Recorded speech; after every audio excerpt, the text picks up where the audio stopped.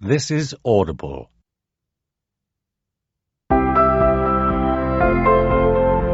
Brought to you by Penguin.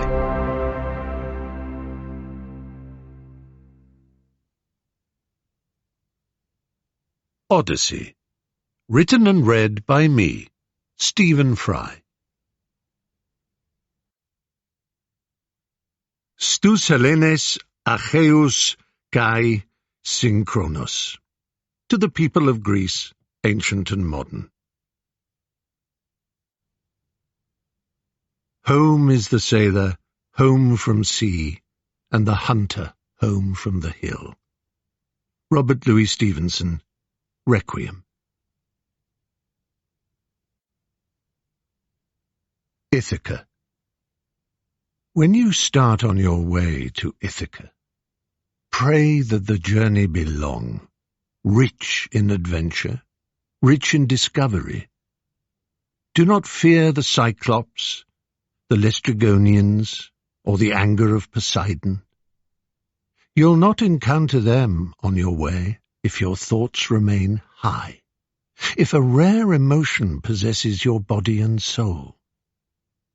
You will not encounter the Cyclops, the Laestrygonians, or savage Poseidon if you do not carry them in your own soul, if your soul does not set them before you. Pray that the journey be a long one, that there be countless summer mornings when, with what pleasure, what joy, you drift into harbours never before seen, that you make port in Phoenician markets and purchase their lovely goods, coral and mother-of-pearl, ebony and amber, and every kind of delightful perfume. Acquire all the voluptuous perfumes that you can, then sail to Egypt's many towns to learn and learn from their scholars. Always keep Ithaca fixed in your mind. Arrival there is your destination, yet do not hurry the journey at all. Better that it lasts for many years and you arrive an old man on the island, rich from all that you have gained on the way, not counting on Ithaca for riches. For Ithaca gave you the splendid voyage. Without her you would never have embarked. She has nothing more to give you now, and though you find her poor, she has not misled you. You, having grown so wise, so experienced from your travels, by then you will have learned what Ithacas mean. C.P. Cavafy. Introduction. Welcome to Odyssey. This is the fourth book in my series retelling the Greek myths. In order to understand and enjoy Odyssey, there's no need, I assure you, to have read the previous three, Mythos, Heroes, and Troy. Naturally, I hope that you might turn to them, or have already done so, but the story of the Odyssey stands alone, in every sense. Having said which, it is perhaps worth a walk round the course before the race begins, to familiarize ourselves with the world we have entered. This might be best achieved by thinking of the three ages that correspond to the first three books of the sequence. The age of the gods. The birth and rise of the gods forms the first part of the book Mythos. After violent acts of overthrow, 12 major divine entities settle themselves upon Mount Olympus to rule the world and its domains. Their king is Zeus, the Sky Father. To begin with, the realm below is populated only by animals, monsters, nymphs, and assorted minor deities. In time, however, Zeus and his friend, the Titan Prometheus, create us, humankind, and before long we spread around the world.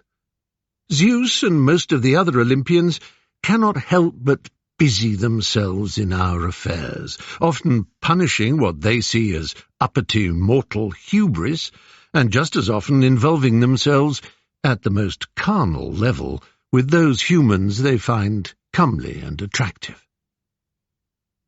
The Age of Heroes. Many of the children born to one mortal and one immortal parent rise to heroic demigod status. Perseus, Heracles, Theseus and Jason, for example. These are the subject of heroes. Courageous and often complicated figures, especially celebrated for their quests and duels with the monsters that intimidate and threaten humankind. Through their victories over these creatures, the world becomes safer and stabler for humans. The first signs of cities, harbours, trade and agriculture appear in the world. As the years pass and human civilization develops further, its relationship with the immortals begins subtly to change. Humans are obedient in praying and sacrificing to the gods, but more and more of their time and interest is devoted to their own concerns. The gods still interfere on occasion, but become more wary or weary of interbreeding and interfering. Humankind seems more interested in itself, in setting and achieving its own goals. The Age of Man. The Trojan War, though instigated by divine actions and regularly subject to divine intervention and intrusion, is largely fought, suffered and endured by ordinary men and women. Some of its leading characters have divine blood in their lineage. Achilles, Helen, Odysseus and Aeneas, for example, and certain of the gods assuredly have a passionate interest in the conflict, but in essence the Trojan War is a mortal enterprise. And now it is over, and the Greek fleet and its kings, princes and commanders are anxious to return home. This is the point where Odyssey begins. It is a profoundly human story, but there are gods and monsters enough to be encountered still. After Zeus, the three goddesses Hera, Aphrodite and Athena feature most heavily in this story, along with the messenger god Hermes. There is a reason for their close involvement, a reason that derives from the episode that triggered the whole Trojan War and its aftermath. Let's reacquaint ourselves with that story. The Judgment of Paris. One momentous day on Mount Ida, outside the city of Troy, Hermes brought a young shepherd named Paris before the three goddesses Hera, Athena, and Aphrodite.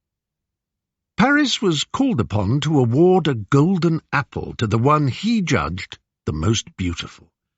He chose Aphrodite, the goddess of love, who had promised him the reward of Helen, the most beautiful of all mortal women. The other two goddesses disappeared in a puff of smoke and acrimony. Aphrodite kept her word, helping Paris to bring Helen from her home in Sparta all the way across the sea to Troy. Humiliated, dishonoured, and enraged, Helen's husband Menelaus and his brother Agamemnon, king of Mycenae, raised a colossal invasion force from all over the mainland and islands of Greece with the aim of winning back Helen and their slighted honour. The fleet of Achaeans, Danaans, Hellenes, Argives, easier to call them Greeks, although there was no such country as Greece then, sailed east to Troy, to which they laid siege for 10 brutal, bloody years. Aphrodite naturally sided with Troy, as did her lover, the war god Ares, and the archer god twins Artemis and Apollo. Having been, as they saw it, spurned by Paris, Athena and Hera took up the cause of the Greeks. Zeus, distressed by the whole affair, attempted some kind of neutrality.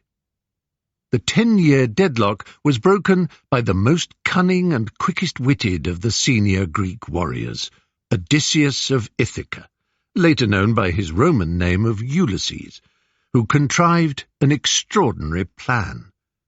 One morning, the Trojans looked out from their ramparts to see that every ship and tent of the Greek expeditionary force had disappeared. Outside, on the plain of Ilium, the only thing observable was a huge wooden horse. The jubilant Trojans, convinced that victory was theirs and that the Greeks had fled, leaving this artifact behind as a gift, pulled the contrivance into the city. At night, a squadron of Greek soldiers climbed out of a concealed trapdoor in its belly and opened the gates to let in the main body of their army. The population of Troy was put to the sword and the city set ablaze. The war was over. For the Trojans, home was destroyed. For the Greeks, home beckoned. Storms. The gods look down. It is common to portray us mortals as the children of the gods. But in reality it is the gods who are children. Like children, the gods have no patience. Like children, they erupt into tantrums when their desires are thwarted. And when they discover that those desires are not what they wanted after all, they stamp their feet and scream in fury. No rage is wilder and more unendurable for mortals or immortals than that which is self-directed. Watching the smoke rise from the ruined city of Troy, and hearing the last weepings of the slaughtered and their survivors, Athena found herself haunted by a feeling of dread. Everything she had worked for had come to pass. The impertinent Paris, who had presumed to judge her beauty inferior to the cheap appeal of Aphrodite, had paid for his insolence, dying in agony outside the walls of his adopted city. Helen, the prize Aphrodite had helped Paris steal, would soon be on her way back to Sparta in the company of her lawful husband, King Menelaus. A great wrong had been righted. The victory of the Achaean forces over the defending Trojans was absolute. As great golden Troy burned into ruin and rubble, Athena felt no surge of triumph. She watched its citizens being raped, enslaved, and hacked to pieces in a frenzied orgy of killing such as the world had never seen. What she felt, she could not call it shame, surely no Olympian could feel shame, was a blend of horror and disappointment that was new to her. Was it possible that mortals were beginning to infect the gods with the perverse self-indulgence of inner feelings? It was for the gods to inspire humankind into imitations of divinity, not for humans to shrink the gods into flawed images of themselves. With the fall of Troy, something else had fallen, but Athena was not able to say quite what it was. She had a sense that nothing in the mortal or the immortal realms could ever be the same again. She watched the victorious Greeks pulling their carts of treasure and herding their slaves towards the great fleet so long harboured on the Trojan shore. A thick silence hung over the world.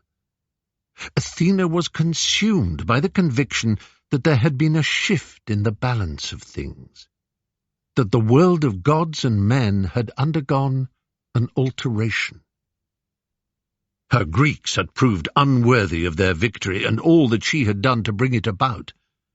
It was unreasonable of her, it was childish of her, but she blamed them for arriving at the very point to which she had led them. Happily, she found, as we all contrive to find, a fitter target for her anger than herself. One legitimate cause for rage had been the abominable crime of Ajax, king of Locris. Ajax the Lesser, some men called him, to distinguish him from Telamonian Ajax, Ajax the Mighty. That Ajax had died honourably by his own hand before the war's end, but this Ajax had proved himself lesser indeed.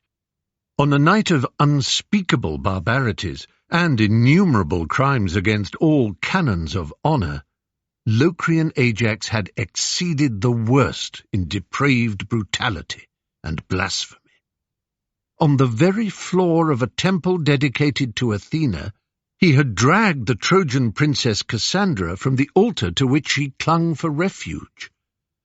The act was committed without mortal witnesses, but Athena could not let matters rest.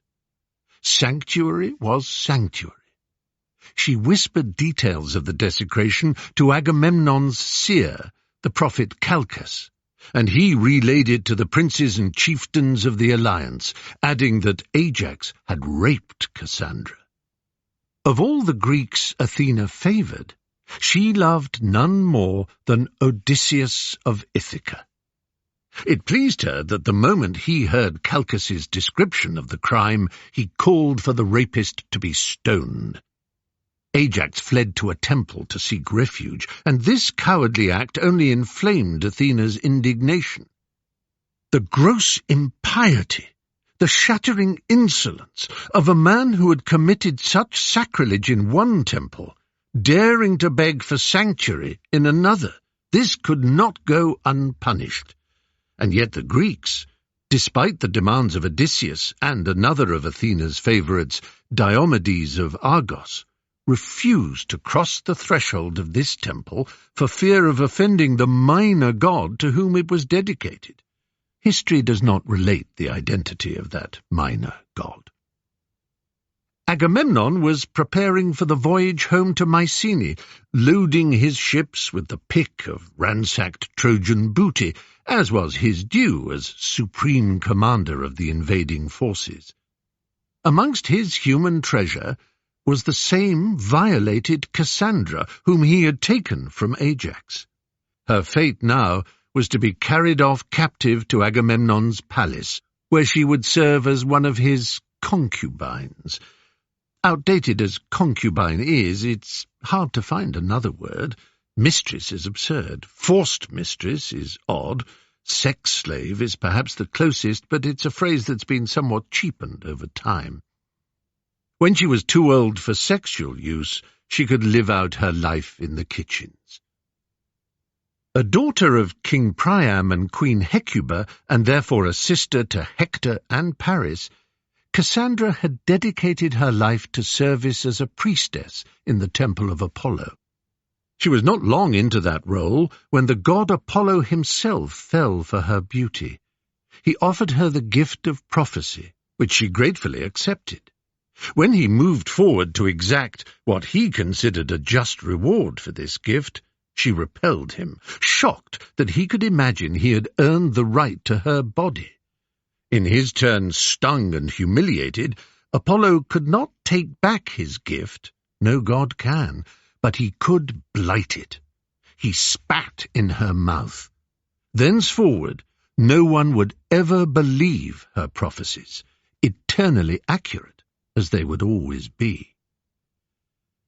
The terrible cruelty of Apollo's curse had perhaps been most apparent on the fateful morning that Odysseus's wooden horse had appeared outside the walls of Troy. The vast besieging army of the Greeks and its vessels, anchored at the shore, had disappeared. The Trojans celebrated jubilantly and prepared to bring the horse into their city. Cassandra had begged them to have nothing to do with what she rightly saw as a trap. She foretold that only death, destruction, and defeat could come from the horse, but of course she had not been heard.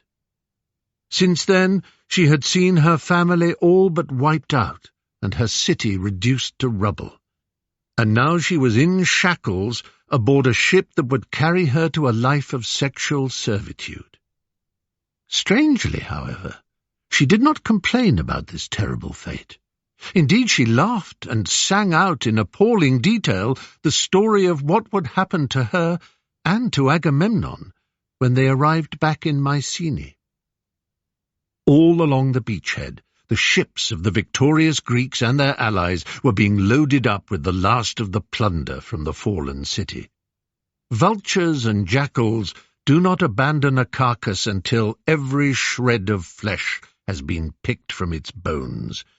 In Athena's eyes, the Greeks, with their arrogant air of worthiness in victory, were worse than vultures and jackals.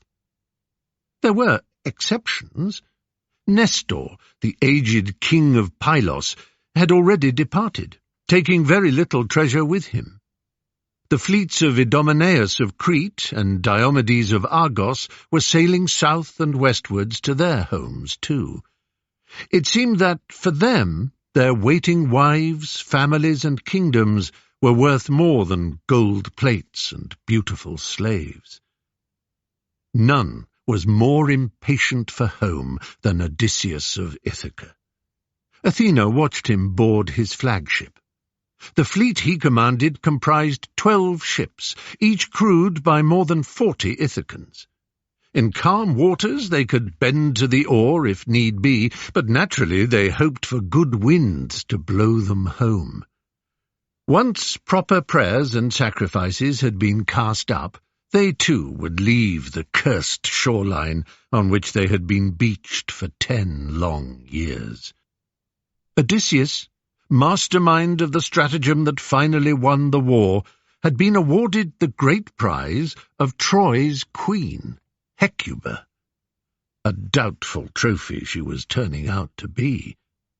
The moment he went aboard, she launched herself at him like a wild animal. He pushed her away as calmly as he could, but she would not stop screaming out the list of horrors that had befallen her. Her sons Hector, Paris, Deiphobus, Troilus, and even her youngest, Polydorus, all dead. Her daughters defiled. Her beloved husband, Priam, the greatest and wisest king the world had known, decapitated before her very eyes by Achilles' murderous son, Neoptolemus.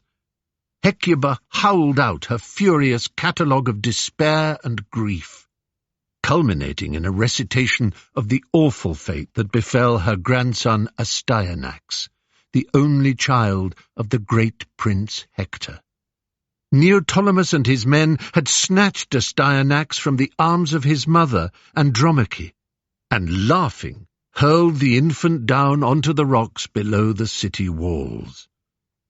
In some versions it was the soldiers who threw Astyanax to his death.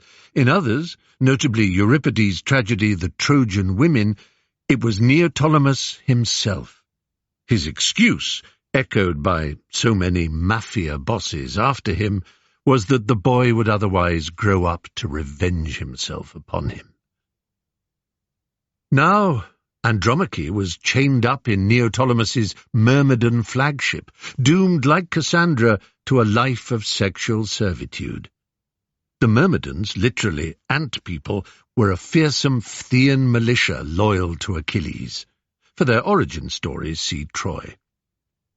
Hecuba swore before the gods that while she had a voice in her throat, she would never cease to curse the Greeks for these and other nameless and abominable crimes. Odysseus liked to think of himself as a patient man, but this demented grandmother shrieking and spitting in his face was more than he could bear. Hecuba was one prize of war he could do without. He lifted her up, swung her over the side of the ship, and let her down onto the sand. She snarled and screamed there in the shadow of the ship's prow until, to Odysseus's straining eyes, she seemed to turn into the wild dog she so resembled in sound and savagery. Whatever the true fate of Hecuba, many writers give it a canine flavour. One source tells that out of pity the gods did indeed turn her into a dog, allowing her to escape Odysseus and the Greeks and live out her life somewhere, no one seems sure quite where. Dante follows a version that suggests her grief at the death of her youngest 2 children, Polyxena and Polydorus, drove her mad and caused her to bark like a dog, a fiery-eyed dog. She was buried, yet others say, in Gallipoli, at a place called Cynosema, which does mean dog grave. Desperate for home as the Greeks were, they were not so foolish as to neglect the gods. Grateful sacrifices for their victory and survival were offered. But Athena and the other Olympians found these obeisances to be token, hasty, perfunctory, lacking in conviction. This insolence was compounded by Neoptolemus's next act of savagery. He informed the Greeks that his father, Achilles, had appeared to him in a dream to demand the sacrifice of the Trojan princess Polyxena, Hecuba and Priam's youngest daughter. Achilles had been much attracted to Polyxena when he had encountered her in the company of her younger brother Troilus, whom he had killed, on account of a prophecy which had foretold that Troy could not fall if Troilus reached the age of 20. Even though Achilles was now dead, he considered himself betrothed, and his shade demanded Polyxena. So claimed his son Neoptolemus. The cult of Achilles' glory, combined with a real fear of the merciless violence of which Neoptolemus and his Myrmidon army were capable, proved too strong for the Greeks to resist. The sacrifice was permitted. Neoptolemus led Polyxena to the tomb of Achilles, where he slit her throat. She put up no resistance, declaring that she would rather die a virgin than live a slave.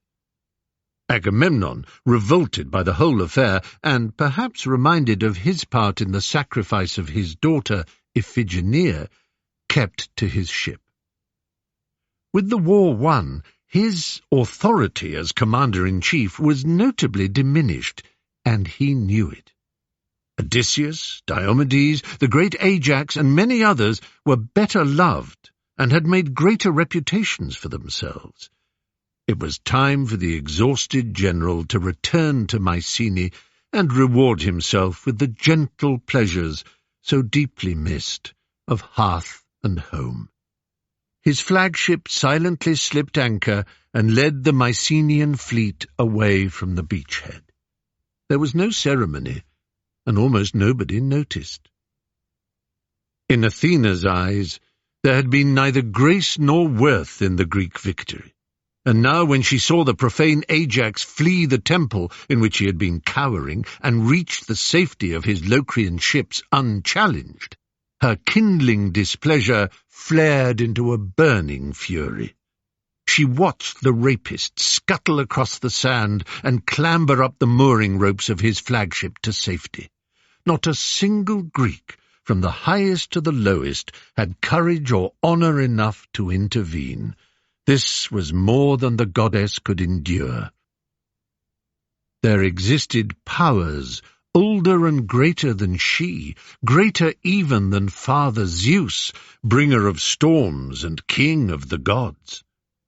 The cosmic laws of time, fate, necessity, justice, and retribution were inescapable and unstoppable.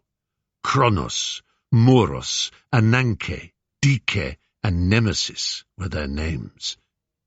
They could no more be resisted or denied than the laws that guide rivers to the sea, or cause a stone dropped from the hand always to fall downwards, never upwards or sideways. Zeus's brother Poseidon might be able to shake the solid earth into city-destroying quakes and whip the oceans into waves higher than hills. Hephaestus might make mountains burst with fire and flame. Zeus might fill the sky with thunder-booming clouds and scorch the world with cracks of lightning. But such displays were less than the whirling of gnats when set against those terrible forces of time, fate, necessity, justice, and retribution. Before these implacable executors of the deep will of the cosmos, all titans, gods, men, women, and worlds were as fluff and chaff in the wind.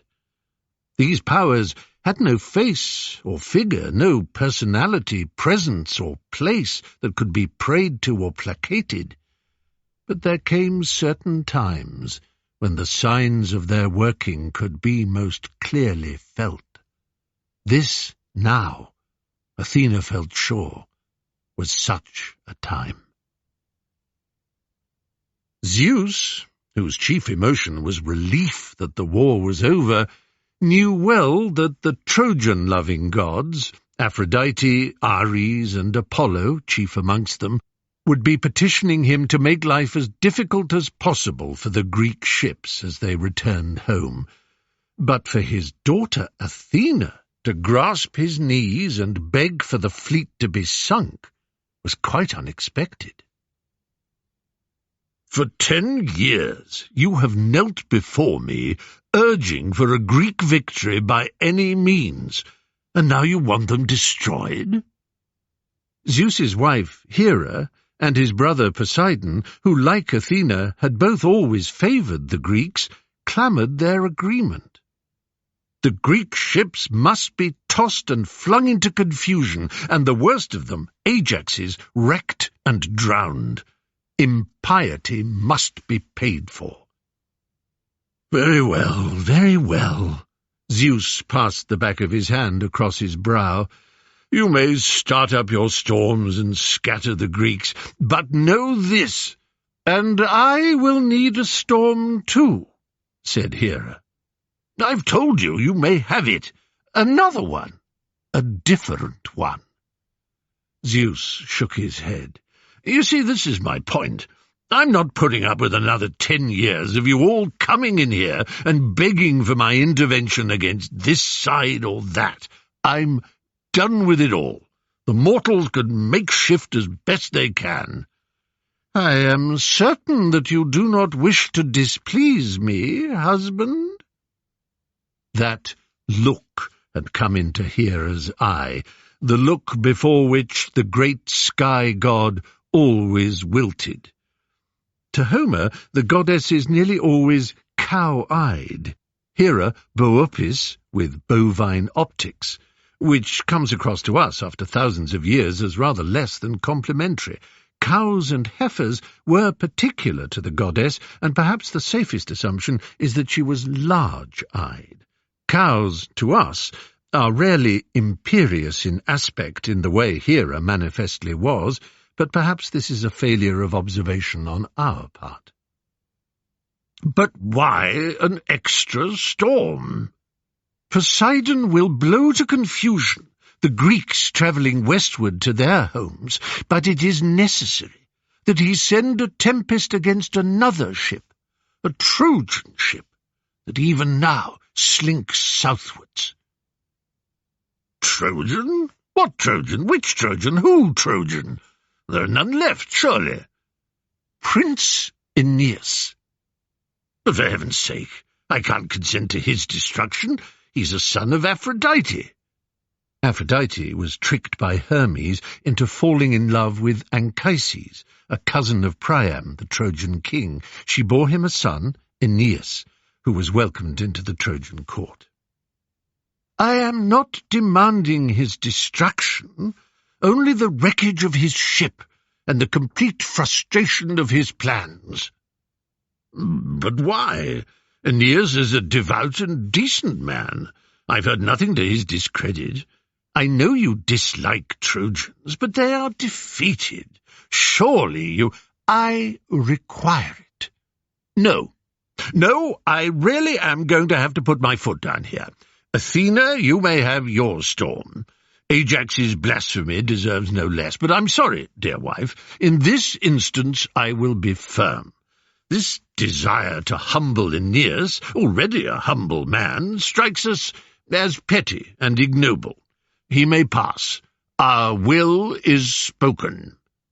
A roll of thunder accompanied this last declaration. Spots of colour appeared on Hera's cheeks, but she bowed her head. When she and Zeus found themselves alone, she would let him have the benefit of her thoughts on this public humiliation, but she was not minded to compound it now by making a scene before the other Olympians. She knew that it was useless to argue when he moved grandly into the first-person plural and intoned phrases like, our will. The fleets. Agamemnon's flagship led a mighty fleet, befitting the splendour and importance of Mycenae, the largest and most powerful of all the Greek kingdoms. In fact, Agamemnon preferred to call it an empire, an example perhaps of his tendency towards grandiosity. Mycenae was really more a hegemony, a realm that had control and command over many others.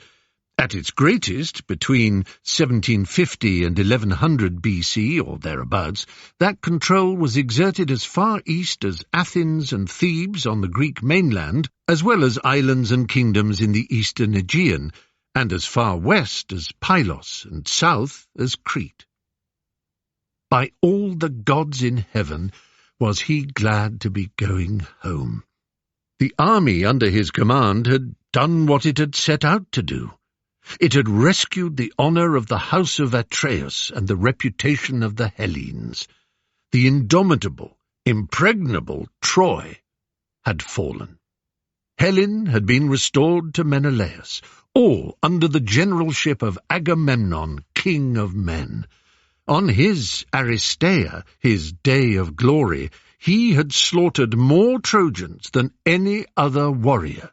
None could doubt his prowess as both commander in the tent and warrior in the field. Yet somehow Agamemnon always felt that the awe, wonder, and worship accorded to Achilles, Odysseus, Diomedes, Ajax, Patroclus, Nestor, and Teucer had never quite been accorded him. Achilles, well, of course, none came close to Achilles, the nonsuch, the golden nonpareil. That was to be expected. But even Menelaus was held in greater respect and affection by the men in the ranks. Agamemnon loved his brother dearly, but it was, after all, Menelaus whose loose hold on his wife had caused the whole damned disaster to unfold in the first place. As for the gods, every single one of those heroes had been aided by an Olympian during the course of the war, every single one except Agamemnon. On the other side, Ares, Aphrodite, and Apollo assisted Paris, Hector, and the Trojans at every opportunity too. Why was he, Agamemnon, so despised and overlooked? The burdens of command. No one loves a general. Blamed for every disaster, but denied credit for every victory. From the very beginning, Agamemnon had to make decisions that would have torn a lesser man in two. To sacrifice his daughter Iphigenia, or lose the war. To succumb to the humiliating demands of Achilles, or lose him from the field. To take the risk of implementing Odysseus's scheme to leave a great horse on the plain of Ilium for the Trojans to discover, or follow the safe course of turning down so reckless and untried a stratagem. In the end, he trusted the guileful devil. Plenty warned him against it, but he went with his instinct. No one remembered that now. Agamemnon was not one of the heroes who hid in the belly of the horse. He was the dullard waiting in his ship around the bay with reinforcements. No glory there. Well, well, he knew self-pity to be an abject failing. All over now. Soon the dust and stench of war would be out of his nostrils, and he would be home and in the arms of his wife, Clytemnestra. She was not completely her sister Helen's equal when it came to sheer physical beauty. Of course, no one was. That was the cause of all the trouble. But Clytemnestra came closer than any other woman he had ever seen. What was more, she had a style and poise about her, an elegance and authority that acted on him like a fierce potion, and that Helen, for all her natural grace and loveliness, could not quite match. He would see his children. Electra must be 17 or 18 years old by now, the age Iphigenia was when she...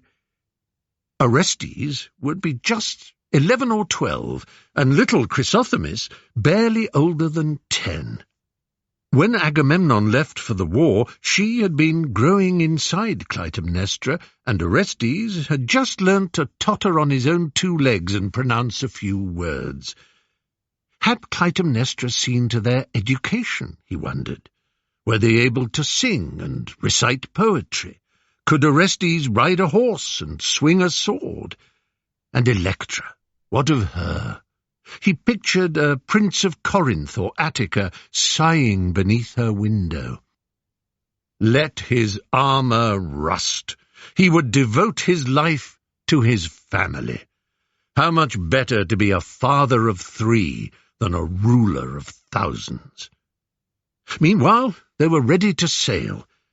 But what was that noise? The Princess Cassandra. Night and day she wailed, forecasting all kinds of nonsense. Her sobs and screams merged with the shrieks of the seabirds overhead as his captain cast off, and Agamemnon bade goodbye to the hated shoreline at last. The 12 ships of Odysseus's Ithacan fleet had the wind against them when they left Troy. Blown northwards, they made landfall on the Thracian coast, outside the city of Ismarus, the capital of the Cicones. Thrace today is mostly Bulgaria, but includes parts of northern Greece and Macedonia.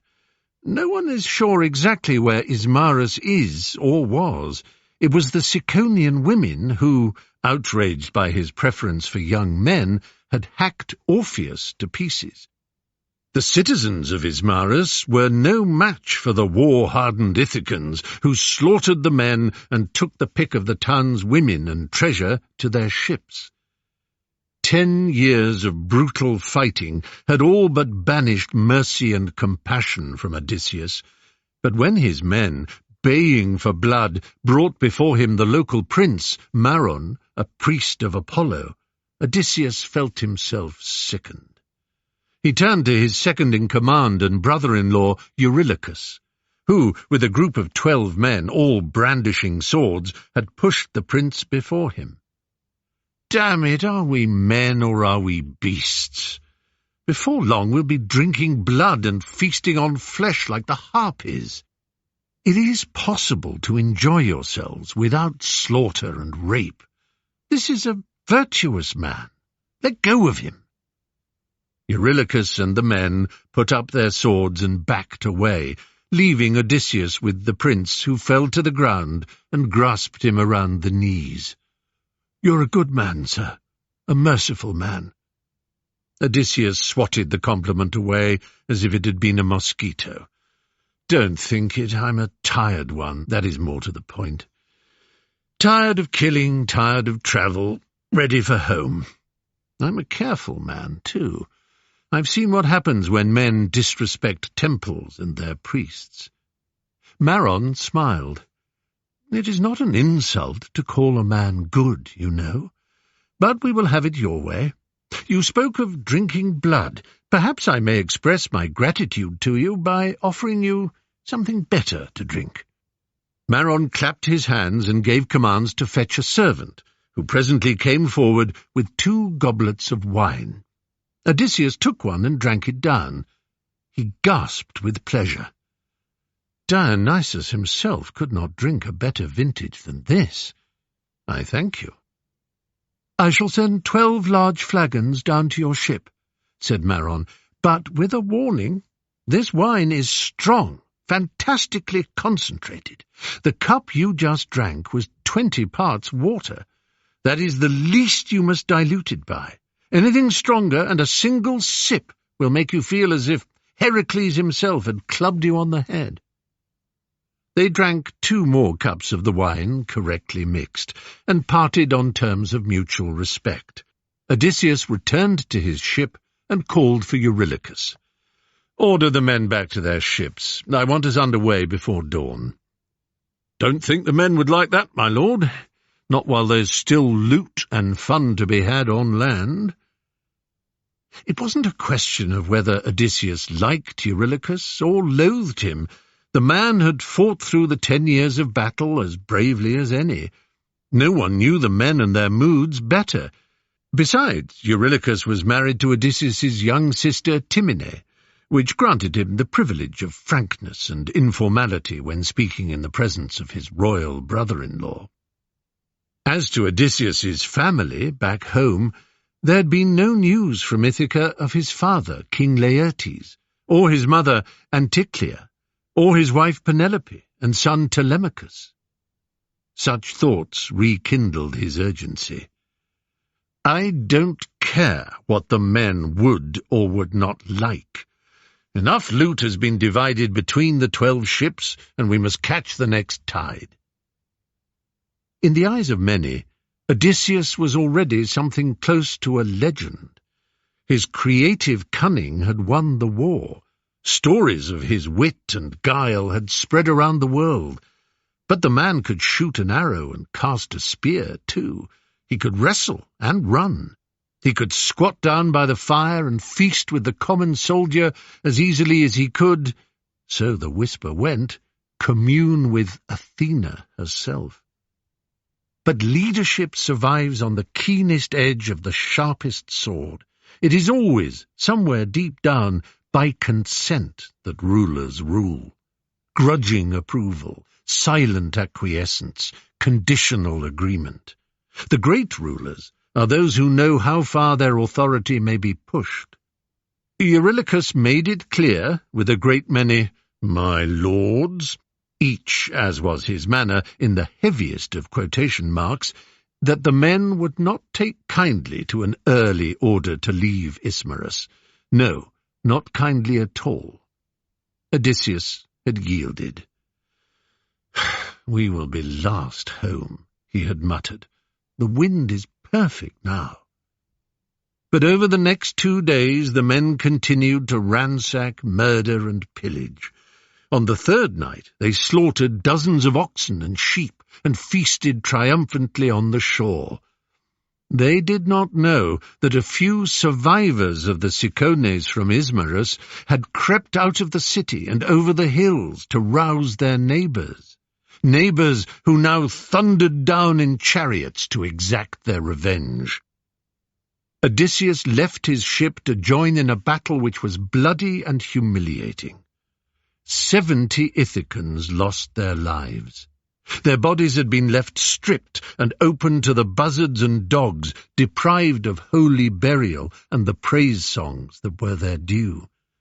Sailing away from the coast, Odysseus sent word along the ships that the names of each of the dead should be called out, together with prayers for their souls. "A bad business, sire," Eurylochus remarked, "but maybe good will come of it." "Good? What good?" "Well, the experience might teach the men that we touch land only for water and provisions, and stay no longer than is needed for that. Clear run now, eh, my lord?" "Clear? Does that look clear to you?" Eurylochus turned and swore. The horizon behind him had turned black. The silence between Helen and Menelaus was strung out taut and tight between them, like the rigging of the ship that bore them home. Menelaus had rescued his wife from a monstrous abduction. Paris, son of King Priam, had stolen her away from Sparta and installed her in Troy as his own wife. This abominable act was a gash in the order of things from which rivers of blood had flowed. Tens of thousands of lives had been lost as the Trojans fought to keep her and the Greeks to win her back. How many widows, how many fatherless children, how many grieving parents! Only the fates could keep count. The story told and sung loudly all over the world was of a beautiful queen snatched against her will from her loving husband and children. But rumour murmured to scandal, and scandal whispered to gossip, and gossip winked to the world, wondering just how much forcible abducting had really been required for Helen to accompany Paris to Troy. Paris was a most handsome prince, more than handsome. He flowered from the same royal Trojan tree as Ganymede and Tithonus, reckoned the loveliest of youths ever to have been seen in the world. The immortals themselves had been unable to resist their beauty. And another question arose, too. Surely a woman of such known resource could have found a time in all those long, terrible years of war to escape the walls of Troy and cross to the Greek lines. Any woman of will could have done it. The bribing of a few maids and guards was all it would have taken. When Menelaus had finally broken into Helen's bedchamber after the walls of Troy were breached, had she rushed into his arms with wild cries of joy, or had there been a diffidence, a stiff awkwardness between them? For certain there was a stiff enough awkwardness now, as she kept to one end of the Spartan flagship, he to the other. They met in the middle for meals. She smiled as sweetly as she knew how. He bowed and pulled her chair back to seat her as if he were not her king, husband and lover, but no more than an embarrassed page or steward. This day, their third at sea, long out of sight of the Trojan shore, Menelaus resolved to have it out with her. "Some dates to sweeten the mutton?" This first conversational sally was met with a shake of the head and a mouthed "thank you" that made no sound. "By heaven, she's as lovely now as the day I first saw her," thought Menelaus. "The wind favours us. Home soon." The silence swelled. "If you're not hungry, perhaps we can take a turn about the deck. I would like so much to talk to you." She rose, still silent, and followed him up. He gripped the rail hard and spoke more to the salt spray than to her. "Helen," he said, I had hoped I thought you would be pleased at least to be with me, to be in my company, that your rescue would be everything you had prayed for. Instead, I feel—" "Oh, no. No, of course I'm pleased. Of course I'm happy. So happy to be going home with you, my husband. But you must know what kindness I was shown by King Priam, Queen Hecuba, Prince Hector, Princess Andromache, and many others. Not once did they make me feel—" "And he? Paris?" Menelaus could barely speak the cursed name. "He? No. He was not so kind. I was a prize he soon tired of." "But Menelaus, what is that?" The change in the tone of Helen's voice was startling. She was staring over Menelaus's shoulder. He looked up. The horizon behind him had turned black. Agamemnon walked the deck alongside his prophet Calchas. "When we find home harbour in Mycenae, my lord, it will be important to make offerings to both Poseidon and Zeus the moment you land. From then on, all will be peace and prosperity for the house of Atreus. So it is ordained." From below came the sound of Cassandra's voice, hoarse with effort. "He knows nothing, dead king! Only murder awaits you, your death and mine." "That's good to hear, Calchas," said Agamemnon. "And what of our voyage?" "A clear run home, sire." Said Agamemnon. "If that is the case, why should the sky behind you be turning black?" Between the ships of Odysseus and the ships of Menelaus lay the 40 Locrian vessels of Ajax's fleet. Odysseus had denounced him and demanded his stoning, The ranks of the Greek army had cursed him for provoking the anger of the gods. But his countrymen, the Locrians who had sailed to Troy with him and stayed by his side for 10 years of fighting, they adored him. So much so, in fact, that even centuries later, when they went into battle, they left a space for him in their ranks, as they believed his spirit still fought with them.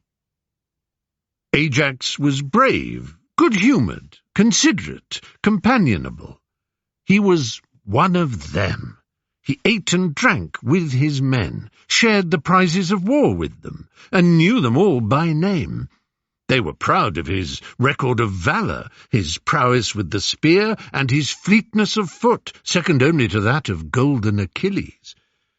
But the madness that had overtaken him in the temple of Athena caused great unease. Over years and years, some varieties of wine, no one quite knew how or why, fermented within the wood, the pressure within the barrel growing and growing until it must burst out in a violent fountain. The war over, Ajax had fizzed and exploded like one of those barrels. His men did not believe that he had raped Cassandra, however. They saw this as a monstrous lie told by Agamemnon's mouthpiece, the false prophet Calchas.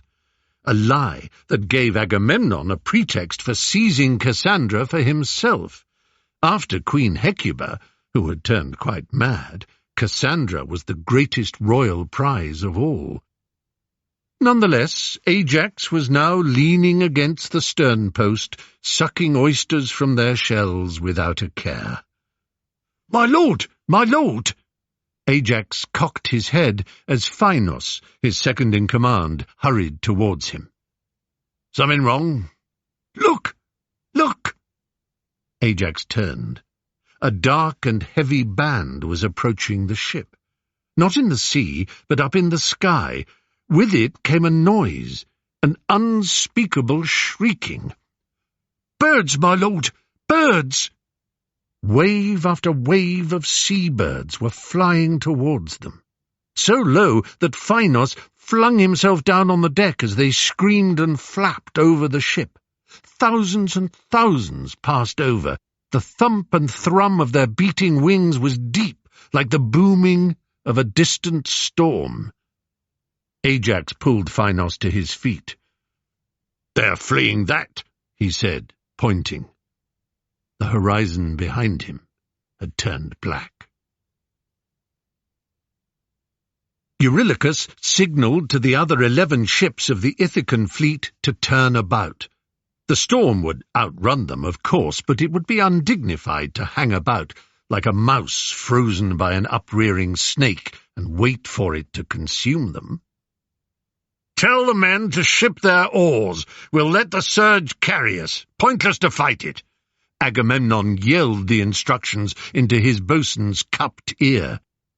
It was hard to know if his commands could be heard over the screams of the wind, or the screams of Cassandra.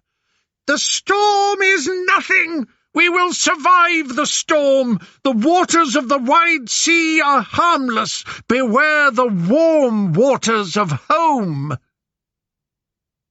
Menelaus and his captain watched as the vessels of their fleet formed up, line astern. "Just came out of nowhere, sire. Only the gods can whip up storms so fast. This is Poseidon himself." "And we know why," said Menelaus. "Curse Ajax! Curse him!" Ajax shook his head and laughed. "No, not Poseidon. I pray and sacrifice to him with a devotion no other mortal can match. Poseidon loves me. He would never do this."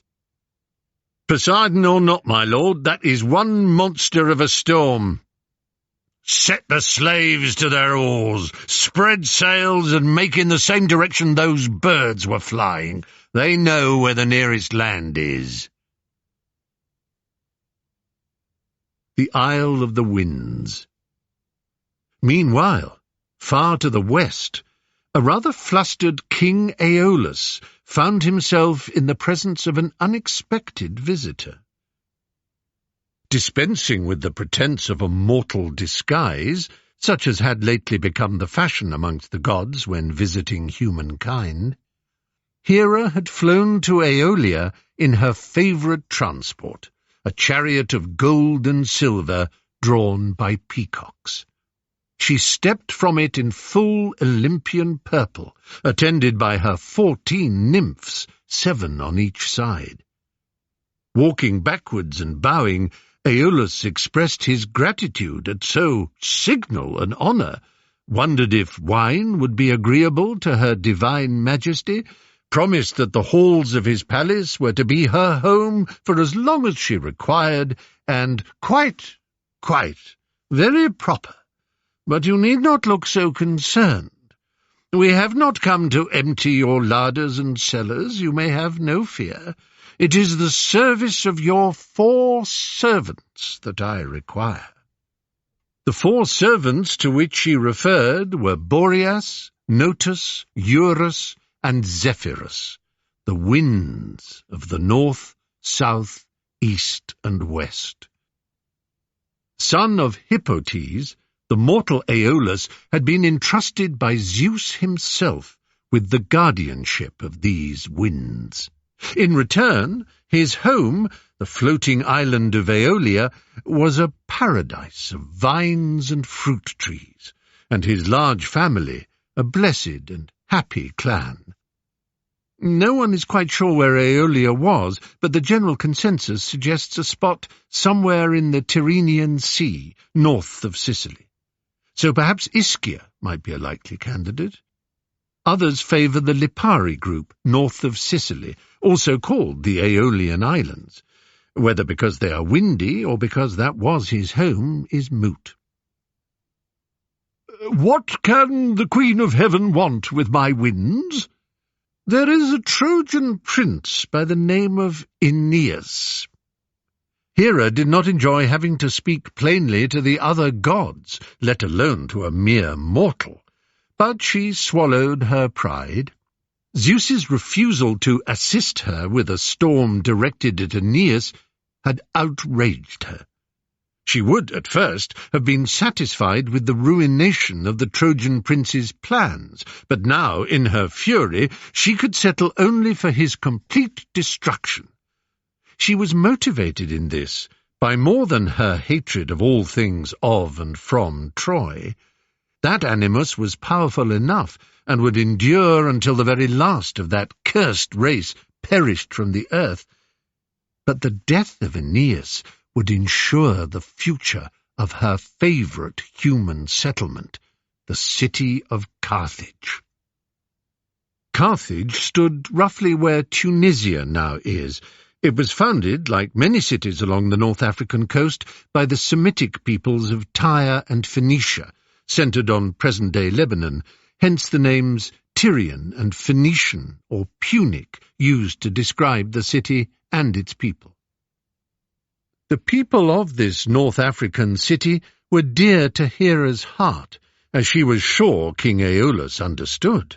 She kept her chariot and shield there. The greatest temple in Africa was dedicated to her. Hera took her patronage over Carthage very seriously. One day she would see it rise above all other cities of the world as the grandest, richest, and most powerful empire of them all. Artemis had Ephesus, Athena her Athens, Zeus his Olympia, Aphrodite her Cyprus. Hera would outdo them all with her Carthage. The Punic Empire would rule the world, and her name would be glorified with it. But why should... forgive me, Divine Queen, perhaps I'm being dense, but what has this Prince Aeneas to do with the destiny of Carthage? An oracle has foretold that the descendants of Aeneas the Trojan will one day destroy my city. This I cannot allow. For reasons that need not concern you, my brother Poseidon declines to send a storm against Aeneas's ship, so I now require you to release your winds, to spin it and smash it onto the rocks, and rid history of the possibility of Aeneas and his seed causing future disaster. The life of one man and his crew against the future of an entire civilization. I am sure you understand. Well, of course. But if Lord Poseidon is unwilling, I would find it difficult. We do not like to act out of step with one another, you understand? Hera missed nothing. Throughout their short conversation, she had noticed Aeolus's gaze flicking to the nymph closest to her left side. "Deopia, my child?" Hera beckoned to the girl, who bowed her head and stepped forward. Aeolus gasped at the beauty of her face and figure. Hera put a hand to the girl's hot cheek. "I have been trying to think of a household into which dear Deopia might happily fit. Your own wife, I'm afraid I can't remember her name, is dead some 5 or 6 years since, I believe." 10 years, my lady. 10! How swiftly the years pass. Your children bring you pleasure, no doubt, but a great king should have a great queen, a companion, friend, and lover. How happy I am to have hit upon the thought of Deopia as a fit consort for my friend, my obliging friend, Aeolus. Under black skies, a tempest of shattering violence tore into the fleets of Menelaus, Odysseus, Agamemnon, and Ajax. The moment it reached them, the sails, rigging, and booms of their vessels were blown apart. The masts and stays snapped and crashed, and canvas whipped and wrapped itself over everything, cracking, clapping, slapping, and smothering. The helpless ships pitched as high as temples before crashing down with a spank of keel on water that shivered every plank. The men inside bent to their oars and prayed. Menelaus's fleet lost 2 ships, all treasure gone, half the men swept away too. As to where they were, Poseidon had stirred his trident with such force that the sea around them eddied into a giant whirlpool. Whether the final fling of the tempest had cast them south, north, east, or west, Menelaus could not tell. The violence of the storm had thrown Helen into his arms, however, and for that he was grateful. His brother Agamemnon lost 1 supply ship, but was soon on course for Mycenae. "Headed for home and happiness," sighed Agamemnon. "Headed for blood and betrayal," cried Cassandra. 9 of Odysseus's Ithacan ships would need repairs, but no lives had been lost. The sails of all in rags, he commanded his men to their oars until land was sighted. It is more or less agreed that the class of vessel comprising Odysseus's fleet, and those of most of the other Greeks, was the Pentikonta, a long, narrow ship with 25 oarsmen per side. When the wind allowed, they would sail, otherwise the grunt work at the oars had to be done. Odysseus began his journey home with his own flagship and 11 others, so a fair flotilla. It had given Athena no pleasure to see her favourite, Odysseus, so battered, but it enraged her that Ajax and his fleet had made it successfully to the lee of a rocky island where, sheltered from the howls of the tempest, he dared to stand astride his foredeck and laugh up at the sky. Athena cried out to Poseidon, whom she knew had always favoured Ajax, "Listen to this man! Listen to him!" Ajax was bellowing into the wind in crazed triumph. I know it was you who sent this storm, Athena, but Poseidon, god of the sea, protects me and always will. No puffing, spitting squall of yours can harm Ajax. The gods detest mortal presumption of any kind, but the presumption that dares to boast a special relationship between human and God is a blasphemy not to be endured. Poseidon thrust his trident towards the island. The storm that had been hurling itself against the windward shore now spun around the island and slammed into Ajax, smashing him against the rocks. So much for Ajax. Some suggest that the rock was Leuce, an island which has also hosted the shades of Achilles, Patroclus, and Ajax the Great. Leuce, off the coast of Ukraine, is now called Ostrov Zmyny, or Snake Island. Further out to sea, another tempest boiled. Aeolus, obedient to the wishes of Hera and anxious to win the prize of her beautiful Deiopeia, had sent shrieking winds to toss and torment the 20 ships carrying Aeneas and his Trojans.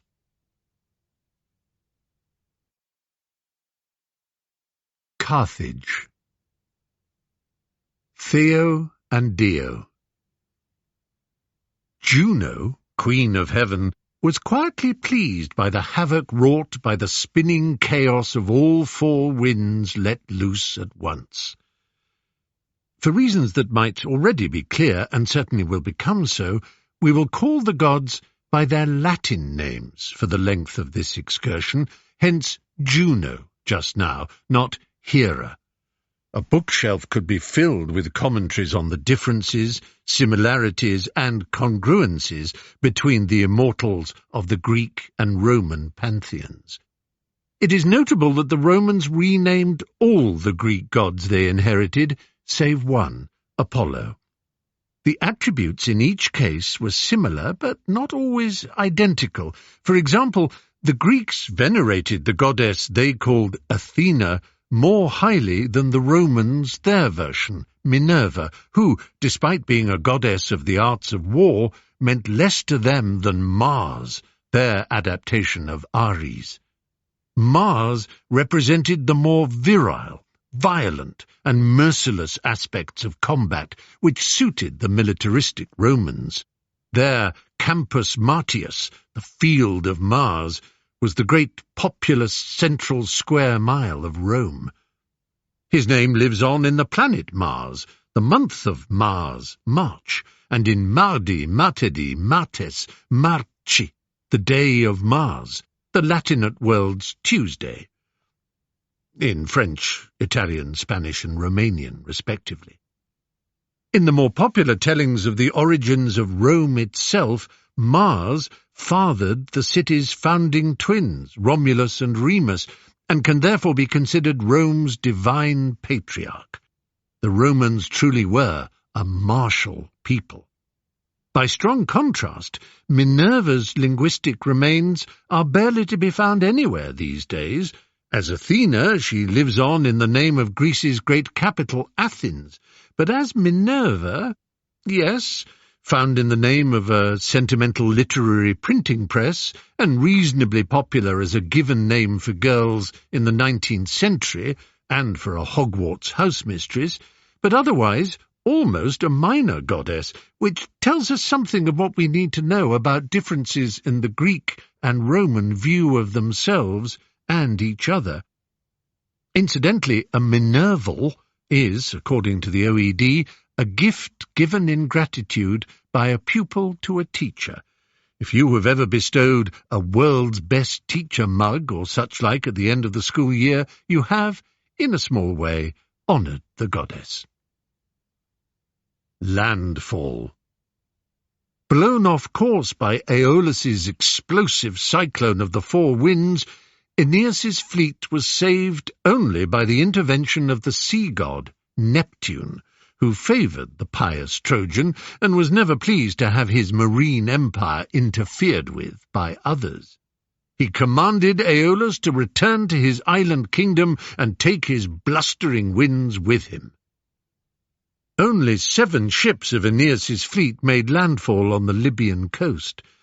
Aeneas climbed to the highest cliff to look out to the horizon for any sign of the missing 13. There was none. On the shoreline, a great city was rising, not yet fully built, but promising wondrous grandeur. "What is that place?" he asked his companion Achates. "That is or will be Carthage." "An African settlement so splendid? I've heard of such cities, but I thought they were further inland." "This place is Punic, my lord, not African." Punic now tends to refer specifically to Carthage, as in the later Punic Wars between Rome and Carthage, but its meaning derives from Phoenicia on the Mediterranean coast of southern Lebanon, whose principal city was Tyre. Its people were known biblically and elsewhere as the Canaanites. "Who rules here?" "They call her Queen Dido. She comes from the land of Cadmus and Phoenix. Indeed, it was the Phoenicians who first came to trade here.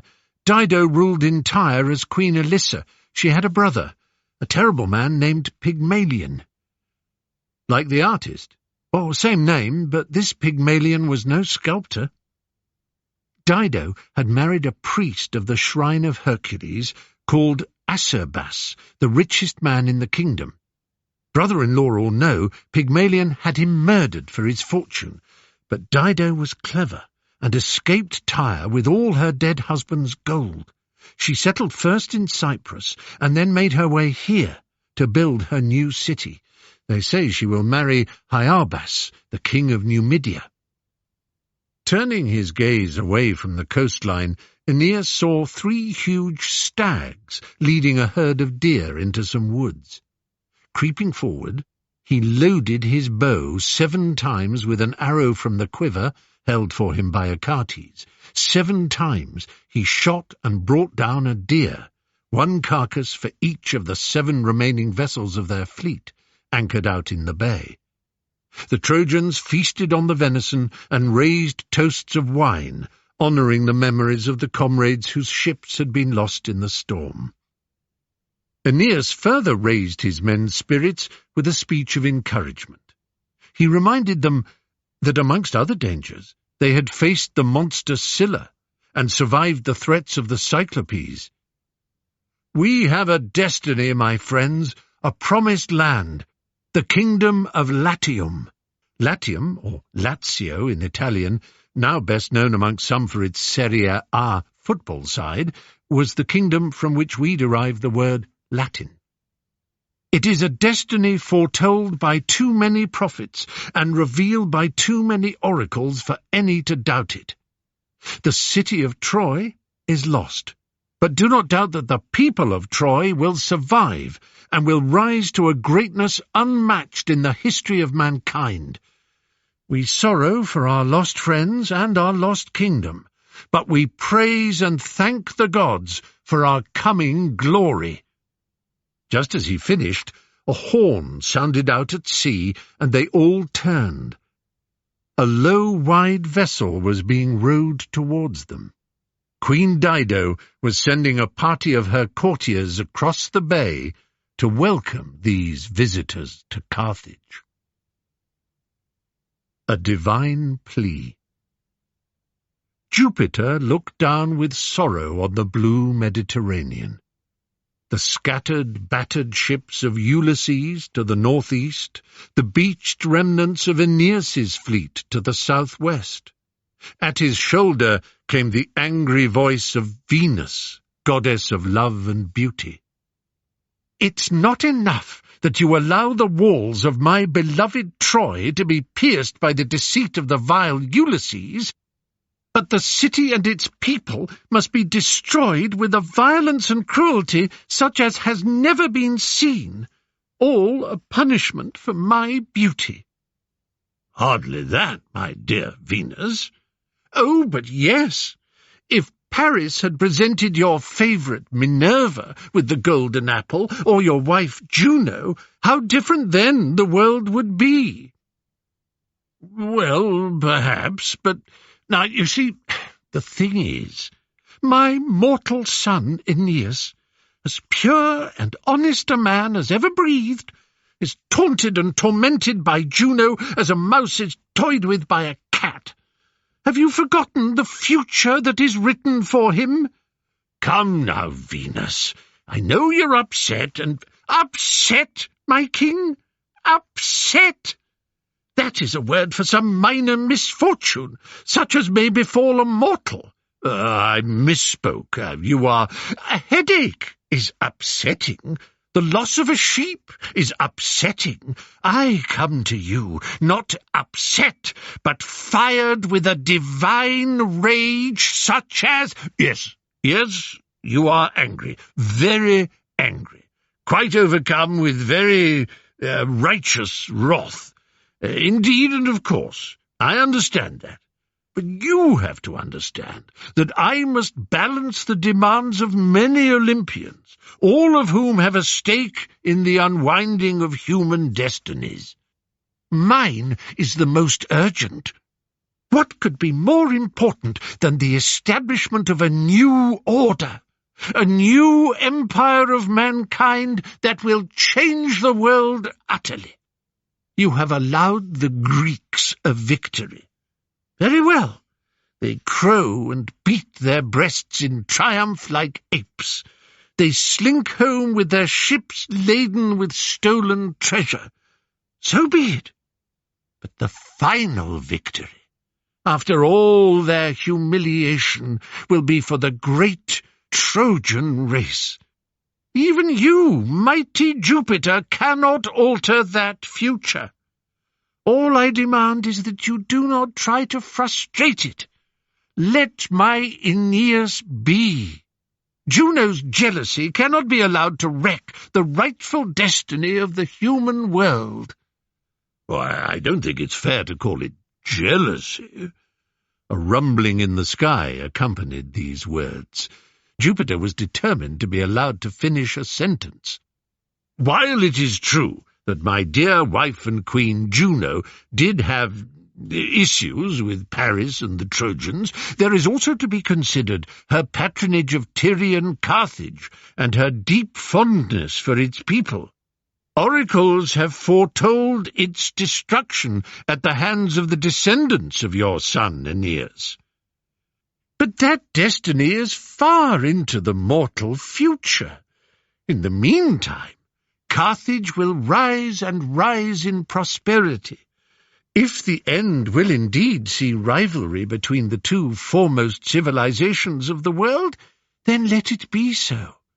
But again I say, even great Jupiter cannot pit his powers against the laws of destiny. Venus was referring to the wars that would come in the far future between Rome and Carthage. These Punic Wars, 264 to 146 BC, saw Hannibal and his elephants very nearly conquer Rome, but they ultimately resulted in the complete destruction of Carthage and the great expansion of the power and influence of Rome throughout the Mediterranean world. "I see the future too," said Jupiter, his voice darkening as it took on the self-conscious grandeur it always adopted when he swung into prophetic mood. "And I tell you that your concern is needless. I have seen it all. Your son Aeneas will travel to Latium, where he will found the city of Lavinium. His descendants, through his son Ascanius, known as Iulus, will rule for 300 years. From that line, and the loins of your husband Mars, will be born the twins Romulus and Remus, whose destiny you know. Even my beloved Juno, now so filled with furious hate for Aeneas and all the kin of Priam and Hector, even she will come to favour and revere the race that carries the name of Romulus. I have seen it, and willed it all. I tell you furthermore that the day will come when the descendant race of Mars shall vanquish the very homeland of Achilles. Even Agamemnon's great Mycenaean empire shall fall before them. The once all-conquering people of Argos shall be their slaves. Is that not revenge enough? Do not place yourself in my way, Venus. I am not your enemy, nor am I the enemy of your beloved son. Let the spool of history unwind. Now I shall send Mercury down to Dido, Carthage's queen. He will tell her to prepare to receive the Trojans with warmth and generosity. Satisfied? It would be blasphemy to say that the foam-born goddess Venus grunted, but the noise of assent she gave her king was as close to such a sound as might ever be heard to issue from a divinity of her grace and beauty. In Carthage. In accordance with Mercury's bidding, and the universal laws of hospitality besides, Dido and her court welcomed Aeneas and his party with great ceremony and respect. The city of Carthage was not yet half completed, but there were walls enough, palace enough, servants enough, food, wine, and grandeur enough to honour the Trojans with a sumptuous dinner. In return, Aeneas entranced his hosts with the story of the fall of Troy. None had ever heard of such astonishing feats of arms, courage, and betrayal. It was noticeable to the court, and to Dido's sister Anna especially, that not for one moment did the queen take her eyes off the guest of honour. Indeed, Anna thought to herself, he was as shiningly beautiful as any man had any right to be. Naturally enough, Aeneas told the story from the point of view of Troy and the house of Priam. He dwelt on the cruelty of Achilles, dragging the great Hector's body 3 times around the city walls, the cruel deceit of Ulysses in devising the colossal wooden horse that the people of Troy had so gladly and foolishly taken into their city, the savagery of the Greeks as they ransacked, raped, slaughtered, and enslaved. Aeneas described how, in the madness and horror of the last hours of the war, he had carried his lame father Anchises and his son Ascanius to the safety of a grove of cypresses outside the city. Only when they had reached this refuge did he realize that Creusa, his wife, whom he had believed to be following behind, was nowhere to be seen.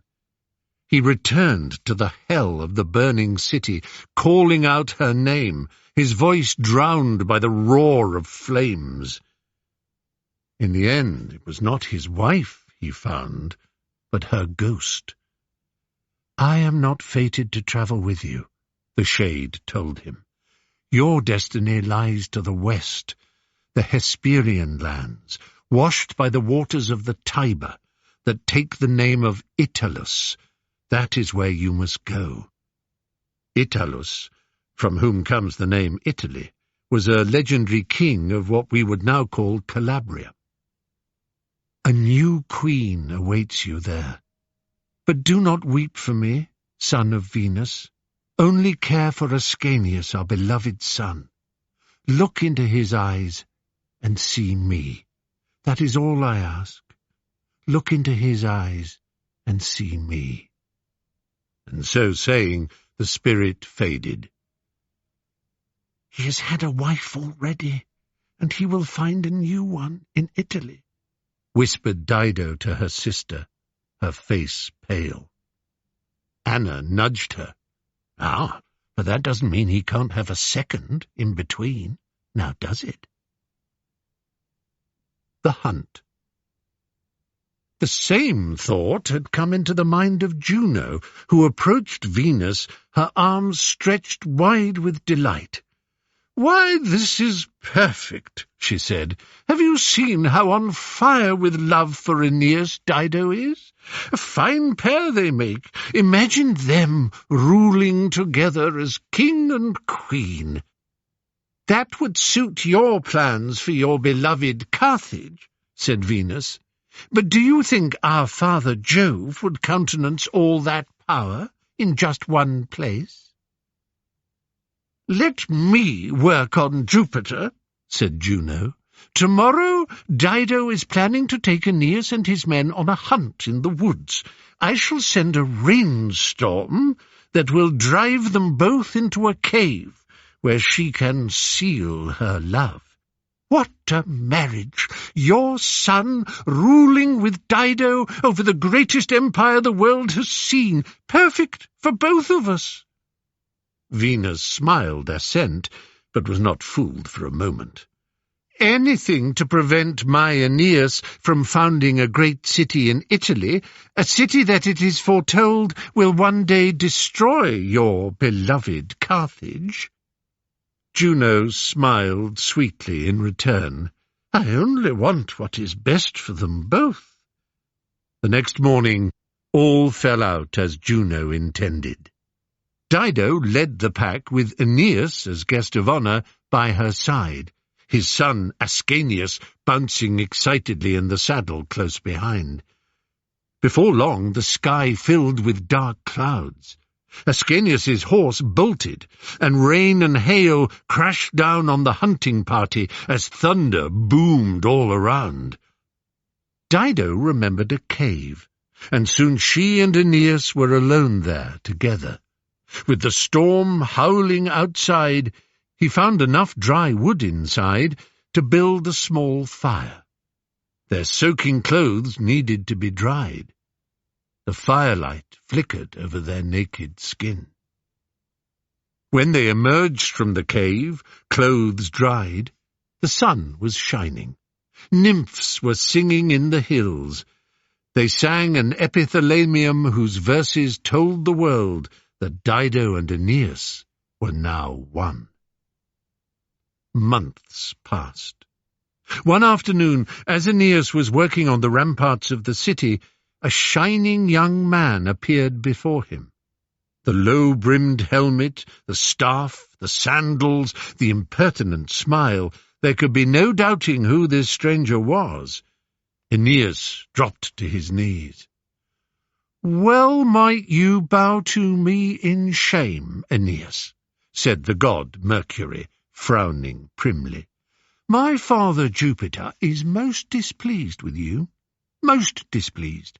Look at you, raising the foundations of your wife's city, languishing here in Libya when you should be obeying the destiny that you know is yours.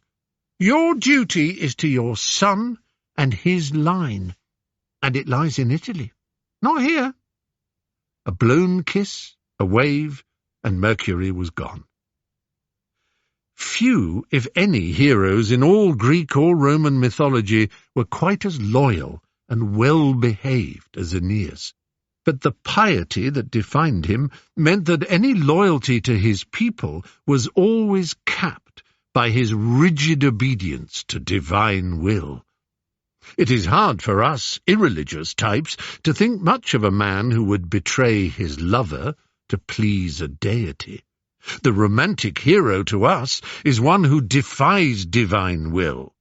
Just as we cannot readily admire the biblical Abraham for being so ready to stick a knife into his own son at the insistence of his God, so we do not admire Aeneas for now laying secret plans to sail away from Dido under cover of night, while knowing that her love for him was so overwhelming that such a betrayal would likely kill her. But that is what Aeneas set out to do. He summoned his trusted lieutenants, Mnestheus, Sergestus, and Serestus, telling them to prepare the fleet in absolute secrecy. Secrets were as hard to keep then as they are now, and it was not long before Dido heard of Aeneas's plans. She ran to him, weeping. "You cannot be the son of the goddess of love," she cried. "Your father must have been some granite mountain, and your mother a tigress." "Dido, Dido, I do what I do because the oracles of Apollo and the prophecies of the very gods themselves ordain it. If you, a Tyrian, can build a kingdom far away in Carthage, then I, a Trojan, can build one in Italy.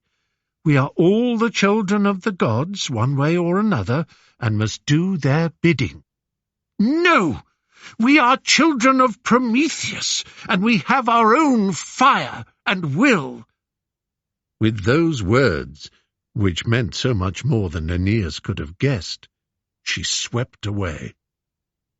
As Aeneas and his men felled timber to patch and renew their ships, so, in an open courtyard of her palace, Dido and her sister Anna built a great wooden pyre. As the Trojan fleet left the harbour of Carthage, a column of smoke rose up behind them. Running to the stern of his ship, Aeneas looked back to witness a terrible but magnificent sight. The flames rising about her, Dido berated the gods for not finishing off Troy and its people in their entirety. In her final burning agony, she cursed Aeneas and his line, proclaiming eternal enmity between Carthage and the civilization that Aeneas so piously claimed it was his destiny to build, his Latium, his Italy, his Rome. The King of Men. Home. "What did I say, my lord? As fair a wind as could be hoped for." "You didn't see that storm coming, though, did you, Calchas?" "I watched a flight of egrets this morning, sire. I read from them that we were caught in a tempest sent by Poseidon to punish Ajax. The sudden impulses of a god cannot always be foretold."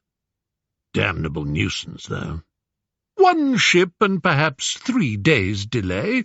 Not so fearful a loss, great king. Already we have rounded the bay of Argolis. We shall soon be home." Agamemnon scanned the horizon. Before him, Laconia and the eastern coastline of the Peloponnese. "Unfurl the colours," he called back to the crew. "If I know her, she'll be watching for us." Perhaps Agamemnon did not know her. Clytemnestra's dignity hardly permitted her to climb up steps and stare out to sea like a fishwife.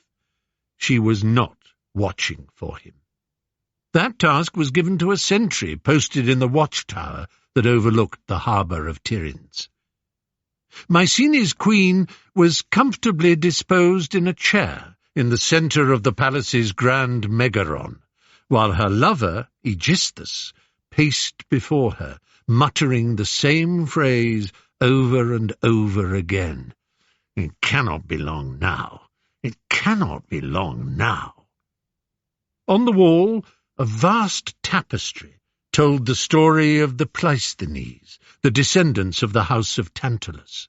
From one stem sprouted the brothers Thyestes and Atreus, who hated each other. Aegisthus was a son of Thyestes. Agamemnon and Menelaus were sons of Atreus. The cousins inherited the hatred and were locked in an implacable blood feud, violent and savage even by the standards of the day. Aegisthus was a son of the incestuous union of Thyestes and Pelopia, who was Thyestes' own daughter. A fuller explanation of the depraved and violent history of the line of Tantalus is to be found in the book Troy. Pelopia was so ashamed of her son that she abandoned him on a hillside, as Greeks of the period so often seemed to do, see Atalanta, Oedipus, and others. There he was found and raised by shepherds and suckled by a goat, hence the name Aegisthus, from Aix, goat, cognate with Aegis, the great shield of Athena, which was originally made of goatskin, if Herodotus is to be believed. The tapestry, which represented the point of view of the house of Atreus, depicted the story of Atreus's murder at the hands of Aegisthus, which allowed the throne of Mycenae to fall to his father Thyestes. Agamemnon and Menelaus escaped to Sparta, but soon returned to avenge their father by overthrowing Thyestes and retaking the throne for Agamemnon. Menelaus was bequeathed Sparta, and Helen, of course. The Atreides had won, it seemed. Certainly that was the story told by the tapestry. But, a surprising lapse this, Agamemnon and Menelaus had allowed their cousin Aegisthus, the goat boy, as they liked to call him, to live, which is to say, Aegisthus had escaped Mycenae and lurked in the shadows, biding his time. That time came 10 years ago, when Clytemnestra returned from Aulis, utterly distraught. She and her daughter had been lured to the Boeotian port, where the Greek fleet had been becalmed, a punishment for Agamemnon's shooting of a stag sacred to the goddess Artemis. Odysseus was happy to be Agamemnon's envoy. "Come to Aulis with your daughter Iphigenia," he urged Clytemnestra. "The Lord Achilles wishes to marry her." Was there ever such an honour? Brimming with excitement, Clytemnestra and the girl had sailed to Aulis 2 weeks later. There had hardly been enough time to load up with cloaks of gold tissue, silk dresses, and jewels worthy of so great a wedding. But when mother and daughter arrived in Aulis, they discovered a darker purpose behind the summons. Agamemnon's seer Calchas had proclaimed that Artemis demanded the blood sacrifice of Iphigenia to atone for the killing of that stag. Without it, the fleet would never be granted wind enough to leave Aulis and reach Troy. The entire enterprise would be lost before it began. That is why Iphigenia was sent for. Promise of Achilles' hand in marriage had been nothing but a ruse, one that Achilles himself knew nothing about. This deceit in his name kindled the first sparks of what would later flare into the almighty row between him and Agamemnon, the feud that almost lost the war. Clytemnestra would never forget the stench of the sultry, windless air that hung over the port, nor the merciless, bloodthirsty eyes of the Greek rank and file that raked her daughter up and down as they passed through them. There was no one Clytemnestra could appeal to. The Greek camp, from the highest commander to the lowest foot soldier, was united in its determination to see the goddess appeased and the deed done. Iphigenia herself lay down on the sacrificial stone with calm dignity. Clytemnestra's maids and attendants whispered amongst each other that the queen was more sickened by the mortifying deflation of her excitement and pride at the prospect of the great marriage than she was by the sight of her daughter's blood spurting from Calchas's knife. Certainly, she returned to Mycenae humiliated and enraged. She could never forgive Agamemnon. Never. And not a year had passed before Aegisthus came out of hiding and knelt before her. He had calculated well. They began an intense affair, fueled by their shared hatred of the king of men.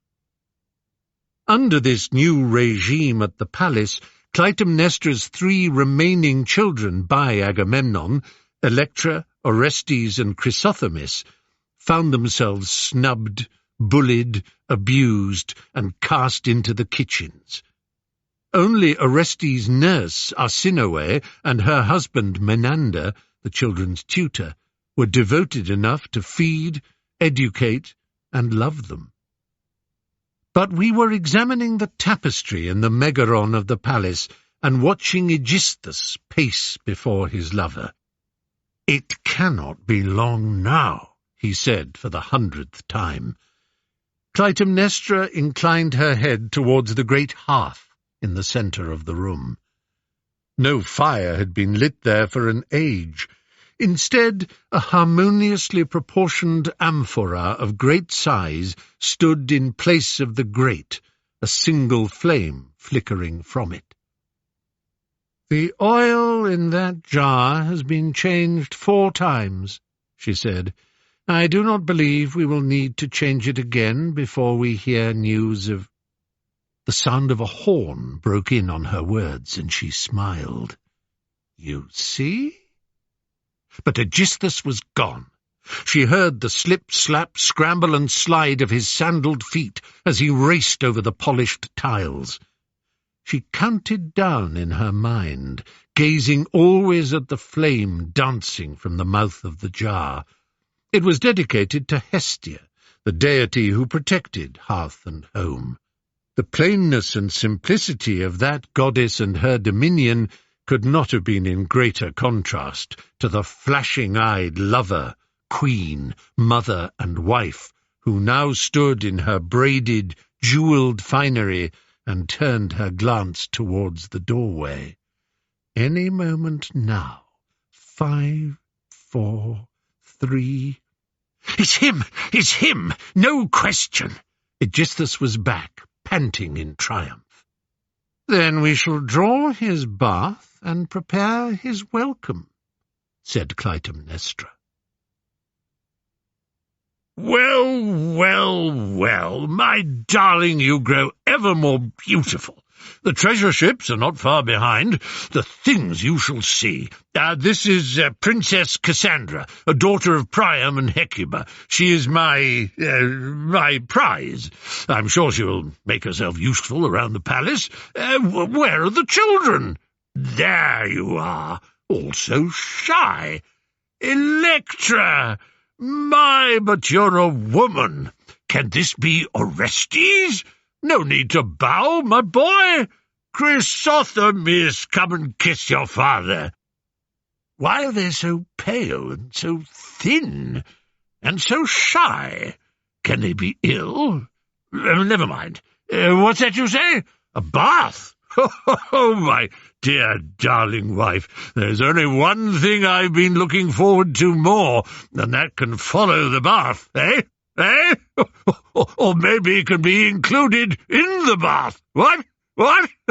Come here, queen of my heart. The lion has business with his lioness. Look away, my little cubs. Frightened, the children ran back to the kitchens. Clytemnestra muttered to herself as she stirred the perfumed oil into the bath. Thinks he can bring his concubine and flaunt her before me, does he? Cassandra spun around in the centre of the great hall like a dancing girl.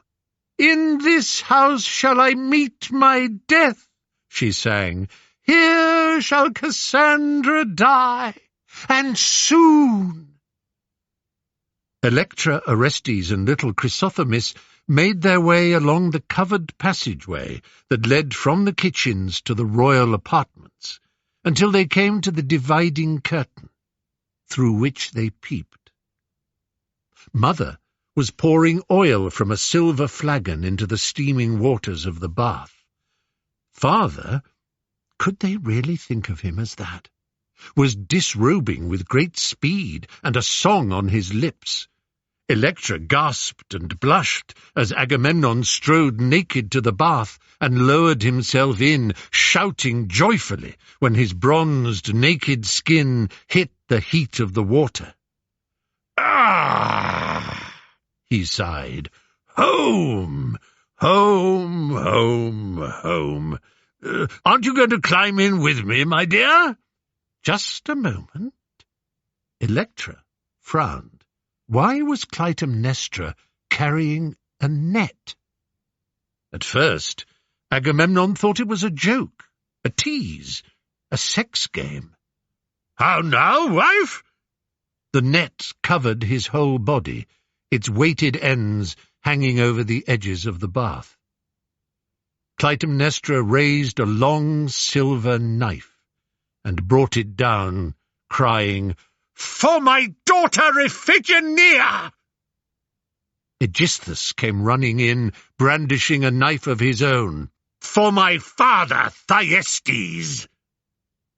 Electra covered Orestes' mouth with her hand. He was already covering Chrysothemis's with his. Agamemnon roared like a bear and tried to stand. He slipped. Clytemnestra and Aegisthus plunged in their knives, one after the other. The roar became a gurgle that bubbled away to silence. Chrysothemis wet herself. Aegisthus and Clytemnestra panted hotly, like euphoric newlyweds. Slippery with blood, they embraced. "Here I am," said a clear, happy voice. Cassandra stood before them, her arms outstretched, a serene smile on her face. Her moment had come, and she was glad of it. Aegisthus and Clytemnestra stepped forward, arms aloft, half afraid to see such rapture. Their blades met no resistance. Aegisthus looked down. A pool of dark blood bloomed from Cassandra's body. The smile was still on her face. "Who did he say she was?" "A princess from the house of Priam, apparently. Quite clearly mad." The curtain in the wall behind them moved and caught Aegisthus's eye. He strode towards it and whipped it aside. Must have been the wind. He did not notice the puddle on the floor. Arsinoe pushed the children along the passageway and through the kitchens. Come, hurry, hurry," she clucked. Outside in the back courtyard, a cart was waiting. "Where are we going?" asked Electra. "Don't you worry, my darling. Old Arsinoe is coming with you." Chrysothemis cried in Arsinoe's arms. Electra and Orestes lifted the flap at the back of the cart and looked out, watching the palace grow smaller, and wondering if they would ever see their home again. Mother and Son. The olive tree bed.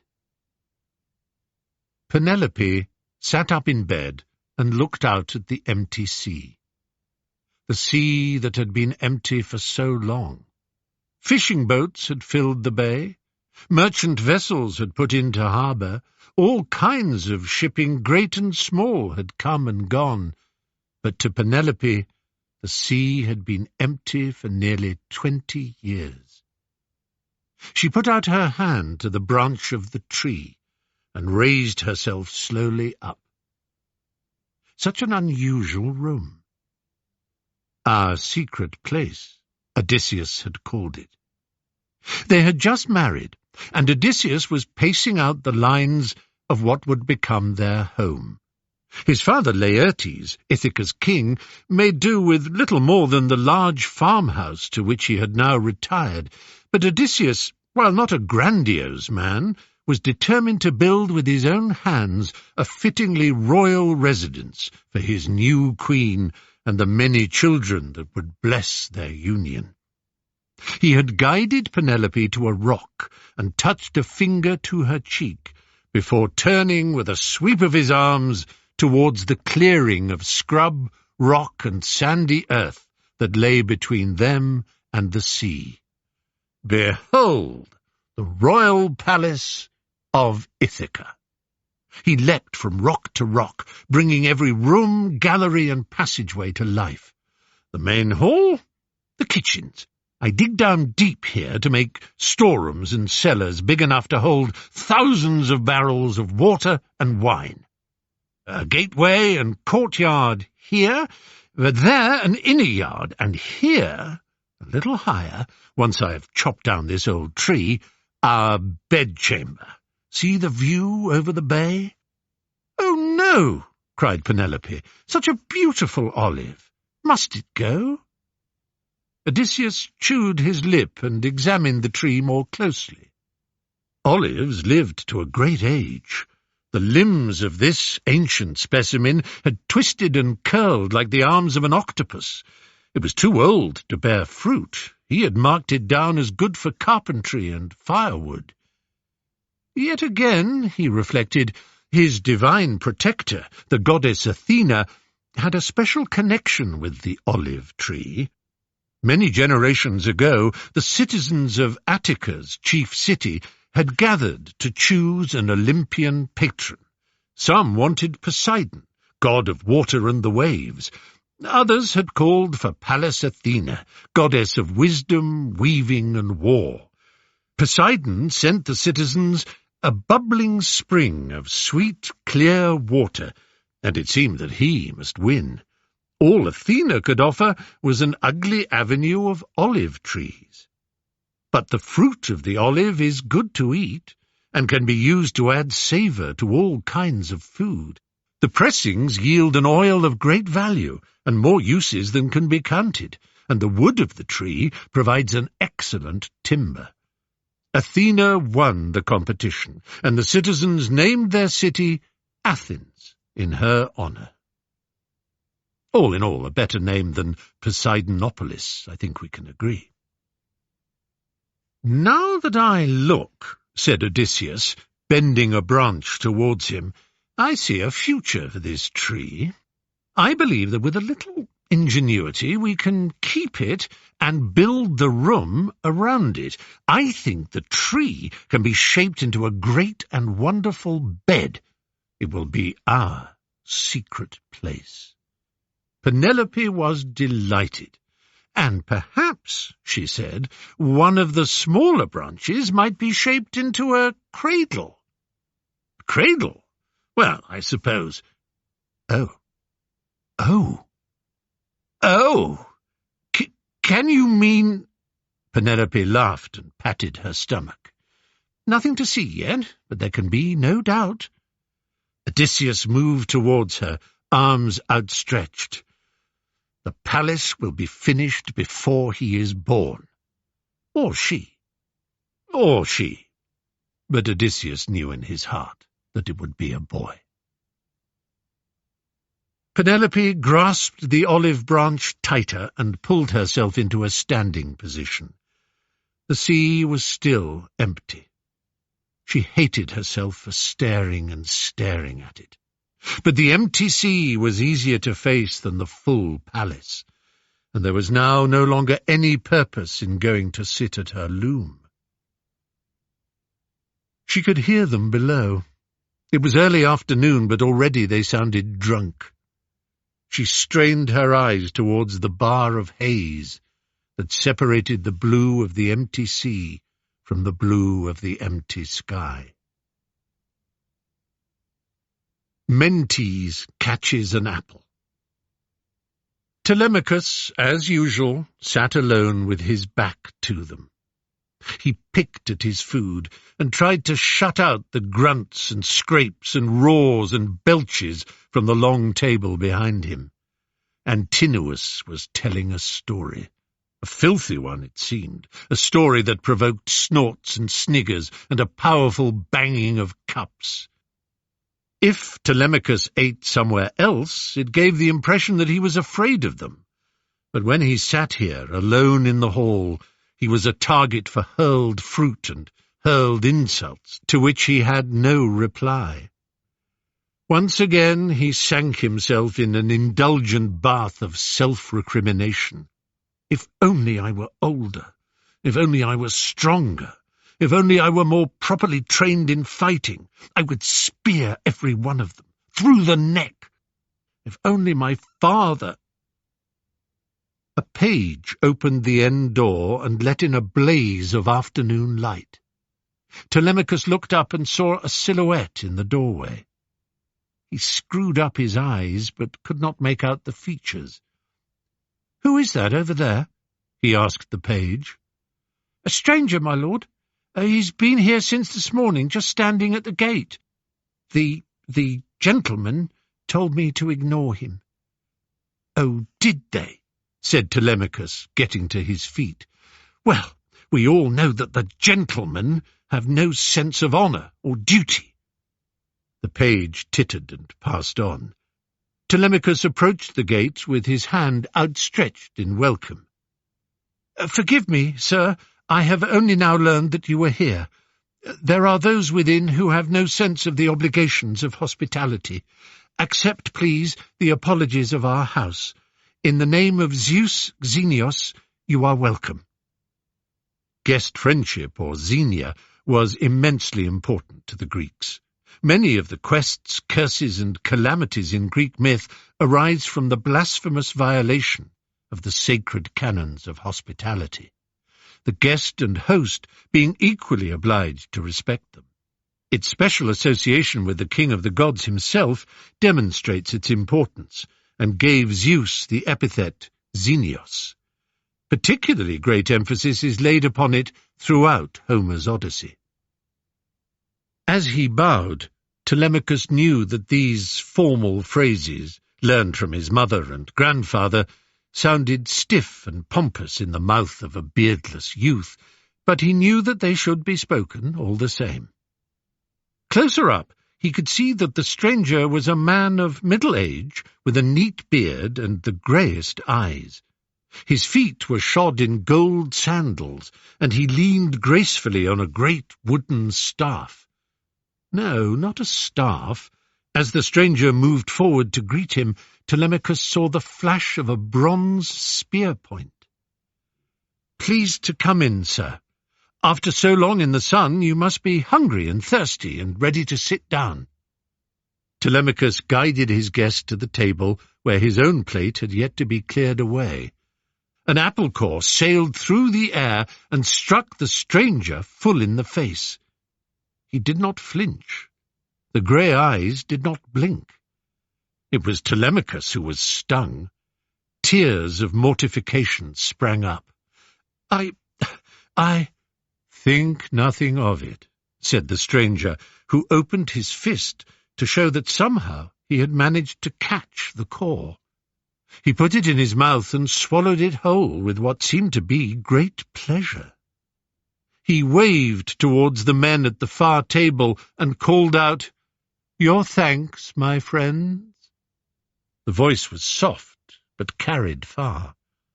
The men's jeers subsided into mutters, and they returned to their dicing and drinking. Telemachus clapped his hands for service. "Meat and wine for our guest!"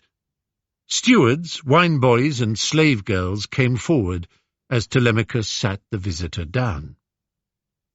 "My mother, the queen, would welcome you," said Telemachus, "but she is indisposed." The stranger accepted the footstool that Telemachus slid towards him, but declined with a gently upraised hand the services of the slave girl who knelt to remove his sandals and bathe his feet. "You are the son of Odysseus and Penelope?" he said. "Telemachus is the name, I think. How tall you are!" "Oh, the passing of the years. Yes, I think I do see something of your father in you. Is it the eyes or the mouth, I wonder?" "You knew him?" said Telemachus eagerly. "Indeed. But when I was last here, this palace had not been built, and you were not yet born. Laertes was the king. But it is my turn to offer apologies. I should have told you who I am. My name is Mentes." "King of the Taphians, that Mentes?" "You are well informed, Telemachus. But to answer your question, yes, I know Odysseus, your father." "Knew," said Telemachus gloomily. "My father is dead, long dead." Mentes fixed his grey eyes on Telemachus. "How can you be so sure?" 10 years, 10 whole years have passed since Troy fell. He should have been back a long time ago. This island may be small, but news filters through to us. My father's brother-in-arms, Diomedes, returned safely to Argos quickly enough. Which is true. But when he got there, he found his wife, Aegialia, was living with another man, some say dozens of other men, aided by the goddess Aphrodite, who had never forgiven Diomedes for cutting the flesh of her wrist with his sword at the height of his Aristeia, which you can find in the book Troy. Thus he left Argos and after various adventures settled in Italy, where he founded many cities, including Brindisi and Benevento. Perhaps the least flawed of all the great warrior heroes of the Greek army, he was the subject of many hero cults in the centuries after his death. They say that when he died, his men wailed and keened so loudly and wildly, the gods, out of pity, turned them into albatrosses, whose call their lamentations had resembled. The Latinized name for the genus of great albatrosses is Diomedea. Menelaus and Helen are back in Sparta, Telemachus continued. Agamemnon, well, the world knows of the welcome Agamemnon received when he got home. The entire Greek army, Argives, Danaans, Achaeans, Hellenes, Cretans, they're all safely back to their hearths and fields and families. All but Odysseus of Ithaca. Mentes was too well-mannered to notice the catch in Telemachus's voice. "Perhaps you are wrong," he said. "Perhaps your father lives. I picture him trapped on some remote island without the means to leave. These things have been known. I am sure that he will find his way and be with you before too long. I am no prophet, but I feel this. I do." "You are kind to give me hope, sir. At least I think it is kind. Perhaps hope is a waste of time. Perhaps it keeps us from action. Never abandon hope. Hope is a prayer that the gods may yet answer." The household bard bowed quickly towards Telemachus as he hurried past, lyre under his arm. He had been called for by the top table. They banged their fists with pleasure as he approached. Presently, sweet music and song struck up. Mentes smiled. "I'm glad you have kept Phemius. Odysseus treasured his verse and his voice. You have no memory of your father, I suppose?" "I was only a baby when he left. But there is an image that comes to me, maybe a real memory, maybe an imagined one. The harbour wall, mother crying, a bearded face with gold-brown eyes and flashing teeth looming down at me, Argus barking and barking." "That is how it must have been. In his absence, your grandfather Laertes has ruled here, I suppose?" "At first, yes, but age has—" Telemachus shifted uncomfortably. "Age has not been kind to him." Mentes nodded with understanding. "Yet someone has seen to your education. You are polished and polite. You speak well." Telemachus tried to hide his pleasure at this compliment. "My father's friend Mentor tutored me. He and Eumaeus. Eumaeus the swineherd." "You were the well-informed one, sir. Yes, my father's swineherd, but well-raised and well-schooled. He is the son of a king, you know." Mentes looked past Telemachus and towards the top table. "It's none of my business," he said, "but those men—" Telemachus gave a bitter laugh. "Men? They are not men, they are pigs. They are dogs. No, they're less than pigs and dogs. They are rats. They have infested our house for years. They call themselves suitors for my mother's hand. Odysseus is dead, they tell her. You must marry again. Of course, what they really want is the kingdom that comes with my mother. They want Ithaca. But should you not be king, if your father really is dead, that is?" Telemachus jerked a thumb over his shoulder. "Those back there, they are just a fraction of the infestation. There are more than 100 swarming around, kings and princes from outlying islands mostly, even some of the Ithacan lords enriched by my grandfather, but who are too old, or too cowardly, to sail with the others to Troy. Mentes frowned. By what right do they occupy your hearth and halls? By right of strength of numbers. What can I, one stupid boy, do? They have no respect for my royal blood. They slaughter the island's pigs and cattle without permission. They're on their way to drinking the cellars dry. They treat me like a child. They mock me. I can throw a spear and use a sword pretty well, I think, but I'm only 20. They are grown men, and there are so many of them. Why doesn't Zeus smash them with a thunderbolt? They observe no holy days and make no sacrifices to the gods of the house and island. I begin to believe that he and all the immortals have left Olympus. They have abandoned us, or died. Telemachus, Telemachus, you must not say such things. The grey eyes flashed. Your pardon. I should not, indeed. But why the gods do not punish these blasphemous rats is a mystery. All will be right, in time. Mentor says that immortal time does not move like our time.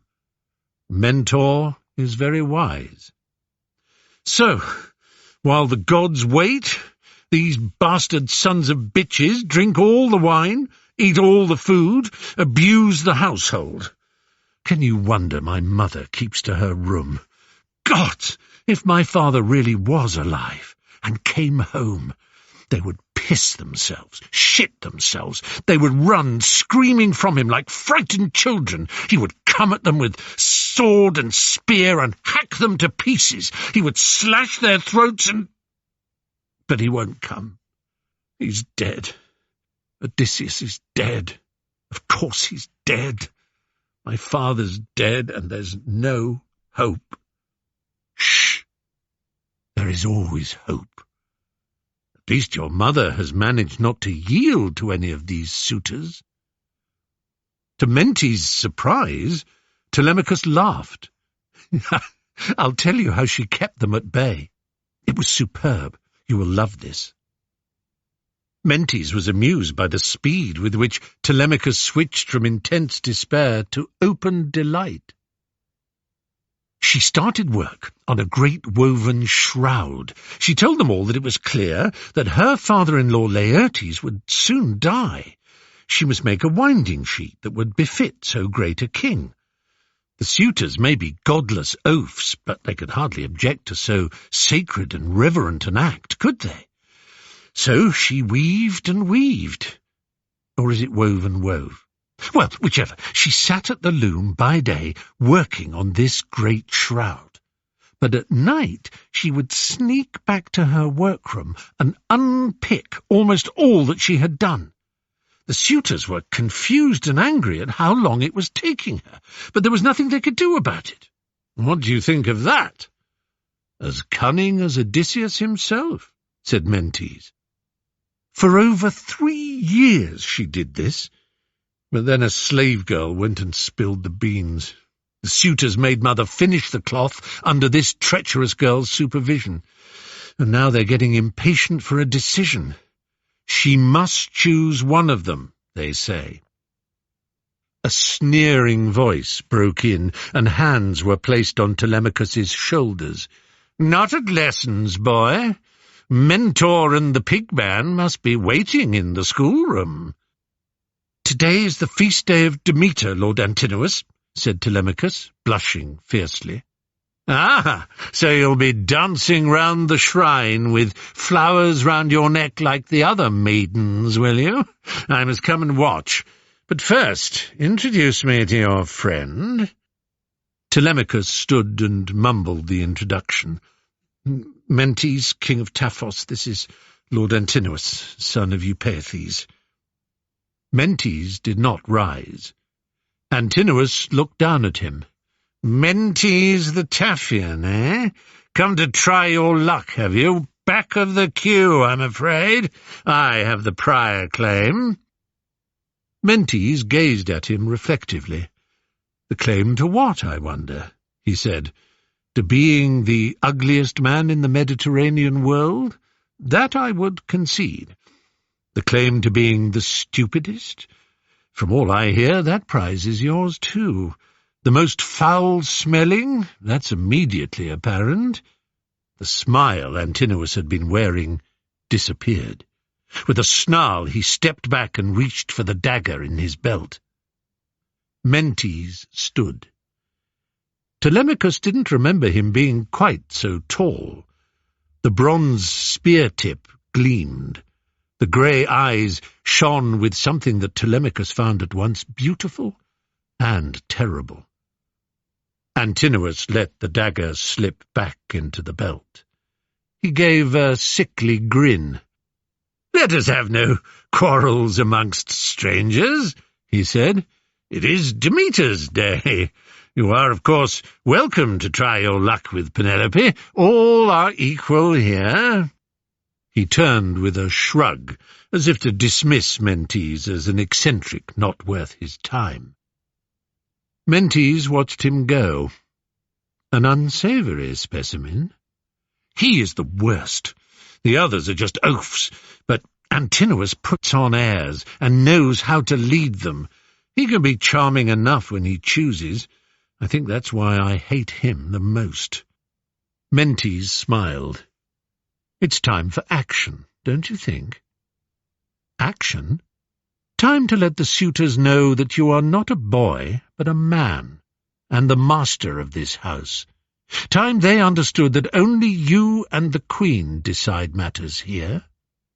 You will set sail and determine once and for all whether or not Odysseus is dead or alive.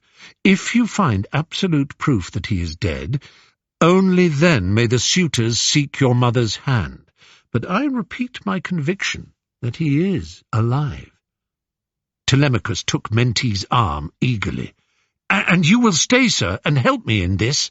No, I must leave. My ship and crew have waited for me long enough. I have copper to trade.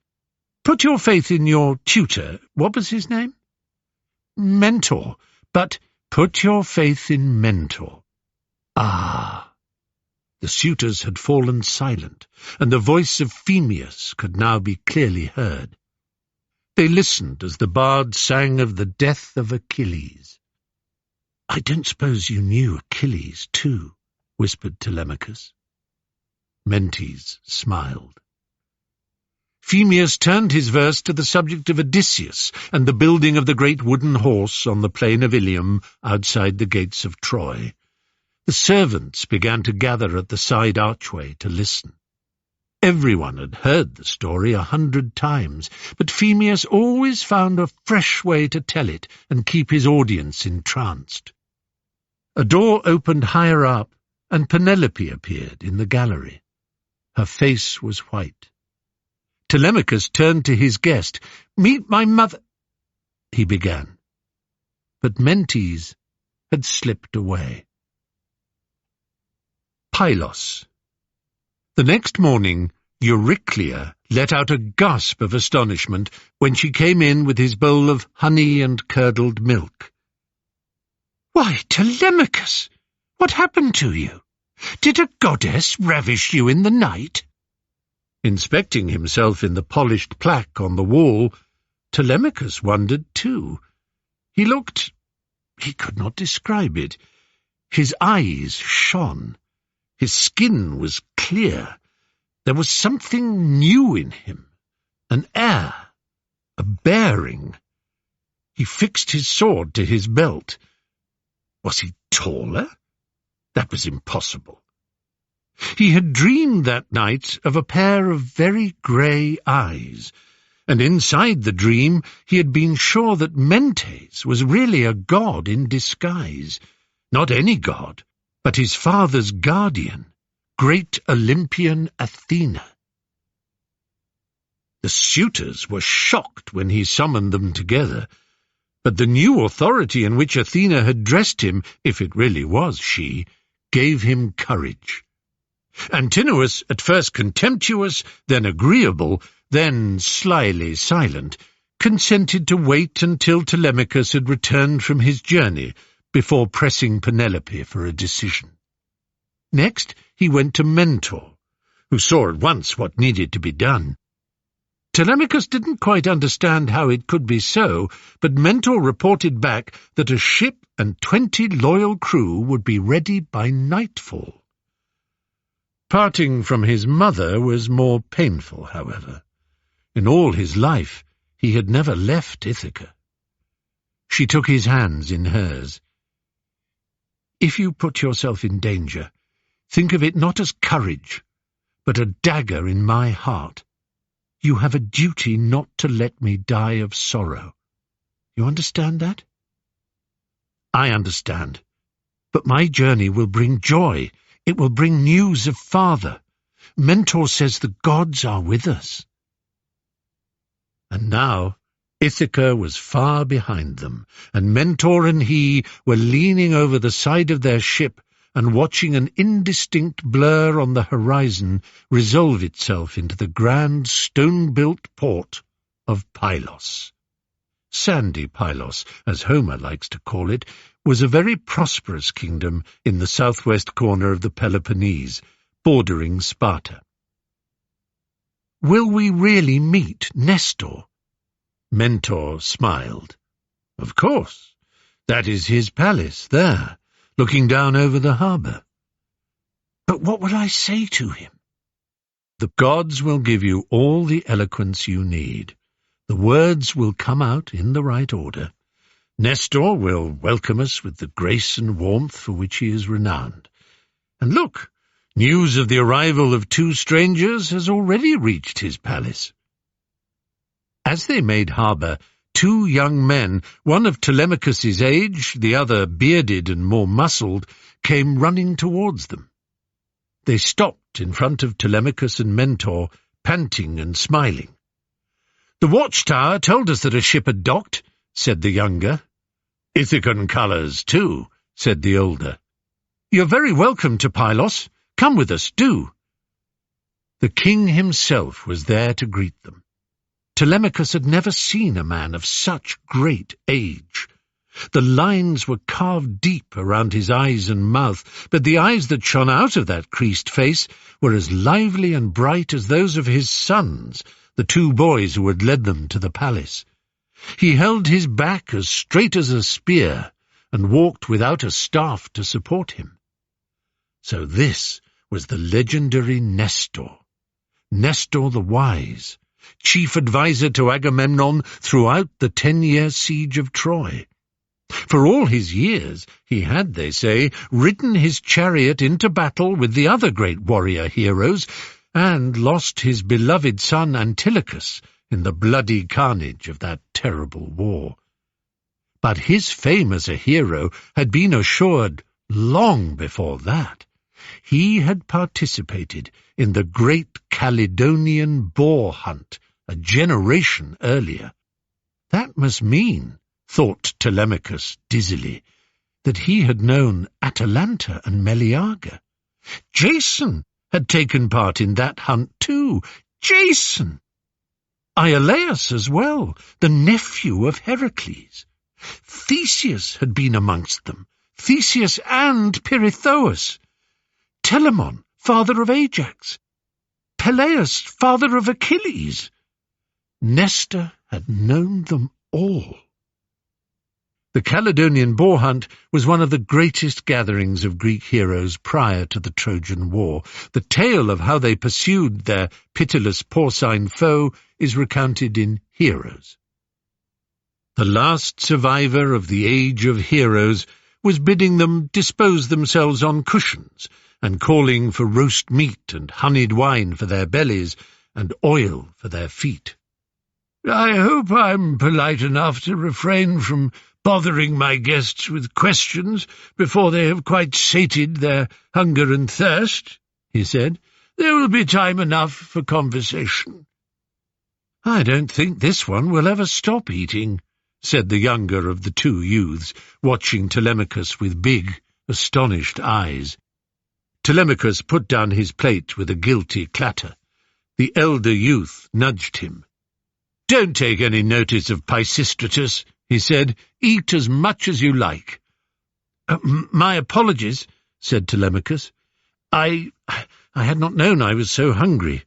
I found it hard to eat on the ship. I'm not used to sea journeys. There was a Meltemi, you see, and—" Pisistratus poked out his tongue and made a puking noise. Nestor stabbed a finger at him. "Silence, wretched child!" But there was no anger in his tone. The Meltemi is the notorious hot, dry west wind that causes many an attack of seasickness in ferry passengers journeying amongst the Greek islands in the summertime, as this traveller can testify.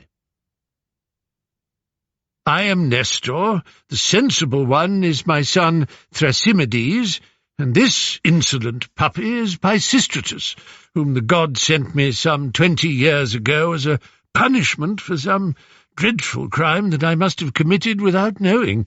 Doubtless they will disclose the nature of the offence in their own time. Meanwhile I suffer." Pisistratus rocked back, howling with laughter. "Oh, I am a torment," he said, "a sore trial and torment to your white hairs, a tribulation I am." Telemachus had never seen affection and laughter like this between anyone, let alone the king and princes of a great royal house. He and Mentor sometimes joked about things. Eumaeus was good at telling stories. He could laugh along with the old servant Euryclea. His mother was deeply fond of him, of course, but this teasing and tickling and, what was the word? This silliness, this happy silliness, was something quite new to him. So this is how fathers and sons were together. Telemachus smiled, but there was an ache in his heart. Mentor looked towards him, signalling with a nod of his head that it was his turn to speak. But was Telemachus going mad? How had he never noticed before that Mentor's eyes were grey? As grey as those of his visitor last week, Mentes of Taphos. It couldn't be. Surely Mentor's eyes were brown, like everyone else's. Perhaps they were related. Grey eyes were not so common. Mentes, Mentor. But this confused silence was becoming rude. "Forgive me, Majesty." Somehow the words came out in the right order, just as Mentor had said they would. "The wine, the warmth of the midday sun, yes, but chiefly the warmth of your hospitality and of the welcome shown by your noble sons. It has robbed me of speech. We should introduce ourselves. We come from Ithaca. This is my friend and tutor, Mentor. My name is Telemachus." The boys froze still, and Nestor stared in amazement. For a moment nothing was said. Then a smile spread across Nestor's face, stretching the wrinkles into infant smoothness. "My dear boy," he cried, "can it really be? Odysseus's son?" "I see it," said Thrasymedes, with wonder in his voice. "I see it in his eyes, father." He grasped Telemachus by the arm. "I had the honour to fight alongside him. It is for news of him that we have sailed here to Pylos," said Telemachus. "Your wisdom and knowledge are known throughout the world, King Nestor. If anyone knows what has befallen him, it will be you." But Nestor knew nothing. It was he who wanted information. How was Penelope? Was it true that suitors from all over the place were circling like vultures? Telemachus answered, hiding his despondency at the king's lack of news as best he could. Nestor sensed his disappointment and croaked with sorrow. "It grieves me that I cannot help. You see, I was amongst the first to sail from Troy, once the city fell. Before Athena sent the storms and Poseidon shook the fleets, I was back here in Pylos in less than a week." A thought appeared to strike him. "I tell you who you should visit. Yes, of course. You must go to Menelaus and Helen. Sparta is not so far from here. 2 days' ride at most. 1 if you could manage without sleep. Pisistratus will accompany you both. Oh, where did your friend Mentor go?" They looked about them. Where was Mentor? None of them had seen him leave. A screech high overhead made them look up into the great open square of skylight above. A huge golden eagle was soaring and circling in the cloudless blue. "The gods are with you," said Thrasymedes. Sparta. Pisistratus was an easy travelling companion. Like Telemachus, he had been a babe in arms when his father left for Troy. He was sensitive enough to understand that the Ithacan was very deeply worried. He set about cheering him up as they took turns to drive their chariot towards Sparta. Nestor had provided 4 armoured outriders to serve as protection. "Not that there are any bandits hereabouts," he reassured Telemachus. "No travellers have been robbed, raped, or killed on this road for days." Telemachus laughed. "Have you been to Sparta before?" "Many times, but just for the games, hunting, things like that. Never to the royal palace." "Will we actually meet Helen, do you think?" "No reason not to. It'll be one up on my brother." "But he was there, surely, at Troy when it fell. He must have met her." No. Menelaus went to find her and took her straight back to his ship. Thrasymedes says he did catch a glimpse of her as she was taken aboard, but she was wearing a veil. But I heard that as she and Menelaus made their way to the ships, a big gang of Greek soldiers blocked their way. They wanted to stone her to death for being the cause of the war, but she lifted her veil, and they were so stunned by her beauty that the rocks fell from their hands and they let her pass. That's the story I heard. Oh, there's always a story. You wait a few years and they'll be saying that the whole Greek army lay down in the mud to let her walk over them, or that Aphrodite flew down and magicked her aboard in the form of a swan. "Oh!" Pisistratus threw him a sharp look. "Don't mention swans if you do see her. Her father was a swan, don't forget." "Her father was Zeus." "Zeus dressed as a swan?" "Not dressed, surely." "Well, in the form of a swan." "And she and her sister Clytemnestra were hatched from eggs, along with their brothers Castor and Polydeuces, who now twinkle above us in the form of stars in the sky." "Do you believe any of those stories?" asked Telemachus. "The gods moving amongst us and transforming themselves into birds and beasts in order to, in order to fuck attractive mortals?" Telemachus tried not to look shocked. "Well, yes."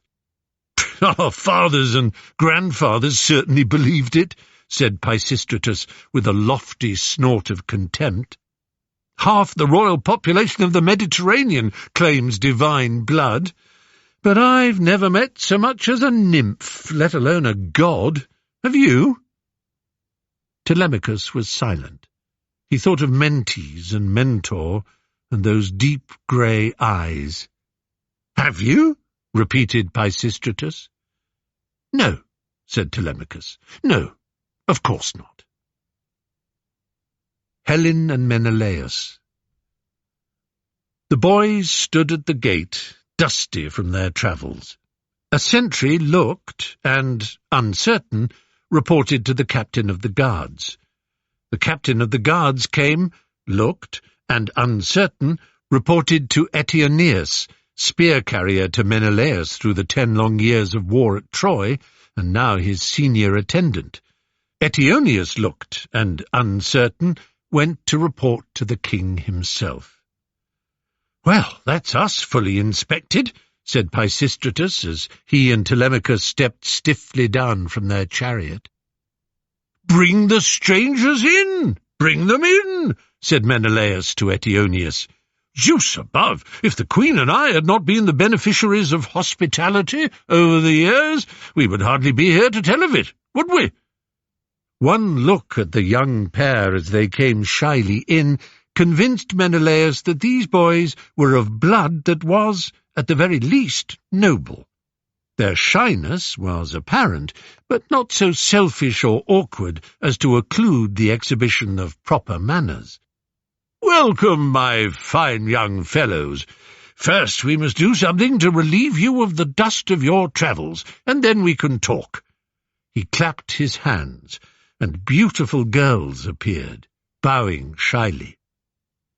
Pushing down their instinct to giggle, the boys solemnly followed the girls through to a huge marble bath, where handmaidens of equal, if not surpassing, beauty scraped them and sponged them and rubbed them down with fragrant oil. Arrayed in fresh tunics, they were brought into the great hall, where Menelaus welcomed them with outstretched arms. "Much better. Sit, eat, drink." It was all Telemachus could do not to gawp pop-eyed at the luxury of his surroundings. King Nestor's residence and compound at Pylos had been fine enough, but this high-ceilinged palace of ivory, amber, silver, and gold was unlike anything he had ever seen or imagined. His father's royal mansion in Ithaca, of which Telemachus was so proud and fiercely protective, and which all Ithacans called the palace, was but a stable, a cow-byre, a sty, next to this glorious, gleaming, golden, and godlike citadel. He whispered as quietly as he could into Pisistratus's ear, "Can you believe all this? I bet Zeus's palace on Olympus isn't half as grand." Menelaus had sharp hearing. "What Zeus has is everlasting, dear boys. This palace and all around it will one day crumble into dust. Mind you, for all that, I'm glad you're impressed. Best part of 10 years and tough dealing to acquire some of these pieces. But when I think back, I'd give up 1/3 of it all to have those dead heroes I fought with standing beside me once again." 1/3 of it? Telemachus managed not to smile. So he wouldn't give it all up to have those heroes at his side once more? "You will forgive the disorder everywhere," Menelaus said. "We have a double wedding in the house. Our beloved daughter Hermione is promised to Neoptolemus, son of Achilles, for good or ill." That last phrase added in so low a mutter that Telemachus felt rude for having heard it. "Next week," continued Menelaus, "we will pack her off to Phthia, where she will marry and be installed as Queen of the Myrmidons.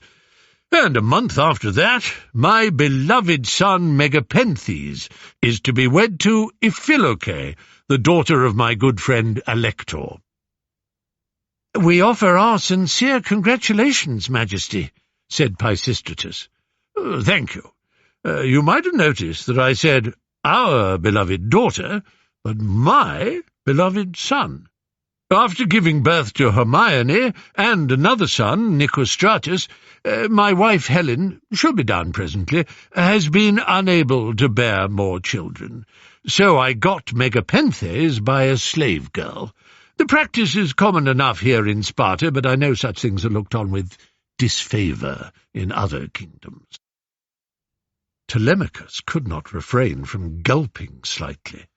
Not because the king was being so free with intimate family details, but simply to hear the phrase, "my wife, Helen," in reference to her, to Helen of Troy, or rather Helen of Sparta, as Telemachus had been taught loyally to say, never mind how the world would always know her. Pisistratus filled the silence. "You fought alongside some of the greatest men in history, sir." I did, under the sceptre of my brother Agamemnon. You know what happened to him?" The boys nodded gravely. "Every evening I sit here and I weep for him, and for all the dead. The one I miss most is Odysseus. You've heard of him and his exploits? Believe me, in his case, real life outstrips report and legend. What a man! What a mind!" He is dead too, then?" Telemachus could only whisper the words. "No one knows. His fleet was blown off course by a storm 9 or 10 years ago, however long it was that Troy fell, as were our ships. Rumours about him fly, but no one knows. No one knows for sure. I do, however, have a—" Telemachus brought the end of his cloak up to his eyes, and then made a show of patting his brow as if to wipe away sweat. And just like that, Helen was amongst them. This is where years of tuition and training count. To their great credit, the boys refrained from goggling like loons. They stood and executed their bows exquisitely. But inside each his heart hammered, and the blood roared in his ears. To Telemachus, her beauty was like a loud noise, a peal of bells, a bellowing of oxen, a clash of arms. Helen herself, meanwhile, did stare. "But Menelaus," she said, "these young men, have they introduced themselves?" "We were waiting until you had arrived, my love, before going into names and bloodlines." That was as it should be. The accepted rules of hospitality forbade instant, curious inquiry. "Surely you can see, though. I can't be mistaken. I see before me a young Nestor and a young Odysseus. I cannot be wrong." Pisistratus stepped forward, the first to recover. "I have indeed the honour of being a son of Nestor, your majesty. Pisistratus is my name, and this is my friend Telemachus of Ithaca." "Telemachus!" Helen stepped forward to embrace him. Helen of Troy was in his arms and weeping. The wildest dream could not conjure such a scene. Soon they were all talking in as fast and friendly a fashion as friends who had known each other all their lives. "Never knew a man like your father," Menelaus said to Telemachus. "For brains, of course, everyone knows about his wit and cunning, but his spirit, his courage and strength, too. Saw him throw a full-grown pig 10 podays once, not a word of a lie." "You know what he did," Helen said. "He had himself whipped till his skin was peeling off his body. Then, smeared in dust and dirt, he went to the gates of Troy as a beggar. No one challenged him when he entered. No one knew him. I did, though. I recognized him and smuggled him into my chambers. He told me news of Menelaus. With his words, his kindness, his understanding nature, he unpicked every spell Aphrodite had woven to make me forget Sparta and home. He assured me that I was forgiven." Menelaus took her hand. "Nothing to forgive, my dear." Soon the talk was of the 10-year war and its heroes. Was it true that Hector, though Trojan, had a noble and good character? What did Priam look like? Did the gods really appear at the height of battle? Pisistratus asked about the death of his brother Antilochus. "They say he sacrificed himself to save my father from the Ethiopian warrior Memnon." "One of the bravest things I ever saw," said Menelaus. "But surely Nestor himself told you of it." Pisistratus shook his head. "He never speaks of Antilochus. The subject gives him pain, and so we never press him." "Everyone loved that lad. When Memnon slew him, it sent Achilles into one of his rages. He waded through the very heart of the battle, killing and killing. Never seen anything like it. He got his revenge soon enough, too. A spear straight through Memnon's chest. But that didn't cool Achilles' fury. That was the day he fought his way to the very gates of Troy and was shot in the foot, in the heel, by that—" The name Paris hung in the air, unspoken. Telemachus dared not look at Helen. She seemed unperturbed. "I think, Menelaus, you should tell them everything you know of Odysseus after the war. Telemachus has come a long way for news." Of course. But tell me first, how are things at Ithaca? Queen Penelope in good health?" Telemachus told him about the suitors and their feasting, blaspheming, and abuse of the palace staff, how Antinous and the others were trying to force Penelope to accept that Odysseus would never be seen in the world again. The pressure on her to choose a husband from the pack of animals that was closing in around her.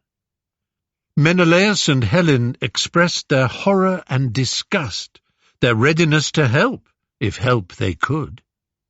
"But first," said Menelaus, signalling for wine to be poured and the servants to withdraw, "I told you that no one knows for sure where your father is, but I do know something. Where shall I begin? Would it bore you if I told you a little of what Helen and I did once we left Troy? It leads to news of Odysseus." "Bore us? Never, sir." "Very well, then." The sea speaks. Your father was one of the very few to leave Troy and go straight home without encountering disaster, said Menelaus, nodding to Pisistratus. A lesson there, perhaps? Ever wise, Nestor did not linger to fill his ships with treasure and slaves, as the others did, as I did. As your father did too, I'm afraid, Telemachus. Diomedes was the other exception. He swiftly made his way back to Argos, safe and sound. Oh, and then there was Idomeneus. How unlucky he was. Left early, but on his way back to Crete, met with a beast of a storm. The story goes that he knelt on the deck and prayed to Poseidon, promised him that if he and his ships were spared, he would sacrifice to the god the first living thing he saw when he made landfall on Crete. And what was the first living thing he saw? His own son. But as for the rest of us, the very day after Nestor and Diomedes weighed anchor and slipped away, our troubles began. You know what happened to Locrian Ajax, I suppose. Poseidon destroyed him. Wretched fool, deserved no less. But we were all caught up in the worst storms any of us had ever seen. The Ithacan fleet, too, all of us, all tossed about like leaves in the wind. Our Spartan fleet found ourselves in Egypt, of all places. I shan't go into all the details of the next 7 years. We were unlucky in one way because circumstance, pirates, betrayal and opportunity kept us from Sparta and home all that time. But we were lucky in that, well, we survived, and by heaven, we gathered some treasure as we went. Damn near sank our ships, we were so loaded with gold, and yes, all in all, the gods were mostly kind. A cough from Helen. Yes, my dear, I'm coming to it. Well, after 7 years shuttling around the seas, we found ourselves back in Egypt on a small island just west of the Nile's great delta. Pharos, it's called. Known for the construction upon it in around 280 BC of a great lighthouse, one of the original 7 wonders of the world. It gives its name to the French for lighthouse, phare, or faro in Spanish and Italian. Couldn't get off the wretched place. I'd not made the right sacrifices to the gods or something of that kind. My useless seers had no idea what we were supposed to do to escape this hell. Been marooned for 20 days, running out of food and fresh water, approaching starvation, when one evening I went for a walk on the shoreline, scavenging for any dead fish that might have been beached up there. That's what we were reduced to. And suddenly I was aware of this girl coming towards me.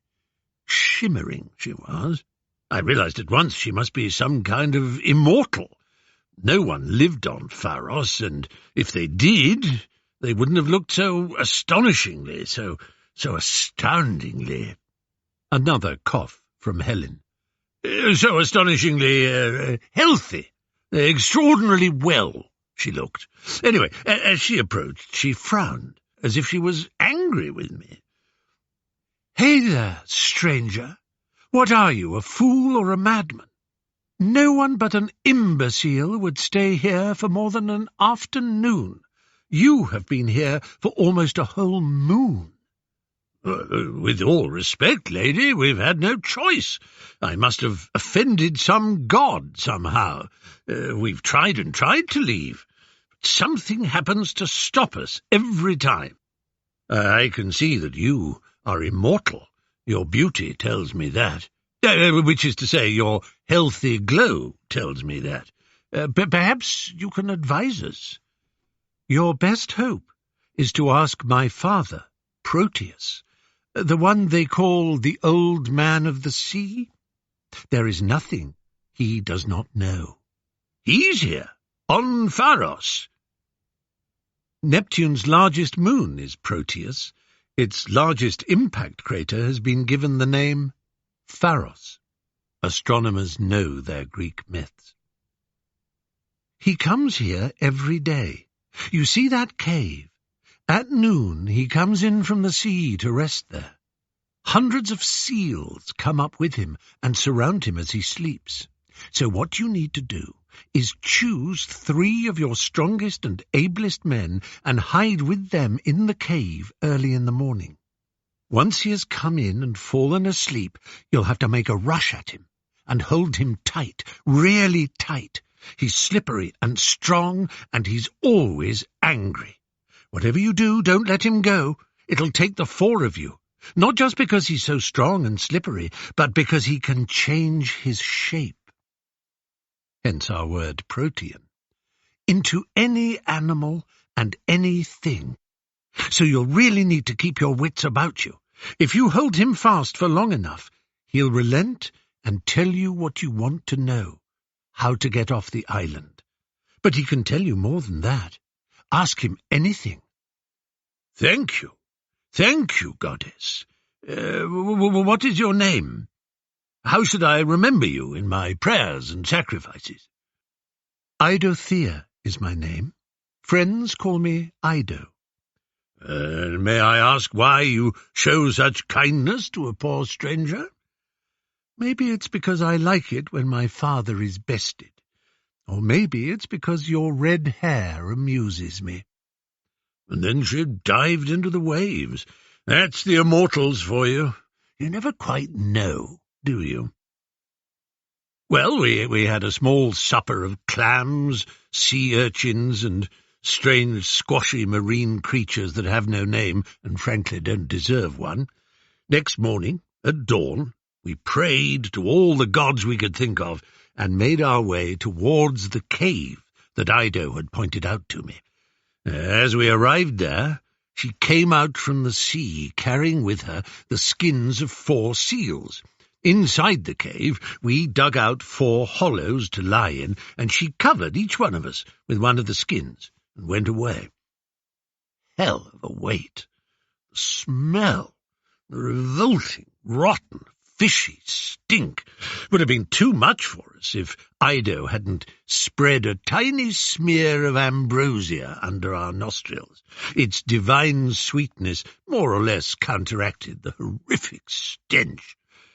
All through the morning we could hear and feel hundreds of seals sliding their way across the sands towards us. Into the cave they came, honking, snorting and slobbering as they settled down to their rumbling sleep. Then, from under our pelts, I could hear the old man humming to himself. Next came the sound of him counting the seals. Ida would warn me he did this every day. But when he discovers that there are 4 more than there should be, I had asked her. Oh, the numbers always vary. He has to report the tally to Poseidon every night. I think it's the god's way of keeping my father under his thumb. At last the count was over, and the sound of Proteus snoring now mingled with the rasping splutter of the seals. I whispered to my companions, as planned. 1, 2, 3, now! We pushed off the skins under which we'd been suffocating for so long, staggered to our feet, kicked aside the sleek, slimy, sleeping seals in our way, and fell on Proteus. Seizing a limb each, we pulled him out of the cave so quickly that he was still coming to by the time we were on the beach. Now we crammed ourselves around him, hugging him tight. The blazing heat and light of the fierce midday sun shocked us all, but him most of all. Once he realized what was happening, he roared in rage. But what that roar became! Suddenly, we found ourselves clutching a lion, a snarling, roaring lion. "Keep fast, boys, keep fast!" I managed to gasp out. Next, it was a great writhing serpent we were clinging on to, then a leopard, a huge tusked boar, a tree. But we never relaxed our grip, not for a second. These transformations must have been tiring, because we could feel the resistance slowly weakening. At last, with a groan and a wheeze, Proteus returned to his original shape. He glared at me through clouded, fishy eyes. "Oh, it's you, is it? The son of Atreus. Why have you seized me against my will? How dare you?" Agamemnon and Menelaus were the Atreides, the sons of Atreus, members of that cursed house that stretched all the way back through Pelops to Tantalus. Something about the name Atreus appeals to science fiction and fantasy writers. House Atreides is a royal dynasty in Frank Herbert's Dune. Atreus is a God of War video game character, and Atreu features in The Never-Ending Story. I'm sure there are more peppered about the Star Trek and other universes. "We have you, old man, and we will let you go when you've answered my questions. They're very simple for a deity who knows all there is to know. For one thing, you'll be aware of how long we have been marooned here and how hard we've tried to leave. So tell us, which god is keeping us here? How have we offended them? How do we placate them? There, that can't be too difficult for the wise, all-knowing Proteus, surely." "Ha! That's simple enough for you to have worked it out yourself. The fact is, you were so busy looting and ransacking Troy that you forgot to make the proper sacrifices to Zeus and the other gods before you left for home.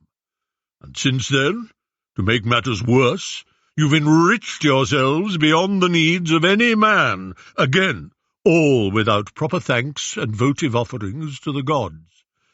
You have been trying to sail north and west. You must point your ships the other way, towards Egypt, and sail up through the Nile. Burn sacrifices as you go. Pray. Build a few altars. Do your duty by the Olympians, and only then will you be able to sail back to Sparta." Now, you can imagine what a fool I felt. He was right. Of course he was right. I should have known. Yes, I had thanked the gods by word and the occasional prayer, but I had forgotten how much they need real prayer, the real smoke of real burnt meat and the real praise songs of real worship. But before I let Proteus go, there was more I had to know. My fellow Achaeans, my brothers in arms, have they all got safely home? All but 3, he told me. First he described the death of Locrian Ajax. It was hard to sympathize. What was he thinking, to have defied the gods in such a way? The war must have turned him mad. But then Proteus told me about my brother's fate. I wept like a child at the news. I cried out that I wanted to die. If I couldn't avenge Agamemnon, life would mean nothing. But he gave me that fish-eyed stare again. "It's not for you to make such drama. Maybe you will get to kill Aegisthus, or maybe your nephew Orestes has already done so." This calmed me down a bit. "You've been gracious, old man. Forgive the force with which we held you. We shall do all you have said." "Wait! Did I not say that there were 3 of your comrades who had failed to find home? Your particular friend, Laertes' son, is the 3rd. Odysseus? Don't tell me he, too, has perished." "He is trapped on the island of Ogygia, a prisoner of the nymph Calypso, who is mad for love of him. He dreams of Ithaca, Penelope, and his son Telemachus. But he has lost his crew, his ships, and any means of finding home. For years he has been trapped there. Who knows if he shall ever leave?" Menelaus broke off. Telemachus had gone white in the face and was trembling. Menelaus thought it tactful to carry on for a while and give him a chance to recover. "Well, he went on a bit, prophesying my fate. All nonsense, I'm sure. For all that you are slow to sacrifice to the gods, they like you," he said. Some such rot. "Indeed they do. After all, you are a son-in-law of Zeus himself." There was more like that. I shan't bother to repeat it. In fact, Proteus told Menelaus his fate, immortality in Elysium. "And then, my skin and scales were not made for this burning sun. You have had from me what you wanted. Farewell, son of Atreus." Before we knew it, Proteus had slipped and slid across the sand and into the surf, and we were left alone on the beach, being stared at disapprovingly by a great circle of seals. As for the rest, well, following those instructions, we pointed our ships towards Father Nilus, and all was fine after that. I built a memorial to my brother Agamemnon. We stopped to burn sacrifices to Zeus and the other 11 Olympians, not to mention 100 different local gods. And finally we turned about, sailed out to sea, and picked up a fair wind to Sparta. Helen had taken Telemachus's hand.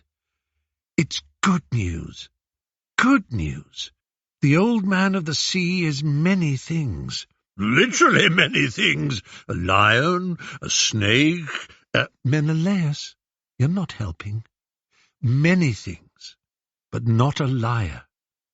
Your father is alive." Olympian Games. "I must ask, dear father," said Athena to Zeus, "when your plan will come fully into being." My plan? What plan?" Your plan for all humanity to be ruled by none but tyrants, criminals, and fools. Your plan to ensure that justice is banished from the earthly realm. Your plan to usher in an age without treaties, promises, honour, or law. That plan. A plan that finally has come into being in every detail, it would seem, in our age. Eh? Zeus looked around the other gods in puzzlement. I don't have such a plan, do I? They shrugged and shook their heads. Athena was having one of her rhetorical moments. Might as well get it over with. Because if one of the best, wisest, and most just mortals walking the earth at this time is to be cruelly imprisoned for years and years, then what can justice and honour mean? What can anything mean? Athena cried. Let rivers stand still in their course. Let fruit fall upwards from trees. Let fire chill the bones, and air be hard as stone. Let the very... Zeus groaned. Odysseus! This is all about that damned Odysseus again. Damned is right, father. The man has been held captive by an immortal for 7 years. Damned for sure. To a mortal, 7 years can be an unendurably long time. 7 years, entirely alone. Damned indeed. No ship, no shipmates, just Calypso, weaving a prison for him with her perverted magic. Damned, damned, and double damned. Meanwhile, in far Ithaca, evil men are plotting mischief against his house. His son Telemachus, a noble youth who has done no harm to man or God, has spent nearly a year travelling abroad for news of his father. How those evil men would love to see that boy dead, and Penelope forced into matrimony. And for what great trespass is Odysseus to be damned? Why, for the sin of wanting to be home, for the monstrous crime of having the wit and imagination to find a way to end that terrible 10-year war. Damned for the transgression, but just a moment. Wasn't it you who begged me in the first place to send a storm to confound Odysseus and the other Greeks returning home? Oh, for heaven's sake, father, that was 10 years ago, which, must I repeat, is a very long time for— Very well, very well, very well. Let it be known that Odysseus is to be allowed home with all possible speed and ease. Hermes, go down and inform Calypso of my will. The son of Laertes is to leave her island forthwith. No divine hindrance, but no divine aid for him, either. She is to fashion him a simple vessel of some kind. Well, what are you waiting for? Hermes slipped on his golden sandals, raised his staff, tipped his low-brimmed helmet, and was gone. Zeus turned to Athena. As for the boy Telemachus, you have already visited him as mentees and guided him as mentor. You can protect him again if it pleases you. Now, Ganymede, a draught of nectar. Hebe, a cooling cloth to my brow. Apollo, music. Athena. Yes, dear papa? Athena, you can leave me.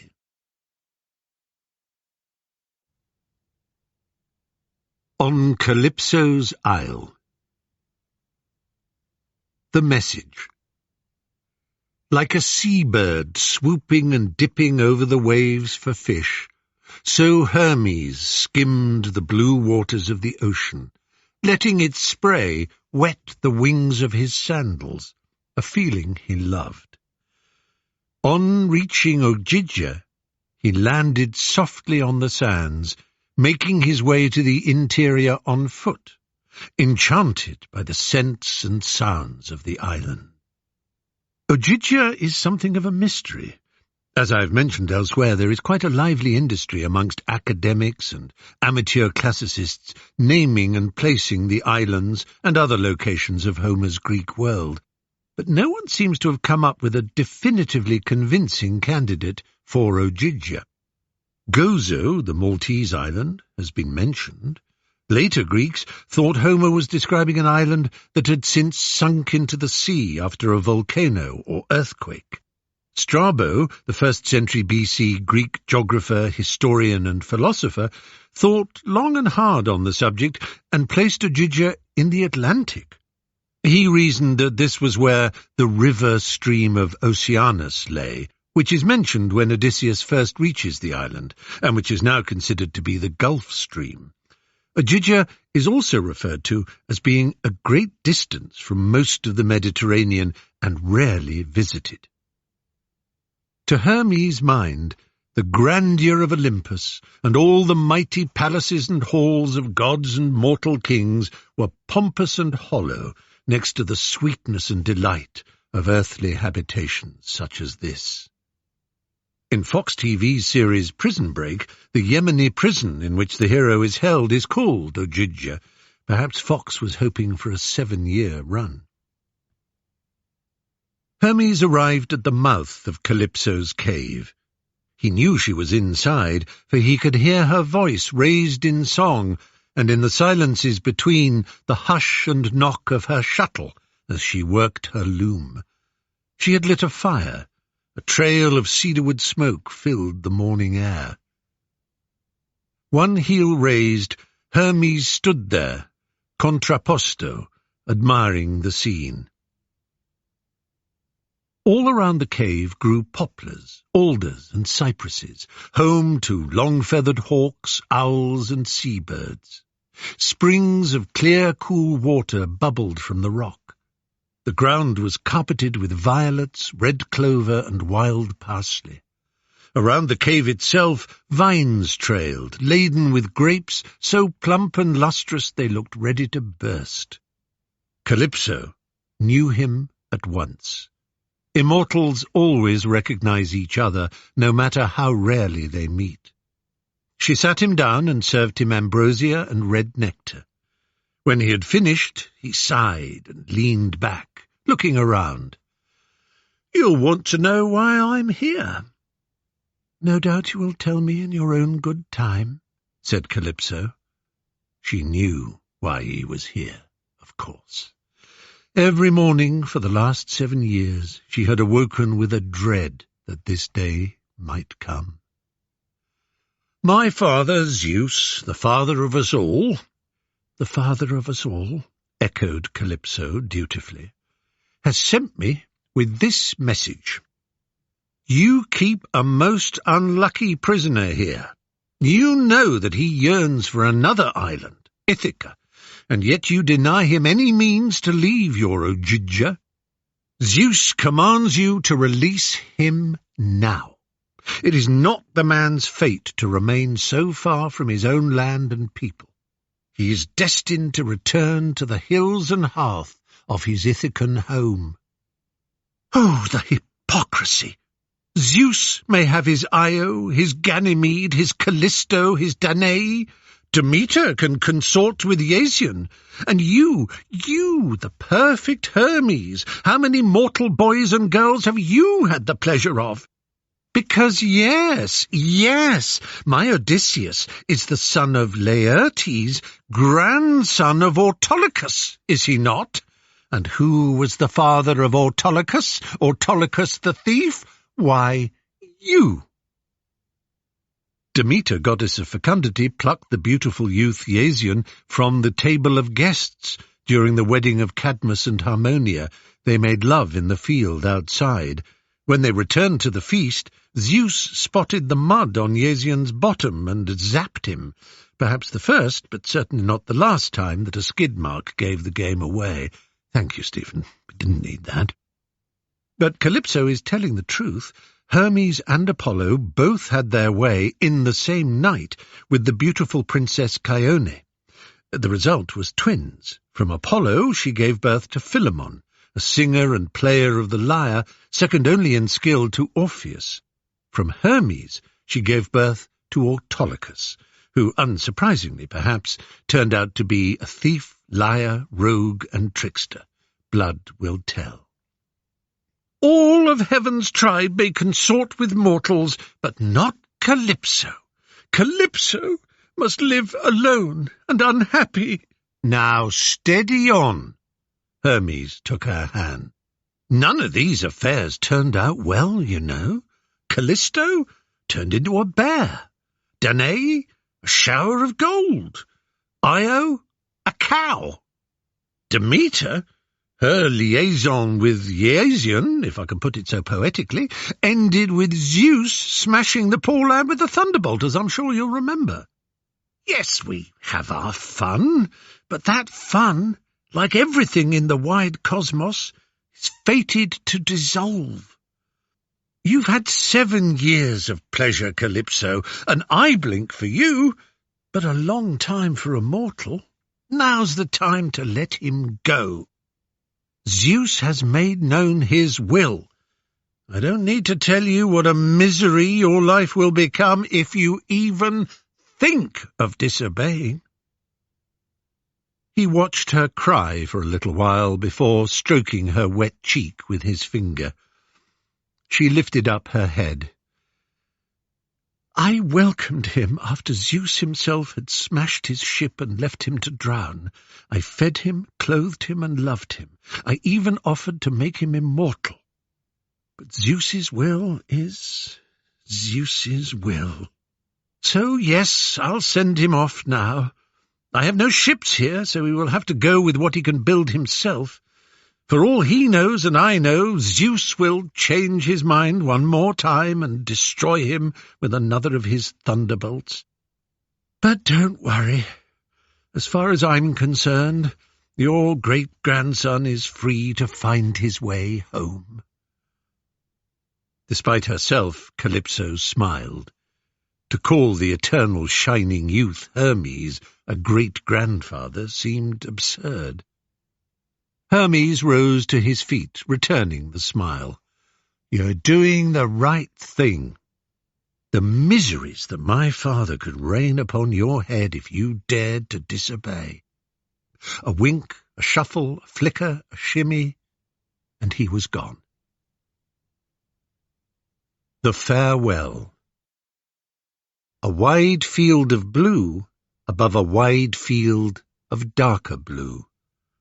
Odysseus sat on his favourite rock and stared out. Sometimes the swift flight of a cormorant, gannet, or tern might interrupt the purity of his view. Less often, a fishing vessel laboured with agonizing slowness from left to right or right to left. But usually, as now, he was left with an empty screen which he could people with the living and the dead. Diomedes, the dearest of his brothers in arms, whom in a moment of madness he'd once attacked with a knife. Diomedes would be back in Argos now. Achilles was treading the fields of Elysium in bliss. Agamemnon would be home and happy too. Menelaus and Helen in Sparta once more. The lords and princes of Thessaly, Thebes, Corinth, and Crete, all home. All but Odysseus of Ithaca. Why did the gods despise him?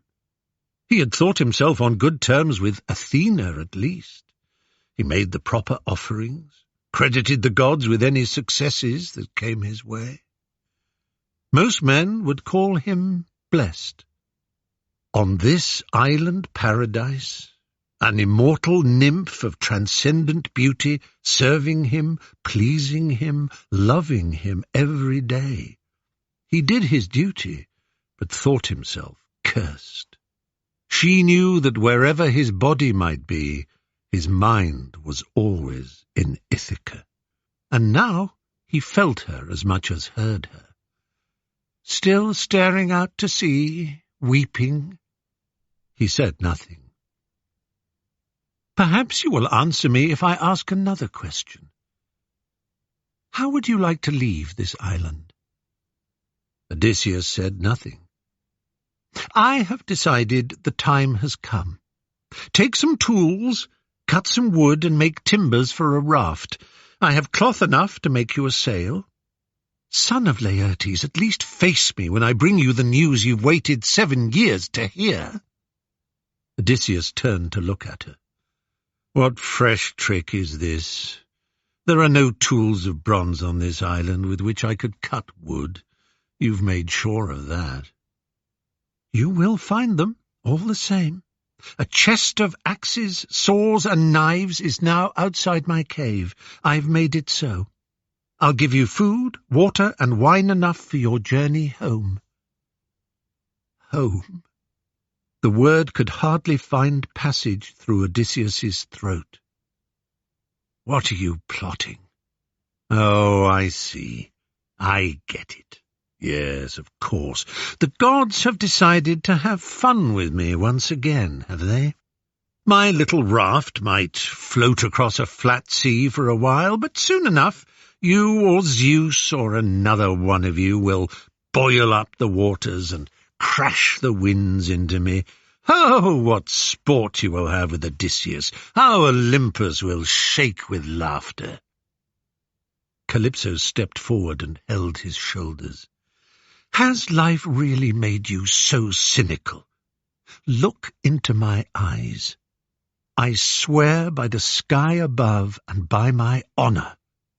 More than that, you know there is no greater oath an immortal can make than this. I swear by the cold black waters of the river Styx itself that I wish you nothing but what you wish yourself. See me swear it. Feel it come from my deepest heart. Odysseus, trust me." He looked into her eyes a long while.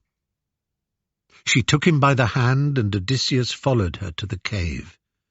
There, outside, just as she had said, was a chest of tools, bronze blades glinting in the sun. Inside, she showed him the cloth he could use for a sail. "Let us eat first. You will need strength if you are to swing those axes."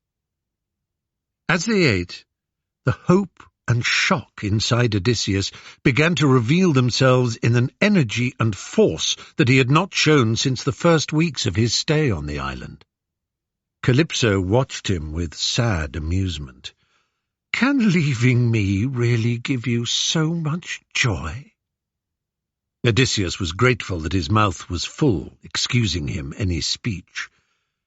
Calypso sighed. "I looked at myself in the waters of the stream this morning, and you know, I thought I saw the face of a beautiful immortal, a face that will never change, never age." Odysseus said nothing. "Tell me, how old is your Penelope now?" "Just a year short of my own age," he mumbled through his mouthful of bread. Calypso examined her nails. "I wonder how she'll look." Odysseus swallowed the bread. A smile spread across his face. "Well, now, let me see. To the lines etched by the passing of the years, you must add all the cares that have haunted her for more than 20 years. Looking after my mother and father, Laertes and Anticlea, as they grow older and more infirm, tending to the kingdom, bringing up my son Telemachus, worrying if that wretch of a husband of hers will ever come home. All this will have carved more and deeper lines into her face. She was lovely when she was young, so lovely, but never a beauty that could match yours, Calypso. It was a human beauty, far inferior to the appeal of nymphs." Somehow, to Calypso's ears, the word nymphs sounded almost like an insult. "Penelope's youth will have faded by now, for sure," Odysseus went on, "but it will have transformed into something deeper. She will have the kind of depth of beauty only women have, a woman's fine grace, personality, character. No, you needn't worry. Penelope could never match a girl like you for youth and beauty. You might even think her ugly. When I see her, I will know that she is Penelope, my wife." Calypso compressed her lips. Another thought struck her. "I do what I can to make this island delightful, you know. We are protected from the storms and high winds. When it comes, the rain falls in a light drizzle that is enough to freshen the earth and cleanse body and spirit. No wolves or bears threaten here. Flowers of every colour bloom and send their sweet perfume into the air. Pomegranates, lemons, grapes, olives, and figs can be picked warm from the trees. The hushing of the surf and the trilling of the crickets lull you to sleep in the evening, and in the morning the music of the birds welcomes you to another perfect day. But I suppose Ogygia is a poor place indeed compared to Ithaca." Odysseus openly laughed. "Oh, my goodness! You've never seen such a rocky, scrubby, barren, unforgiving spot," he said. "It's all our farmers can do to grow weeds there, let alone cereals and fruit. We have the sourest wine, the raggediest sheep, the scrawniest cattle of any island in the wide Ionian Sea. Trees and houses are blown down every year in the gales. Some years the rain never comes and the earth turns to sand. Other years the whole island slops with mud.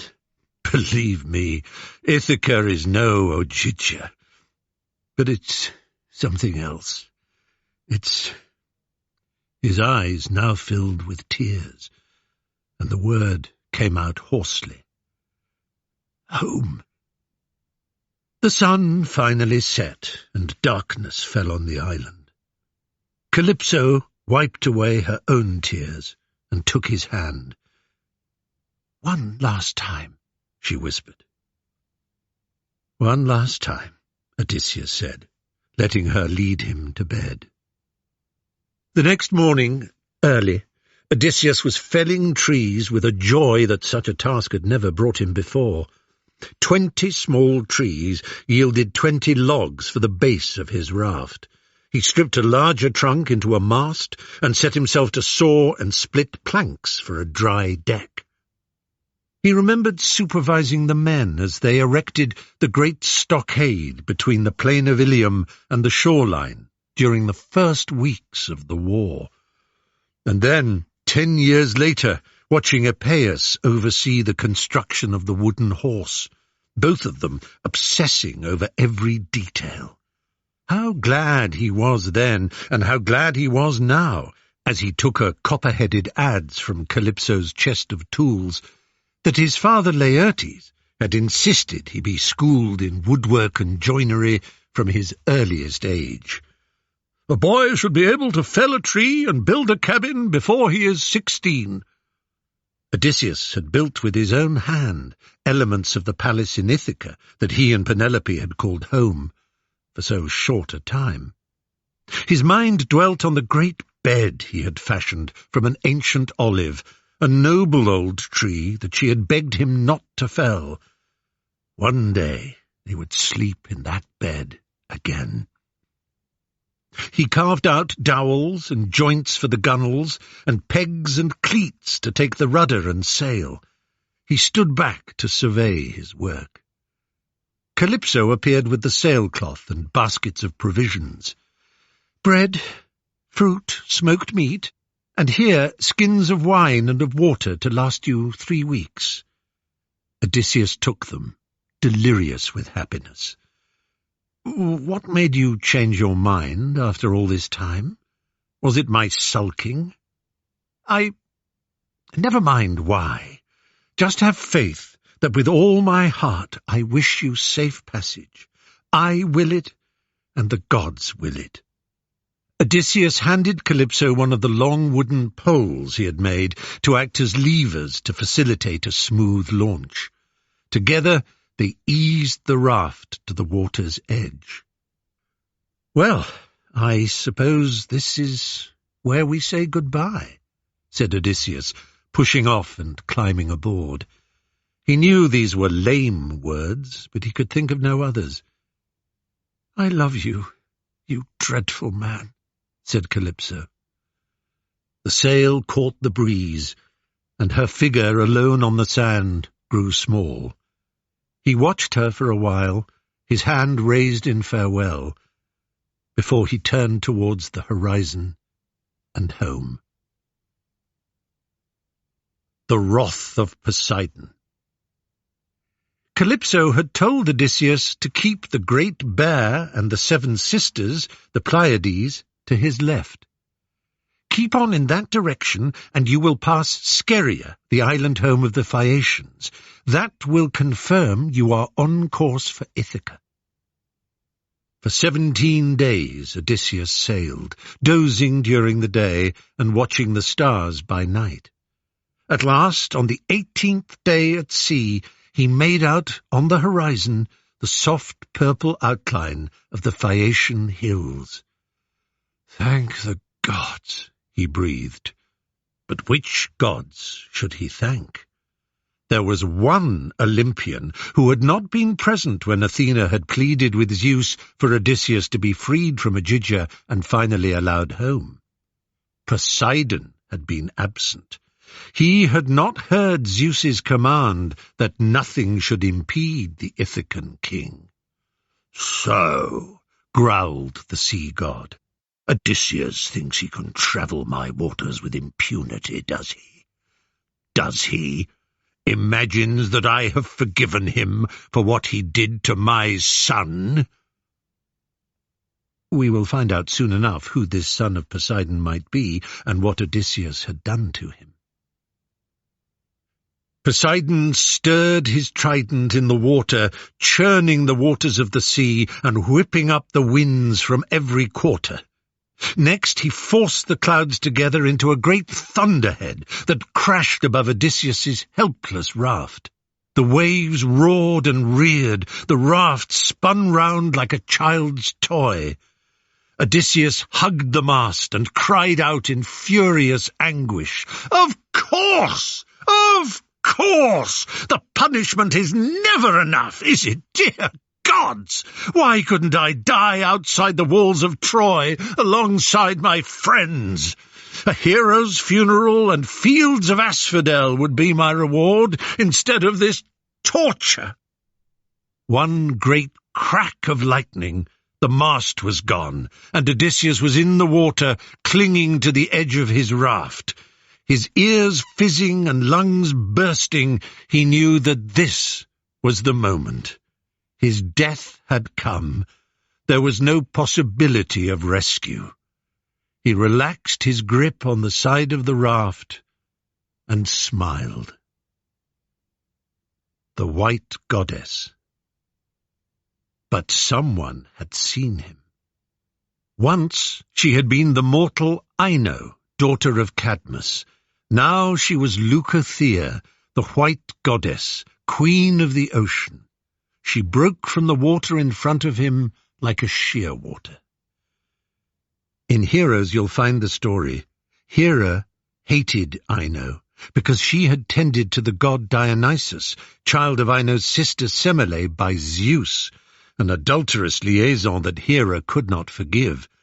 According to the Roman poet Ovid, Hera made sure that Ino's life was so difficult that after her apparent death, some of Ino's friends and supporters established an anti-Hera cult. This the Queen of Heaven could not take either, and she turned these blasphemous women into shearwaters. Hence, perhaps, Homer's use, twice in Book 5 of the Odyssey, of the bird as a simile for Ino's appearance amid the waves. "You poor man, what have you done to anger Poseidon so? It must have been something simply unforgivable. Yet for all his fury, you seem to be alive and whole. Do as I say, and all will be well. Strip off your clothes and swim clear of this broken raft. The light is clearing, and you can see Scheria over there, the coastline of Phaeacia. Take this veil and wrap it about you. It is immortal and will keep you safe. But the moment you tread land, you must untie it and throw it back into the sea. Turn away as you do so. You hear?" And with those words, the goddess dived, like a shearwater, back down below the waves. At first, in the chaotic fog of his mind, Odysseus wondered if she had been part of some delirious dream. But then he saw and felt the fine reality of the veil between his fingers. "But why the hell should I abandon my raft?" he wondered. "Broken as it is, it still floats. Does she want me to drown? No, I'm not moving." But even as he resolved to stay aboard, Poseidon, with one careless flick of his trident, sent a final wave.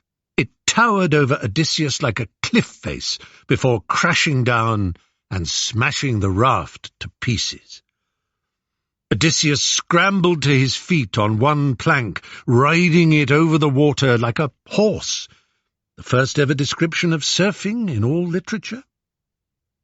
He knew he could not balance like this all the way to Scheria, so he pulled off his clothes and tied the veil around his waist.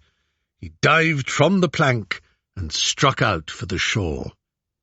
Somehow, when he was upright on the raft, the Phaeacian coastline had looked close enough to be attainable, but now that he was in the water, it seemed appallingly out of reach. He swam for 1 hour, 2, 3, 4. Now, to his salt-stung eyes, the island looked further away than before. For 2 long days he breasted the waves, swimming, bobbing, floating, drifting and fighting, before finally he touched a rock jutting up from the seabed. He had reached the shore of Phaeacia. The waves banged against him. His hands slid on the weeds that slimed the surface of the rock, but he was not going to give up now. He clung hard, waited for a pause in the crashing tide, and leapt across to another rock. In this way, Athena or his own fevered brain urging him on, he sprang from rock to rock like a mountain goat leaping from crag to crag, until at last he came to a break in the line of them. He tumbled onto the sandy outlet of a river and pulled himself further and further inland, like a turtle making for its nesting ground. Far enough in to feel safe from the threat of the waves, Odysseus rolled into the shelter of some reeds. Before he dropped down into the sleep he so desperately craved, he remembered the veil around his waist. He pulled it from him and hurled it with all his remaining strength towards the water, half expecting the wind to blow it back towards him. But its enchantment carried it far away out to the wide sea. A white arm burst from the water, caught it, and pulled it down below the waves. The Cursed Children.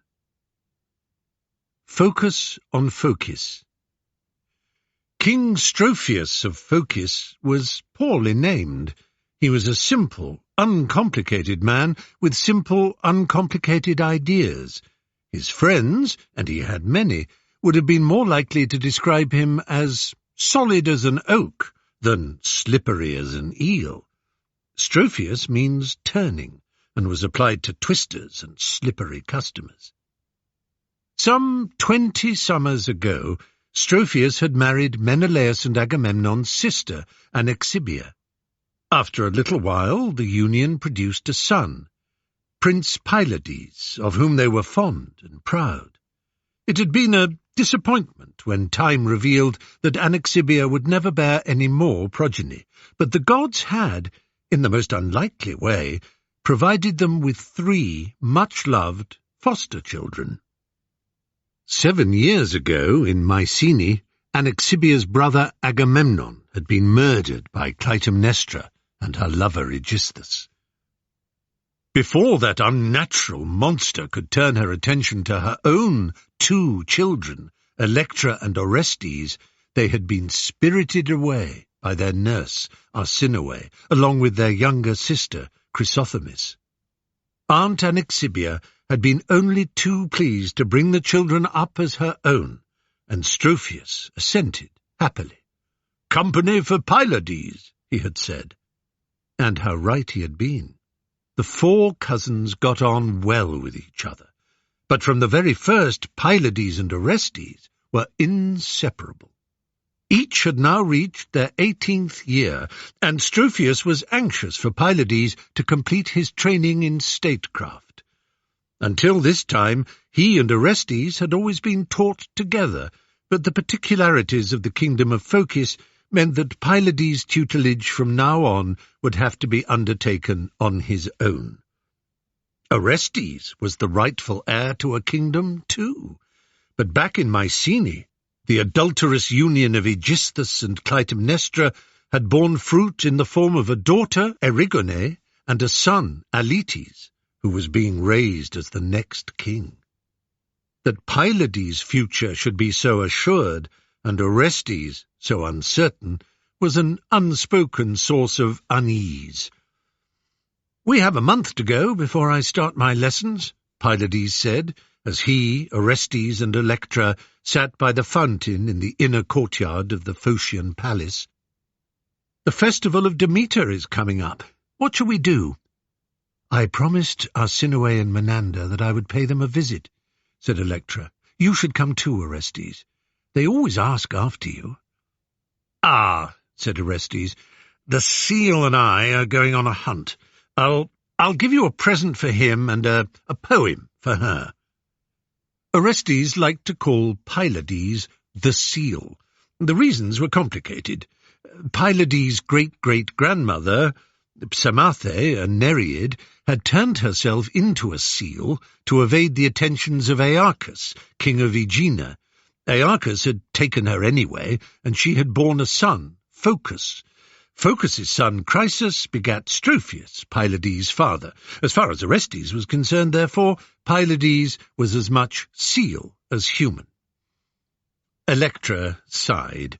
Boys were unreliable when it came to their obligations. She left the next day, and after her brother and cousin had waved her goodbye, they mounted their horses and headed for the eastern hills. This was no formal hunt, and they took no one with them, not so much as a single groom or attendant. They liked to be alone together. Pylades and Orestes were extraordinarily in love, to the amusement of Strophius and Anaxibia, who likened them to Patroclus and Achilles, to whom, of course, they were related. Pylades' line descended from Aegina, grandmother of both Phocus and Peleus, Achilles' father. But Aegina was also mother of Menetius, Patroclus' father. I don't recommend thinking too hard about these relationships. They do a person's head in. Such close companionships were common and blessed by the gods. The time would come when each would have to think about marriage and children, but for the moment their passionate fondness, each for the other, was a source of delight and envy all around the kingdom. "Parnassus," said Pylades, pointing to the far blue hills to the east. "I've another idea," said Orestes. "Follow me, see if you can guess." It took Pylades an hour of riding to realize their destination. "Delphi? You're heading for Delphi?" "Might as well see what the future has in store." They rode on in silence. Pylades could understand why his friend, who had suffered the almost unimaginable horror of seeing his mother murder his father, might want to know what the future held for him. But Pylades knew, as did the whole world, that the clan of Tantalus was triple cursed. Tantalus himself is eternally tormented in the underworld. Surrounded by water that recedes when he stoops to drink, luscious fruit hangs above him just out of reach, hence our word tantalize. Tantalus's descendants, Pelops, Atreus, and Agamemnon were all victims and perpetrators of nameless atrocities, curse piling upon curse like Pelion on Ossa. For details of the heaping of one of these two mountains on the other, see Mythos. Suppose the oracle at Delphi had only terrible news for the next generation.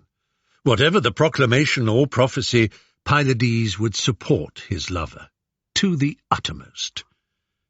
The queue outside the oracle was a long one that day.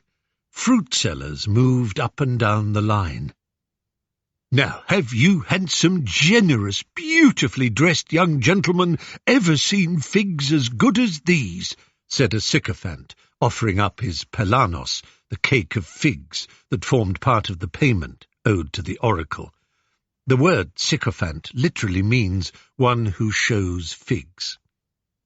Orestes bought the pelanos. Now sellers of lambs and kids approached. Before entering the oracle, it was necessary to make a sacrificial offering. The offering was made, and at last it was Orestes' turn. He beckoned Pylades to follow him into the cavern-like interior.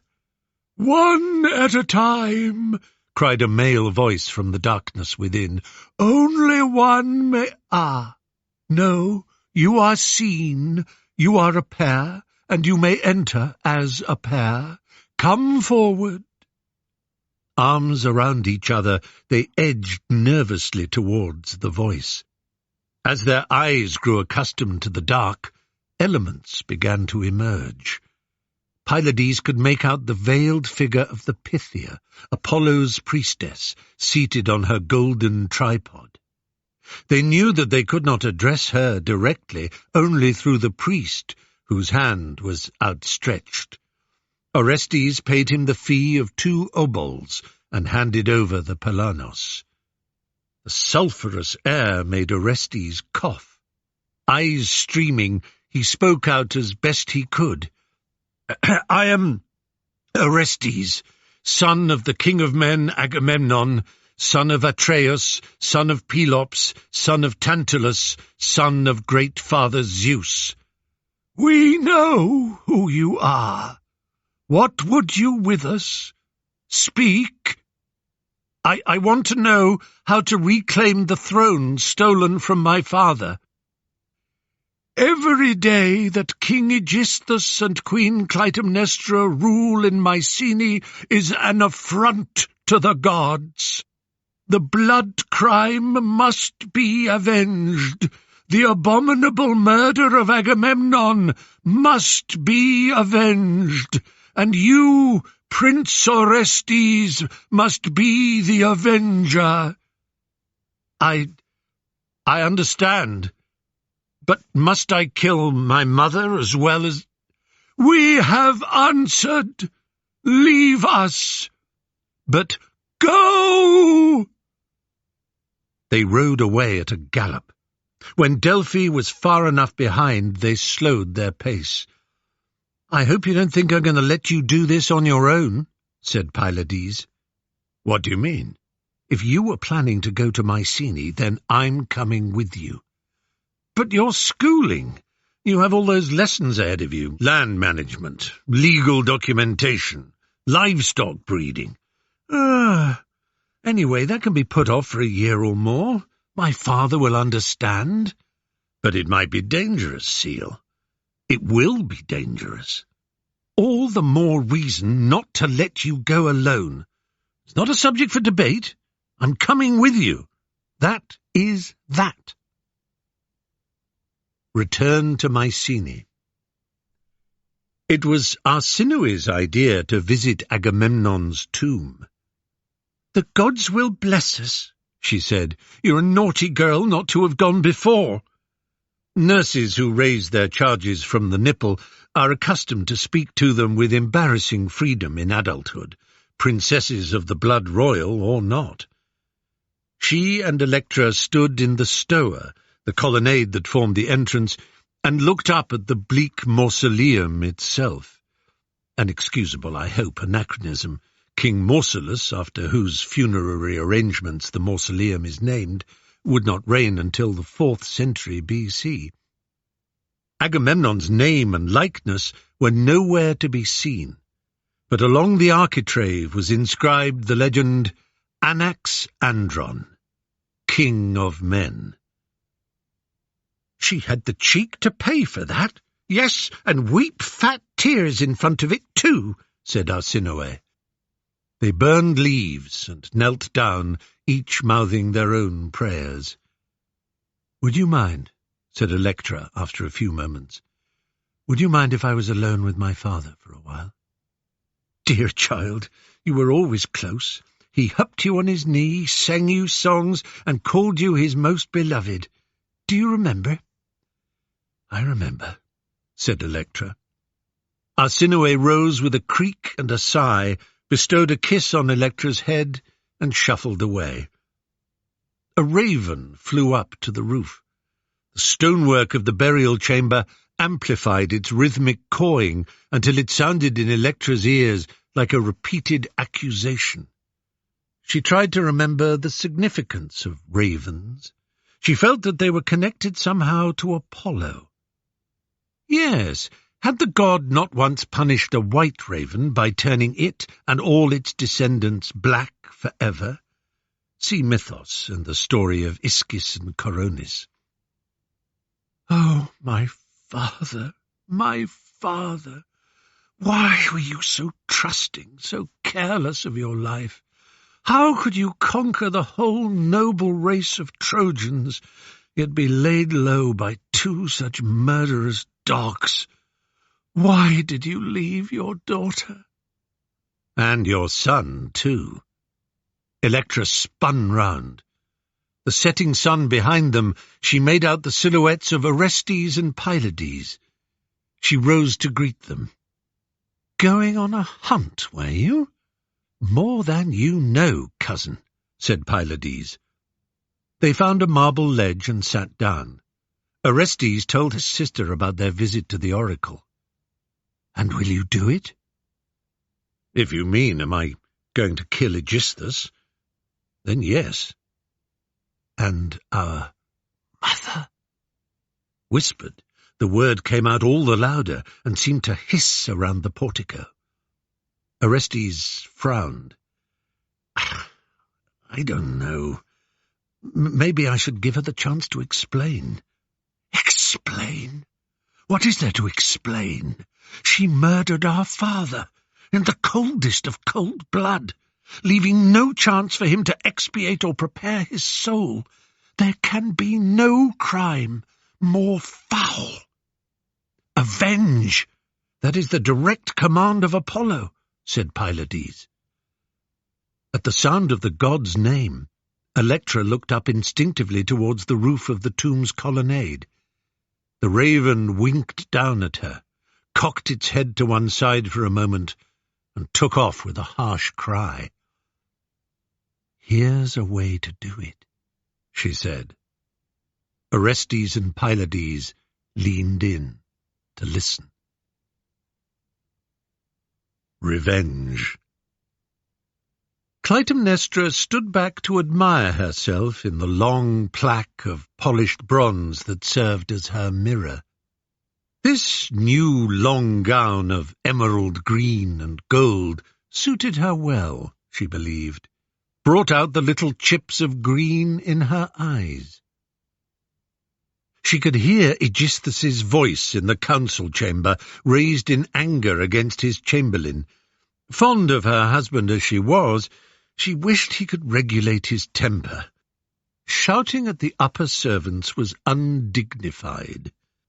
Even as she smoothed the fabric down, she saw in reflection the poor chamberlain, red-faced and shaking, pass by behind her.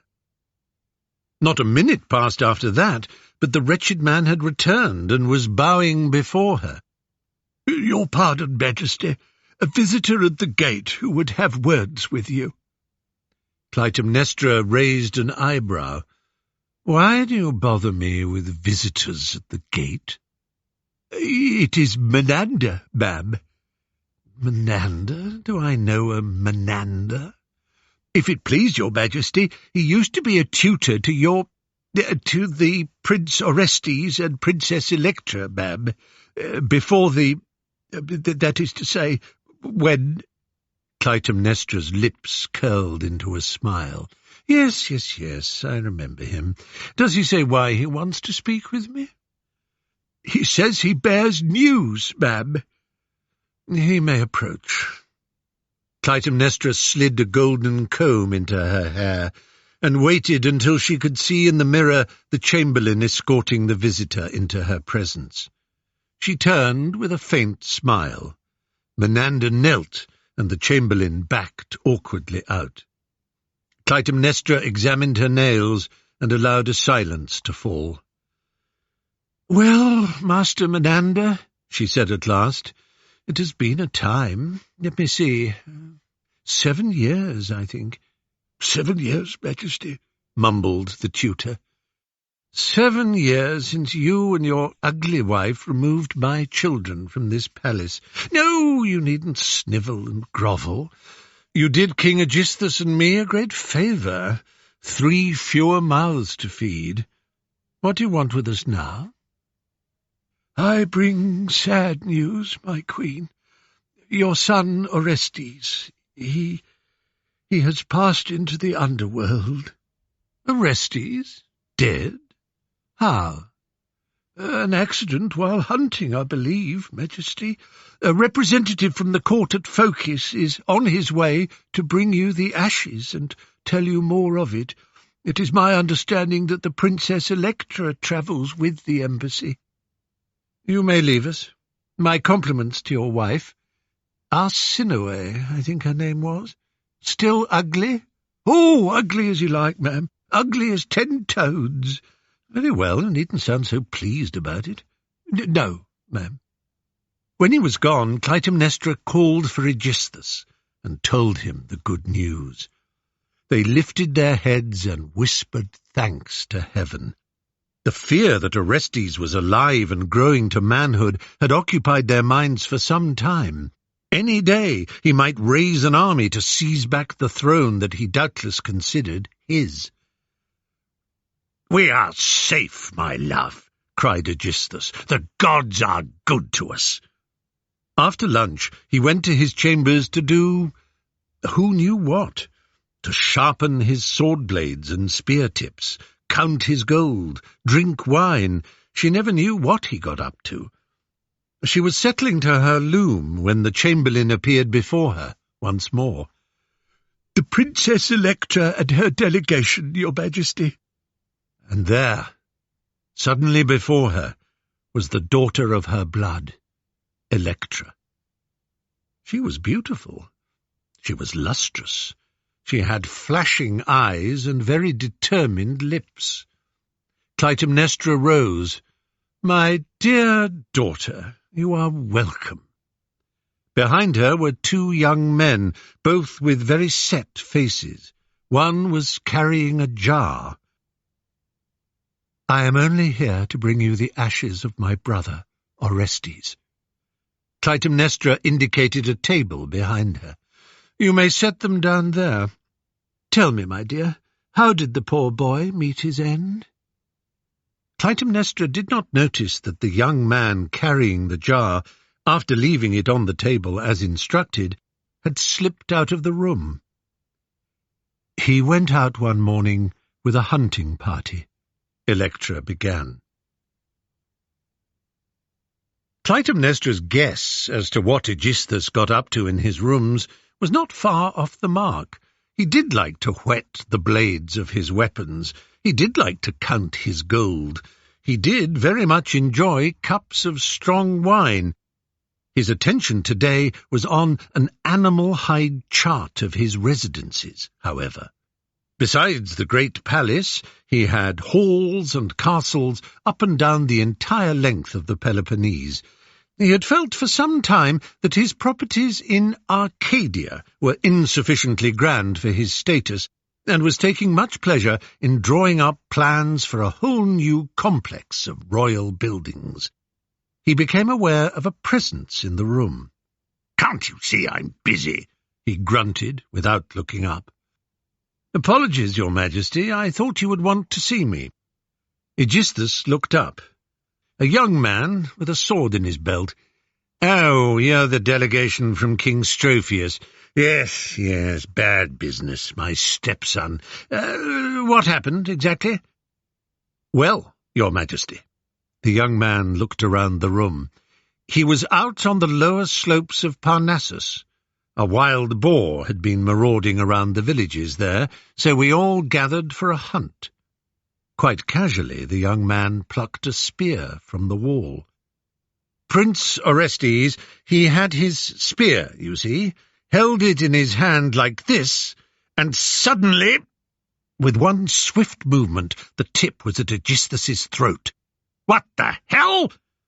"And suddenly Prince Orestes was in Mycenae, standing before the bastard son of a mongrel bitch who conspired to kill his father, the greatest king that ever lived." Aegisthus's eyes nearly popped out of his head. "You! In the name of Apollo, I claim my revenge!" Orestes thrust. The spear burst through the flesh of Aegisthus's neck. A fountain of blood sprayed out. Orestes pressed harder, and the tip pushed through into the chair behind Aegisthus, pinning him. He shuddered and thrashed, and was still. Clytemnestra leaned forward, an expression of great sympathy and sorrow on her face. "So this boar, this wild boar—" "Like the Caledonian boar itself it was," said Electra. "He had no chance." "And it killed Orestes?" "No, mother. Orestes killed it." Clytemnestra spun around. Orestes came forward. She saw a spray of scarlet on his tunic. "Yes, I thrust a spear through the vile old boar then, just as I did now." "Aegisthus!" Despite herself, Clytemnestra cried out in pain. "And now you, mother," said Electra. "You too have to pay for what you did to my father." "You would not! You dare not! Your own blood!" "You massacred my father. We saw you do it. We saw you crawl up behind him. He had your sister Iphigenia killed. How can such a crime rest unatoned? And he dared come to my house with that Trojan whore. He was Agamemnon, king of men." Electra was on her feet. She pointed a finger at Clytemnestra. "He was worth 1,000 of you, and you killed him. Do it, Orestes. Do it."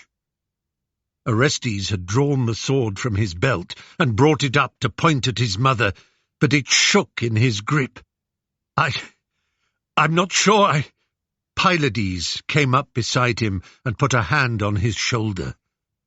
"Apollo ordered it. The command could not have been plainer.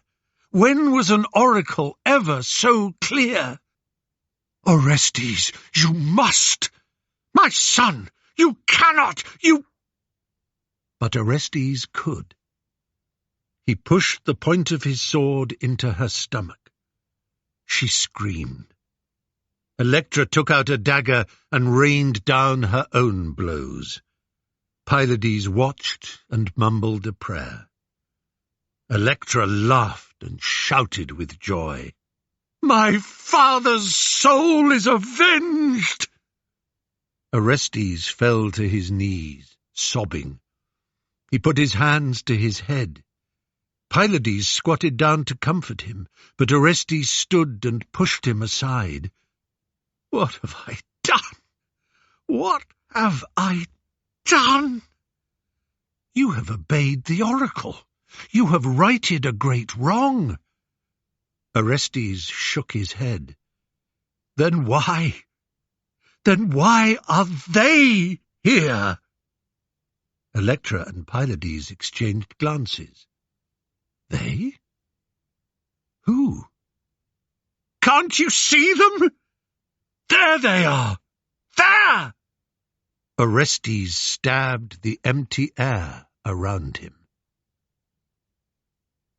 The gods confer.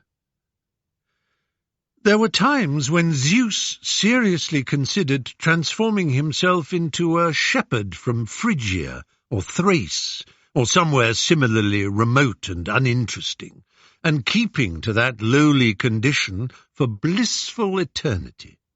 No commands to give, no judgments to make, at least none more pressing than when to move the sheep and goats to fresh pastures, or which to milk and which to fatten for slaughter.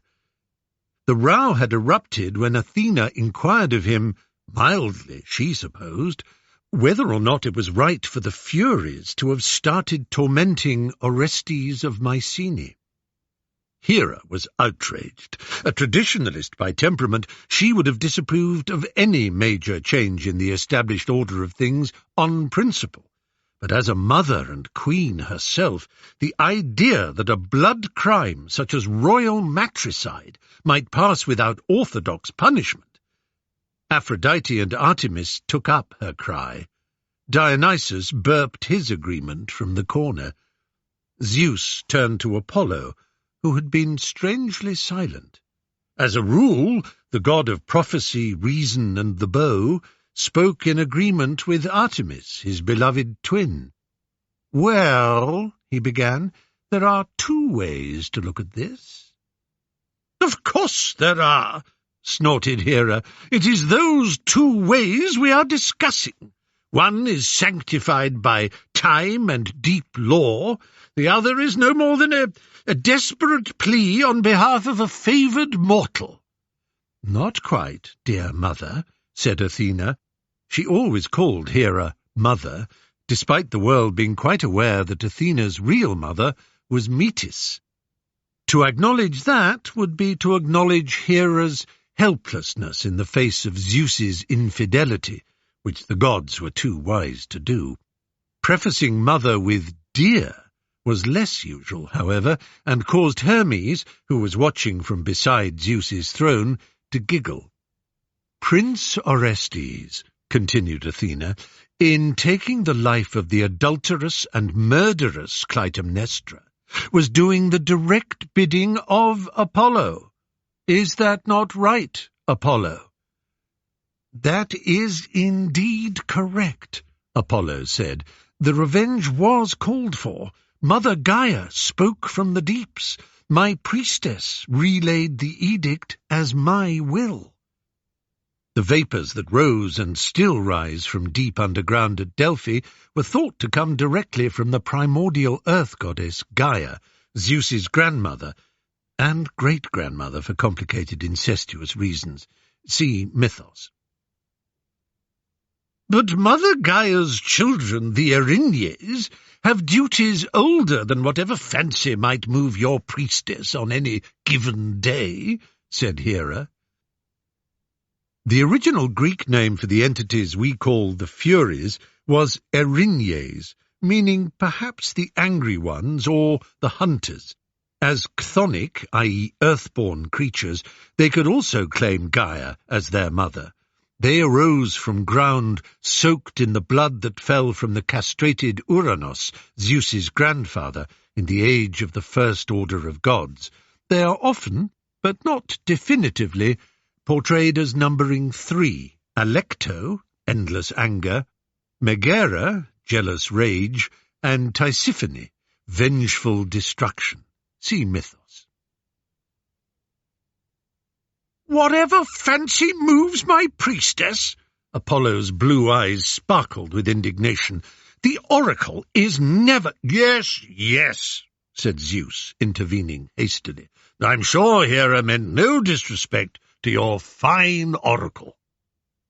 "In any case," said Aphrodite, "I cannot believe that you, our lord and king, the great sky father and ruler of the world, would wish to see a member of the house of Atreus, of all rotten clans, go unpunished."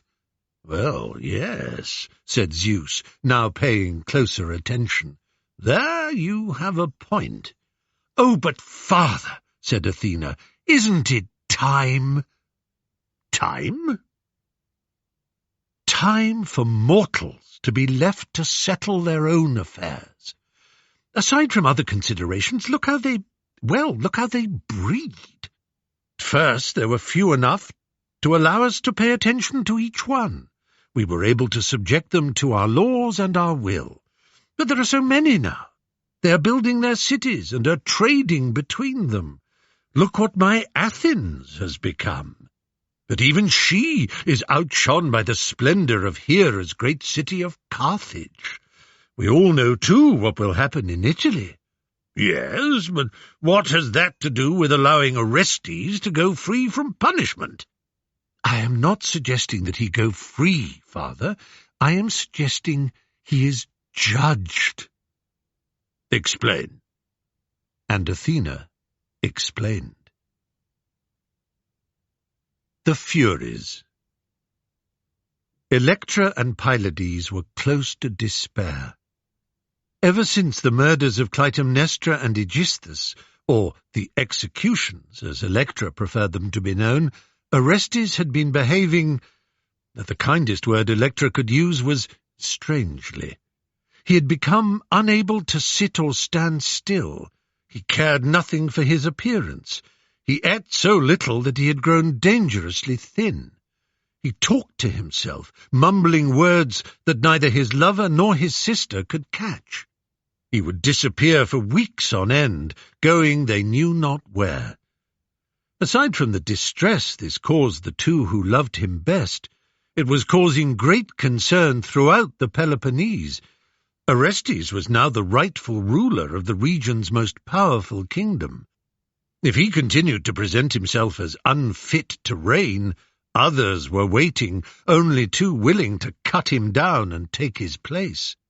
There had been an unspoken agreement for many years that Orestes should one day marry Hermione, the daughter of Menelaus and Helen, and thus unite the thrones of Sparta and Mycenae. The news that he had killed his own mother, Helen's sister, ended any prospect of such a match. Respect for the young man had been replaced by revulsion. "I know what we must do," said Pylades. "I must take him back to Delphi. Only the oracle can tell him how to heal his broken mind." It took Pylades much wheedling and persuasion, many promises and threats before Orestes consented to go. They rode in a 2-seater chariot, driven by a trusted servant. But all the same, it was a horrible journey. Orestes screamed, laughed maniacally, sobbed, and at one point stood up and tried to throw himself onto the road. It seemed that they were expected in Delphi, for the moment their chariot arrived, attendants in long white shifts came forward to escort them to the front of the queue for the oracle. They were followed to the entrance by murmurs of displeasure from those who had been waiting in the sun for hours and even days. The voice of the Pythia called them in. "Orestes, Mycenae's new king, we know of your troubles. We know what it is you want to hear." "I want to hear nothing!" Orestes yelled directly to the priestess. "I want silence! I want all the noises in my head to stop!" "Orestes, Orestes!" Pylades put his arm around his friend. "Remember where you are. This ground is sacred." "We are neither affronted nor offended, Orestes," said the Pythia. "The Lord Apollo commanded you to act as you did. You avenged the slaying of your father. Now the Erinyes torment you. They pursue you. They give you no peace. It is their purpose to punish and avenge blood crimes. They are almost as old as Mother Gaia herself. Even shining Apollo cannot call them back." "But what can be done?" Pylades cried. "This cannot be fair or just." "Orestes must complete 2 tasks. Only then will he be free to take up his throne, his life, and his destiny. First, by command of the great goddess Athena, he must go to the city of Athens. She alone can placate the Furies and balance the scales of justice. On the Acropolis, make sacrifices to the goddess, and then take yourselves to the heights of the hill of Ares. Her works will be made manifest there. When this is completed, return here, and you will receive instruction as to your second task. Orestes seemed not to hear.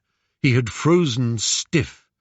Pylades thanked the priestess, turned him around, and pushed him out of the sulphurous cavern and into the open air.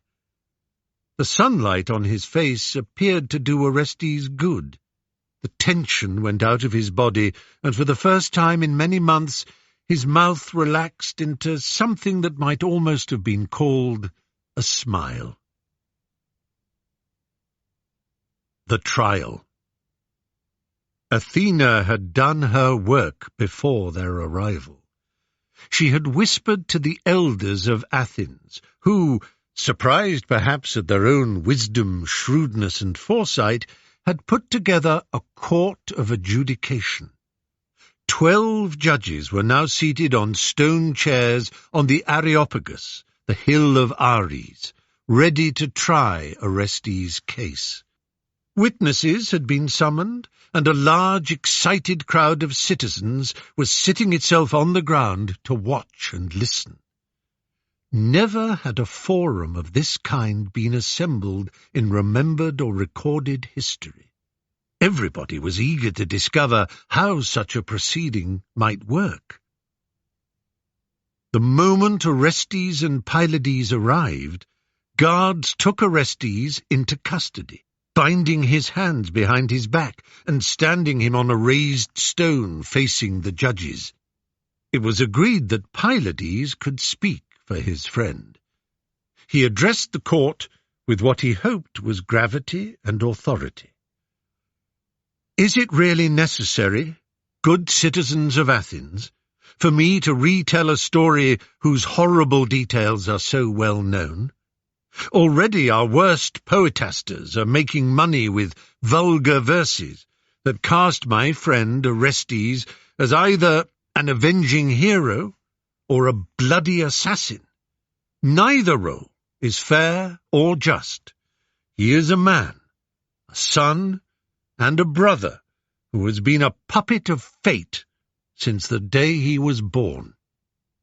Many years ago, when he was but a child, his mother formed an adulterous liaison with their father's cousin, Aegisthus. Orestes and his sisters were banished from the royal apartments that were their rightful home and left to the care of a nurse and tutor, eating and living with the servants and slaves in the kitchen. All he could do was pray for the safe return of his father, Agamemnon, king of men, and the restoration of order in Mycenae. The great Agamemnon did duly return. Instantly, with a bestial savagery that, like one of Poseidon's great earthquakes, sent shocks through the known world, Clytemnestra herself, with cowardly, merciless cunning, ended the life of the noble warrior king. What she began, Aegisthus himself finished, slaughtering a Trojan princess and priestess of Apollo, Cassandra, in contempt of all laws of honor.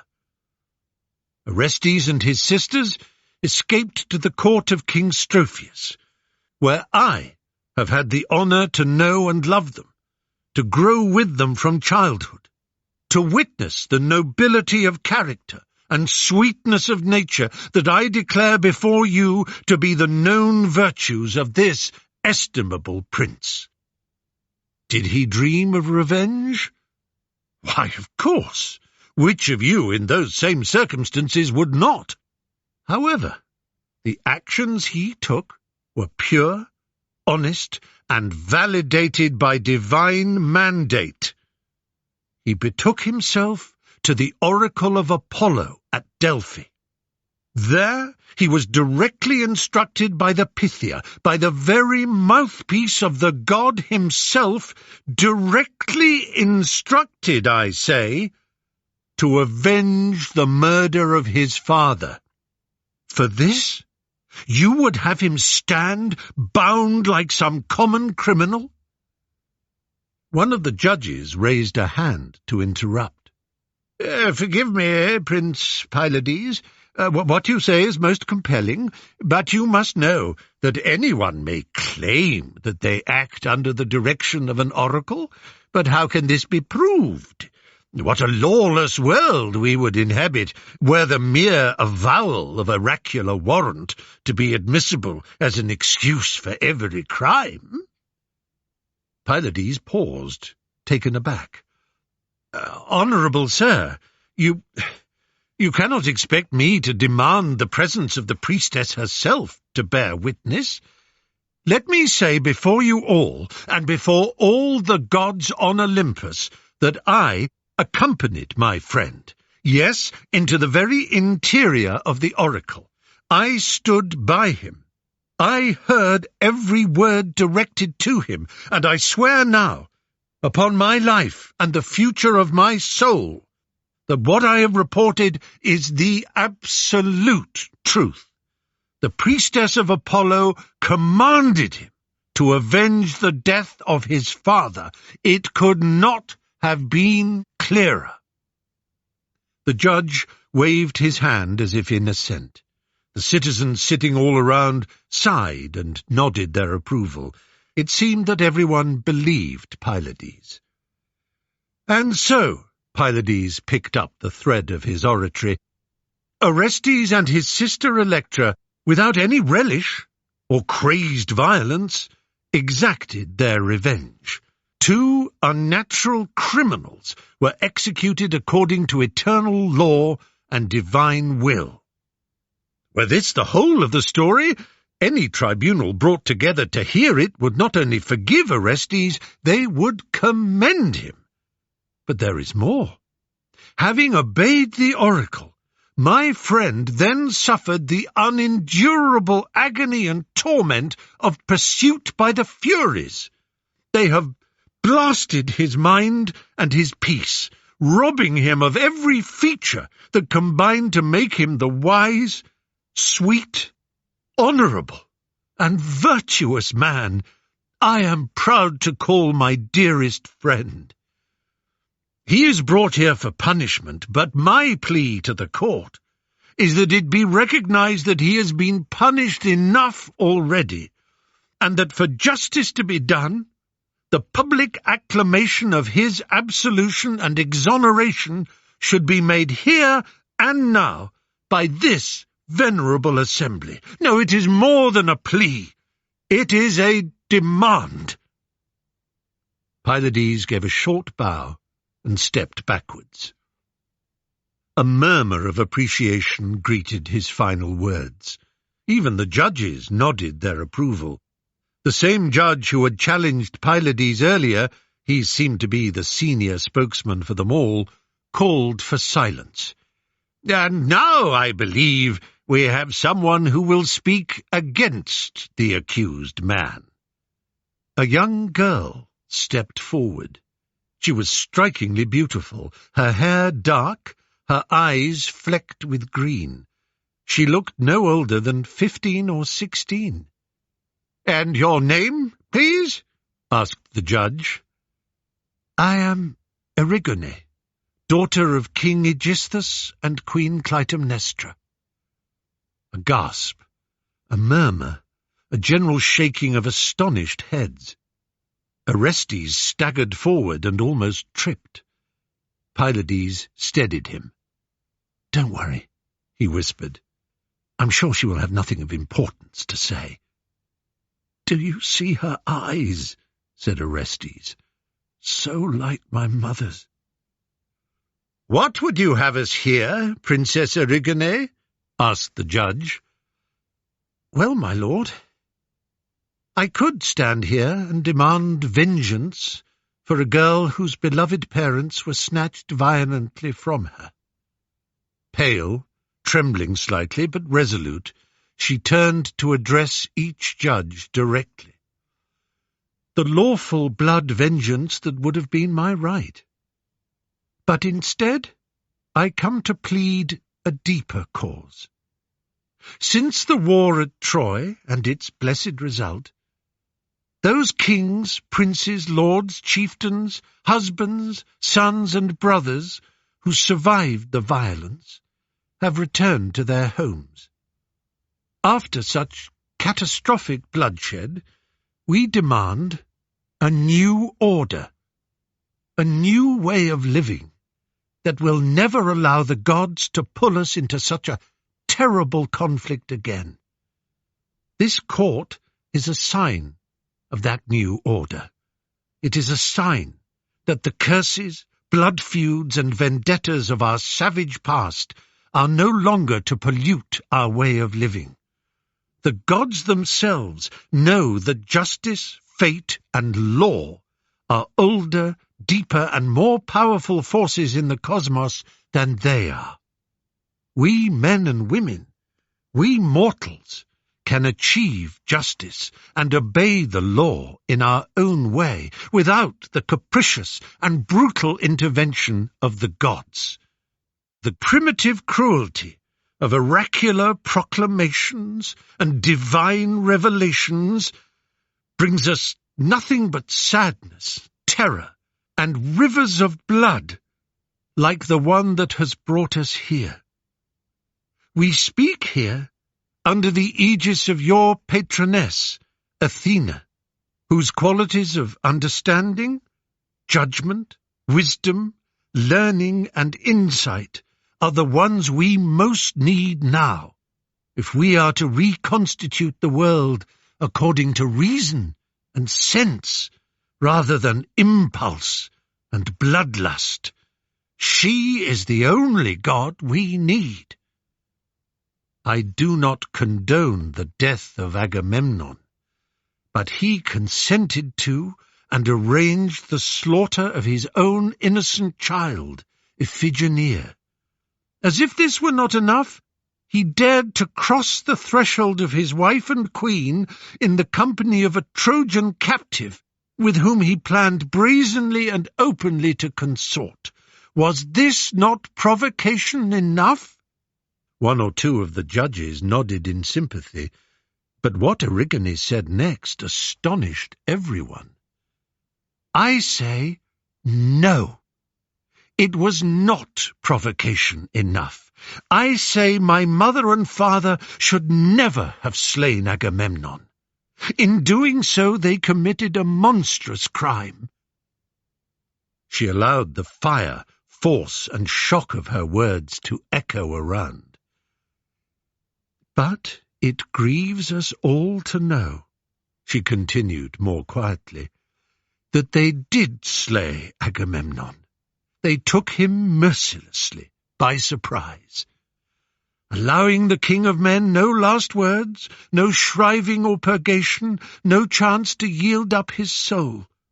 His children, Orestes and Electra, knew that the murder of their father was a monstrous crime that went against all canons of natural law.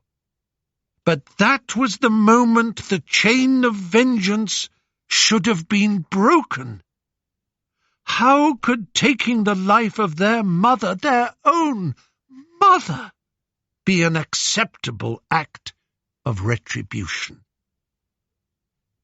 We Greeks expect each generation to improve upon the one before. We like to believe that we invented the idea of progress towards perfection. Orestes had the opportunity to do more than repeat the violent pattern of his brutal ancestors.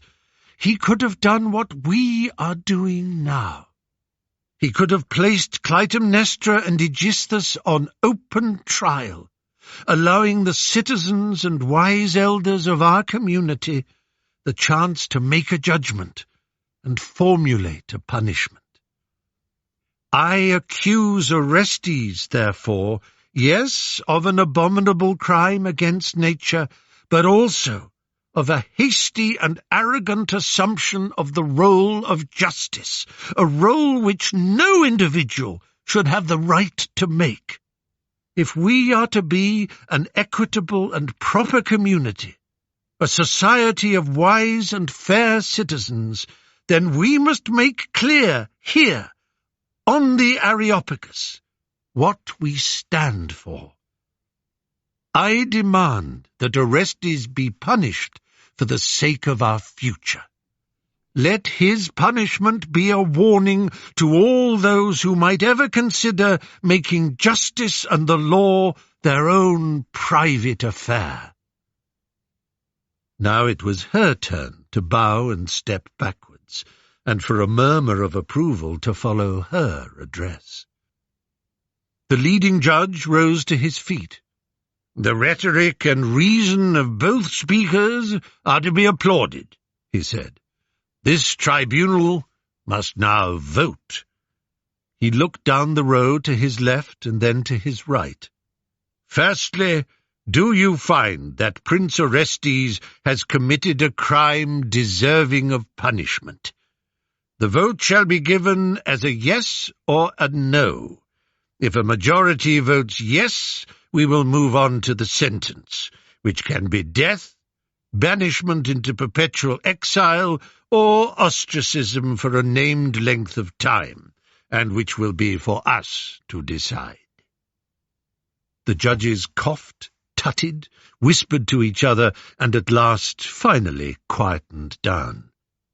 Pylades watched them closely for any sign of their voting intentions.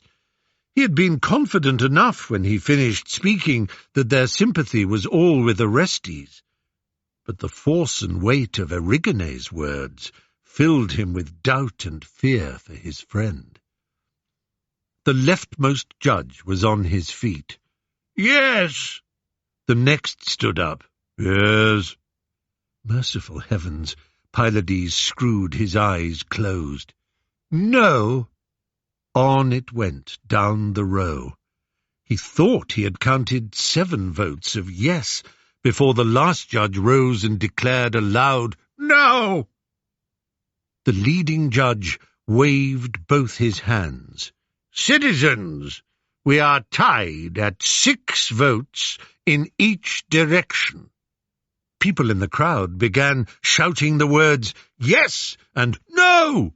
Pylades would have feared for their safety had not a low boom sounded.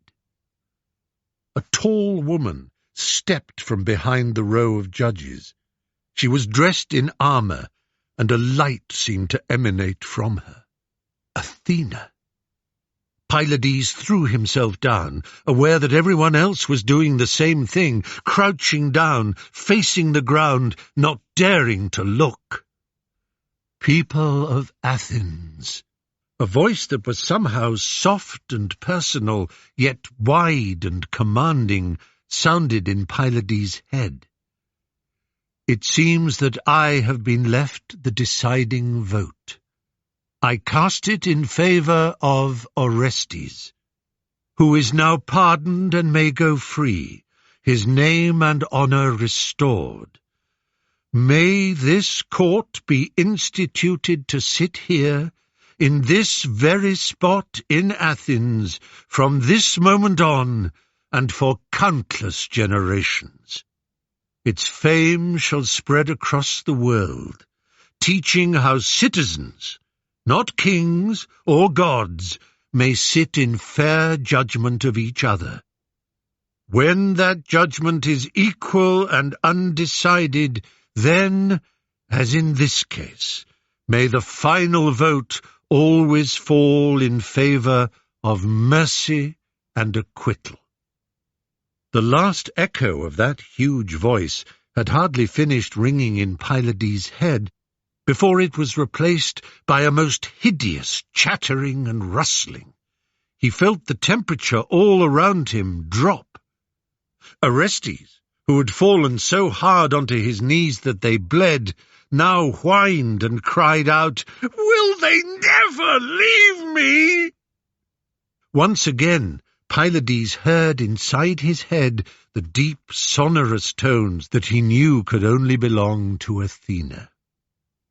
The Erinyes, ancient spirits of justice and vengeance, are angry with me for depriving them of their prey. The rustling and chattering increased in volume and intensity. But I command you, furies of the blood of Uranos, to find a new and better path to justice. Become forces of magnanimity, not revenge. I call you to that higher purpose and rename you. Here, below the seat of Ares, will be the shrine of the Eumenides, the kindly ones. The Eumenides is the title of the third play in Aeschylus's trilogy, the Oresteia, first performed in Athens in 458 BC. I have taken it loosely as my major source for this scene. The earth beneath Pylades' feet shook. He looked up. A swirl of dust was all he could see behind the line of judges' thrones. He got slowly to his feet. Everyone around him, Orestes included, now stood. They exchanged glances. With a leap of joy, Pylades saw radiance in his friend's face. Orestes smiled and shook Pylades by the shoulder. "Seal," he whispered. "I'm back. But what happened?" "I'm not sure," said Pylades. I thought I heard." The lead judge was attempting to cover up his own confusion. Citizens! As chief of this tribunal, it has been made clear to me, that is to say, I have decided that, in the event of a tied verdict, it is only right for the court to fall on the side of mercy and absolution. I declare, therefore, that Prince Orestes is cleared of all charges against him, and may leave with his name and honour restored. In the great classical era of Athens, following the mythical age we are dealing with, the Areopagus was used as a council of elders and judicial court. From the days of the statesman and lawmaker Solon, round about 630 to 560 BC onwards, it constituted the highest criminal tribunal in Athens. Murder, malicious wounding, blasphemy, and treason would all be tried there. The Idol. To Tauris. Pylades looked out from the rail and watched the dolphins leaping over the bow waves. Through the mist of spray that rose from their arched backs, the warm light of the dying afternoon sun fanned into a shimmering rainbow, which Pylades chose to interpret as a promise of good fortune. If all went well, Orestes would soon be released from the bonds that had encircled him since the killing of Clytemnestra. Already the Furies, the Eumenides, as they must now be called, were harrying and tormenting him with less shrill violence. They still chatted in his ears and caused him distress.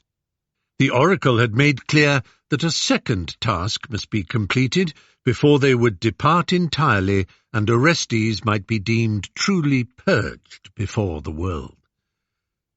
"Apollo demands that Orestes go to the land of the Taurians," the Pythia had ordered when he and Pylades had returned to Delphi after the trial. "There he must find the wooden image of Artemis and bring it to Athens, where it must be set in a new temple raised to her glory." This strange decree is what now took them over the water.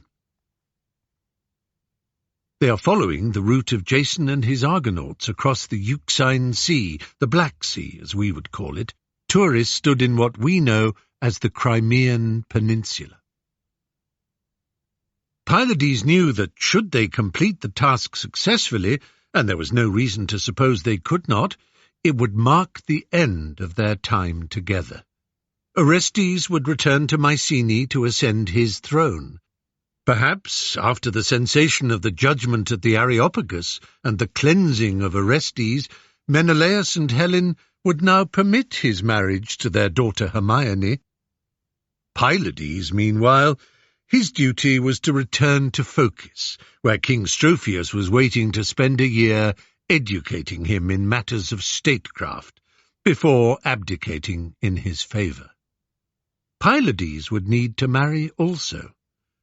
Orestes often teased him that Electra liked his looks and enjoyed his company. Well, perhaps. "Land! Land ahead!" Pylades saw no land. However, he trusted the eyesight of the captain of the 50-man Pentaconter that had transported them so swiftly from Piraeus, so he looked again. Orestes came up to join him. "So, what's the plan?" "If you squint your eyes, you can just make out lights twinkling on the horizon." "Yes?" "Aye, Captain Seal." "Oh, hush. By the time we get close, it will be pitch dark. I think we should find a small inlet where we can hide the ship and go secretly by night to the temple where the statue stands. We shall be back out to sea with the thing safely stowed aboard before first light." Just the two of us? Why not? Do we know how big this image of Artemis is? We'll feel pretty silly if it's a colossus that would take half a ship's complement to carry. The oracle would have told us if that were the case. It'll be portable. The main thing is that we have to be so damn careful. It's well known that the Taurian king Thoas and the priestess of the Temple of Artemis hate Hellenes like us. If they find a Greek anywhere in their kingdom, they bring them to the temple, where she sacrifices them. No exceptions. As they neared the coastline, they arranged with the ship's captain a system of signalling with torches from the shore, one sign to indicate that they were ready to be picked up, another that there was danger, a third that the ship should leave without them, and a fourth that the crew would be welcomed and could safely disembark. Every contingency Pylades considered plausible was accounted for. Trekking from the cave towards the capital was no easy matter. It was fortunate that the city was on a hill. Its lights offered an amenable beacon, but the country they had to cross to reach it was difficult. They laboured over rocks, streams, and boggy marshes. "Hey, Pylades, I wonder if they have wolves here," said Orestes. "No!" a strangely accented voice boomed out. "But they have sheep, and sheep have shepherds. Catch 'em, boys! Run, Seal, run!" They stood no chance, of course, and were caught and captured within moments. Ropes were tied around them, and soon they were being roughly pulled towards the very place they had been aiming for, the Temple of Artemis. The leader of the shepherds was happy to talk. "Bad luck on you two, but our King Thoas, he pays big money for Hellenes like you, and we're poor men with large families. They give you a good meal and the best wine before you are laid on the slab. That's a cheering thought, at least." It wasn't, but Pylades felt it would be impolite to say so. They tripped and bumped along stony paths for 2 hours before the climb to the temple began. As they neared it, the shepherds banged their staffs together and let up a great hullabaloo. In answer, the wooden gates of the temple opened with a creak and a groan. 2 sleepy guards emerged. Pylades and Orestes were thrown into a stone cell. The clink of gold coins came to their ears. Before long, they heard the shepherds singing their way back to the countryside. In the morning, the captain of the guard dragged the two young men to the central chamber of the temple, threw them onto the ground, and told them to await the priestess.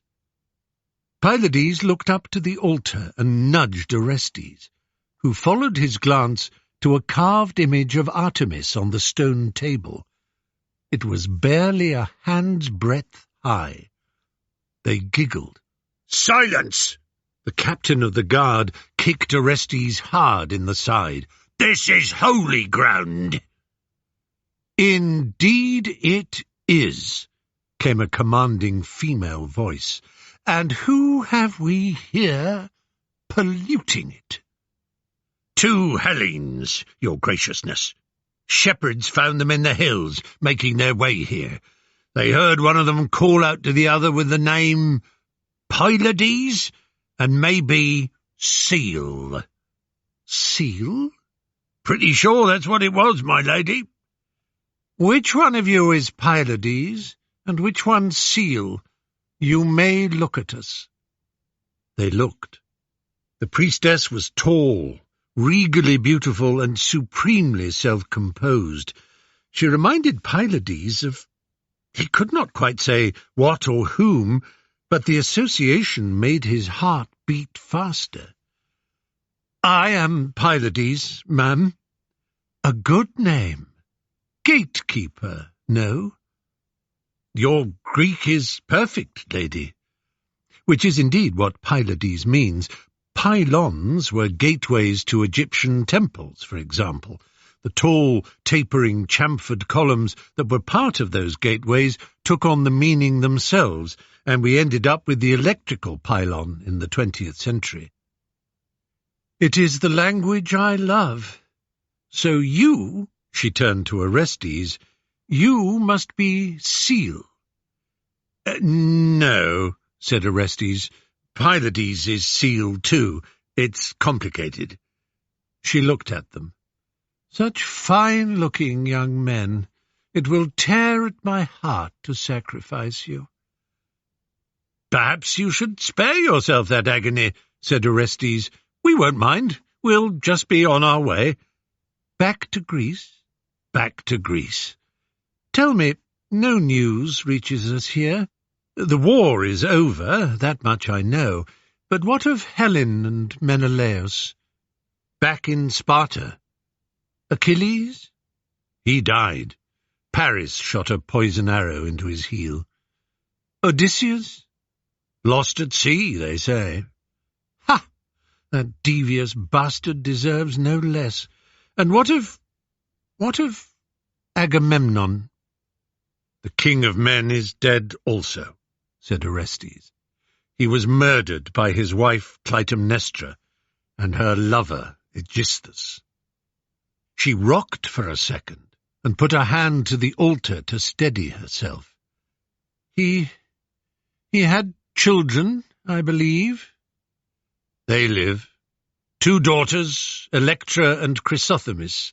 There was a third, the eldest, Iphigenia, but she died." "Was there not a son?" "Orestes. He is alive. Fully alive." Orestes derives from Oros, meaning mountain, as in the mountain nymph, the Oread. The name Orestes can mean one from the mountains, or that very Tennessee or West Virginian kind of individual, mountain man. Iphigenia derives from Iphios, meaning strong, stout, or vigorous, and genia, meaning birth or origin. So strongly born is perhaps the best translation. The priestess closed her eyes for a moment. "It would be a pity to sacrifice you both. Here is what I will do. I have a note I wish to write. If one of you will take it to Mycenae and deliver it, he will live. I shall sacrifice the one left behind." "Pylades will take the note," said Orestes at once. "No, he will not," said Pylades. "He most certainly will not." "Yes, he will." Orestes glared at Pylades. "I absolutely insist." "Well, well," said the priestess, amused. "I see that you are more than friends. Wait a while, and I shall compose the letter." When she was gone, Pylades turned furiously to Orestes. "You must be the one to go." "No," said Orestes. "I was compelled to come here. You were not. I am the one who aroused the Furies. I am the one who did what he did. I will not allow you to stay. You are going, Seal. Let me hear you say it." Pylades submitted. "I am the one who is going." The priestess returned, a roll of parchment in her hand. "Have you settled on which of you will deliver this message?" "He will," said Orestes, jerking a thumb in Pylades' direction. "It seems it will indeed be me," said Pylades. "You promise, in the presence of the goddess, here in this hallowed place, to deliver the message?" Pylades raised his hand. "By the silver bow of Artemis herself, so I swear. Only its loss by shipwreck or piracy will keep me from doing so." "Yes, that is well said. We cannot risk its loss at sea." The priestess frowned and considered. "Very well. Here is the solution. You must learn the letter's contents. If it is lost, you will still be able to repeat it. It is for Orestes, son of Agamemnon. Do you think you can memorize it?" Astonished and bewildered, but keeping his countenance, Pylades bowed. "I believe so, madam." "Very well. I shall read it to you." She unrolled the parchment. "She that was sacrificed in Aulis sends this message. Her family may believe her dead, but Iphigenia is still alive. Fetch me back to Mycenae, Orestes, my brother, before I die. Rescue me from this barbarian land. Free me from the murderous priesthood that forces me to put innocent strangers to death. Unless you do so, Orestes, my existence will be a stain and a curse upon our house. The very—" She broke off. "What is it?" Orestes had leapt to his feet. He was staring at the priestess in stunned incredulity. "Apollo! Oh, Apollo! This is why you sent me here." He turned to her, his face shining. "Iphigenia! Sister! How can you be alive?" "Sister? I am the brother you call upon. I am Orestes." Her face darkened. "You'd trick me, would you?" "No trick, sister, I swear." "You would say anything to save your skin. Prove you are Orestes." "Prove that I am your brother? How could I do that?" "Ha! I thought not." No, wait." Orestes was thinking fast. "When you were, 10 years old, maybe 11, you embroidered the scene of the quarrel between our grandfather Atreus and great-uncle Thyestes. It hangs in the Megaron, above the shrine to Hestia. And once you showed me a secret. In your chamber, in a concealed cupboard, you kept a spear. The very spear that our ancestor Pelops used to kill Oenomaus. I pushed the tip of it into the palm of my hand and pretended it had drawn blood. You screamed, remember?" "Orestes! Oh, my brother!" The screams, the tears, the laughter, the exclaiming, the head-shaking, the wondering. "But Iphigenia, what I don't understand," said Orestes, "is how you can be alive. The whole Greek army saw Calchas plunge a knife into you on the sacrificial stone in Aulis." So they all believed. But Artemis substituted a deer at the last minute and swept me away here to the land of the Taurians. And oh, how I hate being trapped in this place, brother. At first I was so angry with our father for what he did, or thought he did, that the idea of killing Danaans, Achaeans, Argives, Hellenes satisfied my lust for revenge, but I sickened of it soon enough.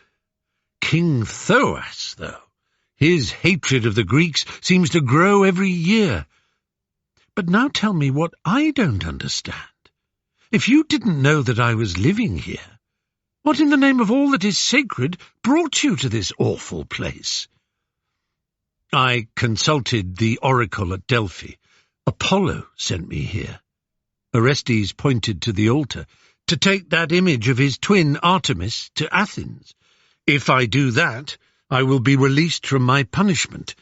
You see, I'm being pursued by the Erinyes, and— Why? What have you done? It was hard for Orestes to tell the story of how he had killed Clytemnestra. Iphigenea's initial response was horror and fury. Surely their mother had been right to kill Agamemnon after what he had done to Iphigenia. Orestes and Pylades pleaded for understanding.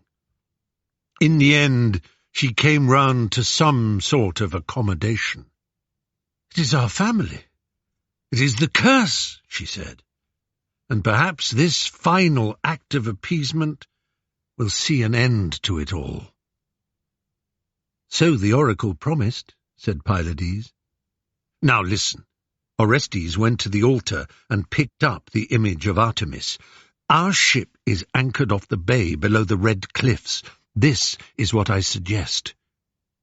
A fanfare of trumpets broke in on them. Iphigenia quickly snatched the idol from her brother. King Thoas, a large, brutish-looking man with a thick beard, entered, rubbing his hands. "Well, well, I was told we had a couple of Hellenes to deliver to the goddess. Ha! And look at them! So young, clean, so innocent-looking. Little Greek babies. How Artemis will relish their blood. Have you begun the first rites, Iphigenia?" "No, my lord, for in truth I am troubled." Iphigenia revolved the figurine in her hands. "Troubled?" "When these two came here into the holy shrine, this statue turned and shut its eyes." "It did what?" "Yes, my lord. It turned round to face the other way, and when I picked it up to look more closely, I saw that its eyes had closed." "Well, they're open now." "Yes, my lord, but I know what such a manifestation means." "What does it mean?" "It means," said Iphigenia, "that these two have some blood crime on their hands. I cannot sacrifice them until they have been purified, and this holy statue, too, in the waters of the sea." "Well, very well, let's go and do that, then." "Great king, I will do that, but you must remain here. The temple itself needs to be cleansed. You may achieve this with torches. The flames will purify the air. My priests will instruct you in the manner of it." "Well, why can't they do it themselves?" "They could." "Excellent. But if you were to do so, it would glorify you in the eyes of the goddess. She would bestow great benefits upon you, sire." "Right. So, off you go, then. Hurry!" Iphigenia chose the prisoner's escort very carefully. It was only towards the end of the day that Thoas finished the fumigating with sulphurous torches, a painstaking and malodorous process, and re-sanctified the temple. It occurred to him that Iphigenia and her sacrificial victims had been away a long time. He and his guards hurried to the bay over which the red cliffs loomed. "This is where she bathed them?" "I believe so, my king." "Then where the hell are they now?" The captain of the guard looked out to sea. A single Pentaconter at full sail was already halfway to the horizon. Even at that distance, the captain could see the diamond sparkle in the water as 50 oars dipped and pulled, dipped and pulled. Yes, Orestes did marry Helen and Menelaus' daughter Hermione. In time, Menelaus, as his father-in-law Tyndareus had done before him, yielded the throne to the younger generation. Orestes and Hermione ruled as king and queen of Mycenae and Sparta. Yes, Pylades did marry Electra. The couple reigned in Phocis. They named their son after the old king, Strophius. It all seemed to tie itself up into a neat and pretty happily ever after bow. The curse was finally lifted. The house of Atreus had suffered enough. Odysseus, a man who has seen much sorrow. The stranger on the shore. A salt-caked, sunburned, wind-scoured man lies face down and naked on a beach. Sandflies skip on the scarred skin of his back. From a distance you would take him to be dead, but come nearer and you will see the bellows of his chest opening and closing. Behind the thunder of the surf and the scream of gulls can be heard the sound of human laughter, the squealing, gasping laughter of young people at play. A leather ball rolls at speed across the sand until it is stopped in its course by the sleeping man's head. The muscles on the man's back twitch and bunch as he wakes. He raises his head and shoulders. His eyebrows compress into a frown as he tries to make sense of the damp, sand-crusted ball in front of his eyes. He has never seen such an object in all his life. How long a life? It might be 40 years, it might be 60. The muscle tone belongs to a younger man, but the white-streaked hair and harsh lines of suffering on the face tell of one who has endured 5 lifetimes. The distant laughter from behind the rocks now catches and holds its breath. The man engages the sinews of his legs to stand upright. For all the effort and pain that every movement brings him, we can see at once that he is strong, balanced, and athletic. His sudden, broad, masculine nakedness causes a gasp of shock along the bay, then shrill peals of delight, then muffled giggles, then panicked splashing, until finally there is only the loud silence of seabirds and breaking waves. Whoever they were, the piercing pitch of their hysteria suggests children or young girls. They have run away. All but one. The man shades his eyes and sees wet clothes draped over the rocks. From behind the largest of these rocks, a form emerges, features flattened into silhouette by the late afternoon sun behind. The form comes closer, hesitant but determined. As the man stares, the outline resolves into the figure of a girl. The man reaches quickly down to tear off a branch of thick leaves to cover his nakedness. The girl is no older than 16. While she shows no fear, she cannot keep from her eyes a look of astonishment, perhaps something more than astonishment.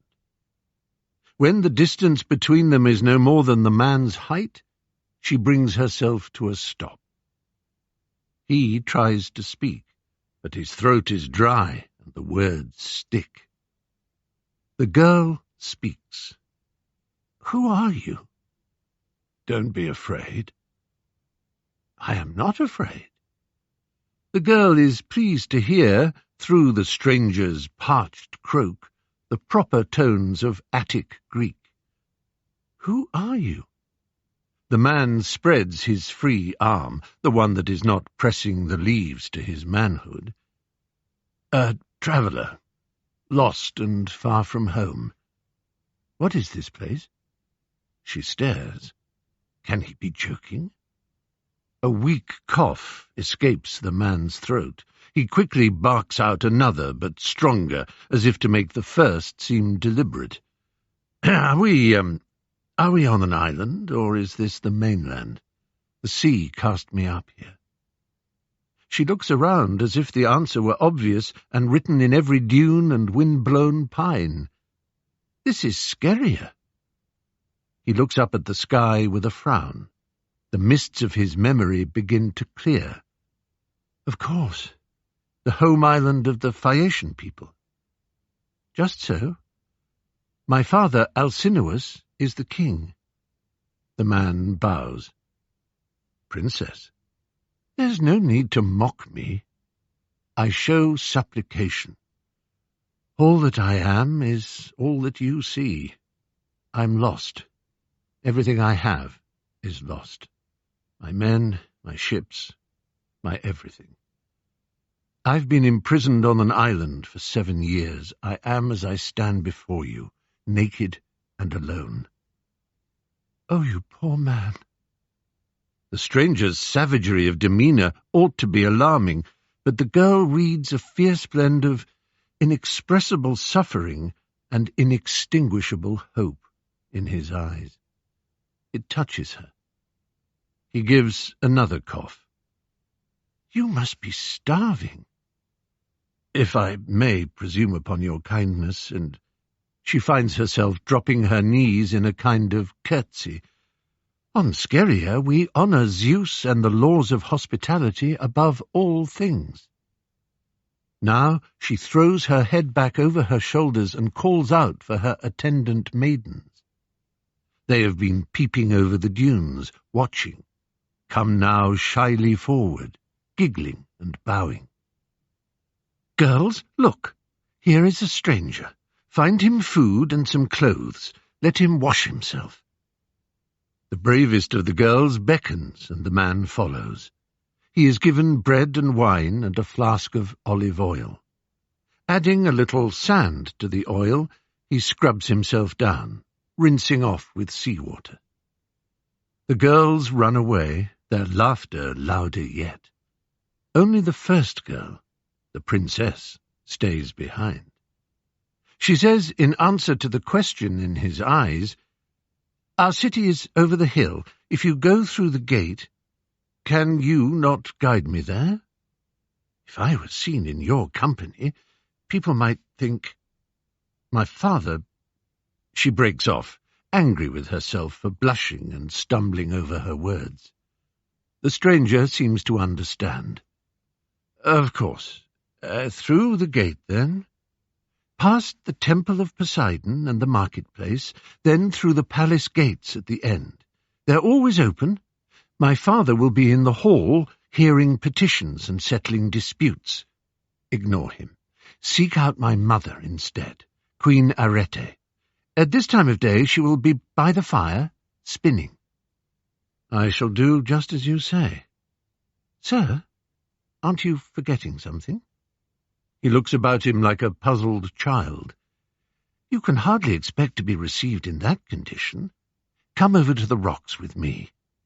She extends a hand. His vulnerability has brought out a calm, maternal spirit that she did not know she possessed. "We were washing our clothes. Let me see what might fit you. Try this chiton.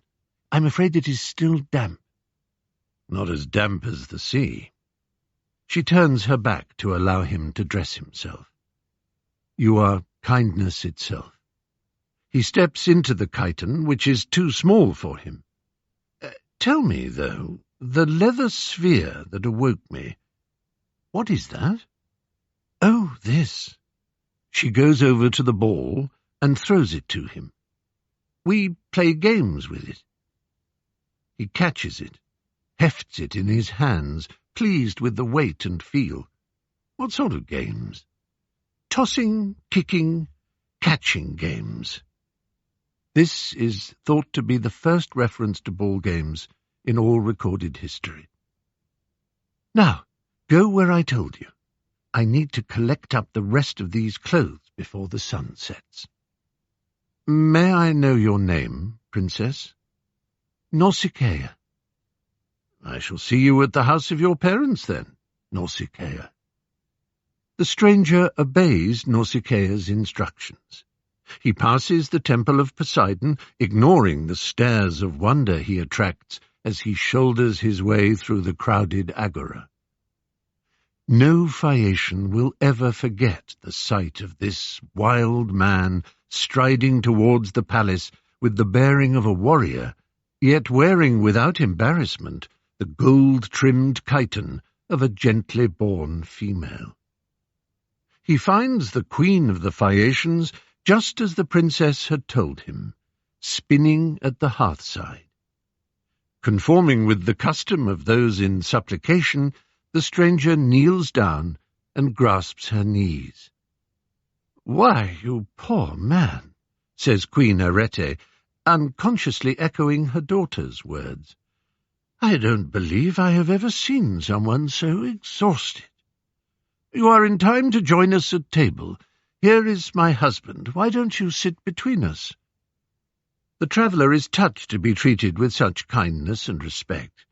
King Alcinous and Queen Arete are too well-bred to ask him questions, but they can tell that this is a man who has seen much sorrow, much pain, much suffering, much life.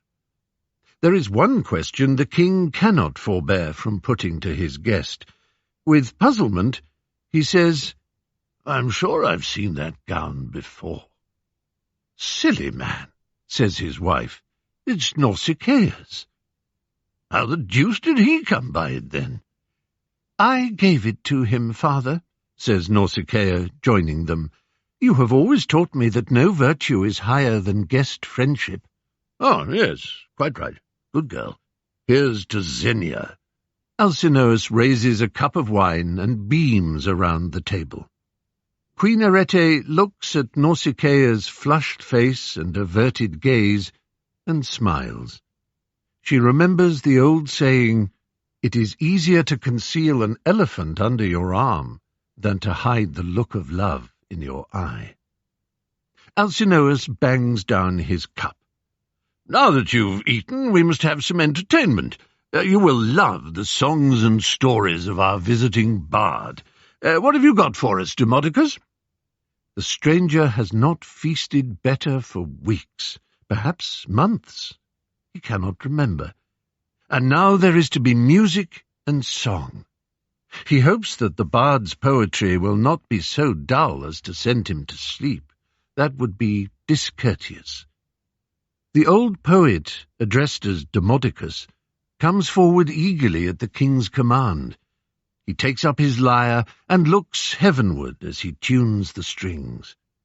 From the moment Demodocus opens his mouth, the stranger is jerked far from any idea of sleep. "I sing of warriors, I sing of heroes," booms the bard. "I sing of those who massed in fleets against the city of Ilus. O Muse, let me tell of Agamemnon, king of men. Let me tell of great Ajax, mightier than an oak, who perished by his own hand. Of golden Achilles, swifter than the wind. Let me sing of the twisted ways of Ithacon Odysseus, contriver of plots." Well into his stride, Demodocus begins to recount a story he knows well. "Stop! Stop!" Demodocus halts mid-speech, open-mouthed. No one but the king has ever interrupted him before, and that had only been because the hall needed to be evacuated when one of the tapestries on the wall caught fire. The whole court looks towards the wild-eyed stranger who has dared to bang the table and cry out with such fierce authority. Nausicaa sees that tears are wetting the stranger's cheeks. She nudges her father. "My dear fellow," says Alcinous, "what can the matter be? Demodocus is sometimes a little out of tune, but—" Nausicaa takes the stranger's hand. "Nobody meant to upset you." "It is nothing," says the traveller, allowing the tears to fall unchecked. "Only he tells it wrong. He tells it quite wrong. I know. I was there. I was there from the first, from the very beginning." "My dear fellow." The king is astonished. The stranger wipes his eyes. "You have shown me great hospitality, and I mean no slur on your rhapsode. Demodocus, are you called?" The bard nods warily. "I am the one you sing of, the one you call twisted. I am that same Odysseus of Ithaca, contriver of plots." Demodocus tries to fall to his knees and stammer out an apology, but the stranger stays him with a hand on the shoulder. No, I beg you. That was as good a description of me as I ever heard. Sly, slippery, cunning, deceitful, those are the usual words." "We heard you were lost, sir," says Queen Arete. "Years ago the news spread that you and all the Ithacans had perished." "The gods spared me, for reasons known only to them," says the stranger called Odysseus. "It is as if everyone in the court has frozen into statues, so close and still is their attention. You will know how we laid siege to Troy for 10 years. You will know that I contrived a plot, as friend Demodocus would say. The horse of wood and gold and ivory in which you and 1,000 men hid themselves," whispers Nausicaa, wide-eyed. "Not quite 1,000, princess," says Odysseus. 30 were all that would fit, and all that were needed. The Trojans carried us into the heart of their city. After night fell, we emerged, opened the gates, and let in our army." "From all we have heard," says King Alcinous gravely, "no mercy was shown that night." Odysseus bows his head. Queen Arete is severe. "Andromache's infant boy tossed over the city walls. Those of the royal house of Priam who were not slaughtered, raped and taken into slavery. There was no glory in your victory." Odysseus looks down into his lap and is silent for a while. "I do not mean to chide you, sir."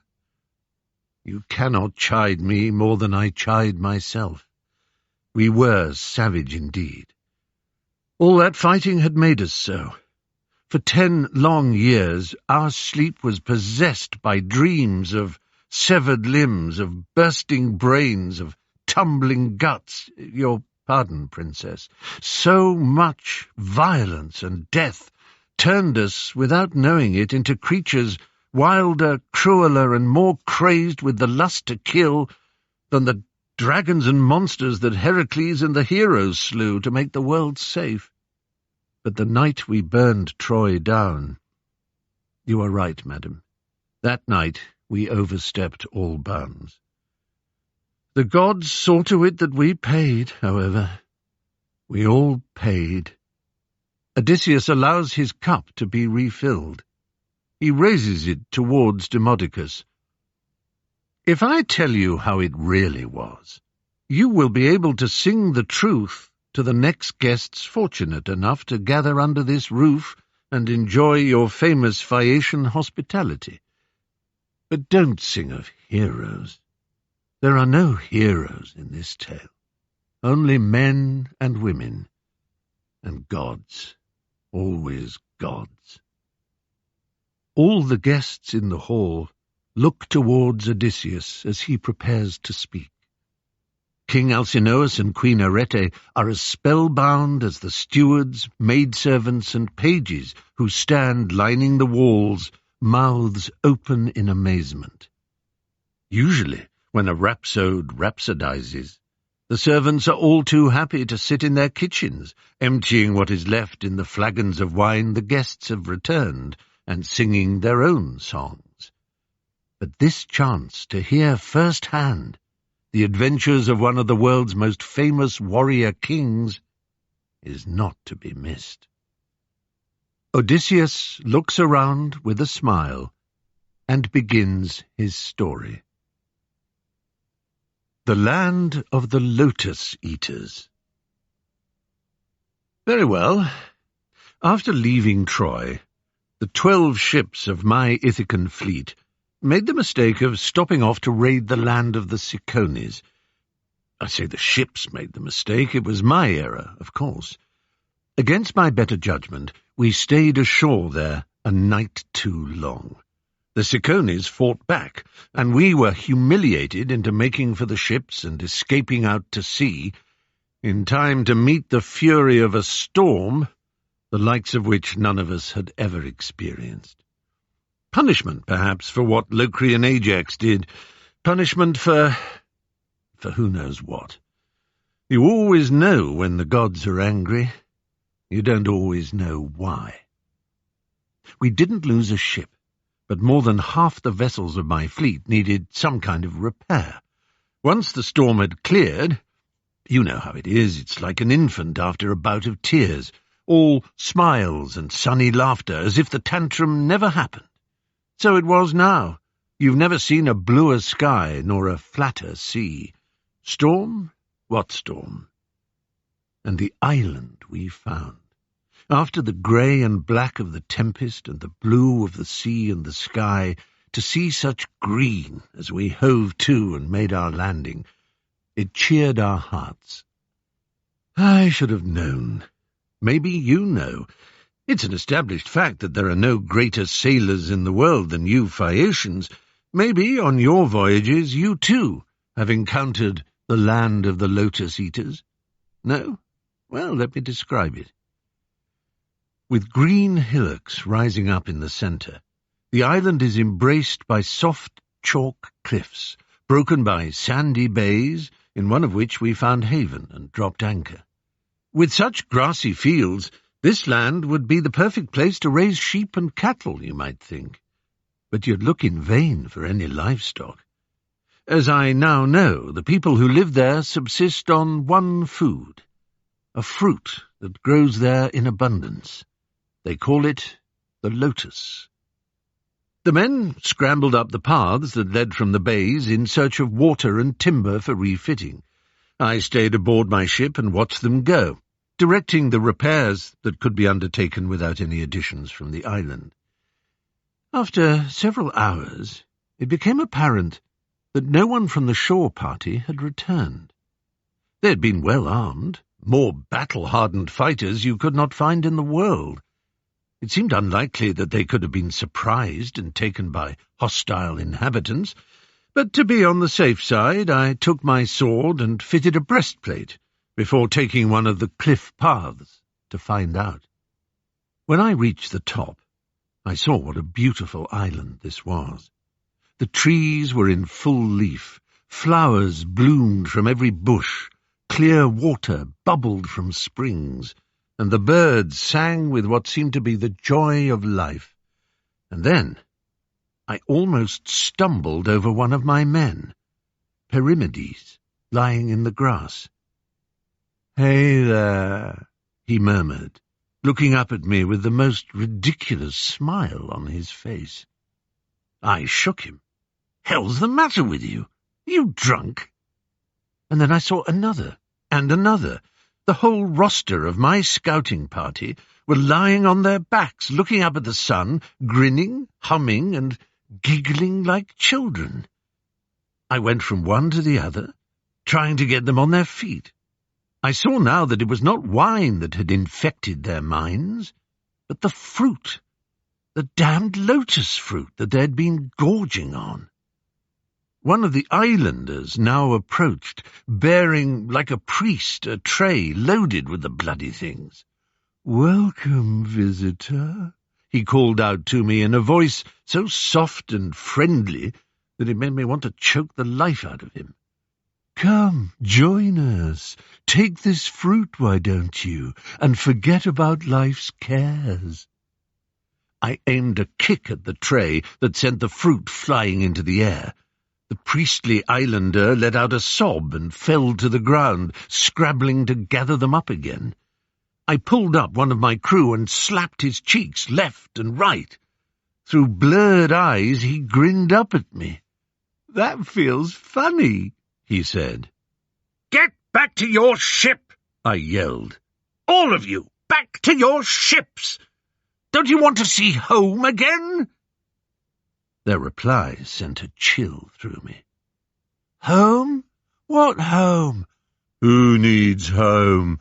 This is our home. Let us lie in the sun." "You should go away. You're spoiling the atmosphere."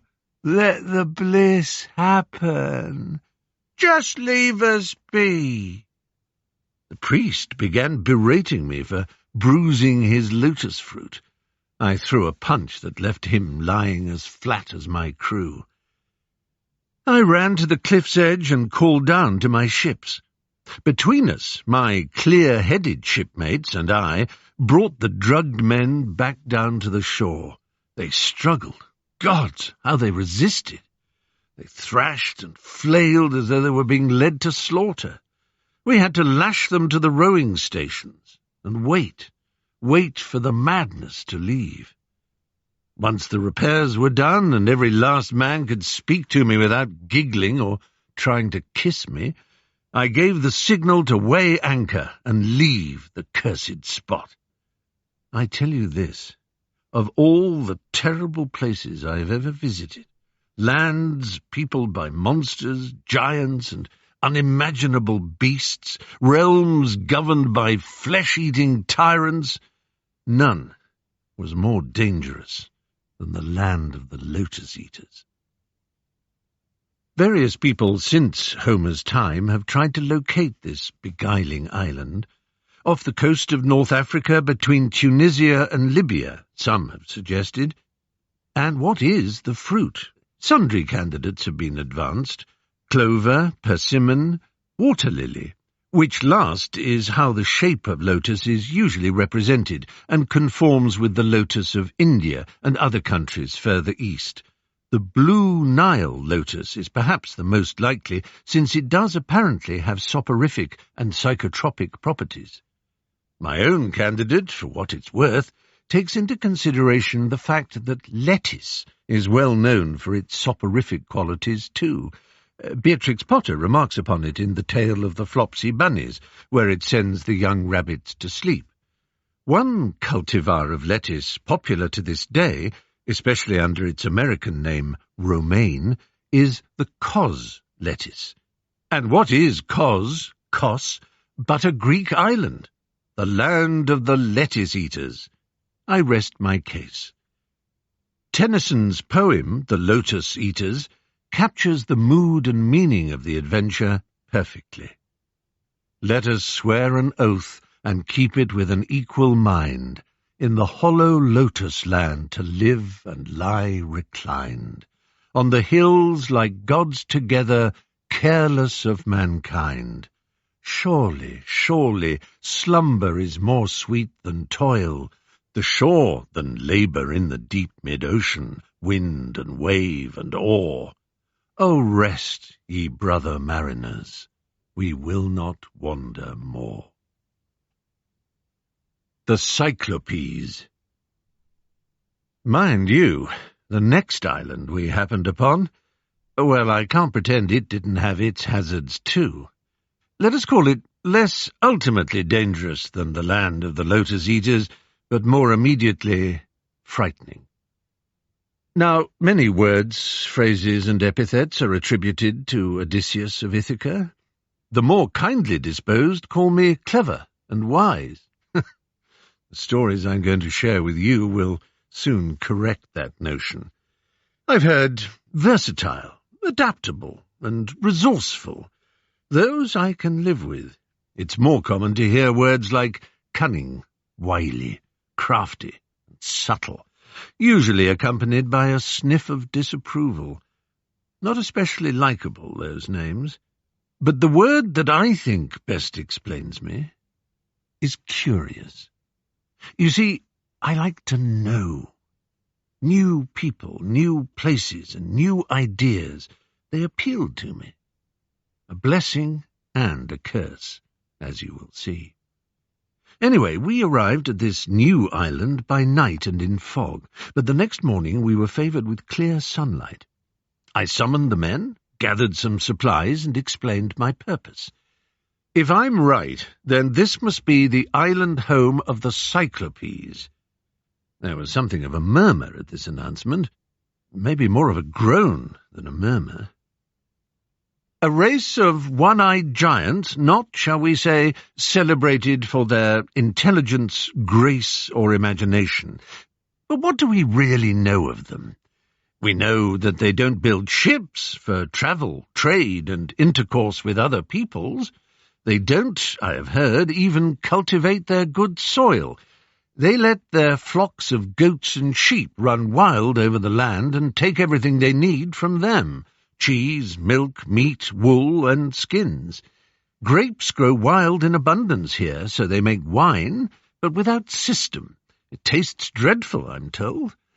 I wonder, though, do they respect the gods and welcome strangers? Let's find out. As payment for any hospitality we might receive, I carried a goatskin of that very strong vintage that Prince Marin of Ismarus had presented to me. I had spared him and his family when we raided the Cicones, and in gratitude he gave me 12 jars of their extraordinarily concentrated wine. For every measure, it required 20 of water to dilute it down into something that wouldn't knock you out cold. When mixed right, it was of the most miraculous quality. Leaving my lieutenant Eurylochus in charge of the ships, I selected 12 of my bravest men, and off we went. We had not gone far before we encountered the mouth of a huge cave. The tracks leading in and out made it clear that it was inhabited. Besides the unmistakable signs of sheep and goats, we could see footprints too enormous to have been left by anything but some kind of giant. So, of course, we went in, not without a few comments from the men. "You quite sure, my lord? Maybe we should, wait outside." "Nonsense. In we go." The interior of the cave rewarded my curiosity 100-fold. The scale of it was remarkable. On one side, rows of drying racks loaded up with cheeses. On the other, livestock stalls, lambs and kids, penned in separate folds according to age, from newborn to full-grown. Buckets and bowls filled to overflowing with milk and whey. The rich smell, the wild bleating, this was a whole farmyard in a cavern. The men gave whoops of delight. "Let's throw as many of these cheeses as we can into our bags, sir." "Yes, my lord, and we can drive the animals down to the ships and be out of here before anybody knows a thing." "Certainly not. We stay to meet our host." By the 12 gods, I should have listened to them. But no, as ever, my curiosity had got the better of me, and I brushed their objections aside. 2 of the men started a fire, and after offering the largest wheel of cheese, the size of a millstone, to the gods, we tucked in. Then, with daylight fading in the cave's mouth, and the ewes and nanny goats squealing ever louder as their udders filled, we sat in the firelight and waited for our host to show up. We heard him before we saw him, of course. The ground shook as he approached. He strode in, threw down an enormous bundle of firewood, and then, to my horror, rolled a colossal boulder across the cave's mouth, completely sealing the entrance. We instinctively shrank back into a corner. He didn't look in our direction, but sat on a stool, and, with a tenderness that belied his grotesque appearance, began to milk his eager ewes and she-goats, humming and clucking to them like an old wet-nurse as he did so. I'd never seen anything like him. Telamonian Ajax was a big man. Memnon the Ethiopian, who came to fight for the Trojans late in the war, he was reckoned a giant and probably counts as the biggest human I ever saw. But could I call this Cyclops human? He had arms, legs, a trunk, a head like a human, but the size of him, the monstrous ugliness, all made more terrible by that one eye in the middle of his forehead. Maybe it was his lack of a second eye which deprived him of enough sideways vision to have discerned us, but we were to discover that what he lacked in sight he made up for with the swiftest reflexes and keenest hearing. The milking finished, he went to rekindle the fire. The man behind me drew in his breath at the full sight of him in the firelight, a sound I could only just hear, but which made the Cyclops whip around to us with a growl. "Ho, ho! And what have we here? Pirates? Thieves?" The men whimpered, not that I blamed them. The sight and sound of him could have emptied the bladder and bowels of the bravest. Happily, Athena, Apollo, Hermes, some god took pity and fired me with enough courage to step forward and speak in a clear voice. "We are Achaeans, good sir, men of Agamemnon's army, on their way home from the war in Troy. The winds have not been kind to us, but we hope you might offer us hospitality in the name of Zeus, the stranger's patron." He stared down at me, and then let out a great snorting guffaw of a laugh. "Zeus? Do you think the Cyclopes care that for your Zeus?" He tried to click his thick, stubby thumb against his thick, stubby middle finger, but no noise ensued. He clapped his hands together instead, a sound like thunder. "Hospitality? I've only spared your life because I'm tired. So, where'd you moor your ship, then? Up the coast, or close by?" I could sense this was a trap. "Ship?" I said, with what I hoped came across as a resigned and bitter laugh. "That's a joke. What ship we had was smashed by the rocks at the far end of the island. We were lucky to swim ashore and scramble to land." He said nothing, just stared with his one eye. And then, entirely without warning, he stretched out his hand and plucked up two of the men behind me. The poor bastards whined and wriggled in his hand like puppies. Then he smashed their heads down against the ground as casually as if he were banging out seeds from a pod. Their blood and brains burst out and soaked the floor. With a low growl of pleasure, he ripped the men apart like chicken wings and ate them raw, guts, flesh, bones and all. We wailed and cried out to Zeus in horror, but the Cyclops paid no attention. He picked up a great bucket of milk, which in his huge fist looked like a thimble, and washed his grisly meal down. One enormous belch, and then he laid himself down before the fire. Within seconds, the whole cave resounded with his snoring. I tiptoed forward, feeling for my sword. Straight down under the ribs, I thought. I could launch my whole body weight onto the sword. That should do it. And then I realized what a fool I was. One of the men whispered hoarsely in my ear, "Go on, sir, do it, or I will myself." "No, you won't, you idiot. Listen to me," I hissed. When I was sure all the men had their eyes on me, I pointed to the blocked entrance of the cave. "Kill him, and then what? With all our combined strength, we wouldn't have a hope of shifting that a finger's breadth. We'd die in here. Let's wait until morning, and I'll see if an idea comes to me." Morning came, all too soon. The ogre woke up, scratched himself, let the most appalling noises emerge from his mountainous body, and staggered to his feet.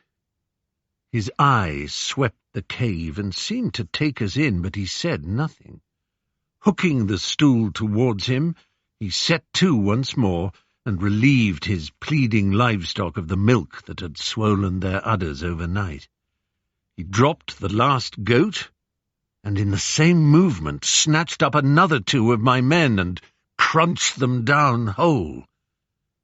Next he rolled the boulder clear of the entrance, went out of the cave, turned around and called his animals to him. When the last straggler had trotted out, he pulled the stone back as easily as if it had been a tunic button, sealing us in once more. The sound of his whistling to the flock faded away, and we were alone. We lit the fire again, more for light than for warmth. "Well?" I looked up. All 8 of my men had their eyes fixed hard upon me. "Well, what? Any ideas, sir?" There was bitter irony in their voices, but I smiled. "As it happens, I do have an idea. I suppose Athena had put it in my head. But then again, who put it in hers?" Leaning against the cave's wall was an olive tree.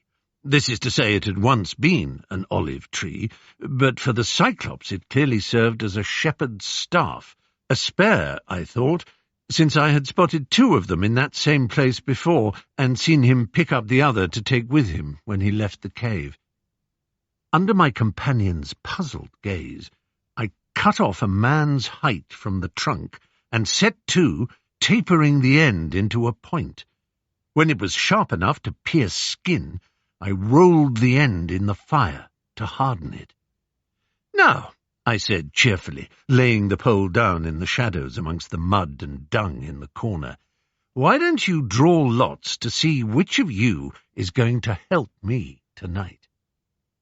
"Help you do what, my lord?" They were brave men, but not very bright. "Well, what do you think? Pick my teeth? I'll need 4 of you to help me drive the sharp end into the ogre's eye." They drew straws, and the 4 that won, or was it lost, were the exact 4 I would have chosen for the job. Maybe great-grandfather Hermes lent a helping hand. "Nothing to do now but sleep," I said. We heard him coming back from pasture, tenderly chiding his animals and calling them by name. Such unspeakable brutality, marching with such soft affection. The gods will have their little jokes. Once again he drove in the herd and rolled the stone over the cave's entrance before sitting to milk the ewes and she-goats. I had planned to approach him the moment he finished and begin the conversation I'd sketched out in my mind. But he too quickly moved from putting down the last ewe to picking up 2 more of my men. Their brains were dashed out, and he was washing them down with another pail of milk before I could do anything. Could I have saved them? You'll understand when I say that I still wrestle with that question at night, on the nights when sleep is slow to come. I stepped forward, bearing a wooden cup of the Ciconian wine, undiluted. "Great one," I said, "you may not know how to behave like a host, but I know how to behave like a guest. Here is wine to accompany your meal of human flesh." He snatched the cup and drank the wine down. "Damn, that's good," he gasped. "Pour me another, and tell me your name. I have a valuable gift for you." I poured him another cup, and another, and one more. When I was confident that he was befuddled by the wine's strength, I spoke up. "Cyclops, I shall tell you my name, as you have asked, and in return I will demand the gift you promised me. My name is Nobody. Nobody. My family, friends, and comrades all call me Nobody." "Nobody, eh? Well, Nobody, here's your gift. Your gift is—" He tittered and hiccuped. "Your gift is that I shall eat you last of all." And with that, his eye rolled up, and he fell backwards in a dead stupor. His laugh turned into a heave, and the heave now erupted in a great torrent of vomit. As his head hit the ground, a river of wine gushed from his throat, amongst it pieces of human flesh. It was all we could manage not to throw up, too. Once the rhythm of his thunderous snoring had started up, I made for the corner, picked up the pole, and pushed its end into the fire, this time to roast it red hot. Green and young as the olive wood was, it almost caught fire. I pulled it out and summoned my 4 men. They took the pole, raised it up, and thrust the point straight down into the Cyclops' eye. I took hold of the other end, twisting and twisting, my entire body weight bearing down. The glowing tip pierced his eyeball, which fizzed, hissed, sizzled, and then exploded in a fountain of blood. He let out a roar that shook the cave. The animal screamed. Leaping to his feet, he stamped about, pulling out the pole and screeching like his terrified livestock. The terrible din raised the neighbouring Cyclopes, who thundered towards the cave and crowded around its sealed entrance. "Polyphemus, what is it?" So he had a name, did he? "What's happening?" "Who's in there with you, Polyphemus?" "Nobody!" Polyphemus shouted back. "Then what's up?" "Nobody has tricked me, and nobody is trying to kill me." "Oh, well, if nobody is hurting you, you must be having some kind of dream. Say a prayer. Go back to sleep. That's my advice." "But nobody has blinded me," sobbed Polyphemus. "Probably drunk," I heard one of the Cyclopes remark as they moved off. "Never could take his wine." "Nobody gave me strong wine." I couldn't help hugging myself. We 7 darted easily out of his way as he banged about the cave trying to locate us. He had accidentally stamped the life out of 4 of his precious goats before he gave up. Weeping with fury, he yelled out, "I know you're hiding back there somewhere, Nobody. You and your friends will never escape. I'll count every animal out. I'll bite your arms and legs off one by one and laugh as you scream." This gave me much to ponder. Then, during the night, another brainwave. While Polyphemus slept, I made my way to the pen where he kept his rams. They were big, strong animals, strong enough, I calculated, to bear the weight of a man. Taking bunches of willow twigs, I tied the rams together 3 abreast. It took me most of the night to do this 6 times, but it was worth it. I told the men to grab the thick belly fleece of the middle ram in each trio and hang there face up. There was 1 ram left over, a black one, the largest of them all. I got myself under him and hung on too. By the time dawn broke, the rams had become accustomed to us clinging on to their bellies and made no fuss. We heard Polyphemus stagger to his feet, groaning and swearing in his miserable blind agony. It was pathetic, but earned no damn sympathy from me. All I could think of were the 6 good men he had killed and eaten. Somehow he managed to do the milking and even make himself some kind of breakfast. At last he rolled the rock away, and daylight flooded the cave. Through the thick wool of my ram, I could just make him out, squatting in the opening and calling his animals to him. Where once the eye was, there was now nothing but glistening mush, edged with dried blood. As each goat or sheep came forward, they seemed to nudge and nuzzle him lovingly, as if they knew something was wrong. He cooed and cradled them, feeling their backs, to make sure that nobody was riding them out to freedom, or rather that nobody wasn't riding them out to freedom. When the groups of rams 3 wide trotted up, I held my breath. "What? All crowding through at once? So keen to be out of here, are we?" He ran his hands over their backs, but not, the gods be praised, underneath. When the last trio was through, it was my turn. The great beast I was hanging under must have been a favourite, for he stopped it and buried his head in the fleece of his back. "Oh, Probatos, Probatos. But you are never the last to leave. You can tell something's wrong, can't you? That bastard nobody!" he shouted to the back wall. "You can hear me, nobody! I know you can! I'll find you, split your skull, and smear your brains all over the wall of this cave! And Probatos here will drink your blood!" With that, he smacked the animal on its back, pushed it out, and rolled the boulder back into position. Probatos, perhaps a little unnerved by my weight and his master's unusual behaviour, bucked and skittered his way over the rocks at the mouth of the cave before charging full pelt for the fields.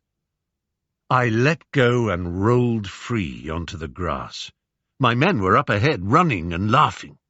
We rounded up all the sheep and goats we could manage, drove them down to the shore, and loaded them on our ship. All we had to do now was row to the harbour, where the other 11 vessels of the fleet were waiting for us. But oh no, I just couldn't help myself. We were all safely aboard and still within hailing distance of the shore, when I turned and saw Polyphemus stumbling about, calling in vain for his flock. From the sternpost I yelled at the top of my voice, "That'll teach you to ignore the sacred rites of hospitality! Zeus has punished you!" The Cyclops wrenched away a whole section of the top of the cliff with his bare hands and hurled it towards us. It overshot our ship, but landed with such force that the resultant wave nearly pushed us back to shore. The men redoubled their efforts with the oars, and we got ourselves clear. But again I couldn't resist taunting the Cyclops. The men tried to shush me, but my blood was up. "Seriously, Captain, he may not be able to see, but he can hear and locate us." "Please, sire, you saw what the last rock nearly did to us?" I was pumped with such pride and with such fury at the horrible deaths of 6 good men that the combined persuasive powers of my wife Penelope and my mother Anticlea could not have deterred me. "Hey!" I yelled back to the shore. "Let it be known that my name isn't Nobody. Only a dribbling imbecile could have believed that. You can tell the world you were bested and blinded by none other than Odysseus of Ithaca." I know, far from modest. Polyphemus groaned and sent up a prayer. "Father, Earth-shaker and god of the sea, this is your son Polyphemus. May Odysseus never find passage home. or if the fates decree that he must return to his family, may he do so only after years of torment and misery, alone with all his treasure, companions, and ships lost. And may he find his home blighted and tormented. Hear me, O Father Poseidon, tempest maker and tamer of horses, hear my curse!" I don't want to spoil my tale, good people, but I don't think I'm giving too much away when I say that Poseidon did hear, and heard clearly. Poseidon was indeed the father of Polyphemus by the nymph Thoosa, which might have promised a more becoming and winsome appearance and manner. Theseus and the winged horse Pegasus were also progeny of the sea god, and they each had 2 eyes and appealing appearances. Life just didn't treat Polyphemus very fairly. The enraged ogre summoned all his strength to hurl one more gigantic clod of earth at us, but we were too far ahead, and it fell short, sending a surge that helped propel us towards the inlet and the rest of the fleet. Eurylochus and the others were thrilled to see us, of course. They had been on watch for 2 days and nights in a state of the greatest anxiety, but they grieved at the loss of their 6 comrades, whom Polyphemus had killed and eaten with such brutal depravity.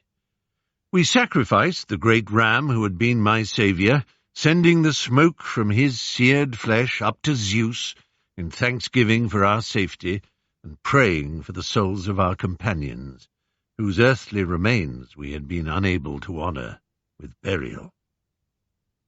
We put in next at the floating island of Aeolia, where King Aeolus of the Winds gave us the most glorious welcome. Aeolus lives more like a god than a king, a fashion far different from that which we endured in the cave of Polyphemus or amongst those dreamy lotus-eaters. We stayed for a month, and every single day huge feasts were spread out in the hall. In the evenings King Aeolus would lean back on deep feather cushions and listen to my tales of the wonder and wickedness of war, rather as you are now, although I think your cushions, King Alcinous, are a more manly horsehair. Musicians played, and at night we all slept in soft beds under the same great roof. This was a manner of living not only different from the islands we had recently visited, but a world away from my household in Ithaca, too. After 4 weeks of this lavish hospitality, I feared my men and I would grow soft and fat. Perhaps this was not so very different from the lotus-eaters, after all. Aeolus has 6 sons and 6 daughters. I was a little surprised to learn that they are all married to each other, with his permission, apparently, or perhaps even under his direction. I never quite found out which, nor did I discover if they shared the same mother. Not for me to question the customs of others.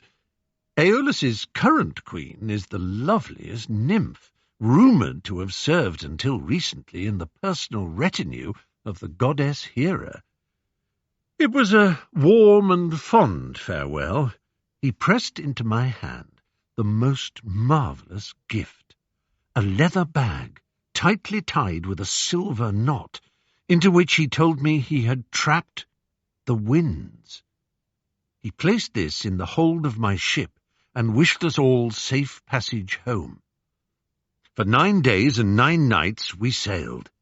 Aeolus had set the west wind Zephyrus to blow us gently homeward. This reference to a west wind has provoked much interest in those who wish to place not just Aeolia, but Ithaca itself. Is Homer's Ithaca the Ithaca we can visit today?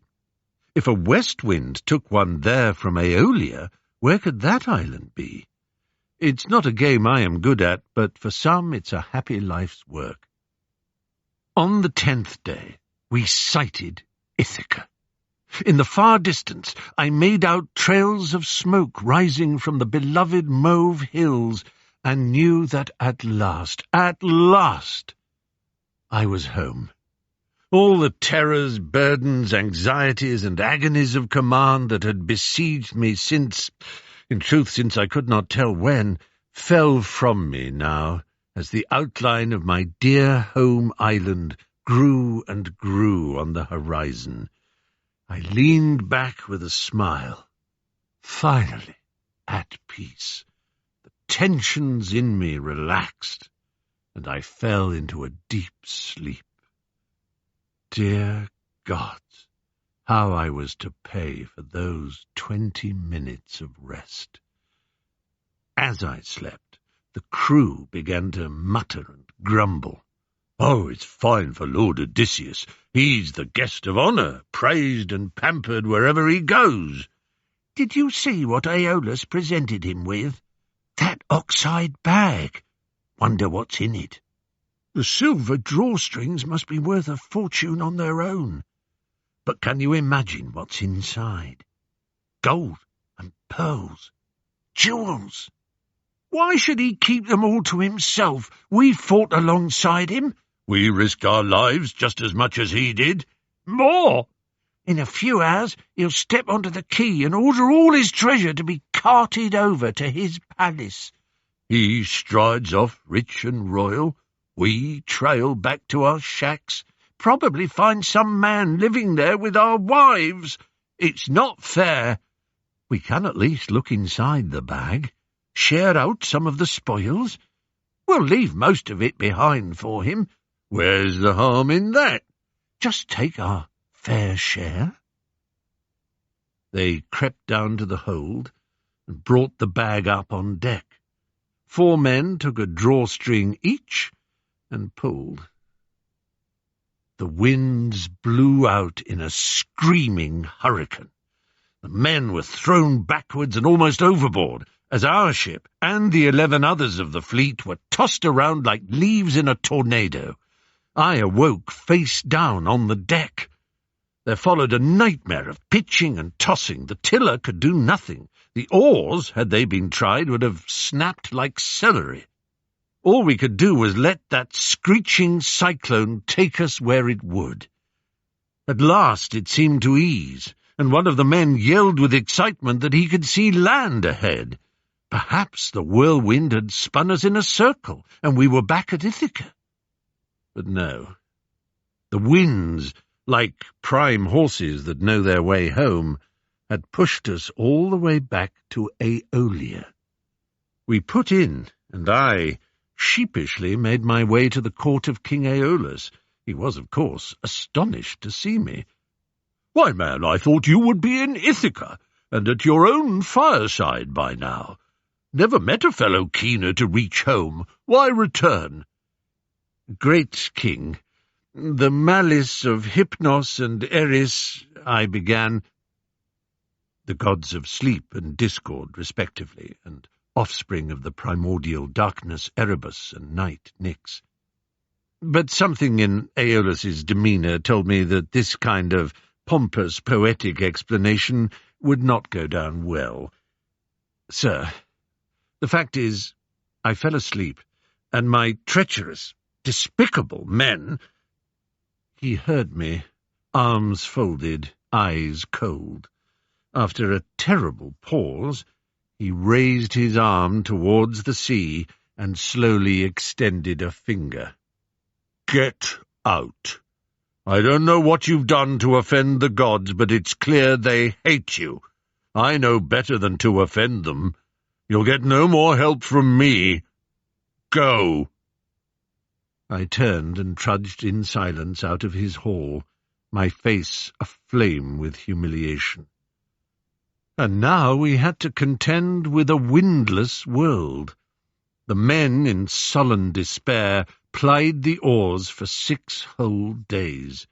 They knew that on this occasion it was not my curiosity that had caused this disaster, but their own, which made every stroke of the oars harder and heavier. On the 7th day, we reached the island of the Lestrygonians. Have you heard of them? I had heard rumours that they were gigantic, that they ate human flesh. I used to laugh at rumours like that. travellers' tales designed to tickle and terrify children, I always thought.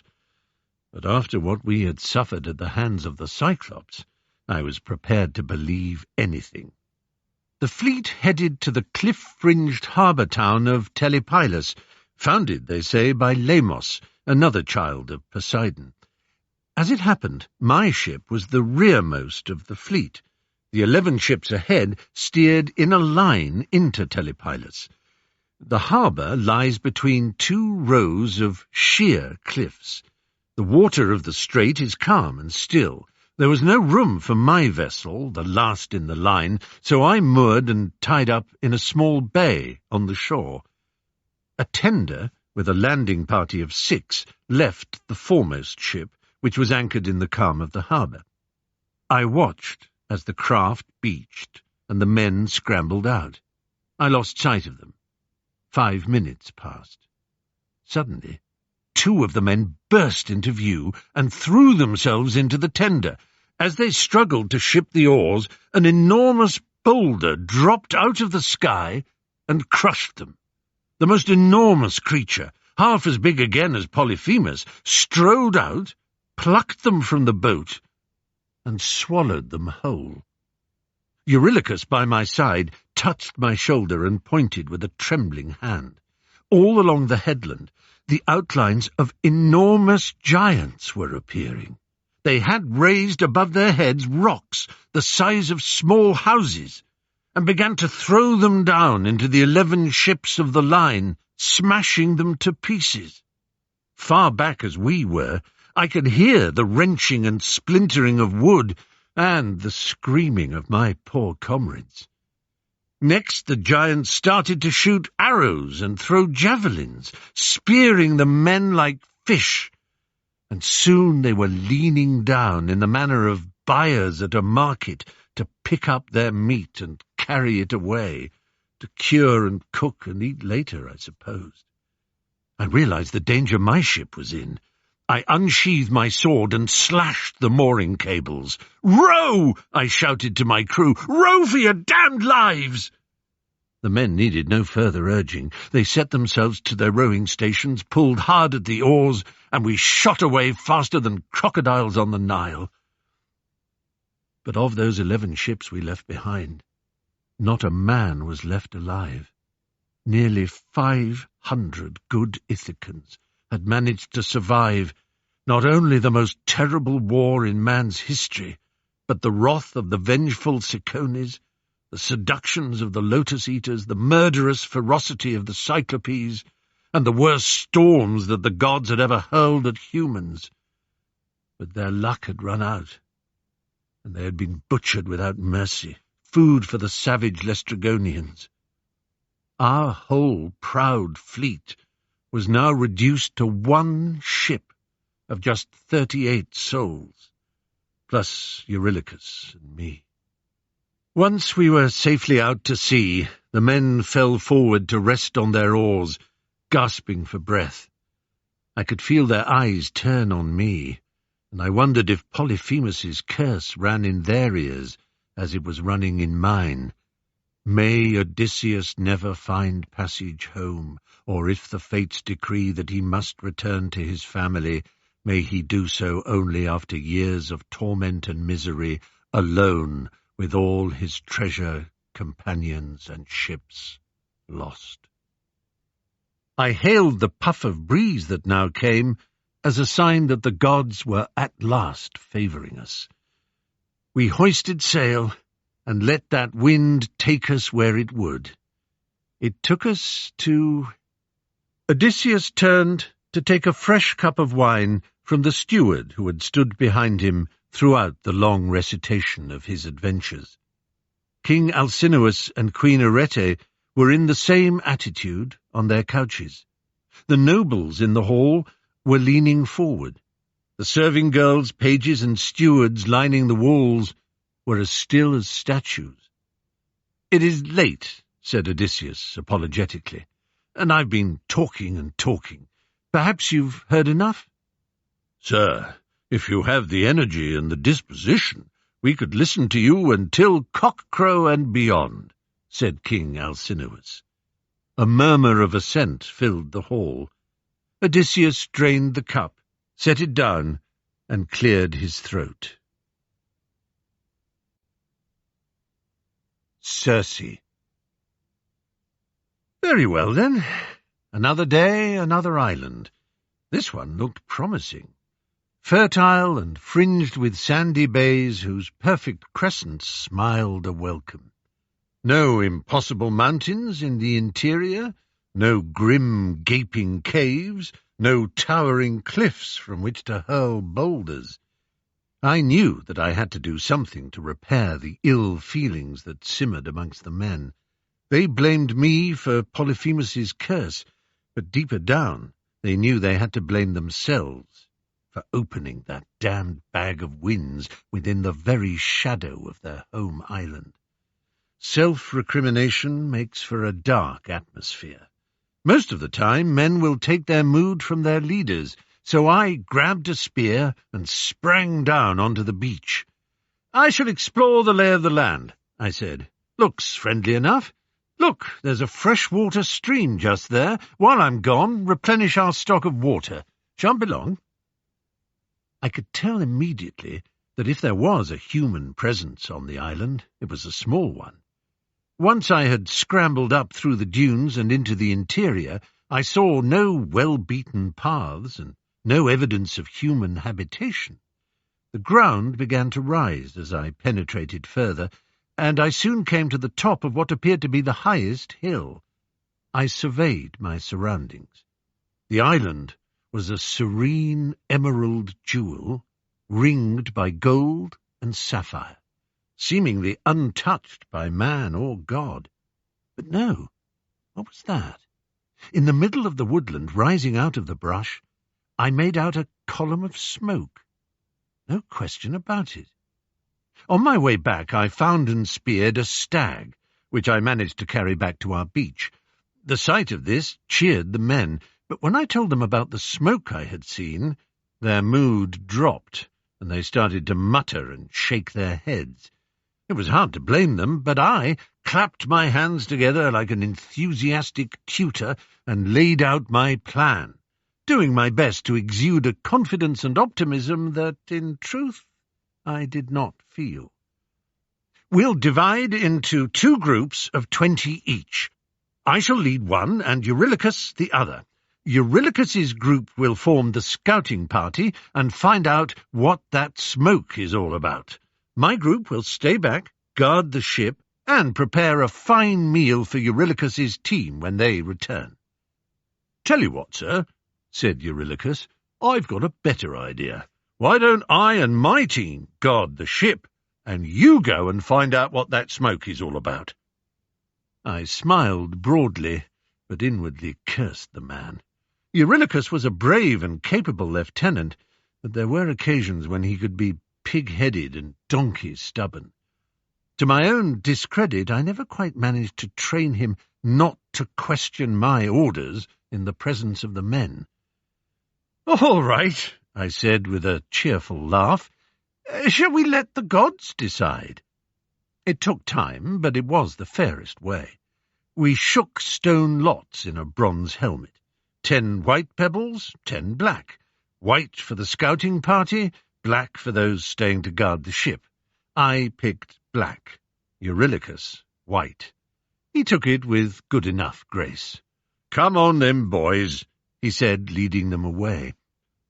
While we waited for their return, my team got to work setting the ship to rights, tarring some leaks in the hull, stitching up tears in the sails, the usual running repairs. I helped gut the stag and build a good fire. We were butchering the carcass, setting apart the portions for our consumption and those reserved for divine sacrifice, when Eurylochus burst out of the dunes. His face was white, and he was trembling all over. Tears were running down his face. Never, in all the dangers we had faced in war or peace, had I seen him in anything like such a state. His face and arms were scratched all over, and blood oozed from his skin. At first he was completely unable to speak. We plied him with water and then with some of the strong wine, only half diluted. He coughed, he groaned, he moaned, he sobbed. Finally, in laboured gasps, he spoke. "By all the gods, sir, I've never seen anything like it. Never. We did as you directed, sir. Made our way through the woods. No trouble at all. Then we came to a clearing, and in it stood, what shall I call it, a palace? More a grand mansion, a villa. A stately, elegant villa it was, surrounded by the loveliest garden, flowers, herbs, ripe fruit dangling from the trees, a stone table running the length of a lawn of daisies and grass. Paradise! We could hear singing inside, women's voices, and the working of a loom. But the loom fell silent, and there she was, standing in the doorway, and round the corner came 3 lions and 2 wolves, and they nuzzled up to her like pet cats and dogs, tame as you like. She stroked them and patted them, and then she spread out her arms towards the men and gave a smile that was like, it was like a burst of sunlight, and the men all ran forward. Can't blame them. When did any of us last see a beautiful woman, sir? And this woman, a goddess she must have been. But I held back. I don't know why. Well, someone had to report back to you, didn't they? Smiling, she sat them down at the table, poured wine into amber bowls. Into the wine she stirred barley and honey and sprinkled something else, a herb of some kind, I suppose, and the men lifted up their bowls to their lips and drained the bowls, and she smiled. She never stopped smiling, and that made the men smile too, the dumb fools. Then she took up this wand, and she pointed it towards the men, and Eurylochus fell forward with a great sob. I took him by the shoulders. It was time to be tough. I slapped his cheeks once, twice, 3 times. "Come on, man! Remember who you are! You are Eurylochus of Ithaca, one of the heroes of the Trojan War. You are not a frightened child. You are a soldier of Agamemnon's army." I handed him another cup of wine, and he nodded, ashamed. I know, sir, I know. But if you had seen what I saw—" "She was pointing her wand at the men, you said." "That's right, sir. Then she raised it and tapped them over the head with it, one by one.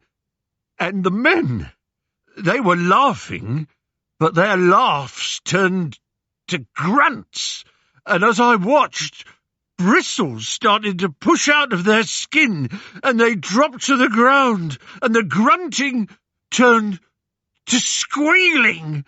This creature, this nymph, whatever she was, this witch, she had turned them into pigs, sir.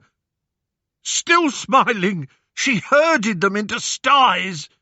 Now, calm as you please, she began tossing old apple peel, nuts and berries over the fence to them, and they fell on them all, snorting and fighting each other, if my eyes hadn't seen it. But the worst of it, sir, I could tell that the men knew they were not swine, but men, and there was a panic and a pain in their screaming that tore at my heart." Eurylochus took another slug of his wine. I took the cup from him and had a sip myself. He stretched out his hand for more. "Come on," I said, letting him drink. "Finish your tale." "Well, I turned and ran back, tearing through briars and brambles. I didn't care. We must leave, sir! We must leave this place now! He threw down the cup of wine and staggered towards the ship. "No," I said, "I'm not abandoning our men. I shall go and bring them back." Eurylochus turned and cried out, "But they are pigs now! There's nothing you can do for them! Do you know any spells that turn swine back into men?" "Look after him," I commanded the men. "See if you can get him to sleep. I shall be back with all 19 of our missing comrades." I made my way up the dunes. I could hear Eurylochus's sobs and the calming voices of the others. In truth, however brave and assured I might have sounded back there, I had no plan. There was a sword in my scabbard, a knife in my belt, and a bow and arrow slung over my shoulder. What use they would be against an enchantress of such apparent power, I could not imagine, but I could at least try. I made my way to the middle of the island. Eurylochus's party had cut a swathe through the woodland, which made finding the direction easy enough. I reached the clearing where the enchantress's villa stood, just as Eurylochus had described. There was the building itself, cool and elegantly grand, and there the garden with the long table, the flowers, and the fruit trees. Amongst the tall flowers I saw the frisking tail of a lion, and made out the backs of a pair of she-wolves. Did I imagine that I could hear the grubbing and truffling of pigs coming from somewhere, too? I was summoning up the courage to go forward when, out of thin air, it seemed, a youth stepped in front of me. He had the first hint of down on his cheeks and chin, and a sparkling look in his eye. "Well, well, if it isn't my great-grandson Odysseus," he said. Or should that be great-great? So hard to keep track. "Hermes!" I gave a kind of flustered bow. "Do you seriously think your silver sword and wooden arrows are any match for an immortal like Circe?" Circe! Of course, I should have worked it out. So this is Circe's isle. Welcome to Aeaea. I had heard of Circe, of course. A daughter of the Titan of the sun Helios, and some water nymph or other, renowned for her matchless skill with herbs and potions. Her sister Pasiphae married King Minos of Crete, and gave birth to the monstrous Minotaur. Her niece Medea helped Jason win the Golden Fleece. When Jason found another bride, Medea slaughtered her own children by him. And the bride, of course. This was the bloodline from which Circe sprang. What a family. "If you go in," said Hermes, "she'll give you a drugged drink, just as she did your friends. But I will give you a magic herb that counteracts her potion. It will make you completely immune. Here's what you do. You go in, you drink the drink, and she will tap you with her wand. But because of the herb I've given you, nothing will happen. Immediately you whip out your sword and point it at her throat. Then she'll whisper that she wants to make love with you. But still with her at the point of your sword, you make her swear a divine oath that she will do you no harm and use no magic against you. If you don't, then she'll get you naked, make love to you, and rob you of your manhood forever. So make her swear. An immortal cannot break an oath. Even a god of lies like me, would you believe? It's true. Or is it? No, but shush. Where was I? I'm pointing a sword at her throat? Oh, yes. And only after she has sworn not to hurt you do you accept the offer to go to bed with her, which you will, I'm sure, find no hardship. Hermes bent down and plucked from the ground a small plant with a black root and a white flower. We call this moly. You see it lying around anywhere, don't pick it. None but we immortals can dig it up. He tore off the leaves and petals and handed them to me. "Slightly bitter, but give them a good chew." According to one source, a giant called Piccolous attacked Circe on the island, and her father Helios came to the rescue and killed her assailant. Where the giant's blood seeped into the earth, moly grew. One of the real-life candidates for the herb is the snowdrop.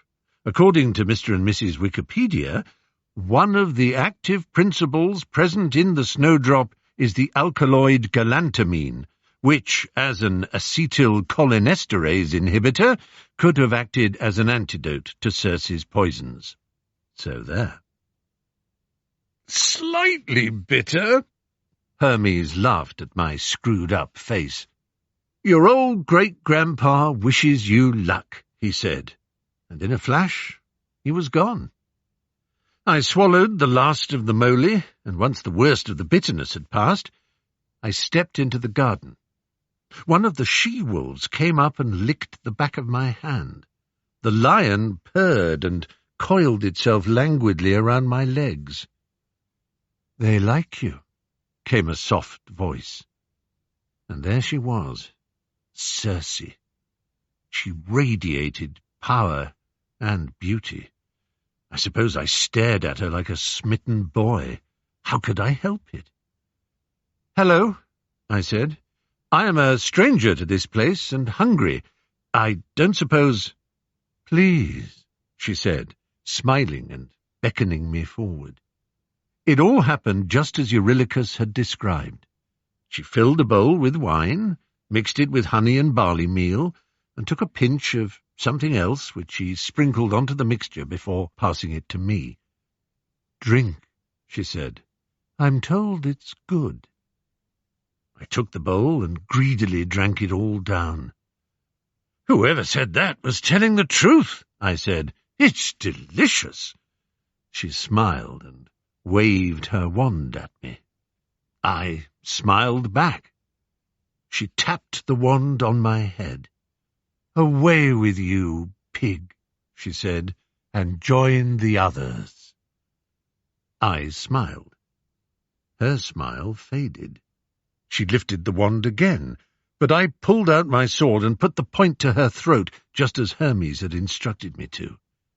She gave a great shriek and fell to her knees, grasping mine like any peasant supplicant before their lord. "Who are you?" she hissed. "No one drinks my potion without surrendering to its power. No one." "Ah!" Her face cleared. "You are Odysseus. You must be he.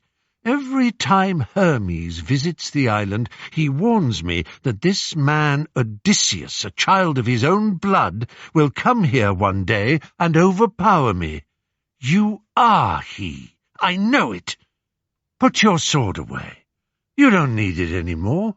Let us to bed." I kept the sword point exactly where it was, close to pricking the skin of her throat. "Don't you move a hair's breadth," I hissed. "You turned my men into pigs, and you tried to do the same to me. Now you'll take me to bed and rob me of my manhood. Nothing could induce me to sleep with you, my magical goddess, until you have sworn to me by the river Styx and all the gods that you will never do me harm and never prevent me from leaving. Swear it." She stayed on her knees and swore the oath. While we were in bed, I heard activity in other parts of the villa. Circe put a finger to my lips and told me it was her handmaidens, nymphs of the woods and streams, preparing a feast. They came forward, smiling shyly, and led me to a bath where they poured hot water over me and rubbed me with oils until I felt the bone weariness of the past weeks melt away. They dressed me in a fresh tunic and cloak and led me to the table. The finest food and wine was set out there, and the handmaidens spread their arms for me to help myself. But I could not eat. I just couldn't. Circe took my hand. I have promised you I'll do you no harm, and I will keep that promise. Surely you know that. Eat. Goddess, I cannot. How could anyone eat like a prince, knowing his friends are now swine snorting for acorns in a sty? Only set them free, return them to their human forms, and I shall eat and drink with something more than pleasure. She stood and left the room, her wand in her hand. I watched as she opened the gates of the sty and beckoned the poor hogs out. They snuffled and ran around in circles at her feet, squealing piteously. But then she took some ointment from a jar and smeared it onto the head of each pig. Within seconds their bristles had receded, and they were standing up on 2 legs and being converted back into their proper shapes. My 19 comrades were whole again, were men again, and, maybe I was imagining it, or maybe not, they looked cleaner, fresher, younger and fitter than they had for years. They wept with joy when they saw me, and we took each other by the hand and hugged and laughed and wept some more. "Where is Eurylochus and the other group, sir?" one of them wanted to know. When I had explained, Circe spoke again. "Go to them. Tell them to beach your ship in the cove and come up to join us here." I went down to the ship. The men were overjoyed at the prospect of visiting the enchanted palace, but Eurylochus took some persuading.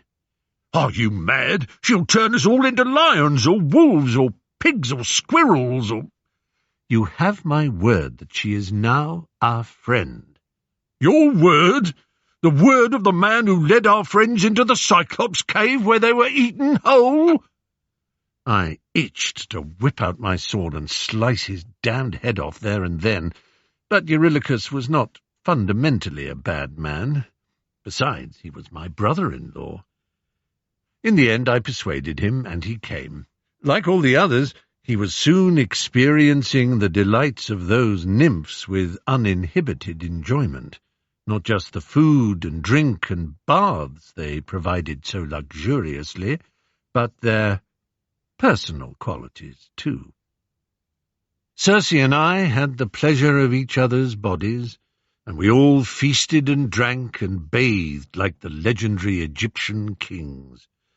So welcome were we made, and so satisfying and delectable was the hospitality, that weeks soon passed, then months. Circe gave birth to a son by me. We called the baby Agrius. After a whole year had gone by, a few of the men approached me. "Never thought we'd say this, sir, but, well, don't you think it's time we left and headed for home?" Circe might have kept her promise not to enchant me with herbs and potions, but she had bewitched me none the less with the beauty and graces of her person and character. I went to her, grasped her knees in supplication, and reminded her of her promise.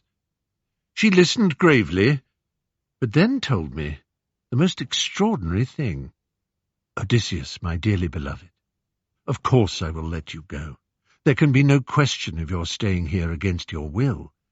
But I have to tell you now about a vision that has come to me. From the gods, or from the depths of Gaia herself, I cannot tell the source. I only know that what I am about to tell you is important and true." She put a hand to my cheek and spoke directly to me. It was impossible to doubt her sincerity. "Odysseus, you will never reach home unless you first visit the underworld and consult the shade of the great Theban prophet Tiresias. He and only he knows how you will be able to find your way to Ithaca." I was distraught. "But Circe, no mortal can visit the realm of Hades. It's impossible. Yes, generations ago Orpheus went down to reclaim his lost Eurydice. Much good it did him. And we all know that Heracles found his way there and somehow came away with Cerberus. But I have neither Orpheus's gift with the lyre nor Heracles' strength. I haven't a chance. Not a chance." She smiled and stroked my beard. "Oh, beloved, have a little faith. I can arrange it all for you. This is what will happen. You board your ship, hoist your sails, and let the north wind that I shall supply carry you all the way to where Oceanus's stream meets a flat shore that leads to the grove of Persephone. There you beach your ship and make your way by foot to a large rock where the rivers of the underworld meet. At this spot, and listen very carefully, at this spot you must dig a ditch which you will fill with milk and honey. Over that you sprinkle white barley flour. Then you take one black ram and one white ewe. Now listen, I will make sure all these things are on your ship before you leave. Trust me, trust me. Where were we? You take a black ram and a white ewe, turn them to face the entrance to the underworld, and slit their throats, letting their blood pour into that trench. The moment you do that, the souls of the dead will come floating out, begging to drink. You must not let them drink. Hold them back until the shade of old blind Tiresias approaches. When he has told you what to do and how to continue on your journey, then, and only then, can you let the other shades have their fill. Is that clear?" I nodded dumbly. Then repeated to me, word for word. She made me recite the order of the ritual 5 times before she was satisfied. After that it was all bustle. Oh, I suppose I should mention, one sad disaster befell us before we left the island. The youngest of our party, Elpenor, a sweet boy, but not the brightest grape in the bunch, had fallen asleep on the roof of Circe's villa. The noise of our preparations for departure woke him up, and, anxious not to miss us, he stepped off the roof, forgetting that he needed a ladder to get down. He fell head first and broke his neck. "Beat us to Hades," murmured Eurylochus, which I thought in bad taste. Our ship was ready. Circe had filled every spare corner of the hold with wineskins, grain, salted and smoked meats, dried fruit, and jars of milk. "Keep the seals unbroken, and the milk will stay fresh," she promised. A glossy black ram and white ewe were penned in, munching at the hay in the feed bags hung over their heads. Circe and I lingered on the shore, while the crew tightened the stays, fastened the tackle, and prepared to sail. "Farewell, son of Laertes." Circe smiled, but I could see sadness in her eyes, and I suppose she saw the same in mine. The north wind we had been promised filled our sails. It was easy going all the way to Ocean's great stream, close to the land of the Cimmerians. As we sailed on, the sunlight was blotted out by threads of mist that slowly thickened around us into dense fog. The wind dropped, the ship slowed. Only a few men were needed to row us forward on such flat, motionless water. The temperature quickly fell. Apprehension, as much as the chill, caused us all to shiver. No sun, no bird-song, no visibility further than half the length of our vessel. One of the men, perhaps to give himself courage, began to whistle. Eurylochus silenced him with a swift kick. We endured an hour or more of this noiseless going, the hairs on the back of our necks prickling, our imaginations bodying forth numberless horrors. At last the hull ground against shingle. The men led the sheep and carried the sacks and jars we would need. We trekked over slimy mud until we came to the place Circe had described, the grove of Persephone. Eurylochus and his second-in-command Perimedes held the sacrificial sheep. I dug out the trench and poured in the milk and the honey, then the wine and water, before sprinkling it all over with the barley meal. We prayed. I promised sacrifices to the dead when we got home. I cast my mind back to Circe and how she had spelled out the instructions for this summoning of the dead. No, I had forgotten nothing.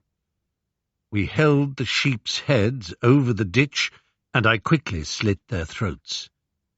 The moment the blood gushed down into the trench, the spirits of the dead were around us, swimming and swarming and sweeping through the air, wailing and shrieking.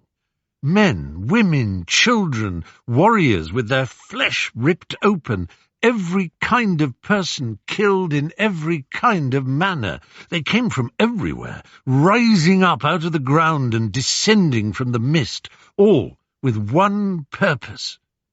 You must not let them drink.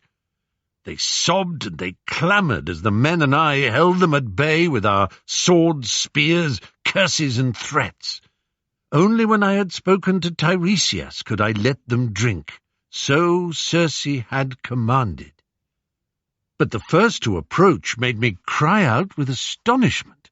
It was the ghost of Elpenor, the young fool who had fallen from the roof. "You left my body where it was, sire, above ground and unmourned." "My poor boy, I'm so sorry. The preparation for leaving, so much commotion, I neglected to give the command to bury you." "Then I am doomed, my lord Odysseus, doomed to eternal restlessness." "No," I said, deeply moved. "I promise you this, we will return to Aea. We will bury your body with full honours and prayers for your soul. It is the very least we owe you. You have my absolute word." Elpenor smiled, and his shade faded from my sight. Now at last I saw the shimmering ghost of dead Tiresias approach, golden staff in hand. Blind in life, he could now see, for he recognized me. "If you want to know your future, put down your sword, son of Laertes, and let me drink." I stepped back and tried not to show the disgust I felt as I watched him bend down and lap greedily at that strange mixture. He straightened and wiped the back of his hand against his blood-streaked beard, sighing with the satisfaction of a man who has feasted well. "I know how much you long to get home, Odysseus, but what you did to Polyphemus enraged Poseidon, who will take a great deal of placating. Your future is clear to me. I should say futures. Different paths spring from different choices for all. Firstly, I can tell you that you will find home, and you can do so swiftly and easily. Before long, your ship will land on Thrinacia, the island on which Helios keeps his cattle and sheep. The sun god loves those beasts more than he loves any man or woman. If you leave them untouched, all will go well. You will soon reach Ithaca, and all will be well there. But if you harm a single one of those sacred animals, I foretell the loss of your ship and every last one of your men. Your homecoming will be delayed by years, Odysseus. You may, in the end, reach Ithaca, but your home will be overrun with rapacious suitors, who will make free with your land, your palace, and everything you possess, all in pursuit of your wife's hand in marriage, for everybody will believe you long dead.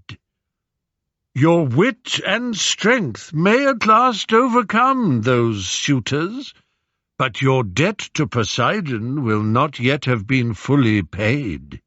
Finally home, and in the bosom of your wife and son, scores settled, and peace established at your hearth, you will immediately have to leave Ithaca, an oar on your shoulder, to search for the land whose people have never heard of the sea, who use no salt, have no understanding of ships or sailing, and do not so much as know what an oar is.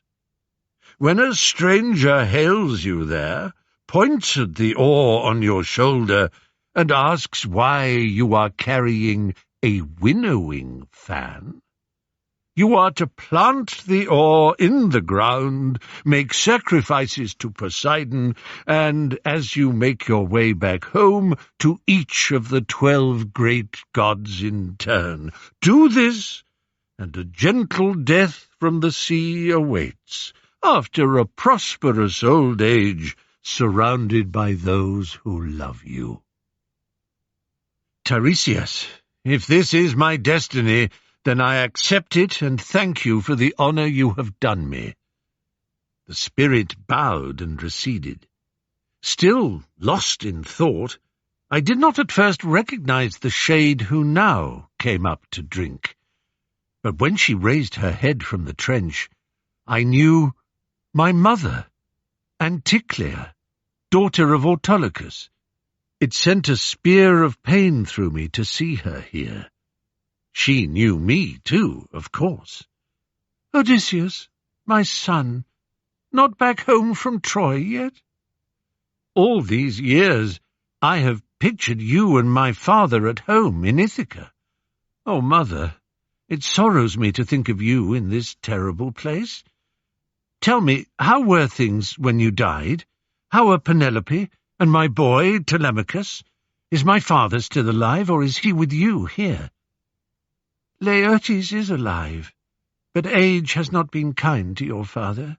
Infirm and unhappy, he lives away from the palace at his farmhouse, a simple, rough life, and now a life lived alone. Unhappy? Odysseus, he misses you. Your wisdom and kindness are missed by everybody. I missed them so much that I died. Oh, mother! Penelope mourns too, of course, but she is well. She is faithful to you and longs for your return. Telemachus is a fine boy. You would be proud. You will be proud. But hurry home, my dear boy, hurry home. The longer you stay away, the greater the danger for them all.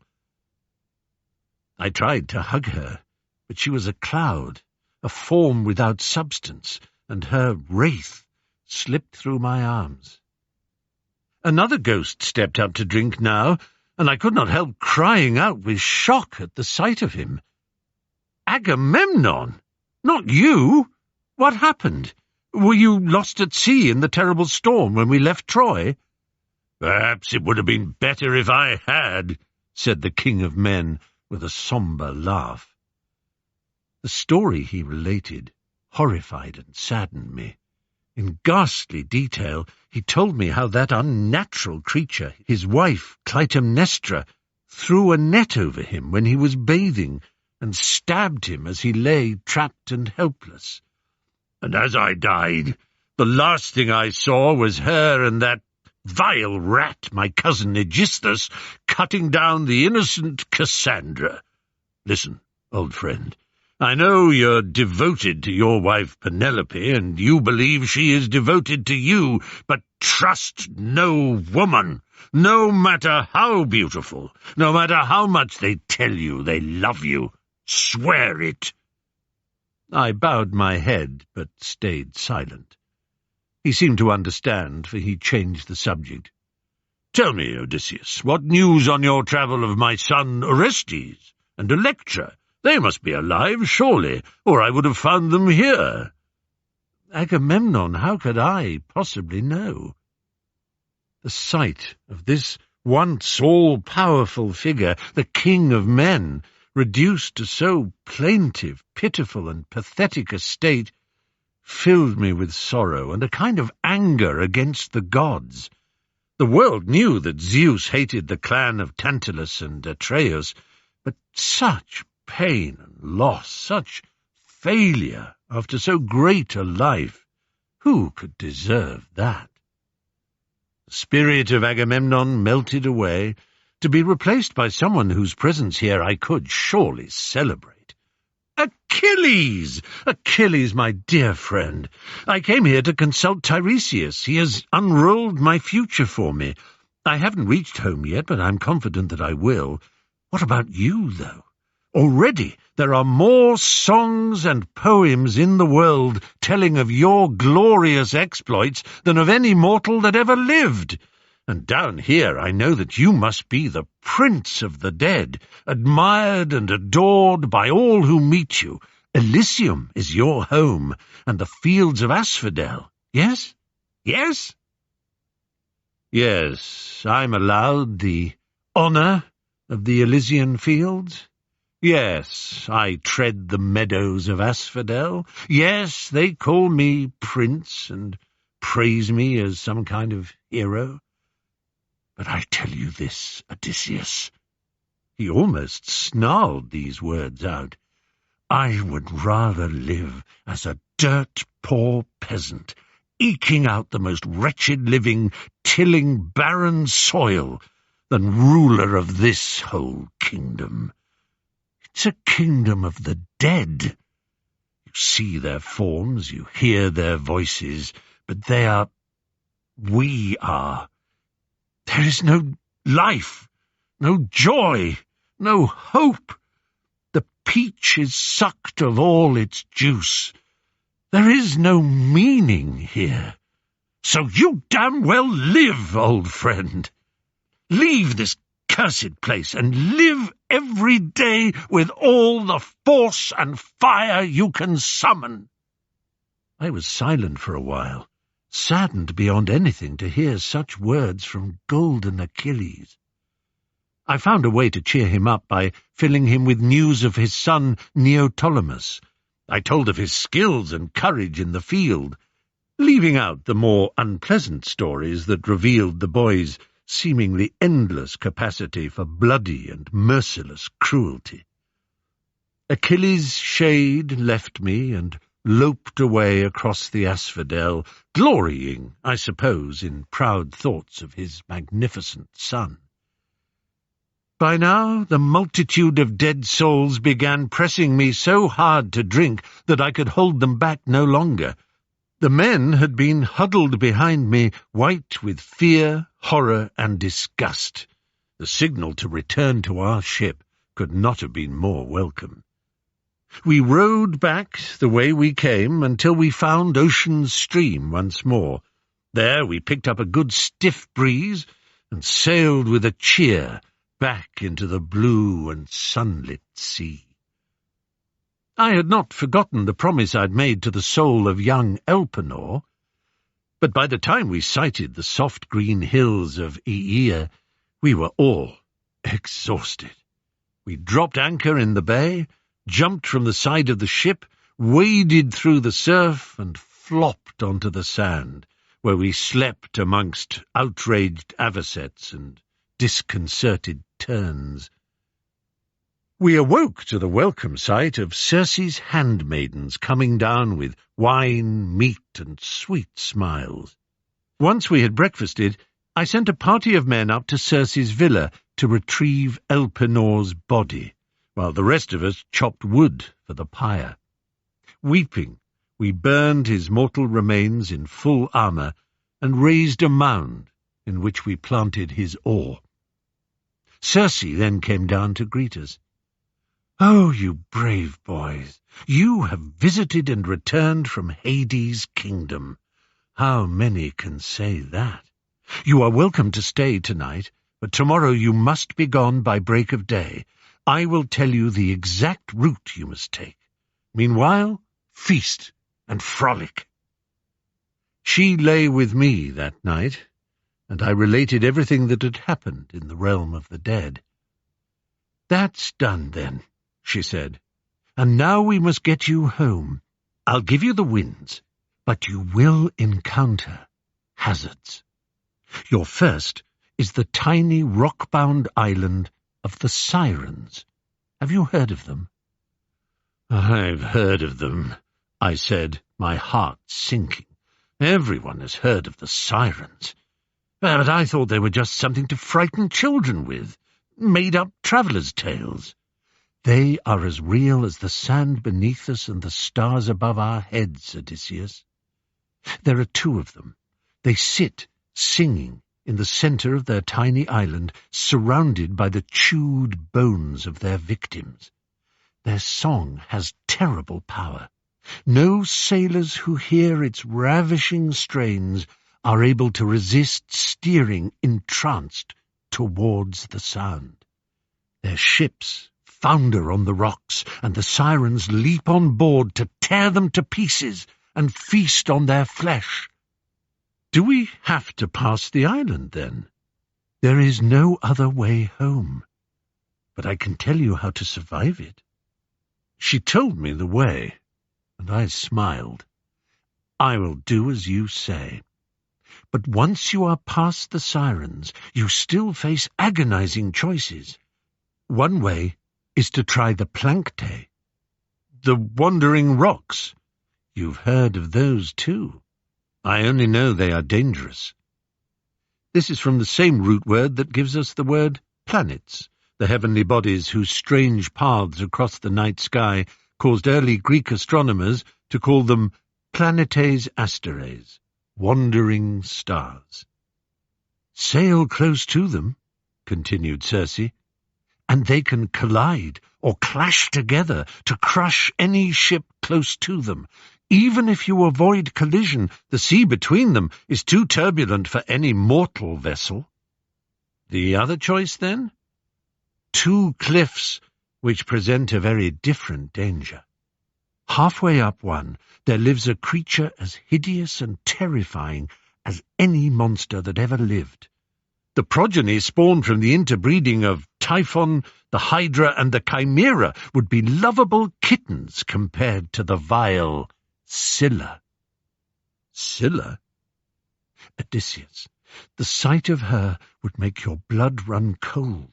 She has 12 legs that trail from her like an octopus's tentacles, 6 heads with long, long necks, each head equipped with 3 rows of fangs.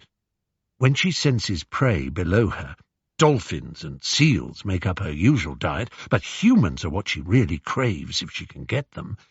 She stretches down her neck, opens her dripping jaws, and they don't have a chance. So, best avoided, then. Certainly, but here's the problem. Venture too far from Scylla's cliff, and you will be within reach of Charybdis, the whirlpool. She lies below the opposite cliff, on top of which grows a lone fig tree. She can suck down a ship 3 times the size of yours, and when she belches it up, it'll be nothing but splinters, and the crew inside all drowned. There is absolutely no hope once you're pulled into her orbit. Dreadful as Scylla is, the most she can do is pluck out 6 of your crew.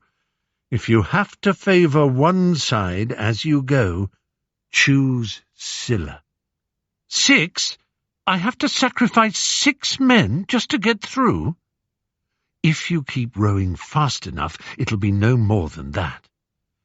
As you row through, cast up a prayer to Crateis, Scylla's mother. Phrase it right, and she will command her daughter to stop. Now, your next island— Oh, God, not another one, I groaned. She slapped my leg. Don't be like that. This next island is almost as lush and lovely as mine. Thrinacia is its name, and it is where Helios keeps his cattle. There, you knew that too.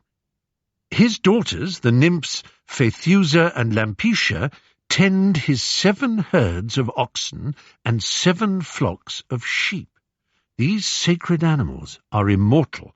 They neither die nor give birth. But if you or your men— Tiresias told me, if we harm so much as the smallest of them, disaster will fall. Good. There you are, then. And now, all too soon, Eos is opening the gates of morning. Her rosy fingers will soon paint the sky, and it will be time for you to leave me forever. Oh, I shall miss you, Odysseus, you wise and wondrous wanderer." I kissed her softly and sadly. "And I shall miss you, Circe, you wise and wondrous witch." She laughed, but then grew serious. "You should know," she said, "that I have another of your children in me. He will be a brother for Agrias. What name shall I give him?" "I will be home by then," I said, "so call him Telegonus, born far away." We said our farewells, each bravely smiling, and I called the men to their duties. The cables were cast off, the sail hoisted, the rowing team took to their benches, the helmsman steered us around the sandbanks, and before long the last of Aea and its beguiling goddess dwindled into nothing behind us. The winds, Circe had promised, bellied the sails, so I climbed onto the afterdeck and bade the men ship oars for a moment, while I addressed them. "We are approaching the island of the Sirens, men. Yes, I know, I thought the same, but Circe assures me they are real. No one has ever heard their song and survived, hence they have remained no more than fancy or rumour. I intend to hear that song and live to tell the tale. And this is how it will happen. I want you all to come forward, one by one." I had in my hand a thick ball of beeswax. I tore off small pieces and rolled them into pellets with my thumb. The combination of the warmth and pressure from my thumb and the heat of the sun softened them. I gave each man 2 plugs of the wax and told them that on my command they should press them into their ears, sealing them fully, so that they would be able to hear almost nothing. But first I was to be tied upright to the mast, facing forward and bound as tightly as possible. "Now listen," I said. "Whatever you see me do, however wild my gestures and expressions, you are to ignore me. Even if I scream, plead, and weep loud enough for you to hear, you are to pay no attention, but just keep on rowing." Ahead of me, I saw the hazy outline of a small island. It grew bigger and clearer, faster than I had expected. "Right, quick, wax into your ears. Oarsmen, take your stations." At first, I heard nothing but the spray from the bow waves and the cry of a few seabirds circling above us. And then something began to steal into my ears. I don't know what I'd been expecting. Some distant and alluring strain that I would probably be able to resist, even were I not lashed to the mast. But what came to me seemed to sound right inside my head. It was so clear, so creamily warm, seductive and bewitching, that the shock of it, what I had not expected at all, was that the song addressed me directly and personally. "Odysseus, Odysseus, bravest and best of all the Achaeans, come, come to our island. We have so much to say to you. We know all that will come to pass. Steer your ship and we will tell you everything. Would you like to know about Telemachus, your son? What Penelope is doing this very minute? Would you like to know exactly how many days there are between now and your sighting Ithaca again? But more, we can tell you what men and women will say about you 50 years from now. 100 years, 500, Odysseus, they will be telling and retelling your story 3,000 years from now. And oh, the strange ways in which they will choose to tell it. It will astonish you. how we long to tell you." I know that my plain telling of this makes it all sound tame and ordinary. You will think that you could have resisted such a song with ease. It is hard for me to convey a proper sense of what I felt, but I knew I had to hear more. You would have felt the same, I promise. I nodded to Eurylochus and Perimedes, who were sitting on upturned barrels facing me. They did nothing. The rest of the men were at the oars. A few of them were looking at me and, damn them, laughing. I nodded to Eurylochus and Perimedes again, as strongly and meaningfully as I could, wild urgency in my eyes. They ignored me. "Odysseus, Odysseus," the sirens sang, "we have waited for you of all men. You have to hear more. You will not believe the changes that are coming to the world. Such astonishing, marvelous news. You will be the first to know. Only come to us. Come to us." I loosened one leg enough to be able to stamp my foot on the deck. I yelled. The yell turned into a scream. Finally, Eurylochus and Perimedes stood up. Thank the gods, they were coming towards me. I wriggled, writhed, and squirmed. "Untie me! Untie me now!" Eurylochus was chewing something. Perimedes had a far-away look in his eye. The pair of them came forward, and you know what they did? They tightened my bonds. The bastards just casually but forcefully pulled on the ropes I was bound with and tied new and tighter knots. That done, they turned round and calmly took their seats again. I filled the air with savage oaths and threats. The men rowed on. Eurylochus chewed. Perimedes looked into the distance. The siren's song was beginning to fade away. "Odysseus! Curse you! Curse you!" The honey-sweet strain soured into an angry scream. I cried out in relief and dropped my head. After a long while, the knots were loosened, and I was standing free. The men were removing the plugs of wax from their ears, anxious to know what I'd heard. "I'll tell you later, boys," I said. "But first, look ahead." A long line of land faced us. To one side, a narrow channel between high cliffs, and to the other, another narrow channel between high cliffs. I shaded my eyes and stared hard through the faint haze.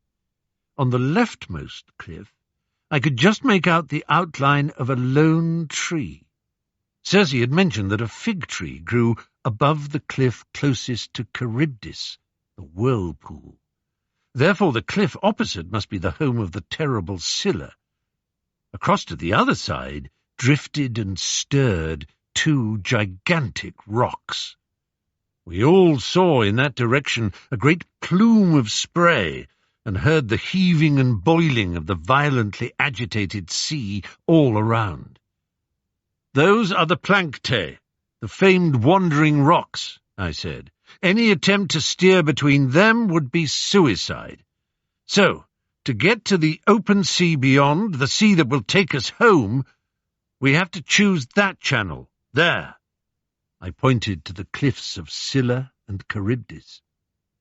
I warned them in detail of Charybdis, whose smoking spray we could now see as we steered slowly towards her. "Fatal to go too near her powerful influence," I said. "We all die if we do.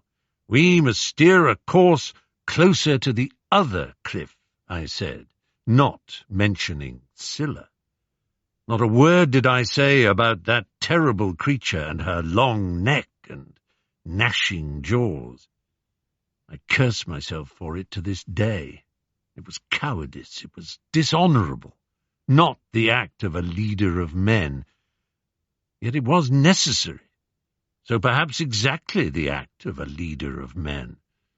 For me to choose between the monster and the whirlpool was easy, compared to choosing between concealing or revealing a truth that would have kept the men rowing or had them put up their oars and refuse to go on. We had to go on. I had to hide the truth. 6 good, brave men, comrades and brothers in arms, would have to be sacrificed. I'm ashamed to say that I adopted with sinful ease the breezily confident manner that was required. I stood at the mast and cheered them on. "That's it, my boys! Up your strokes now! See the spume rising up like smoke? That's the whirlpool, that's Charybdis. Helmsman, keep to the opposite cliff." The power of the whirlpool to our left as we passed was terrifying. We steered as far from it as possible, but we could see it sucking the water down into a swirling vortex that reached the very bottom of the sea. I counted to myself and had reached the number 60, when, with a thunderous roar, a vast waterspout was vomited up from the deep. Circe was right. Once pulled into that churning frenzy, we would have had no hope of survival.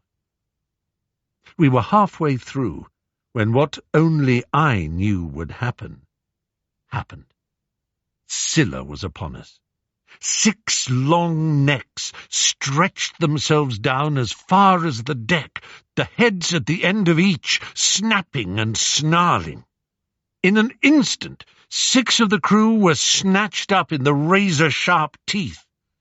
We stared up in horror at those poor, beautiful, brave men flailing and thrashing in the 6 drooling jaws.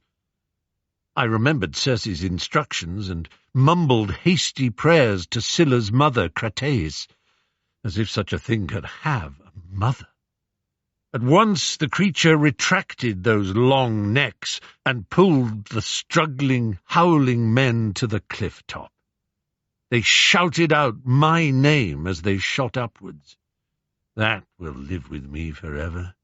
Were they shouting out in recrimination or in desperate farewell? Perhaps they were crying for me as a frightened child cries for its parent. I will never know. But in my darkest moments I hear only accusation in those dying screams.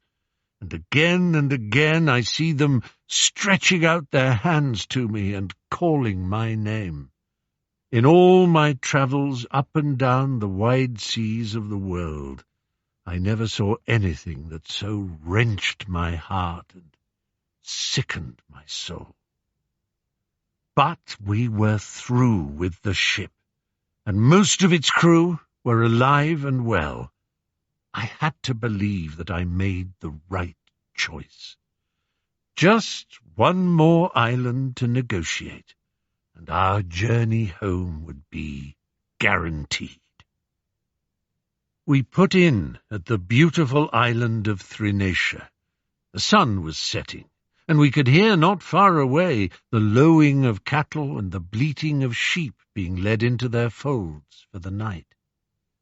"I'm sorry, men, but we're not staying," I said. "This place isn't right for us." Tiresias and Circe had been so clear. The consequences of a misstep would be catastrophic. Why take the risk? There was an audible groan and a deal of muttering. Eurylochus stood up. "We all know how resolute you are, Odysseus. You seem to be able to go for days without food or sleep. You never tire. You never fade. Well, we're not all made of iron like you. Night is coming. You really want us to go back out to sea and risk shipwreck, storms, or fog in the vague hope of an island that suits you better? Why can't we just stay here? We can eat and sleep on this beach and be gone in the morning." The men drummed their heels on the deck to mark their approval. "Very well," I said. "I'm outvoted. But promise me this. you come across any cows or sheep on this island, you absolutely must not lay a finger on them. Is that understood? Circe provided us with plenty of food, and we can be content with that. Agreed?" "Aye!" cried the men. I was annoyed with Eurylochus, but maybe he was right. Maybe I did ask too much of the crew sometimes. We cooked and ate a wonderful meal on the sand, after which we fell into mourning. We called out the names of each of the 6 men that Scylla had snatched. The moon rose, and we slept. But we were awoken just before dawn. A fierce storm was blowing. We had to hurry to the ship and pull it into a cave out of the way of the lashing tide. Once more I was forced to address the men. "We can shelter in this cave and wait out the storm," I said. "Still plenty of provisions for us, but I have to tell you again, do not touch the sheep or the cattle. They are sacred to Helios. He will know, and his punishment will be terrible. Signal your acknowledgement." "Aye!" All would have been well, had not the Skyfather and Stormbringer Zeus kept the winds howling and seas heaving for days and days. For a whole month the tempest raged.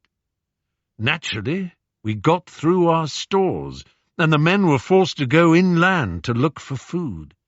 Soon most of the wild game, the birds, squirrels, and other wildlife had been hunted down and eaten, and the men were beginning to go hungry.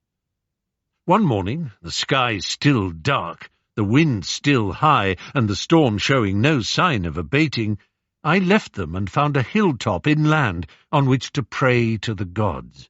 It was all I could think to do. I prayed and prayed until, curse it, I fell asleep.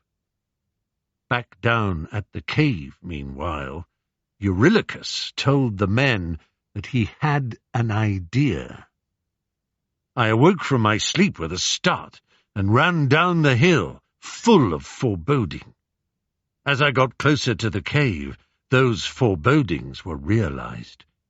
I was met by the smell of roasting flesh. "No!" I shouted. "No, no, no! What have you done? Oh, what have you done?" The men were sitting round in a circle, chewing on succulent cuts of meat, smiling and laughing like children. Now, sir," Eurylochus stood in front of me, "we've thought this through." "Thought it through? Thought it through? What are you talking about, man?" "Before we took a single animal, we prayed to Helios, sir. We promised that we would build him a temple of his own in Ithaca when we got home. We promised him the best of our cattle in sacrifice 4 times a year. I mean, he can't complain at that, can he? A square bargain." "Oh, you damned fool! Didn't you understand?" "Draw up and dig in yourself, sir. I mean, what's done is done." "You have cursed us, Eurylochus. You have cursed our voyage home." Eurylochus grinned. "Oh, really, sir?" He pointed up at the sky, and I understood. The wind had dropped.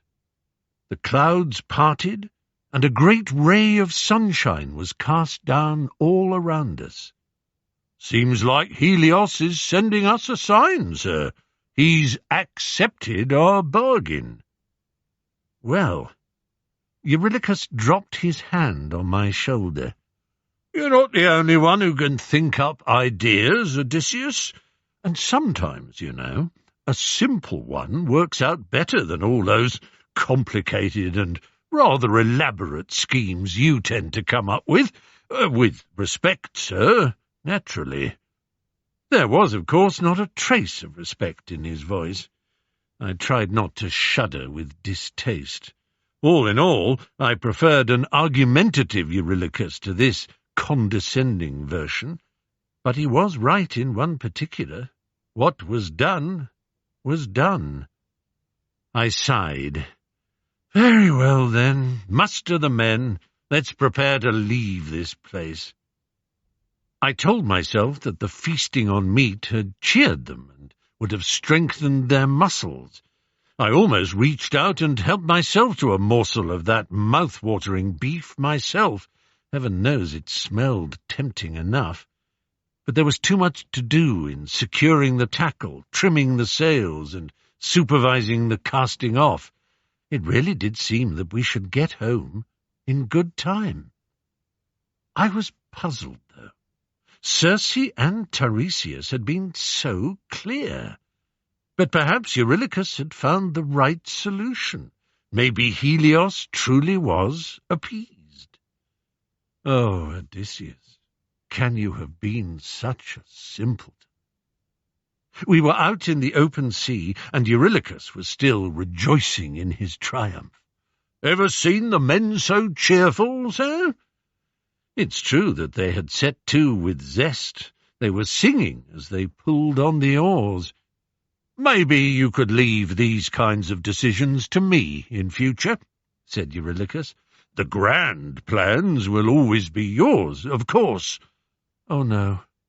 Oh, please, no. Eurylochus frowned and would have replied, but then realized I was not talking to him. I was looking over his shoulder. He turned and saw a huge thunderhead, a cloud as black as coal, was almost over the ship. Before either of us had a chance to shout a single command, a bolt of lightning crashed down. The men never had a chance. The violence of the strike pitched them overboard. I looked to see how Eurylochus was reacting, but he was gone too. Somehow I found a handhold on the remains of the mast and held on. The current dragged me away, and the last I saw of my men, the brave and marvellous men who had left Ithaca with me, fought by my side at Troy, and come this far with me homeward. The last I saw of them were their desperate, upraised arms disappearing below the surface as every last one of them was pulled down to their deaths. Only I, who never touched the meat, was left above the waves. I realized with horror that the storm surge was now carrying me back towards Scylla and Charybdis. Just moments earlier I had dared to think that the gods were finally on our side. Their full vindictive fury was plain enough now. Once again, I could not risk coming within the reach of the terrible Scylla, but I needn't have worried. The current was already pulling me inexorably towards Charybdis. As I neared the roaring whirlpool, I shinned frantically up the mast until I reached the crow's nest at the top. As the ship began to circle in the outer eddies, I hung on until another revolution brought the mast near to the cliff. When it reached its closest point, I threw myself off the mast and onto the fig tree. It swung down perilously, straining to its roots, but took my weight. I clung on and looked down. Below me, the ship began to spin round in ever tighter and faster circles as Charybdis swirled and sucked, smashing the once noble vessel into pieces. I watched as prow, sail, mast, hull, and all were drained into the heart of the whirlpool and disappeared from sight. Fiercely hugging the fig tree, I began to count. 1, 2, 3, 4. I don't know why, but the fig tree turned my mind back to the day Penelope and I had mapped out the land on which I would build our palace. She had made me promise not to fell a noble old olive tree that was in the way of my plans for our bedchamber. I solved the problem by shaping the tree's limbs into the frame of a great bed, around which I constructed a room. The bed was our secret, and the thought of it, even with Charybdis thundering below me and the knowledge that all my crew were drowned, made me smile. I suppose I was smiling at the great distance there is between the warm, loving plans of mortals and the cold, vindictive plans of the gods. 58, 59, 60. I let go of the fig tree and plummeted down. At the same moment, Charybdis reversed her course and began to vomit up everything she had swallowed. I landed in a tangle of rigging and broken wood. I managed to haul myself onto a plank from the ship's decking.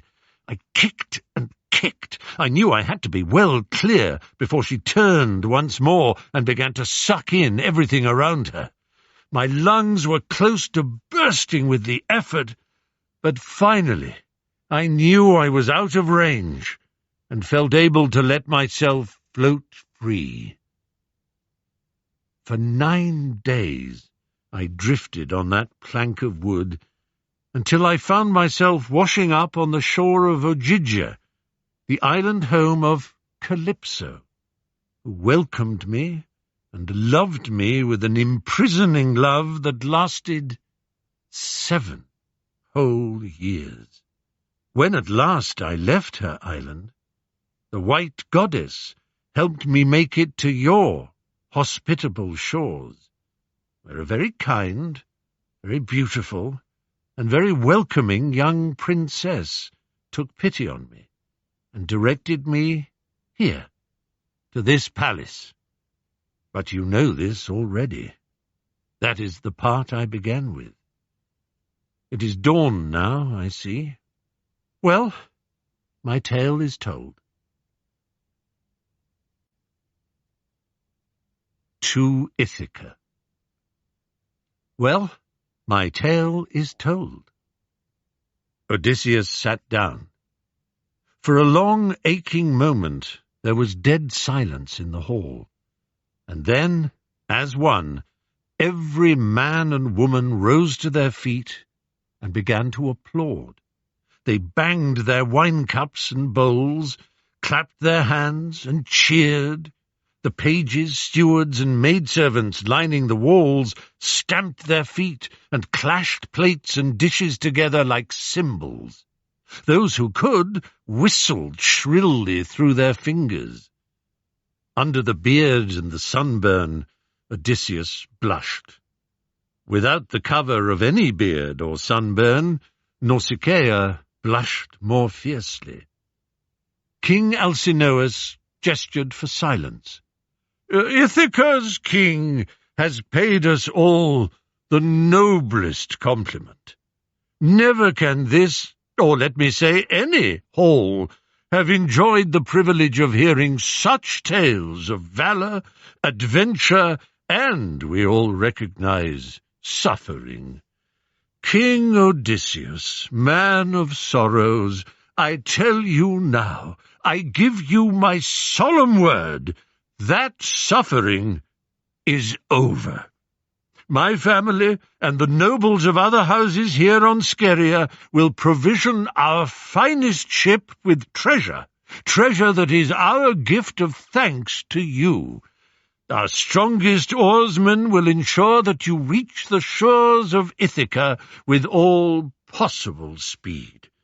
I repeat, great king, your suffering ends here. Now, if any man has, you have earned a night's repose, sir. Speedily as Alcinous's words were put into action that day, through the night and into the next morning, it was not quick enough for Odysseus, who paced up and down by the harbour wall with ill-concealed impatience. Now dressed in the finest tunic and a cloak edged in tissue of gold, stitched by Queen Arete herself, he looked every inch the king. Nausicaa stood shyly to one side, watching as magnificent golden cauldrons, tripods, jars, and chests were loaded onto the Phaeacian flagship. Odysseus forced a tight smile of gratitude as each local nobleman came forward to explain and describe his gift, and to bow and shake the hero's hand. Their descendants would be able to say, "Our grandfather's hand touched the hand of Odysseus of Ithaca." Who would believe them? The fights that would break out in the schoolroom. At last, it was done. Odysseus was aboard, leaning over the rail to thank Alcinous and Arete and murmur soft words of gratitude to a weeping Nausicaa.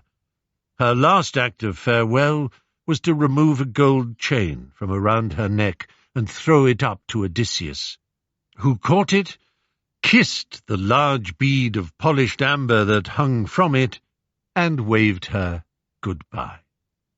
Now came the first pull on the oars to sweep the ship away from the quay. It was early evening by this time. The crew had laid out a sheet and a rug on the stern deck, and Odysseus lay down. Almost instantly he fell into the profoundest sleep. Had he forgotten that the last time he came close to Ithaca he had fallen asleep then, too, only for his men to open the bag of winds and release the cascade of disasters that had kept him from home for so long? So skilled were the Phaeacian oarsmen that the feather touch of their blades hardly seemed to break the surface. Yet the power of the sweep and heave pulled the ship swiftly on. Dawn had not broken when they sighted the Ithacan shore. Still Odysseus slept. They picked him up in his rug and laid him gently on the sand, setting out his treasure all around him, before boarding their ship and sailing away. Odysseus the wanderer had reached his native shore. In Ithaca. An alien shore. Odysseus awoke and looked groggily around through the mists of sleep. Where had the Phaeacians left him? No, those were not the mists of sleep. A real fog had descended. Through it he recognized no familiar features in the outlines of trees and rocks. He let out a loud roar of pain, anger, and frustration. He had done it again, fallen asleep within sight of home. On the first occasion his men had opened the bag of winds that Aeolus had given him, but by what horrible stroke of misfortune was he now cast away on an unknown island again? The Phaeacians were supposed to be good sailors, the Phoenicians of the West. Somehow they had miscalculated, or a malevolent god had sent a contrary wind, or even changed the pattern of the stars in the sky to confound navigation. Poseidon really did know how to nurse a grievance. He was furious at the Phaeacians for their kindness towards Odysseus, whom he still could not forgive for the blinding of Polyphemus. He begged Zeus to be allowed to punish them for their assistance. Zeus reluctantly agreed. When the ship that had borne Odysseus to Ithaca made its way back to Scheria, the vengeful sea-god turned it to stone, whereupon it sank and permanently blocked the harbour. A glint of something metallic caught Odysseus's eye. In a semicircle, half sheltered by a rising bank of dunes, the Phaeacians had set out the golden pots, tripods, cloaks, and other precious things that Alcinous and his nobles had presented to him before he left Scheria. Whatever error they had made in setting him down on this alien shore, they had not at least done so in order to rob him of his treasure. For lack of anything better to do, he began counting the objects in his hoard. The voice of a young man interrupted him. "Good day, stranger." Odysseus spun around. "And good day to you, friend. You're a welcome sight." The young man appeared to be a shepherd, and a richly dressed and well-born one, too. He had a smooth complexion, unlined with worry, and gave no signs of having toiled or laboured hard in his life. Instead of a shepherd's staff, he was carrying a spear. "This is going to sound strange," said Odysseus, "but maybe you can tell me where I am. Are we on an island?" "You must be from a far country indeed, not to know this place, stranger. It may not be the largest or the most beautiful island in the sea, but it is well enough known around the world. This is Ithaca." It was Ithaca. He was home. Odysseus was overcome with exultation and relief. But even in this moment of supreme joy, this moment he had dreamed of for so many years, he had the guile and the self-control to hold back. "Ah, yes, Ithaca, he said, as if straining his memory. "I have indeed heard of it. Ruled over by King Oedipus, isn't it? No, not Oedipus. Odysseus, that's it. King Odysseus. Yes, we've heard of Ithaca, even in Crete, which is where I come from. I had to leave there suddenly a few days ago. I won't bore you with the details. I managed to get my treasure aboard the ship before fleeing. My men must have just dumped me on the shore here when I was asleep. So, Ithaca, eh? Ithaca. Well, well." Odysseus realized he had misread this stranger. It was not a young man at all. It was a woman. The mist must have deceived him. She was laughing. "You just can't be straight, can you, you crooked old devil? Never tell the truth if you can think of a good lie first. Twisted as ram's horn. Oh, Odysseus, you rogue, you trickster, you huckster, you charlatan, you cheat, you devious, two-faced fraud. You sly, scheming swindler. So clever, but not clever enough to recognize your guardian and inspiration?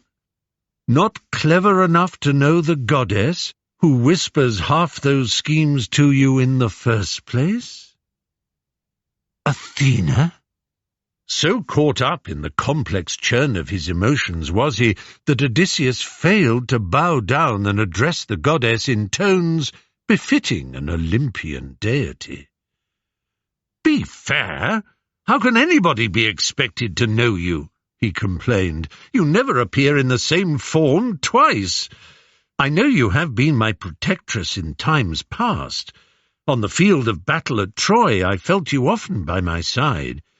But for the past 10 years, marooned on one island after another, tossed by one storm after another. You'll forgive me if I find it hard to think of you as a guardian and saviour. That's my Odysseus. Always bites the coin before he takes it, doubts and tests everything. You know I am who I say I am. Look around. You know this is your island." The fog was clearing, and Odysseus began to recognize some of the landmarks of his youth. Just beyond the dunes was the Bay of Phorcys, where he used to catch shrimps, and there, shouldering its way through the last shreds of mist, he made out the noble outlines of Mount Neriton. As a boy he had climbed its wooded slopes looking for honey 100 times. Now he did fall to his knees. It was the sand and soil of Ithaca he praised, however, not the goddess, much to her amusement. You may not have known it, subtle son of Laertes, but I have been watching over you all this time.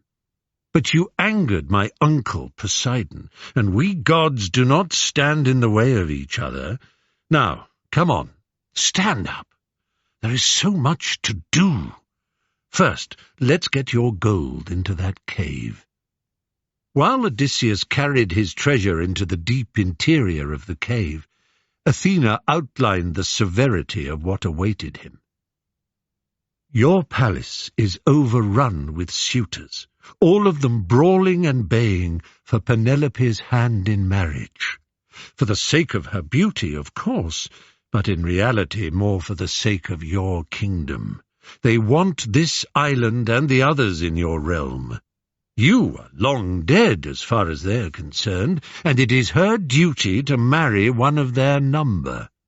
She has separately promised dozens of individuals that she eyes them with particular favour, but she can't keep playing that game. She matches you for cunning, you know. Athena then told Odysseus about Penelope's ploy with her loom, promising to marry only when she had finished weaving a shroud for Laertes. And she unpicked her work every night. Oh, clever Penelope! Odysseus was delighted, but he soon fell to gloom. I had thought I would go straight to her, but from what you say, I'd be cut down before I got to her chamber. Indeed, you would. Whatever happens, you cannot afford to be recognized. Let's see what we can do with you. Athena touched him with her spear. In a sudden puff of dust, the fine cloak and tunic that the Phaeacians had given Odysseus were reduced to dirty, tattered rags. His smooth, bronzed skin creased itself into sagging wrinkles. The fierce light of intelligence and determination that always gleamed from his eyes was dimmed to a milky dullness. His elegant staff of fine beech, banded in bronze, was now rough, well-used blackthorn.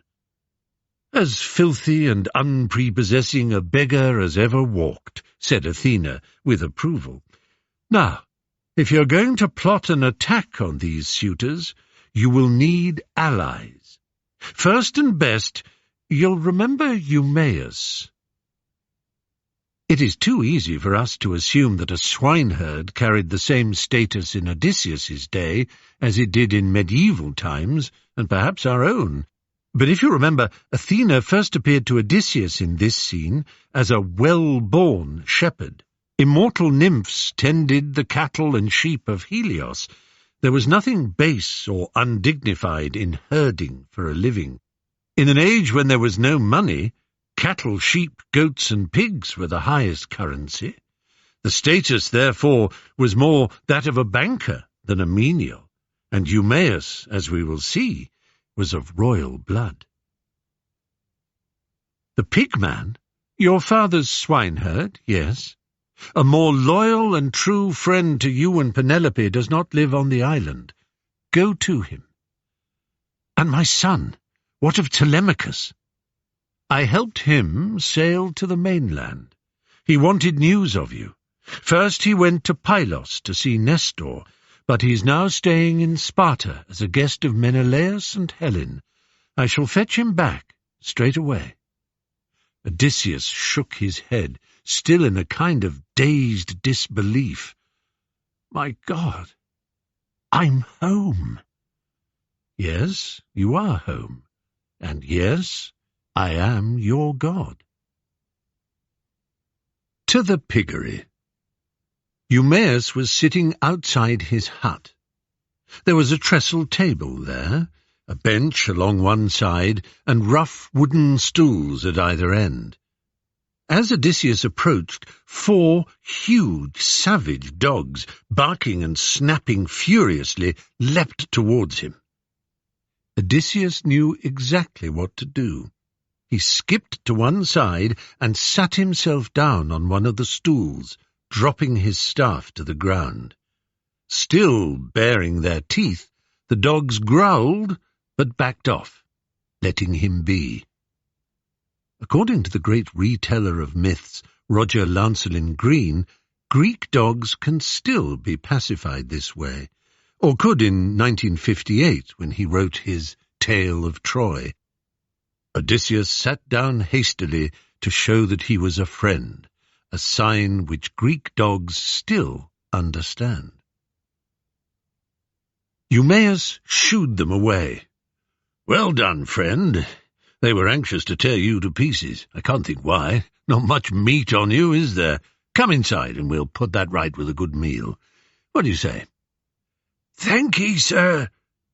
Odysseus was faintly alarmed, and more than faintly amused, to notice that his voice had taken on the husky, piping whine of an old man. Athena did nothing by halves. "That is most generous of you. May Zeus reward you for giving such a warm welcome to a poor old stranger." "Please think nothing of it. 'Tis my pleasure." Eumaeus selected 2 plump and succulent young piglets for dinner. He put a flask of wine on the table and bade Odysseus help himself. As he butchered and prepared the meat, he talked about the state of affairs on the island. Odysseus received the strong impression from the volubility and flow of his chatter that Eumaeus was grateful to have someone to listen to him. "Oh, yes, when I think of the care and skill with which my master laid down the vines, not the best wine in the world, but when you get a taste for it, you'd turn down a goatskin of the grandest Samian vintage for just one sip of it. And to see these bastards drinking it all down, day and night, and how they abuse the palace. They piss in the corner of the great hall when they're drunk. It's true, I've seen them do it. And as for how they treat his wife, Queen Penelope, if my master saw, he'd slice their balls off and feed them to my pigs, so he would." "Dear me, sounds like quite a man, this master of yours. Who is he?" "Quite a man? Yes, he's quite a man. No, you know what? He's not a man, Odysseus. He's men. A son, a father, a husband. Well, that's not unusual, of course. He's a king, wise and fair, judges and rules with solemn justice. But he's a builder, too, planned and put together his palace almost single-handed. He's a sailor. I've seen him pull on 2 sail ropes, one with each foot, steering with his elbow on the tiller and using his hands to whittle a musical pipe. He can tend the flocks and herds, as well as I or any countryman. He's a warrior. Hand to hand he wrestles like Theseus, can throw a man 3 times his weight. The best bowman you ever saw, shoots like Apollo. Never saw a swordsman his equal either. He can throw a spear further than anyone, speaks the tongues of distant lands as if he were born there, and the wit of him, the cunning. Ah!" Eumaeus tapped the side of his head. "In there, he has a mind the equal of Hermes for mischief and of Athena for wisdom. I don't know where his ideas come from. He can sing, play every musical instrument, dance, juggle, shear sheep. Oh, you can mock all you like, old man. But I tell you, my master is the finest—" No. Eumaeus broke off and shook his head. A tear welled up in his eye. Why do I say is when I mean was? "He's dead, then, this paragon?" "Dead some, 9 or 10 years.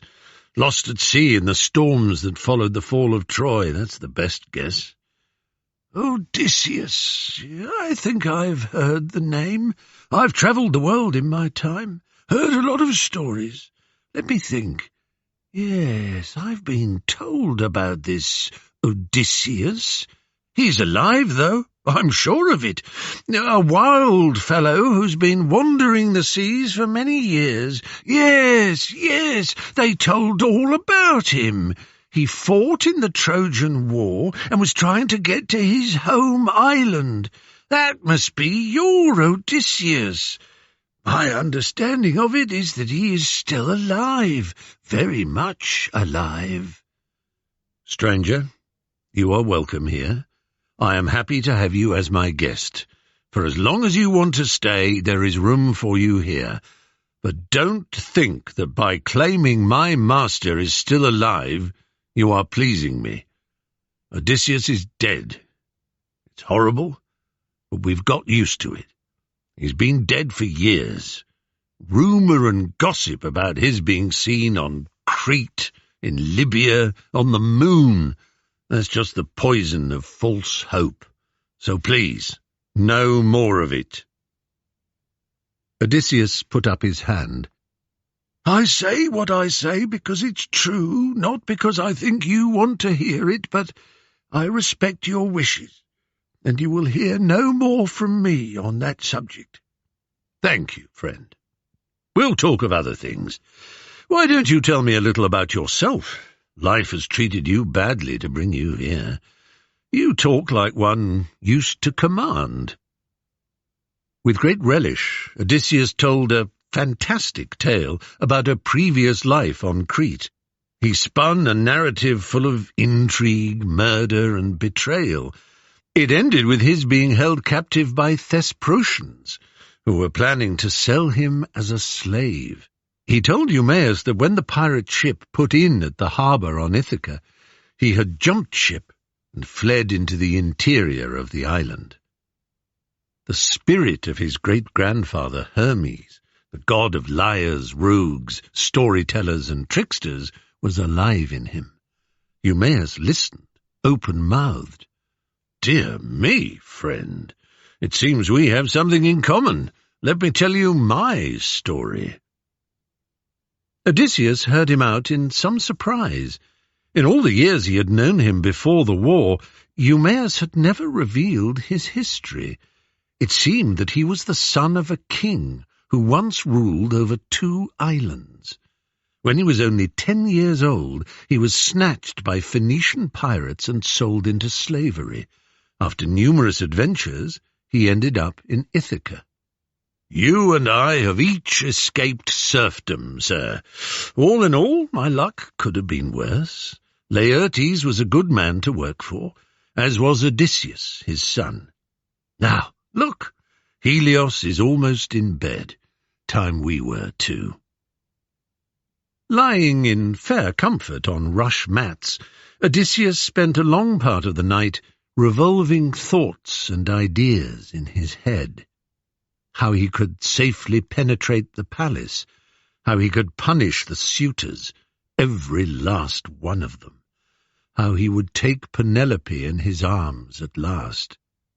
But could all this be done on his own, with the help of his pigman and no one else? There was Telemachus. He was finally going to see the boy who had been a baby when he parted from him 20 years ago. At this moment, Athena would be in Sparta to bring him home. Telemachus returns. Athena found Telemachus and Pisistratus lying on cushions together in an open courtyard of Menelaus's palace in Sparta. Pisistratus slept deeply, but Telemachus was wide awake, thinking of his father, trapped on Ogygia, the prisoner of the nymph Calypso. What none of them could have dreamed was that, at exactly the moment Menelaus was telling them how the old man of the sea had revealed Odysseus's plight, Zeus was instructing Hermes to fly to Calypso and command her to let Odysseus go, and that Odysseus was already on the Isle of Ithaca. Telemachus was delighted to set eyes on his friend again. "Mentor, how good to see you!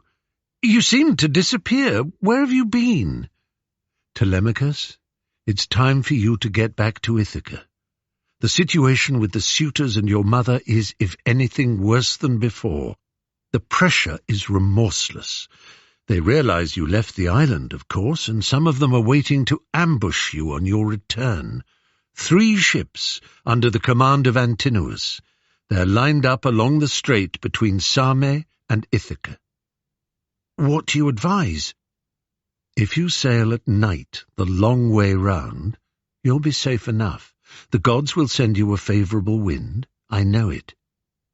It was strange, but Telemachus was confident that he could believe Mentor, even when he made the preposterous claim that he knew which way the wind would blow. And I recommend that the first person you visit should be the most loyal of all your people. Eumaeus the swineherd? You said that without a moment's thought. Telemachus saw a fleeting look of warmth in those serious grey eyes. At breakfast, Telemachus announced to Menelaus and Helen his intention to depart. I must return to Ithaca and tell my mother what the old man of the sea told you, sir. She will be worried enough. We had hoped you might stay for the festival, Helen said. But we're not the kind of hosts to smother our guests with unwanted hospitality, are we, my darling?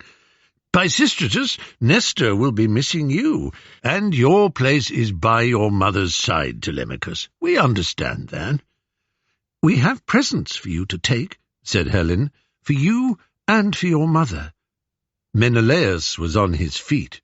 I'll send an escort as far as your ship, and gifts, 3 horses. I have the finest on the peninsula, 2 mares and a stallion. You'll soon fill the island with their stock. Sir, you are more than kind, but if I may refuse without offence, Ithaca is not a place to rear horses. Here in Sparta you have wide, fertile fields, clover, wheat, rye, barley, all the best grasses grow here. Ithaca has no meadows. We are a rocky, rugged place. It is goat country, not horse country, and I love it all the more for that, finished Telemachus with a touch of defiance. Then you will take this bowl instead, said Menelaus, draining the last of his breakfast wine from the magnificent vessel from which he had been sipping. It is silver with a gold rim, made by Hephaestus himself. It would give me such joy if you accepted it. Telemachus bowed his head. In the chariot taking them back to Pylos, Telemachus gently put a thought to his friend. Your father is such a noble and generous host, Pisistratus. I just know that he will insist on my staying at least a week before I can get to my ship and home. Would you think me appallingly rude if we went straight to the harbour? Pisistratus laughed. I was going to suggest the same thing. Once they reached Pylos, therefore, they avoided the palace and went straight to the quayside. While the ship was being loaded, Telemachus made an offering to the gods. He was pouring a libation when a stranger approached him. He was in his middle age and dressed in clothes of fine quality, for all that they were dusty and travel-worn. "You are making sacrifices to the gods," said the stranger. "I can trust you in their presence, therefore, to tell me your name, your parentage, and where you are from." Telemachus smiled at the earnestness with which these questions were put to him. "Well, sir, I'm not ashamed to answer, in reverse order, that I am from Ithaca. My father is Odysseus, son of Laertes. My mother is Penelope, daughter of Icarius, and I am Telemachus. I'm here in Pylos because my father is lost at sea, and I came to see if I could discover any news of him." The stranger knelt down and grasped Telemachus by the knees. "Something impels me to trust you and tell you my story, Telemachus. I am Theoclymenus of Argos. I killed a member of my own clan. I had right on my side, but I shan't insult you and bore you with the whole sordid tale. The man's brothers and uncles want my blood. If they find me, I am dead. I beg you, take me on board your ship, and you will have my undying loyalty. As it happens, I have the gift of prophecy. It is at your service. Give me your spear. You're welcome to sail with us, Theoclymenus. Telemachus laid the stranger's spear on the deck and bade him sit beside him. The crew cast off, and the sails filled. Grey-eyed Mentor, if it really was he, had been right about the wind. Telemachus steered for most of the trip.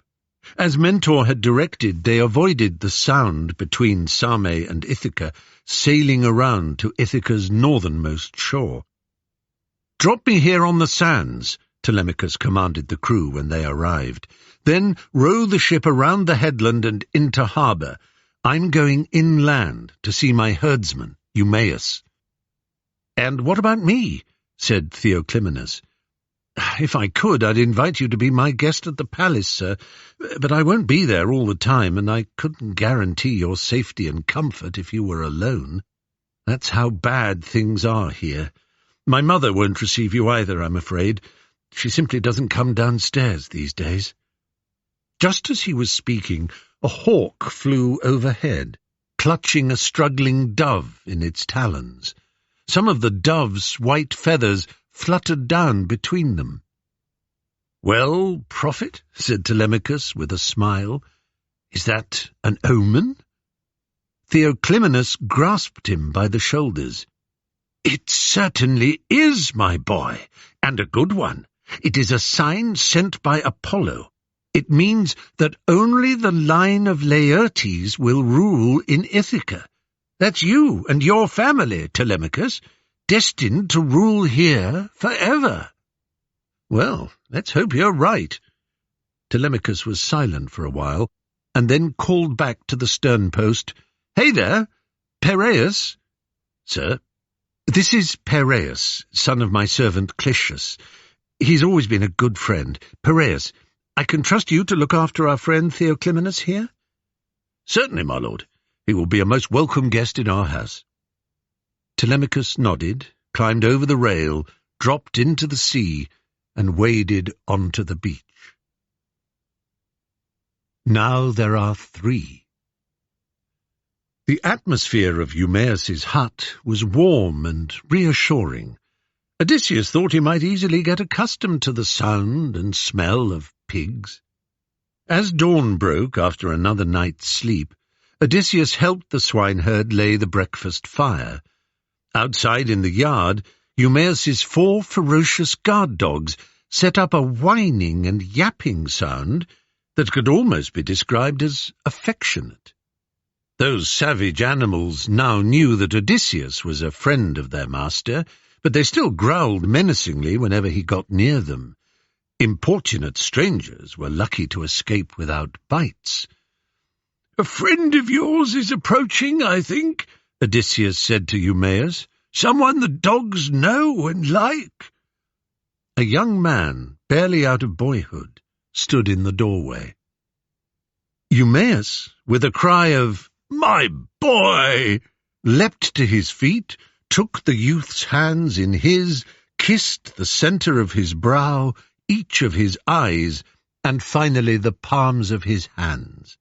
He and the young man had tears rolling down their cheeks. Odysseus was moved by the sight. "You didn't tell me you had a son, Eumaeus?" Eumaeus was almost dancing for joy. "This is not my son, sir. This is the young man I was telling you of, the heir to the kingdom. This is Telemachus. He is like a son to me, though. Aren't you, lad? Now, I know you've been to Pylos. Thank the gods you're safely back. And you've come to visit your old friend. A rare occurrence these days. I suppose you've had to stay at the palace to keep an eye on those damned suitors." That's it, exactly." Odysseus did not hear much beyond the word Telemachus. The world around him began to hum and spin, and the light closed in. He sank down onto the bench. This was his son. This was Telemachus. He was tall. Was he handsome? Silhouetted like that in the doorway, it was hard to tell. Odysseus tried not to look as if he was rudely staring.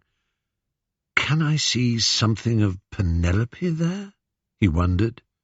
"Maybe, but with outlines of my chin, and the set of his shoulders, that came from me too, and the way he leans on his spear. Dear gods!"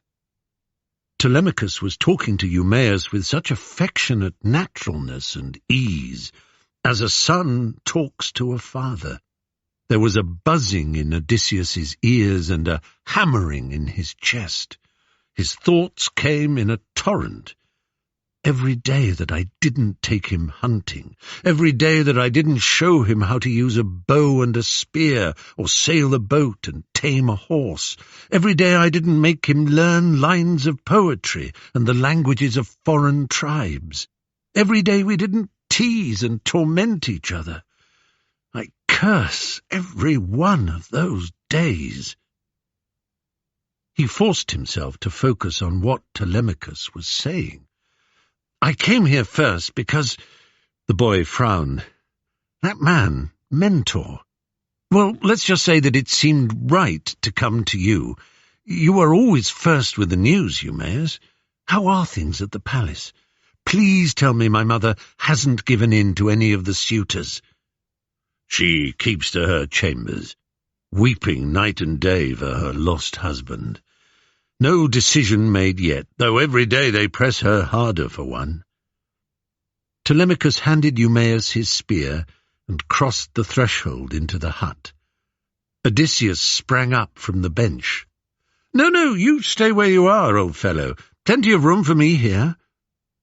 Eumaeus laid down plates of cold meat for them both and mixed them some wine. Telemachus cast an eye towards Odysseus. "Tell me, Uncle Eumaeus, where does this stranger come from? What ship brought him here? He can't have swum to the island." It seems rude not to ask Odysseus directly, but I think it would have been considered ruder to address a stranger before the host had made introductions. "He tells me that he comes from Crete, and that he wanders the world. He escaped a Thesprotian slave ship when it docked here, and this is the hut he stopped at to try his luck." "He could not have chosen a better," said Telemachus. "But, oh, Eumaeus, he should be enjoying the hospitality of my house, not yours. He needs proper clothing. I'll send him a cloak and a tunic and a pair of sandals, and we can see him on his way to wherever he wishes to go. Or if he wants to stay with you, I'll send you bread, meat, and wine for his meals, too. It should all be at my expense, not yours. Just don't let him go anywhere near the palace. The suitors get crueler and more violent every day. He wouldn't be safe." Telemachus offered his hand to Odysseus, who took it and let it go very quickly, afraid to reveal his emotion. "If I may, young sir," he said, "everything I've heard tells me that you are being wronged. Don't you have brothers and allies?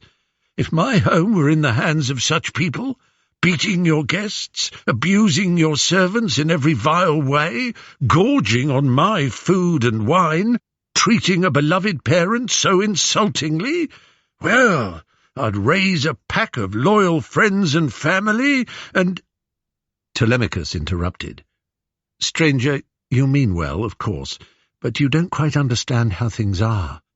Zeus, the Sky Father and King of Heaven, ordained that ours should be a small family, not a mighty clan. Laertes, my grandfather, was an only son. His son, my father, is the same. I, too, have no brothers. The strongest and best men of Ithaca, led by my father Odysseus, went to Troy to fight for the honor of Menelaus and our people. Not a single one has returned, my father included. This has left us open to the depredations of princes and lords from the neighboring islands. Craven scum who did not go off to war." Telemachus laughed bitterly. "To the cowards the spoils. That seems to be the new law. And your mother? Excuse me? Odysseus, who had managed only to whisper the word, repeated it. Oh, my mother. Well, she cannot bear the idea of remarrying. She keeps to herself in the upper rooms. But you heard Eumaeus. Every day the pressure on her to choose grows. Uncle, why don't you go to her now? Let her know that I'm back from my travels, but do it out of the hearing of any of them, or any of the servants they bribe to spy on us. Eumaeus put on his sandals and left Telemachus and Odysseus alone together. There was silence in the hut. Odysseus was trying to think of something neutral to say when his attention was drawn by the movement of a figure appearing in the front yard. Athena! The dogs had seen her and were backing off, afraid. The sound of their whimpering made Telemachus glance outside, but it was plain that he could not see the goddess. Athena nodded to Odysseus, who stood up, excused himself, and joined her out in the yard. Athena took him around the corner. Now is the time. Reveal yourself to your son. Make your plans. Work out how the suitors can be killed. When you have done so, go into town. I will join you. Believe me, son of Laertes, I'm as keen for this fight to begin as you are. So saying, she touched Odysseus with her staff. Suddenly he was back in the princely tunic and gold-braided robe with which the Phaeacians had dressed him. His beard darkened from grey, the creases and wrinkles that lined his face smoothed out, and his eyes began to shine with the special vigour and intelligence that had always marked him out from other men. When Odysseus came back into the hut, Telemachus gasped in astonishment. No one can change their clothes so quickly. And not just your clothes. You're taller. You're younger. You must be a god.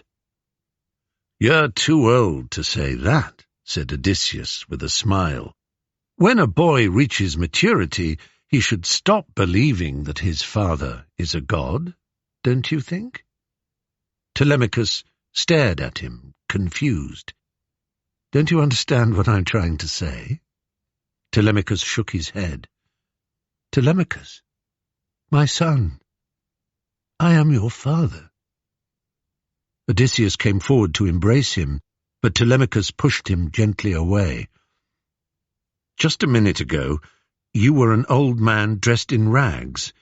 Now you come in here 20 years younger, in a princely cloak and a tunic whiter and crisper than snow. You are Hermes, or one of his band. No, Telemachus, listen to me. I am Odysseus. He took a seat and looked up at his son. As for the changes in me, they are the work of Athena, and it is thanks to her that I am finally home. After 20... The words choked in his throat as Telemachus rushed forward, threw his arms around his neck, and cried out, "Father! My father!" There they stayed, Telemachus hugging his father, both of them weeping like children. They would have remained like that until sunset, crying for the 20 lost years, crying with joy, crying with relief, had not a thought struck Telemachus. "Father, are your men here with you?" "My men?" For a moment Odysseus could not imagine what his son meant. Then he understood. He dropped his head. "Alas, no, not one of them. I am the only survivor of all those hopeful Ithacans that set sail with me 20 years ago. I will tell you and your mother the whole story when we have overthrown the suitors." "But, father, if what you say is true, then that leaves only 2 of us against a horde. I mean, it would be tough enough if we had to face 10 or 20 of the bastards, but there are so many more." You might as well know the awful details. Let me see. 52 from Dulichium alone. 24 from Same. 20 from Zakynthos. That's nearly 100 already. They are mostly young, fit and strong. They've grown even stronger on our lamb, our beef and our grain. Each of them has servants too, of course. And, I'm sorry to say, there are 12 high-born lords of Ithaca, also panting for mother's hand in marriage. All of them against us too. I know you're a great hero, father, and I've done my best to train in hand-to-hand combat, and believe I could acquit myself well enough in a fight, but we just wouldn't have a chance. I make that 108 suitors, then, said Odysseus. I discount the servants. They'll be untrained and will turn tail and run at the first sight of us. 108 against you, me, Zeus and Athena. I like those odds. Zeus and Athena? When the fighting starts, you can be certain that Athena and the Sky Father will come to our aid. Cheer up, my son. There's no need to be afraid. I'm not afraid, said Telemachus with heat. Believe me, father, I'm no coward. I'm willing to die defending our home. But can you imagine how it would break my mother's heart if we just stepped forward like sheep to be slaughtered? It would achieve nothing. She'd be in the same terrible position as she is now, but this time forced to marry a man in all likelihood responsible for the death of her husband and only son. Odysseus put a hand to his son's shoulder and smiled. Tomorrow morning I want you to go home and join the suitors in the entrance hall. A short while later Eumaeus will bring me along. I'll be back in my beggar's clothes, looking old and weak. The suitors will mock and abuse me. Most likely they'll throw things, trip me up, push me over, that kind of thing. Whatever they say, whatever they do, however much it upsets or enrages you, you are not to react. You must ignore them completely. You understand? This will not be the moment. Telemachus nodded. The great hall of the palace. Odysseus screwed up his eyes, summoning a mental image. I'm assuming it's as it was, the swords, spears and shields all displayed on the walls. Yes.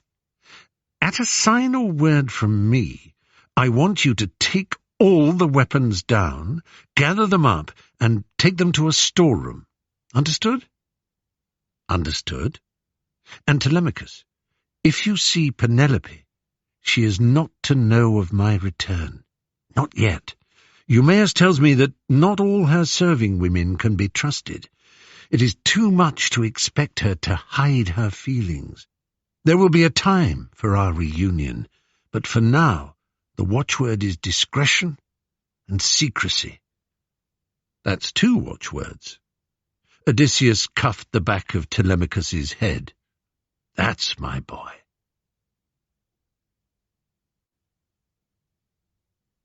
Medon overstates and overhears. Meanwhile, the crew that took Telemachus to Pylos and back had rowed their ship around the north shore and put in at Ithaca's chief harbour. Piraeus sent the messenger Medon to Penelope to let her know that her son had landed safely back in Ithaca, but had chosen to go straight to the house of Eumaeus. And whom should Medon encounter on his way to the palace but Eumaeus himself, who was also intending to bring word of Telemachus's return to Penelope? Medon fancied himself as something of an official court herald in training, and delivered the news of Telemachus's return, before Eumaeus could stop him, in a voice that rang around the upper chambers of the palace. Every handmaiden heard. Some of those handmaidens were enjoying very special relationships with certain of the suitors, and they quickly passed the news on to them. An urgent meeting of the suitors was called. Damn it, said Eurymachus to Antinous. You had 3 ships waiting to surprise him. How the hell did he get past you all? Must have gone the long way round, said Antinous, who had been in command of the flotilla. We had a clear view of the channel. He never took it. The nasty, suspicious-minded little sod. I think we're going to have to deal with that boy. I believe he's dangerous. The people are beginning to respond to him. They talk about him as a future king. The way he managed to slip out of Ithaca and return without our knowledge tells us that he is no fool. I think an accident in the countryside somewhere, don't you? We can divide up his property between us. There was a murmur of approval. Eurymachus smiled a wicked smile. For an extra portion of the estate, I'd be perfectly happy to do the deed myself. Medon may have been a little pompous when discharging the duties of a herald in what he believed to be the proper style, but he was devotedly loyal to Penelope and Telemachus. He had seen the gathering of the suitors, smelt a rat, and secreted himself in an alcove, from where he overheard every word of their plotting. Eumaeus had by now returned to his piggery. The only person Medon felt he could report to, therefore, was the queen herself. It was rare for Penelope to appear downstairs these days, but this intelligence of Medon's pricked her into action. With female attendants on either side and a veil over her face, she addressed the suitors in a voice that steadily rose in anger. "How dare you threaten the life of my son? Have none of you the slightest sense of shame? The boy is barely grown up, and you plot to kill him. It isn't enough that you despoil my husband's kingdom. It isn't enough that you insult my servants and companions. It isn't enough that every day you besiege me with your repellent overtures. 100 of you, and none but a lone woman and a fatherless boy to defend the honor of this house. Now you coldly plan to kill that boy? The gods will punish you all." Eurymachus opened his eyes wide in astonishment. "My dear lady, I have no idea who has been talking to you, but they could not be more wrong. For myself, and I'm sure I speak for us all, I am as fond of young Telemachus as could be. I could not love him more if he were my own son. I assure you, he's in no danger from us." Of course, what he meant in his heart was, the sooner I put that loathsome little brat to the sword, the better for us all. There was nothing more Penelope could say. She gathered her gown, turned, in what she hoped was a marked manner, and swept up the staircase to be alone with thoughts of her dead husband. Her dead husband, meanwhile, was back in his beggar's habit and preparing supper with their son. Athena had done her work, and once more had aged Odysseus's skin, stooped his frame, and greyed his hair. Eumaeus returned from town and broke the news to Telemachus that Antinous and his men had returned from lying in ambush at sea, and had rejoined with Eurymachus and the others. He did not notice his guest, the old beggar, wink at Telemachus and nudge him half off his stool. The beggar. Next morning, after the lightest of breakfasts, Telemachus announced that he was going to the palace to see his mother. He turned to Odysseus. "Want to join me, old man?" "You're very kind, sir. I would like to go to the town and beg there. More opportunity than in the countryside. I don't want to stay here and be a burden to our friend Eumaeus, who's been so good to me. You go on ahead, though. You're young and vigorous. I dare say my slow steps will hold you back, Besides, the frost will nip me through my thin clothes if I go now. I'll wait till the sun is further up in the sky. Maybe my host will be kind enough to accompany me then." After insisting that there was no way so charming and well-mannered a guest could ever be considered a burden, Eumaeus said that he nonetheless would be delighted to show him the way into town whenever he felt ready to go. When Eumaeus wasn't looking, father and son poked their tongues out at each other and grinned. On his way through the town, Telemachus stopped by the house of Clitius to pick up Theoclymenus, the seer from Argos. At the palace, Penelope was, of course, overjoyed to see her son. Euryclea, Telemachus's old nurse, was in the room too. They came close to fighting each other over who was to hug Telemachus the longer and tighter. Penelope insisted, as mothers do, that before anything else Telemachus and his guest Theoclymenus should sit down and eat.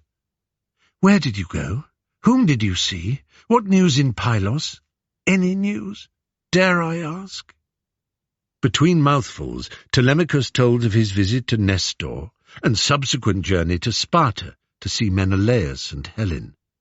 When he reached the part where Menelaus described what the old man of the sea had said, that Odysseus was on Ogygia, held captive by Calypso, but certainly and definitively alive, Penelope could not hold back her tears.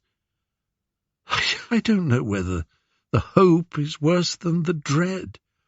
If he truly can be alive, after all this time." "Madam," said Theoclymenus, "you will forgive me for introducing the complication of new hope, but Apollo gave me the gift of foresight, and it is my duty to share it when I am able. I swear, in the name of Zeus, that your husband is alive. Furthermore, he is already in Ithaca. He will soon be here in this palace to reclaim his home, hearth, and kingdom, and to revenge himself on the suitors who have dared to beleaguer you. I have seen it." Penelope looked long and hard at him. "You will understand if I say that the last 20 years have made me doubtful. You seem to be an honest man. My son likes and respects you, and I don't doubt you mean well. I pray that you are right, but I will say no more than that." Theoclymenus bowed. "Lady, I understand. Retain those doubts. It is the wisest course." A clamour rose up outside the window. "What is it?" Telemachus looked down. "It's nothing. The suitors have started a discus and javelin-throwing competition." He watched for a while, and then, in a lower voice, he hissed down to the laughing suitors, "Enjoy yourselves while you can, my friends. It won't be long now. It won't be long." At around the same time, Odysseus and Eumaeus were leaving the swineherd's hut. Odysseus accented his foul rags with a filthy knapsack and a cloak so full of holes that Eumaeus joked that when they got to town he could sell it as a fishing net. As they approached the fringes of the city, Eumaeus pointed proudly to an elaborately carved stone basin, out of which spring water bubbled for public use. This fountain was installed by Ithacus himself. "Oi, Hogface! Stay away from that water. You'll contaminate it with your pig-shit smell." Odysseus and Eumaeus turned. A man was driving a herd of white goats towards them. Eumaeus whispered into Odysseus's ear, "Melanthius, he's mean. Pay no attention." "And what have we here?" Melanthius looked Odysseus up and down, then made a great show of holding his nose. "You stink worse than Hogface. Who the hell are you?" "Just a stranger, hoping to be looked on kindly in the palace," said Odysseus mildly. "Another filthy, freeloading beggar? Wait till Iris sees you. That's all I say. Wait till Iris sees you." This thought seemed to amuse the goatherd the more and more he repeated it. Odysseus and Eumaeus left him to water his flock. "What an unpleasant man," said Odysseus. "What did he mean by 'wait till Iris sees you'?" "No, I'm not sure, but I do think you should be careful, my friend. There's the palace, but why not try your luck elsewhere?" Odysseus looked up at the gates and the courtyard beyond. "Beautiful," he said. "Fine proportions. Whoever designed and built this knew what they were doing." "You're a good judge, friend. It was my master, Odysseus himself, every brick and tile. Not bad, eh?" The smell of roast meat came to their nostrils, and the sound of music and raucous laughter to their ears. "You go in ahead," said Odysseus. "No need for everyone to associate you with a wretched old beggar." "Just be careful," Eumaeus said. "They'll as happily throw a spear at you as a stone or a footstool." "Don't you worry, dear friend. I'm used to it." Eumaeus went in. Odysseus made to follow, but as he neared the gate himself, he heard a strange whining noise. On a pile of old bones, dung, and litter, an ancient and emaciated dog lay panting, its fur ravaged by mange and ticks. It strained up towards Odysseus, flattened its ears, and gave a feeble wag of the tail. It was all Odysseus could do not to cry out. He knew Argus at once. His favourite hound. He had last seen him, barely out of puppyhood, howling woefully on the quayside 20 years ago, when his master departed for Troy. That had been Odysseus's last image of home, as his ship left harbour. Telemachus in his mother's arms, Argus leaping and yowling, Penelope trying not to weep. Odysseus dropped his hand to stroke him. Argus lifted his head and whimpered with joy. His 20-year wait was over. He and his master were reunited. A shiver ran through him. He gave a low growl and died. Odysseus knew that he could not enter the palace in tears. With as great an effort of self-control as any he had ever needed to summon, he breathed in and out and pulled himself together. Then, lowering himself back down to a beggar's stoop, he turned the heavy bronze ring on the gate and entered his palace. A wall of sound hit him as he entered the great hall. 2 competing musicians held different corners and sang clashing songs. Stewards, pages, and serving girls raced around, trying to satisfy the loud demands of the suitors, who roared for more wine, more meat, more music, more everything. The sight of Odysseus, old, bent, and dressed in the filthiest of rags, caused a great cheer of ironic welcome from the suitors. "Here's sport!" First an apple was thrown, then a bronze plate. Odysseus dodged them both. Antinous stood up. "I'll want a silver coin from you each if I hit the mark." With that, he picked up a wooden stool and hurled it towards Odysseus, striking him hard on the hip. Odysseus stood firm. The stool could have been made of straw, for all the effect it seemed to have had on him. Perhaps it would have been better if he had shown some pain, For the other suitors now mocked Antinous for possessing a poor throwing arm, and began to fling more stools at Odysseus, who was forced, greatly to their delight, to hide under the table. Telemachus had promised his father he wouldn't interfere, but this was more than he could stand. "Have you no manners, no breeding?" he yelled at the suitors. "Damn you for the wild dogs you are! Strangers are sacred to Zeus, didn't you know that? Whether beggars or kings, visitors have always been welcome here. Shame on you! Shame!" "Ooh, shame," he says, cheeky runt. "Who does he think he is, the sanctimonious prig? Let's teach the brat a lesson." Odysseus scrambled out from his hiding place, grinning feebly. "The gentlemen will have their fun," he said. He approached the suitors' tables with his knapsack open, anything to distract their attention away from Telemachus. "All scraps welcome, my noble lords." Some of the suitors kicked him viciously away, while others took great pleasure in stuffing his knapsack so full of apple cores and bones that, already flimsy, it gave way at the seams and burst open.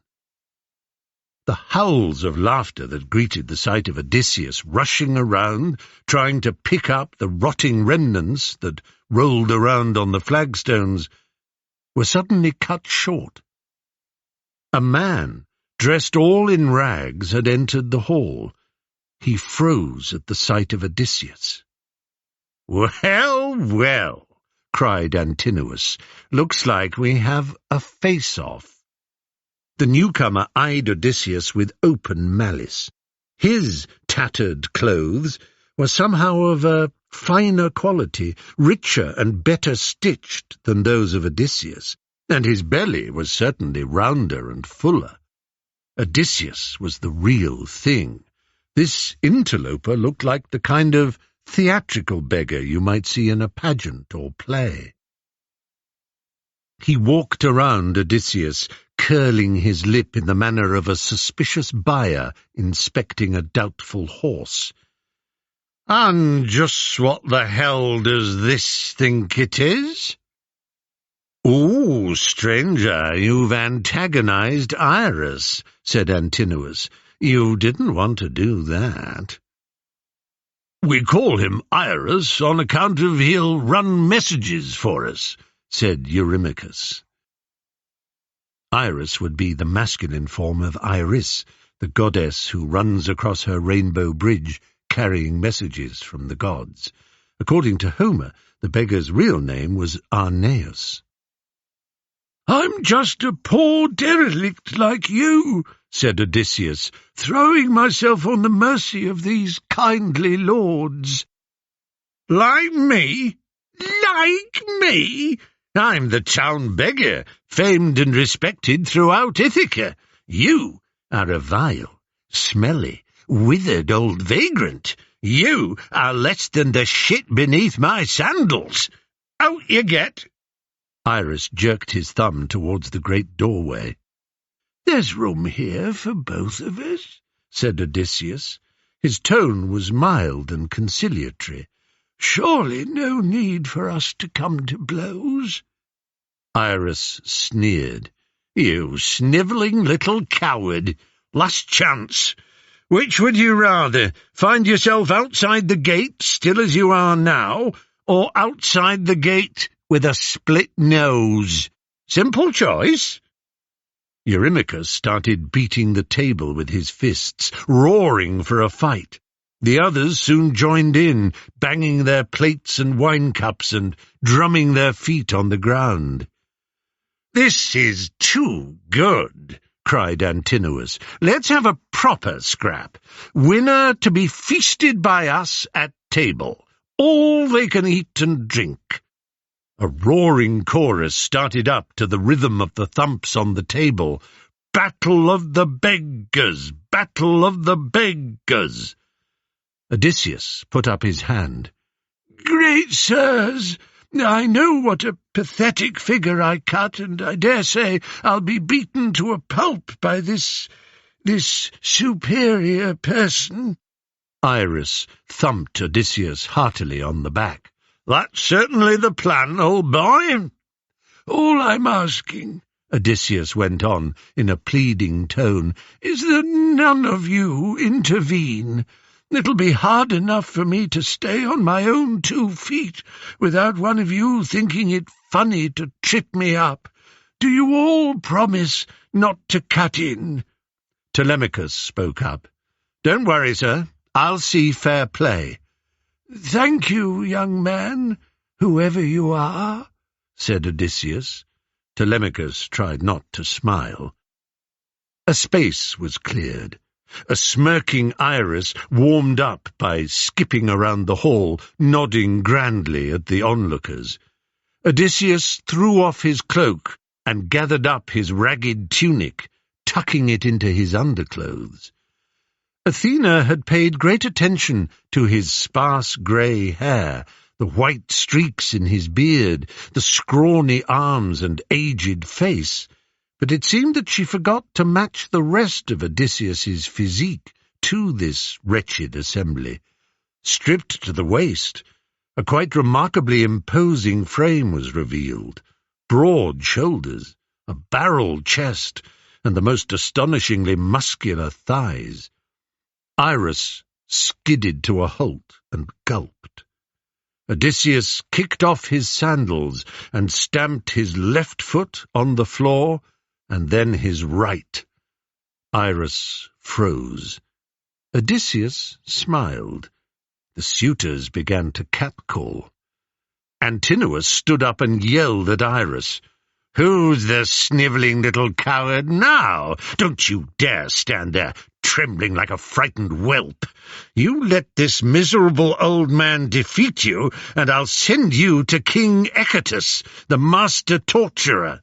If you're lucky, all he'll do is slice off your nose and ears, rip off your balls, and feed them to his dogs." Odysseus considered.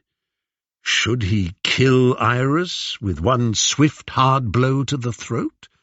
It would be easy enough. On the other hand, it might arouse suspicion. It was vital for his future plans that the suitors all thought him of no account. Iris came forward, arms windmilling wildly. Odysseus skipped to one side, making his move look more like a frightened leap, and then sent out one precise punch. To the spectators, it looked like a desperate and lucky fling of the fist, but an expert at hand-to-hand fighting would have recognized the exquisitely timed jab of a master. It crashed into the side of Iris's face, smashing his nose and his jaw together. Blood poured from him, and he fell, coughing and yelping, to the floor. Odysseus grabbed him by the legs and dragged him from the hall, dipping little grateful bows at the cheers that came his way. Once outside, he shoved Iris along the ground, propped him against the wall, and thrust a staff into his hand. "Here is your begging post now," he snarled into his ruined face. "You ever try to set yourself up above other beggars, and worse will come to you. Understood?" Iris gargled. Blood bubbled from his mouth, but no sound emerged. "Nod, then." Iris nodded, and winced at the fierce shot of pain it sent through him. Odysseus was greeted on his return by a barrage of fruit and bread. Amphinomus clapped him on the shoulders and led him to a plate of goat sausages. "Your reward, old man." Odysseus was grateful that Eurymachus was now calling for bards, dice, music, and dancing. It took the attention away from him. Telemachus came down the stairs and approached his father, speaking low while looking away. "I have just visited Mother. She has heard about this strange new beggar. She's ashamed of the treatment you received and intrigued by reports of your way with words and fists. She'd like you to go up. She has gifts for you." Although his heart leapt with joy at the thought of being reunited with Penelope, Odysseus knew that this was not the time. "I'll go up, but I won't reveal myself to her. I don't want to burden her with having to keep the secret." Telemachus nodded. "Whatever you think best. Also, she knows that you've travelled the world and hopes that you might have news of you.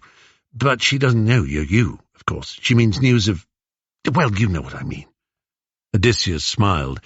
"Indeed I do. Just because you can't express yourself properly, it doesn't mean I can't understand what you're trying to say." Thanks, I think. Come." Telemachus led the way upstairs. "She knows you will likely want to be bathed before meeting her." He pointed to a closed door. Odysseus leaned close to Telemachus and whispered to him. "Now is the time. They're getting drunk, and they're singing. Take only those you absolutely trust, and quickly remove all the weapons from the walls. Bring them to one of the storerooms and lock them up there. But make sure there's a sword, a spear, and a shield each for both of us, leaning up in a dark corner in the hall. Somewhere we can get to quickly, before anyone else sees them. Make sense?" Telemachus breathed in deeply and nodded. "Makes sense. But what shall I say if they challenge me? They're certain to ask me what the hell I think I'm doing." Tell them that Penelope instructed you to take the weapons down to be cleaned and polished. She'll be getting married soon, she realizes, and the palace should look perfect for her wedding. They'll be so excited by the idea she might be coming close to choosing one of them that they won't think too hard about the implications of the weapons being removed." Telemachus shook his head in wonder. "You really are as wily as your reputation proclaims." "Hate that word. What's wrong with brilliant or imaginative?" Telemachus laughed and slipped away. Odysseus opened the door and stepped into the room. An old woman was sitting on a stool, dropping scented oil into a steaming bowl of hot water. She looked up and smiled. "Come in, sir. Come in. Don't be afraid." Odysseus almost shouted out. It was Euryclea, his childhood nurse. The Scar. "You poor old gentleman," Euryclea said, welcoming Odysseus into the room. "You've seen some troubles, I should say." "Aye." Odysseus sat down opposite her. She was much as he remembered. When he was a child, he had thought of her as aged, although she must have been quite a young woman. She was old now, that was for certain. A creased face, white hair, bent back. "Well, you can forget about them for a bit while I wash the grime of your travels from you." "You're very kind. I understand you were nursemaid to the old king." "That I was, sir. I tended Odysseus from a baby, and looked after him when he grew to boyhood and youth, and I've done the same for his son, Prince Telemachus." "How lucky they were!" Odysseus leaned back and sighed. Euryclea really knew how to wash feet. She was pulling up the roll of his underlinen now, and working her hands up his lower legs towards his knees. Such a blissful feeling. No! A terrible thought crashed into his mind. A cry from Euryclea, and a clang and a splash as her hands dropped down onto the bronze basin. She was staring at the upper part of his leg. He should have remembered. That scar on his right thigh, the rip of an angry boar's tusk. Euryclea pushed the basin aside and came forward on her knees. She hugged his legs and wept for joy. "Oh, my master, my darling master is home. Shh, Euryclea, not a word, not a word. No one must know, not yet. He explained, unable to keep back his own tears, that, aside from her, Telemachus was the only one in Ithaca who knew who he was. He wanted it to stay that way. Of course, my darling boy. All will be well now, I'm sure of that. She gave the scar an affectionate rub with her fingers, and reminiscence clouded her eyes. When you were a newborn, your face red and angry, and your hair all thick and tufted like an animal's, your grandfather came to inspect you. I'm talking about your mother's father, old Autolycus, the son of Hermes, and as wicked a scoundrel as you could find on this earth. We all loved him, though. Your mother, poor Anticlea, you know she's been in the land of the dead these 7 years past, don't you? Yes, said Odysseus. Telemachus told me. He feared Euryclea might not be able to cope if he told her that he had, in fact, heard the news in the land of the dead from Anticlea herself, from her ghost. Great lady she was. It was an easy death for her. It hit your poor father hard. He's never been the same. Where was I? Oh, yes, all those years ago. Your mother said to Autolycus when he came to visit, "Father, can you think of a name for this baby?" The old rascal pondered for a second and said, "Well now, in my long life, a lot of people have pestered me and made me angry. So why don't you call the child Odysseus?" "Because I have been angered, Odyssemenos, by so many men and women, let his name be Odysseus," Homer has Autolycus reported as saying. Plenty of scholars have different explanations for the name's meaning and etymology.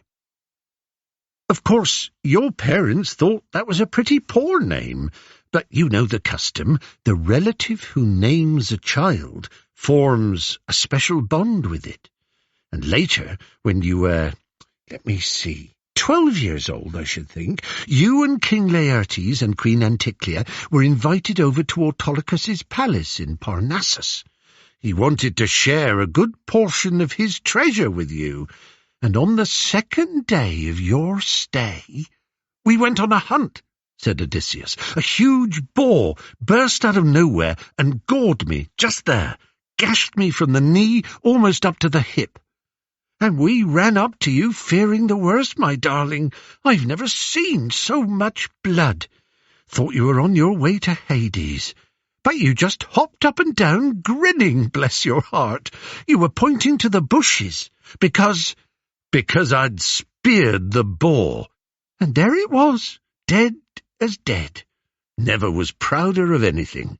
And how proud we all were, too. We roasted the boar that night, big enough to feed 30 of us. A voice interrupted them. "May I come in?" Odysseus rose from his stool. "Majesty, I have much to thank you for." Penelope smiled at the stranger. "You are very welcome, sir." Odysseus dropped to his knees and looked down at the floor. He did not trust himself to look into her eyes. Surely she would see beyond Athena's disguise and know him. "I understand from my maids that you taught that dreadful Iris a lesson. His violence and his disdain for the strangers who come to our gates have long been a source of dishonour to us. Do please sit down. Euryclea, perhaps I can take your stool. This gentleman and I will talk for a moment." Euryclea backed out of the room, her eyes shining, her eyebrows up at the very top of her forehead, and her whole face, to Odysseus's alarm, looking quite ready to burst with excitement. Penelope appeared to notice nothing unusual, however, and soon they were alone. "They tell me that you are a man who has travelled much around the islands in the last few years, sir. You may know my story." Odysseus nodded, still keeping his eyes off hers. He softened as best he could the rich, strong tones of his voice into the old man's hoarse whine that Athena had implanted, infusing it with an accent from the eastern Aegean. "Aye, mum, the world knows that Queen Penelope awaits the return of her husband Odysseus, the son of Laertes." "You did not meet him anywhere, I suppose?" "Had not that good fortune, mum, no. But I did hear stories of his surviving the great storms that blew the ships out of Troy, and since then of his overcoming many an obstacle. I don't doubt he will return." "You heard stories. Yes, I fear that is all they are. I have heard enough of those. Meanwhile, you see, I am forced to choose from out of the scores of suitors who clamour at me for a decision." "A decision, Majesty?" "The longer I delay, and heaven knows I would delay for the rest of my days if I could, the longer I delay, the more of my son's inheritance this pack of barbarians devours. The sooner I choose one, the sooner the others will depart. Then I shall go away with my choice of husband to live with him on his island, whichever it might be, and leave Ithaca to my boy. It is the only halfway acceptable outcome." "And how, if I might be permitted to ask, my lady, will you make your choice of husband?" "I don't know. They're all so ghastly. Listen to them down there. Can you hear them? Amongst them, the voice of my son Telemachus trying his best to keep order." The sound of the suitors braying and hooting came clearly up from the hall below. And yes, through their din, Odysseus could hear the imploring voice of Telemachus. "But how do I choose?" sighed Penelope. "Their leader, or at least the loudest and most imperious of them, is Antinous. I cannot bear the man. I know that he tried to harm my son on his return from the mainland. There is Eurymachus. He certainly knows how to charm, but there's a look in his eyes. I know I cannot trust him. Polybus is the richest. I could select him for that and no other reason, I suppose. Amphinomus, well, I sometimes think he is the most decent and considerate. Leocritus is handsome, very handsome. You could call him beautiful." "Excuse me?" Odysseus had made a strange snorting sound.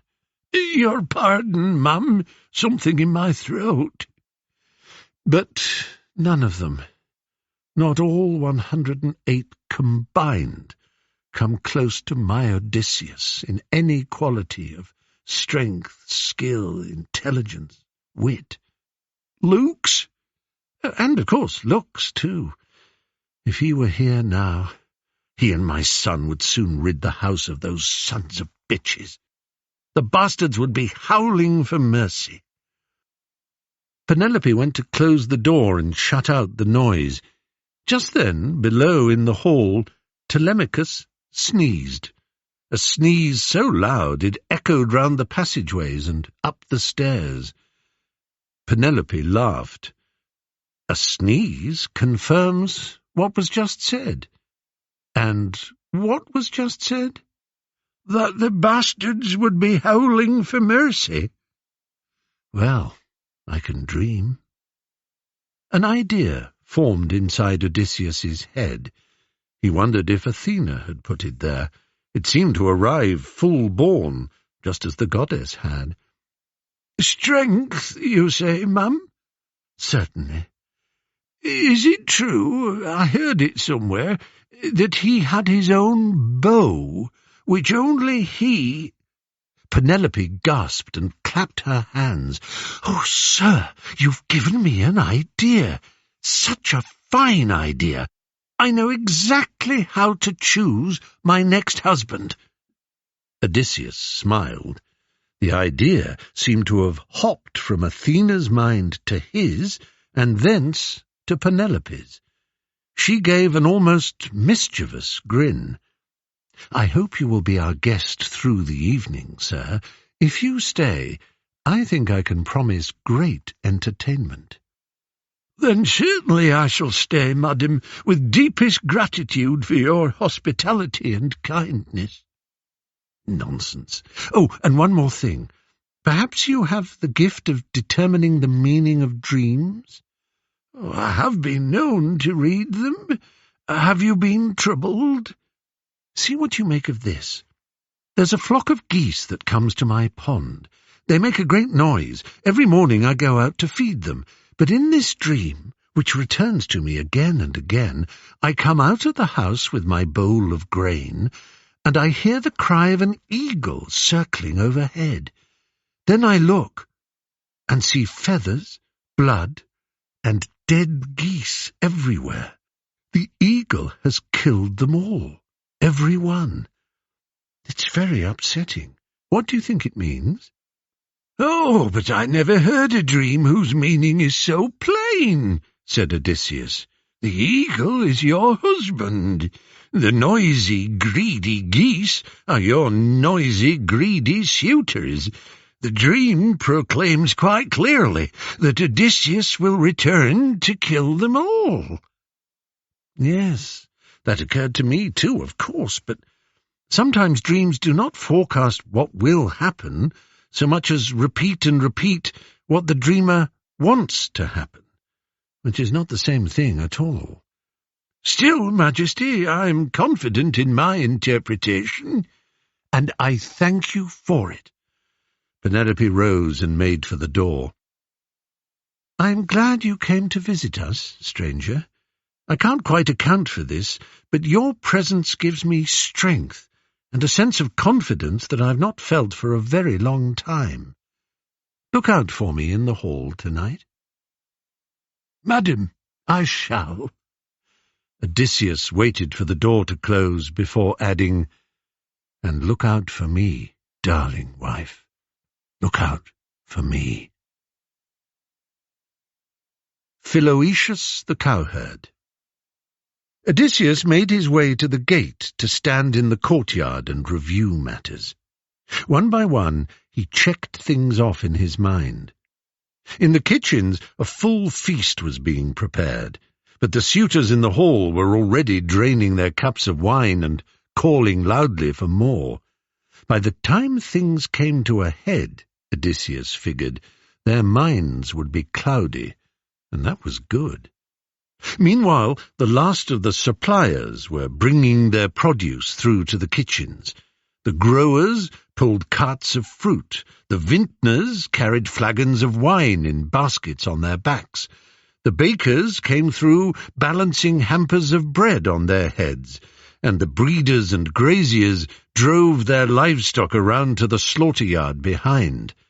Melanthius, the goatherd, was amongst them. He had spotted Odysseus. "Oh, look, there's Hogface's stinking friend." He picked up a lump of goat shit and flung it at Odysseus's head. "Sod off, you filthy pig-shagging sponger!" Odysseus swayed to one side, and the missile slapped straight onto the face of the officer standing on guard duty behind him. The guard gave a roar and started towards Melanthius, who turned tail and ran. A cowherd was coming the other way, leading 3 fat heifers. As the goatherd streaked past with the guard in angry pursuit, the cowherd deftly stuck out a leg, sending Melanthius sprawling into a midden of steaming manure. Odysseus came forward and grasped the cowherd by the hand. "That was a fine act," he said. "Well, sir, I'll tell you. I've been waiting to do something like that for a long time. Melanthius is a disgrace. When he's not sucking up to the suitors, he's beating up any strangers who come to our gate or inflicting his vile person on the serving women. That is why Zeus punishes us." "Zeus punishes you?" "Honour and virtue no longer grow here, sir. The great Odysseus is away from the kingdom. When a farmstead loses its farmer, The weeds grow up and strangle the good crops. Eumaeus approached, laughing. Happy days! Melanthius is in a dung-heap, being kicked to buggery by a palace guard. All thanks to this excellent cowherd, said Odysseus. Ah, Philoetius, you are here. You've met my friend, then, the stranger from Crete. Philoetius bowed to Odysseus. It is an honour to have you here with us, sir. I heard tell of your fight with Iris. Fine work. Yes, said Eumaeus, you did well there. But I beg you, don't push your luck. By the end of the evening, the drink sours their tempers, and that's when they turn really nasty. You are generous and thoughtful friends to me, and I thank you, said Odysseus. But more than that, you are good and loyal friends to your absent king. Let me ask you something. If matters came to a head, and it seemed that the suitors were finally being called to account for their crimes— If. We have lived on ifs for too long, my dear friend, said Eumaeus. There is scant nutrition to be had from an if. I'm sure you mean well, but all that being true, still I put the question. Should a crisis come, the pair of you would join the fight to overthrow the suitors, would you not? Philoetius put a hand on Odysseus's shoulder. I don't know why, for you're a scrawny, malodorous old devil, but if you led, I believe I would surely follow. There's something of our lost master in this stranger, don't you think, Eumaeus? Eumaeus looked hard at Odysseus. Every time I look into his eyes, I see something different, he said. You're right, though, Philoetius. It's all crazed fantasy, of course. But yes, I'd follow too. Good, said Odysseus. That's all I wanted to know. You two take your animals to the kitchens, and I'll find myself a place in the hall. Something tells me this is going to be an evening none of us will ever forget. Penelope's Challenge. Odysseus made his way towards Telemachus, who was standing at the end of one of the long tables, attempting to exert some form of control over the suitors. His face was turning very red as the levels of sneering and mockery increased with their intake of wine. Please, gentlemen, I just ask that you show some respect, some self-control. Just then, one of the younger suitors, Ctesippus, caught sight of Odysseus. "Oh, look!" Ctesippus cried. "The master wrestler is back. I've got a lovely present for you, beggar man."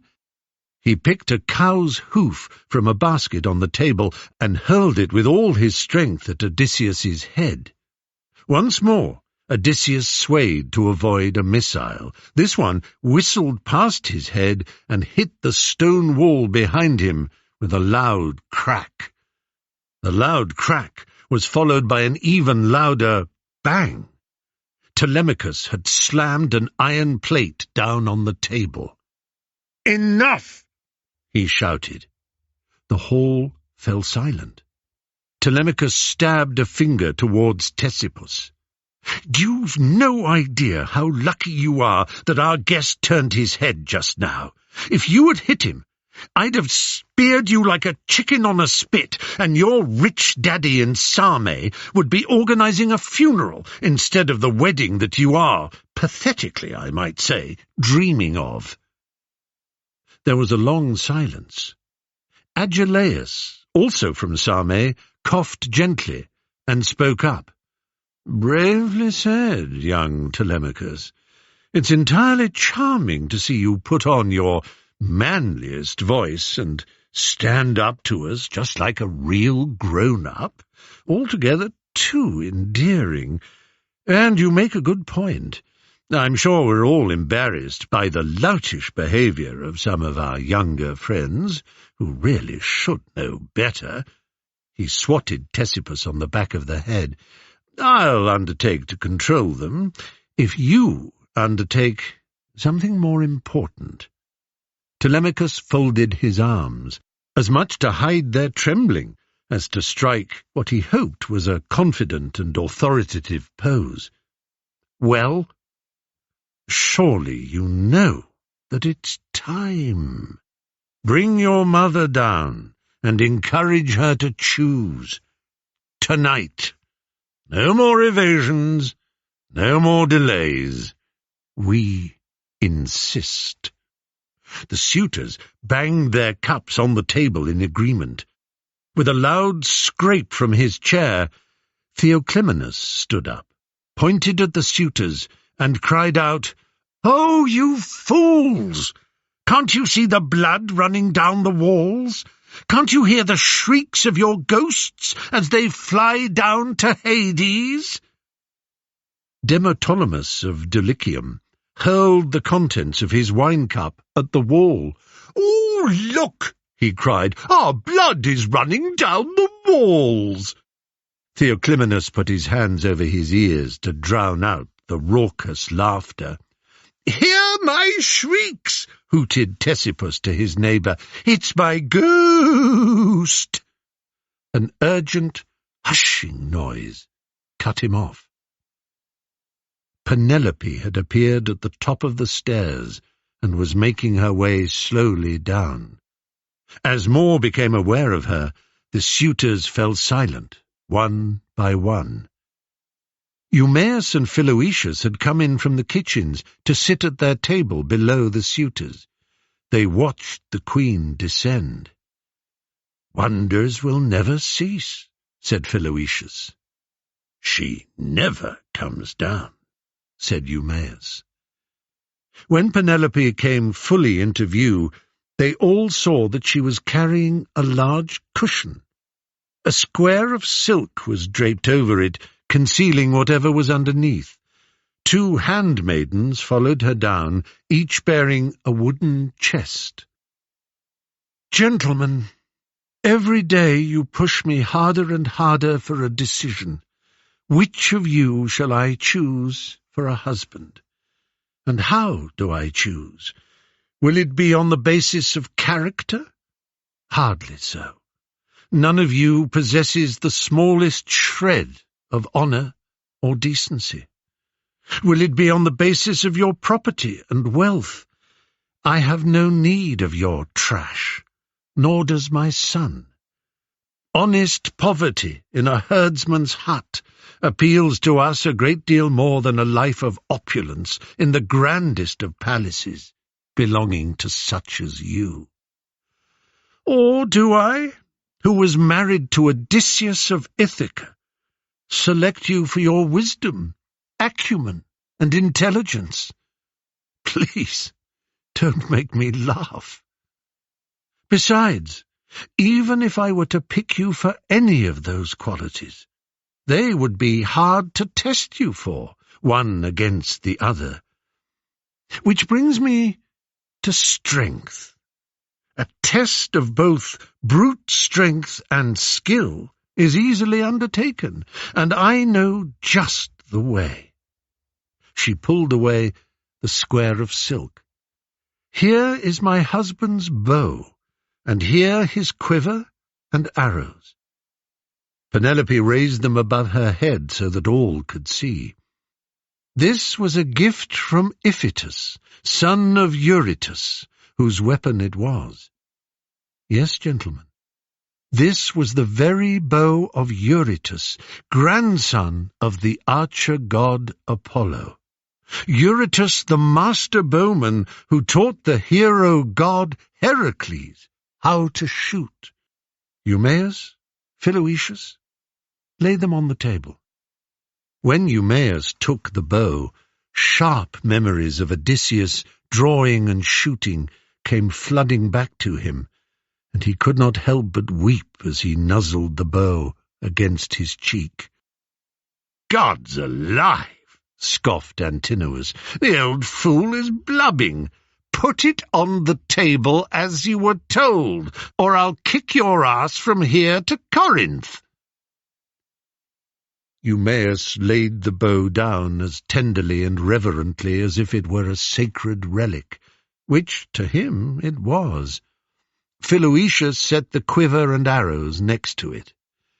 "Now," said Penelope, "my handmaidens will show you something else." The handmaidens stepped forward and opened the chests they had been carrying. Each contained, neatly packed, 6 iron axe heads. Each was double-bladed in the Minoan style, with a hole between the blades, above the socket in which the haft would be fitted. "It is very simple," said Penelope. "Whichever one of you here is capable of stringing the bow, drawing it, and shooting an arrow clean through all 12 axe heads, will be my husband." The winner. A great shout went up at this, and the suitors started pushing each other out of the way in their eagerness to be the first to try. Telemachus hopped up from his bench onto the table to quieten them down. "You really are worse than wild dogs, and stupider. Yes, you can argue amongst yourselves until you start brawling, or you can draw lots and do this like civilized gentlemen." Annoyed as they were to be insulted by one they regarded as an impertinent child, they could not but see the sense of his suggestion. While they began to organize the lottery, Telemachus continued, "I can't see any reason why I shouldn't be the first to try this," he said. "If I can do it, well, I shan't marry my mother. This isn't Thebes, after all. But if I do succeed, she won't need to marry again, and the pack of you can go back home and leave Ithaca in peace. What is more," he said, as much to himself as to anyone else, "I'll have proved myself my father's son." He jumped down and called out to Eumaeus and Philoetius. First, he instructed them to go to the storerooms and fetch 12 wooden tripods. These they set out in a long row down the centre of the hall. On top of each tripod, Telemachus placed an axe head. Greek tripods were not quite like ours, of course. They were essentially large dishes on 3 legs, used ceremonially for burning incense, or for heaping sacrificial grain or other foods for the gods.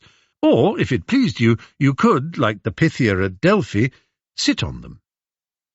When he had done this 12 times, he went to the first tripod, put his eye to the hole, and directed Eumaeus and Philoetius until he was satisfied that all 12 were exactly aligned. That done, Telemachus leaned forward and whispered briefly to Eumaeus and Philoetius in turn. They each shot him a look of surprise before stepping back and leaving the hall. Despite themselves, the suitors were rather impressed by Telemachus's swift efficiency, especially given that he had never witnessed the set-up or seen his father perform the feat. But surely he wouldn't be able to string the bow, let alone shoot an arrow through the axe heads.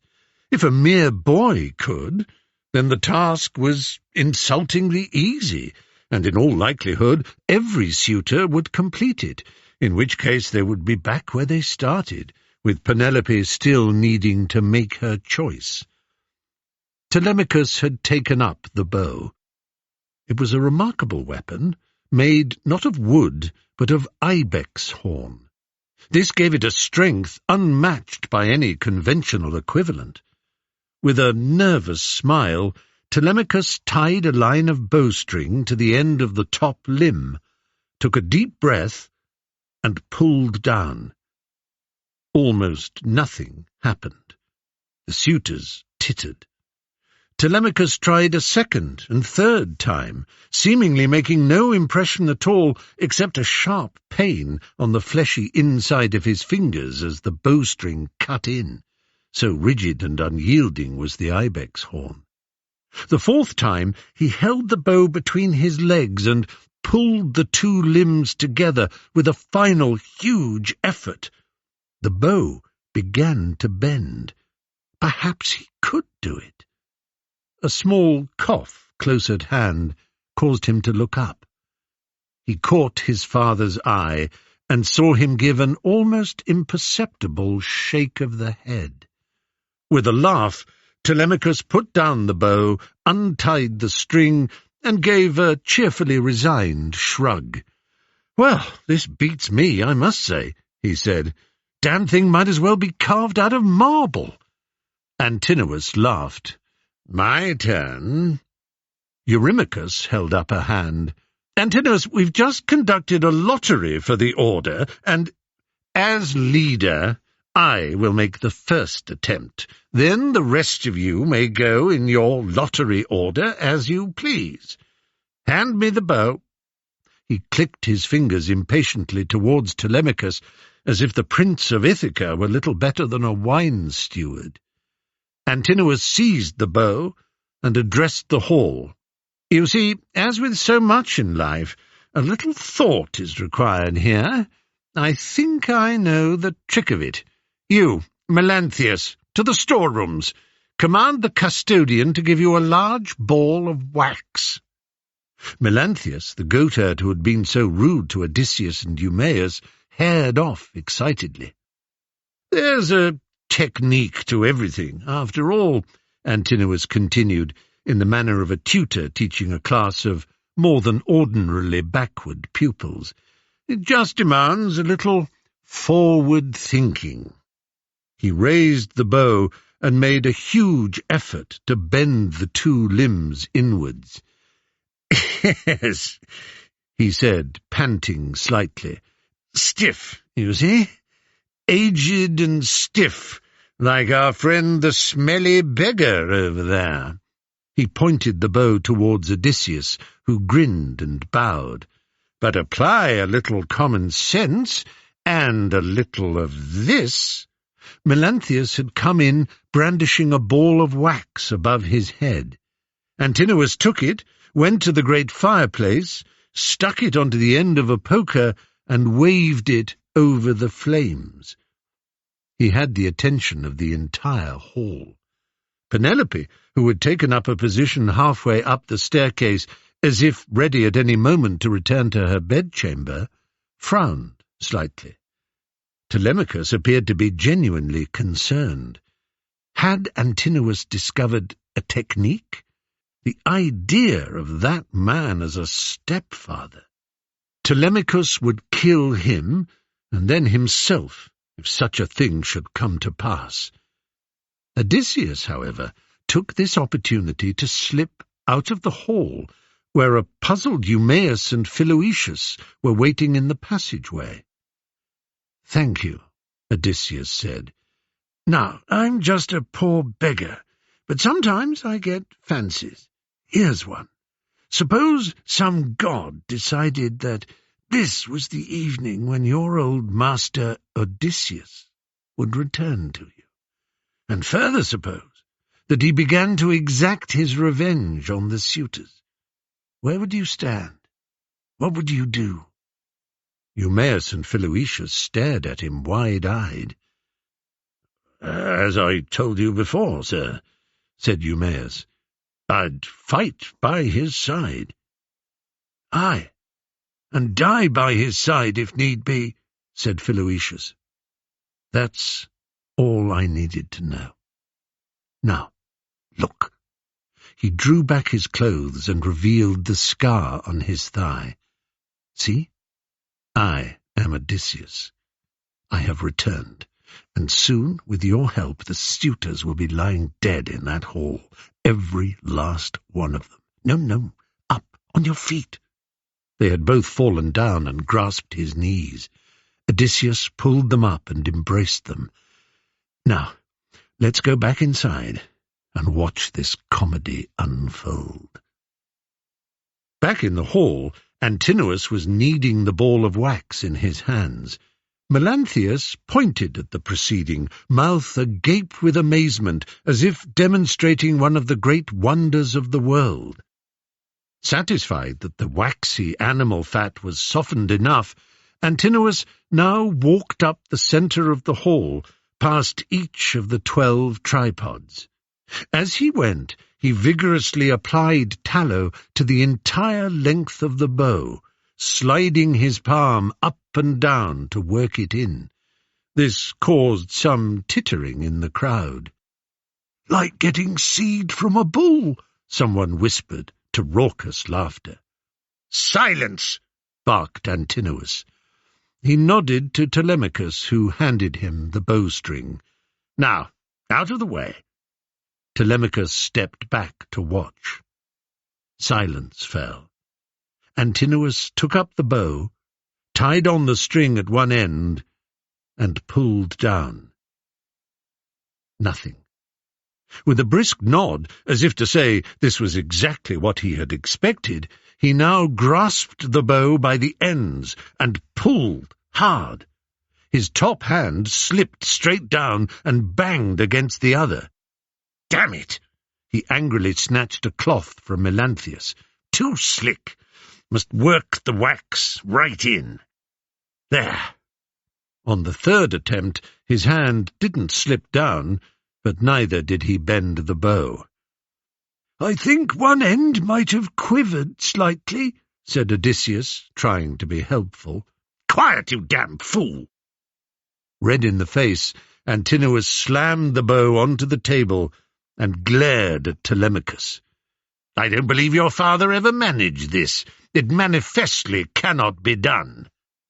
"Sir," said Telemachus, "if you are calling my mother a liar, then I must—" "Oh, no, of course not. I merely meant—" Antinous executed a hasty half-bow in the direction of Penelope. "The weapon may have been more supple 20 years ago, when Odysseus was able to string it, but now—" "According to the lottery, I'm next," said Leodes, who was far from the leader of the group.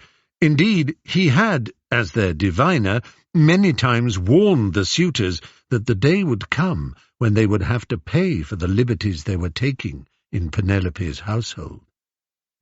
Leodes wiped down the bow, but came no closer to stringing it than Antinous. Each suitor stepped up. Each suitor tried. None managed to bend the bow's unyielding limbs so much as the breadth of a fly's wing. When the last had tried and failed, Antinous took to the table. "Here's what we do. We abandon the test tonight, but tomorrow morning we all go outside and offer sacrifices to Apollo, the god of archers. We will reserve the absolute best and juiciest thigh bones and cuts of meat for him. He will reward us by sending power to our arms and guiding our aim. You can guarantee it."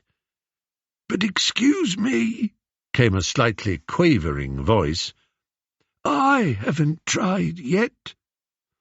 Odysseus, leaning on his beggar's staff and somehow looking frailer and older than before, pointed with his free hand at the bow. You haven't tried yet?"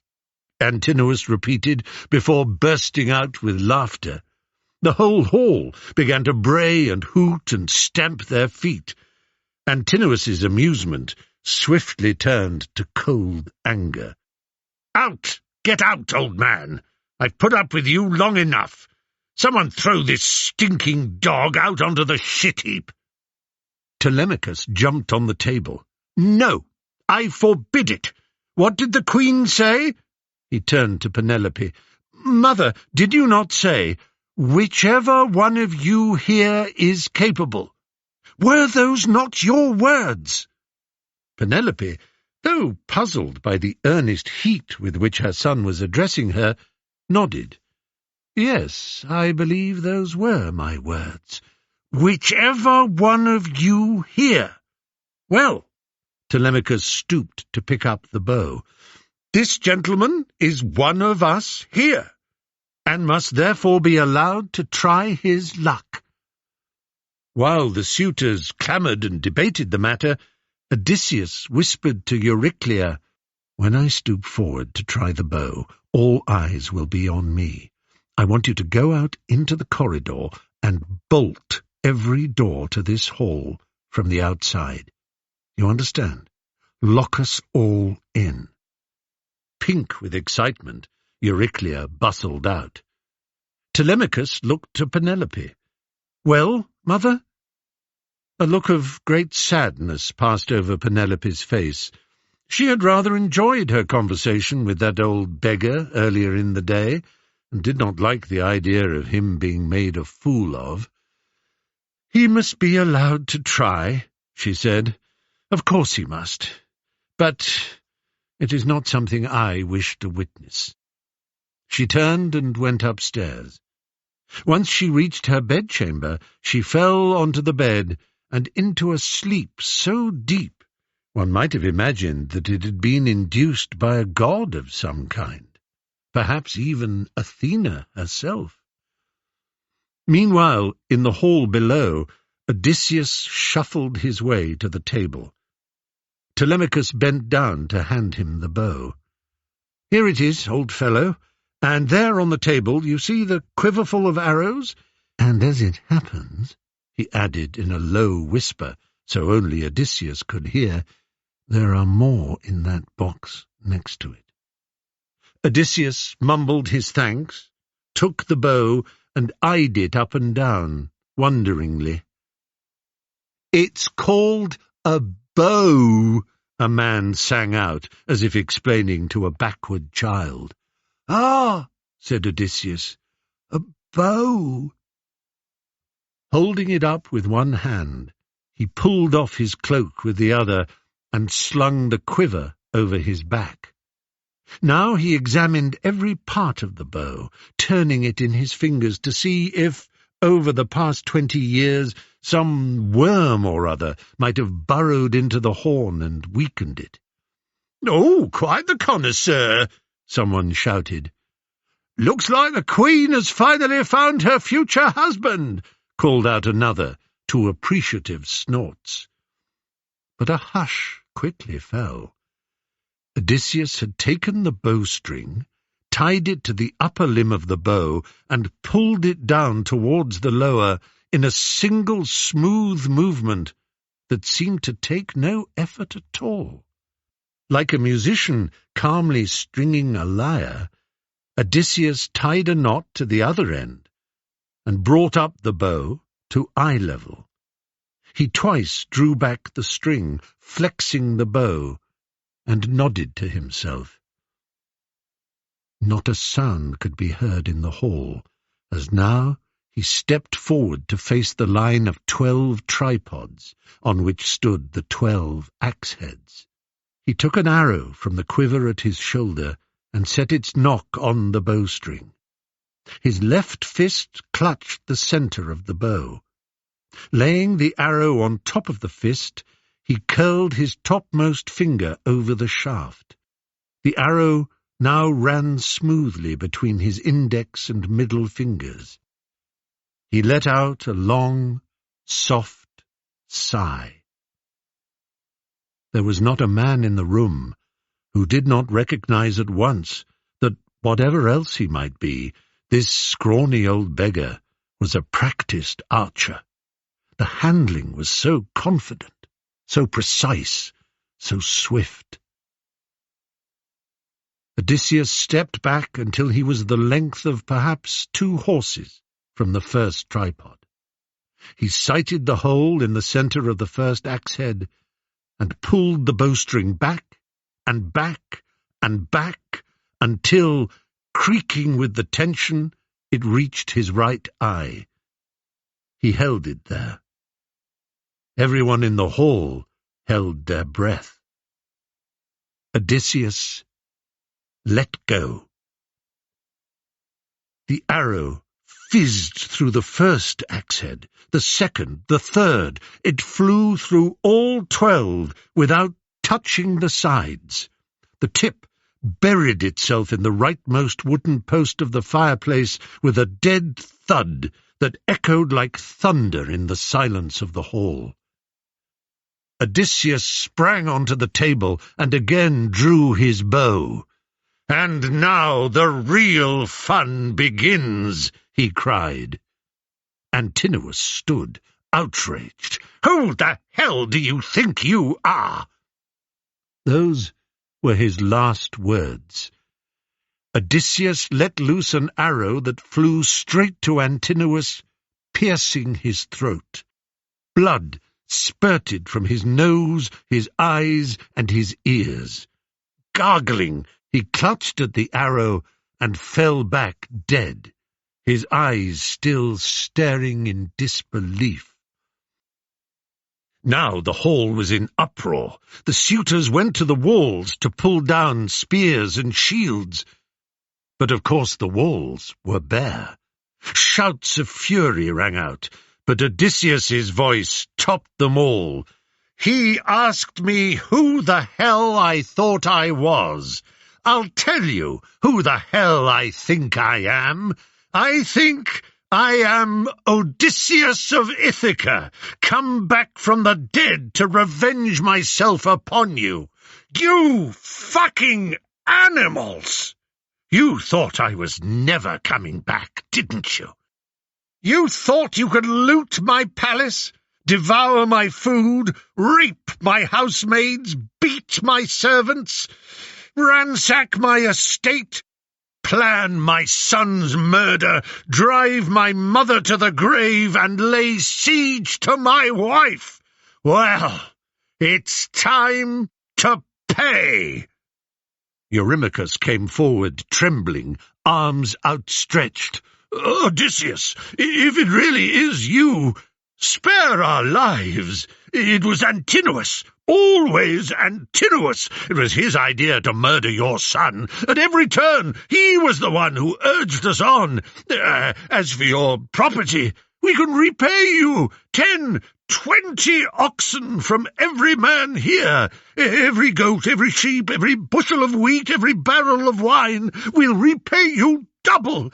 Oh, of course you're angry, but I beg you, forgive us. We'll make good, I swear." "You'll make good?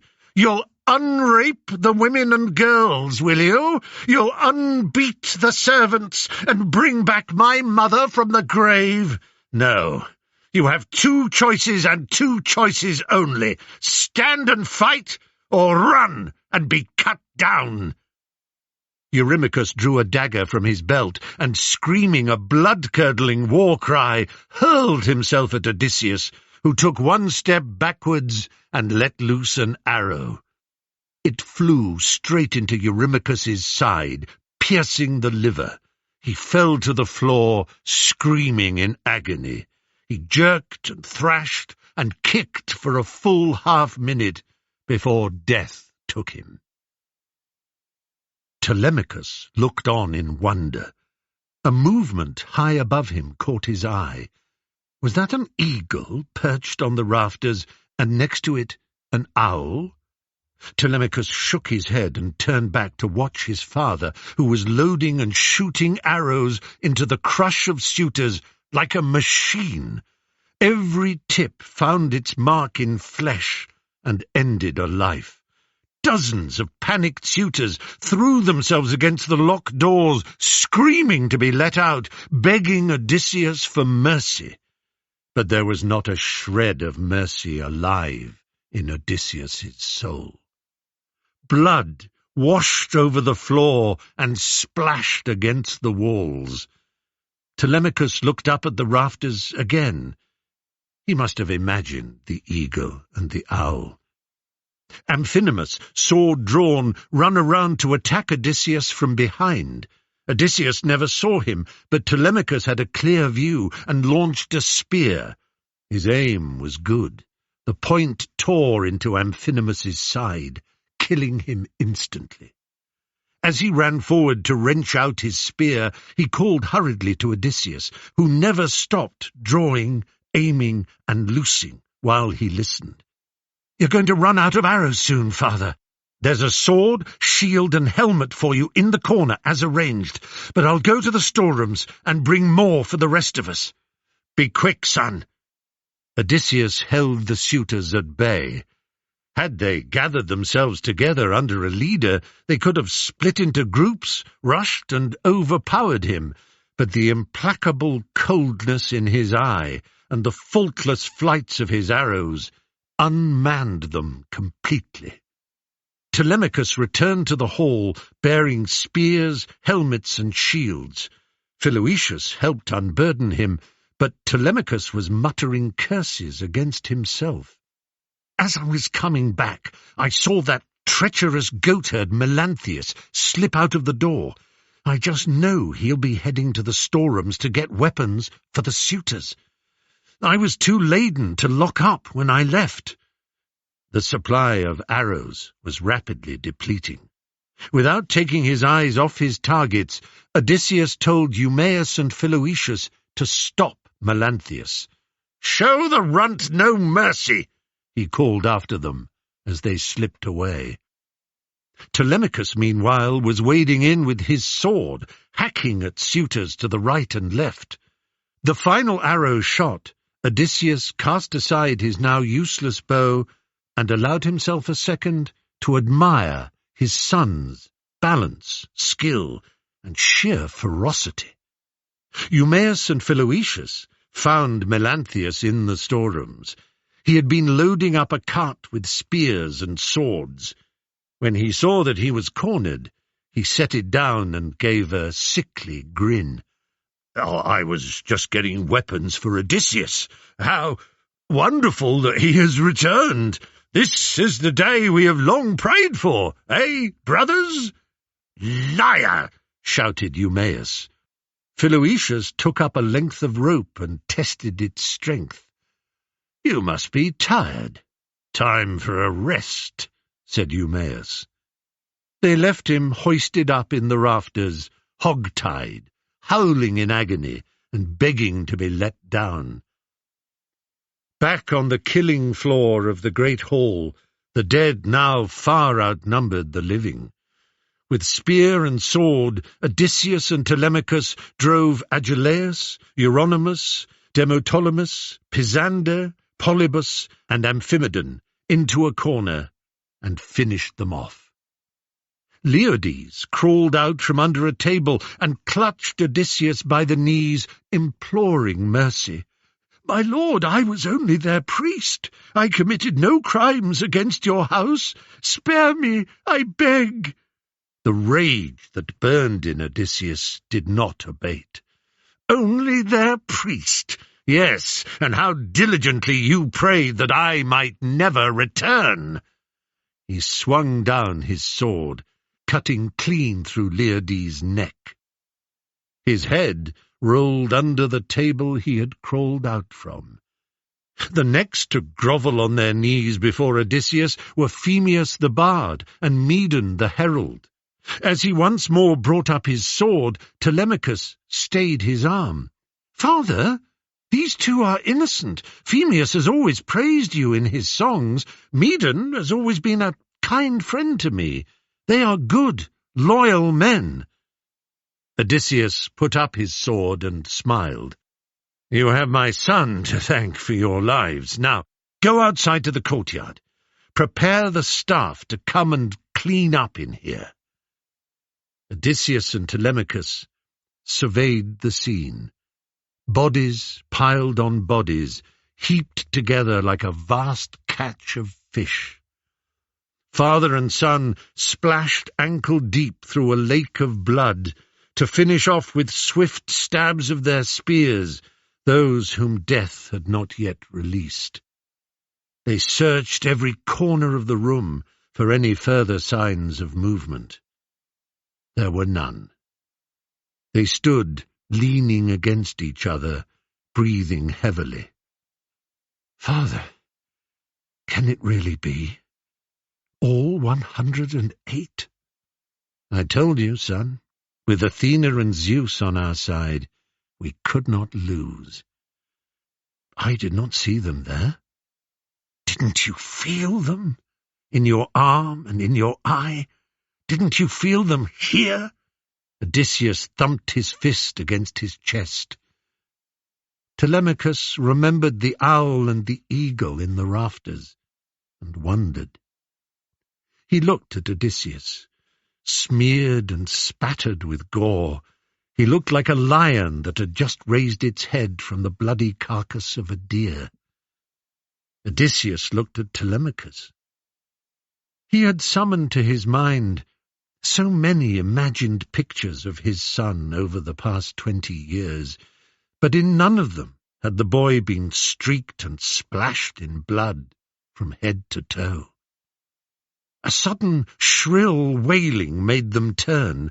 Euryclea, the nurse, stood in the doorway, surveying the carnage.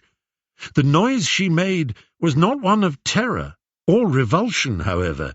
It was a wild, exultant ululation, a gleeful shriek of triumph.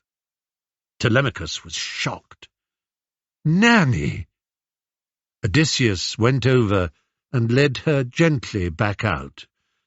"We may glory over the dead in our hearts, but not with outward shows of joy," he said. "Now, you can be helpful to me.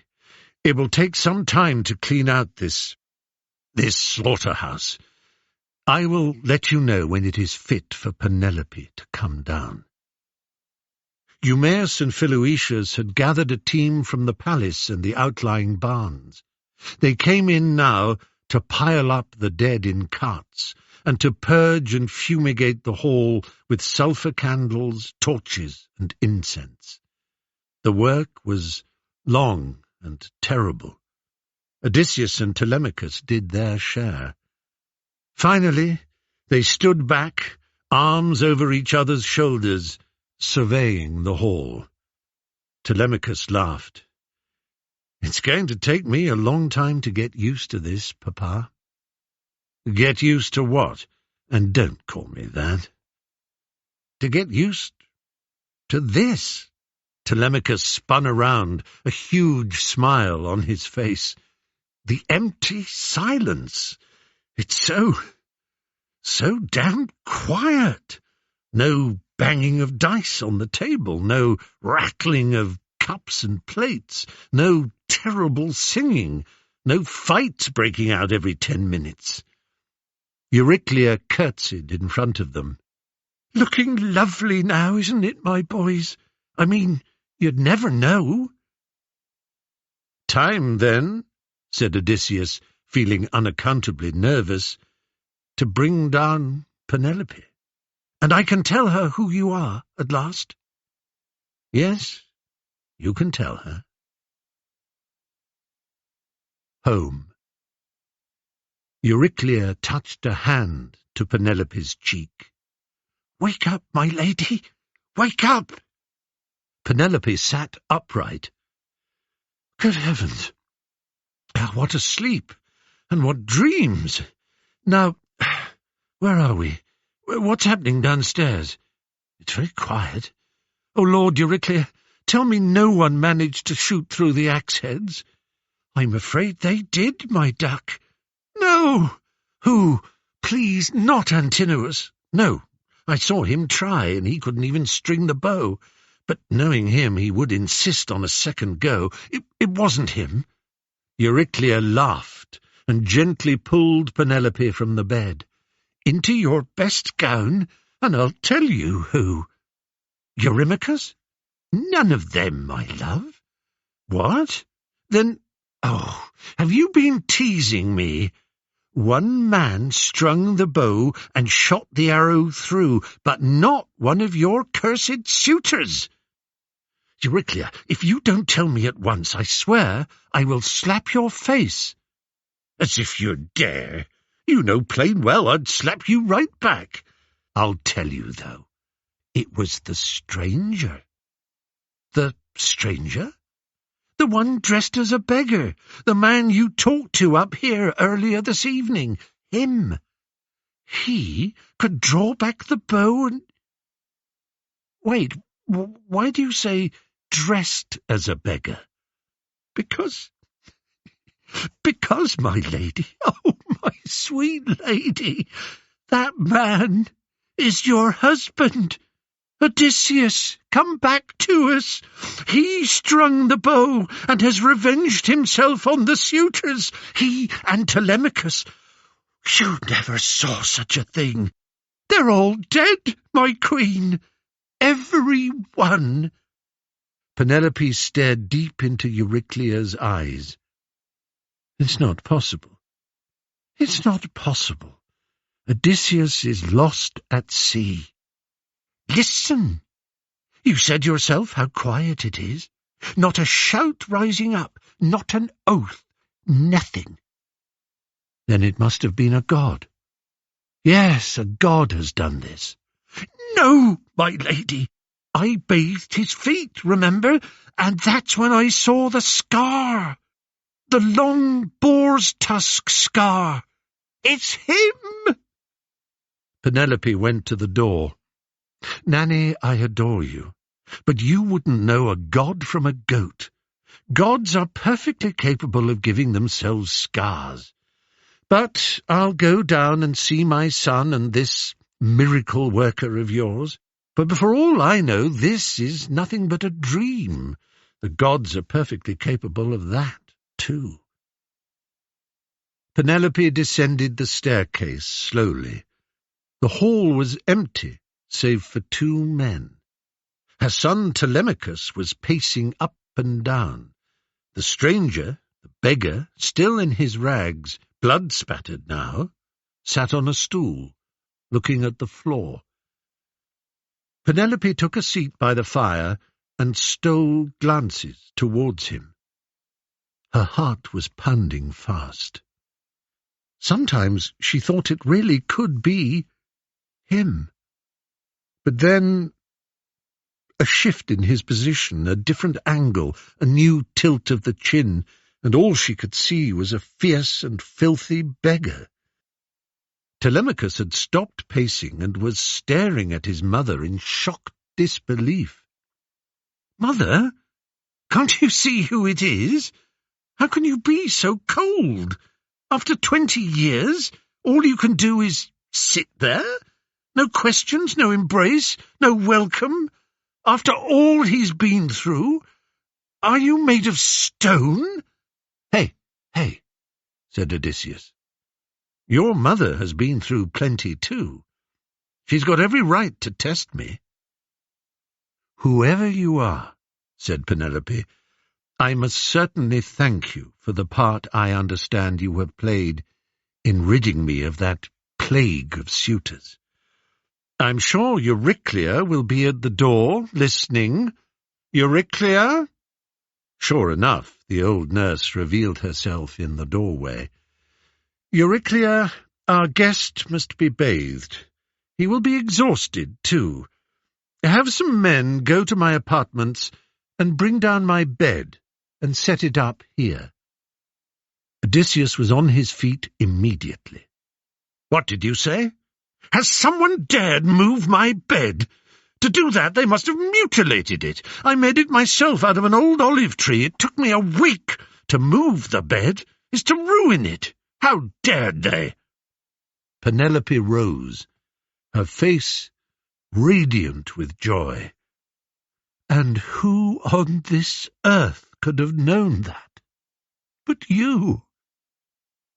It is you. It is. Oh, my husband, my Odysseus, you're home.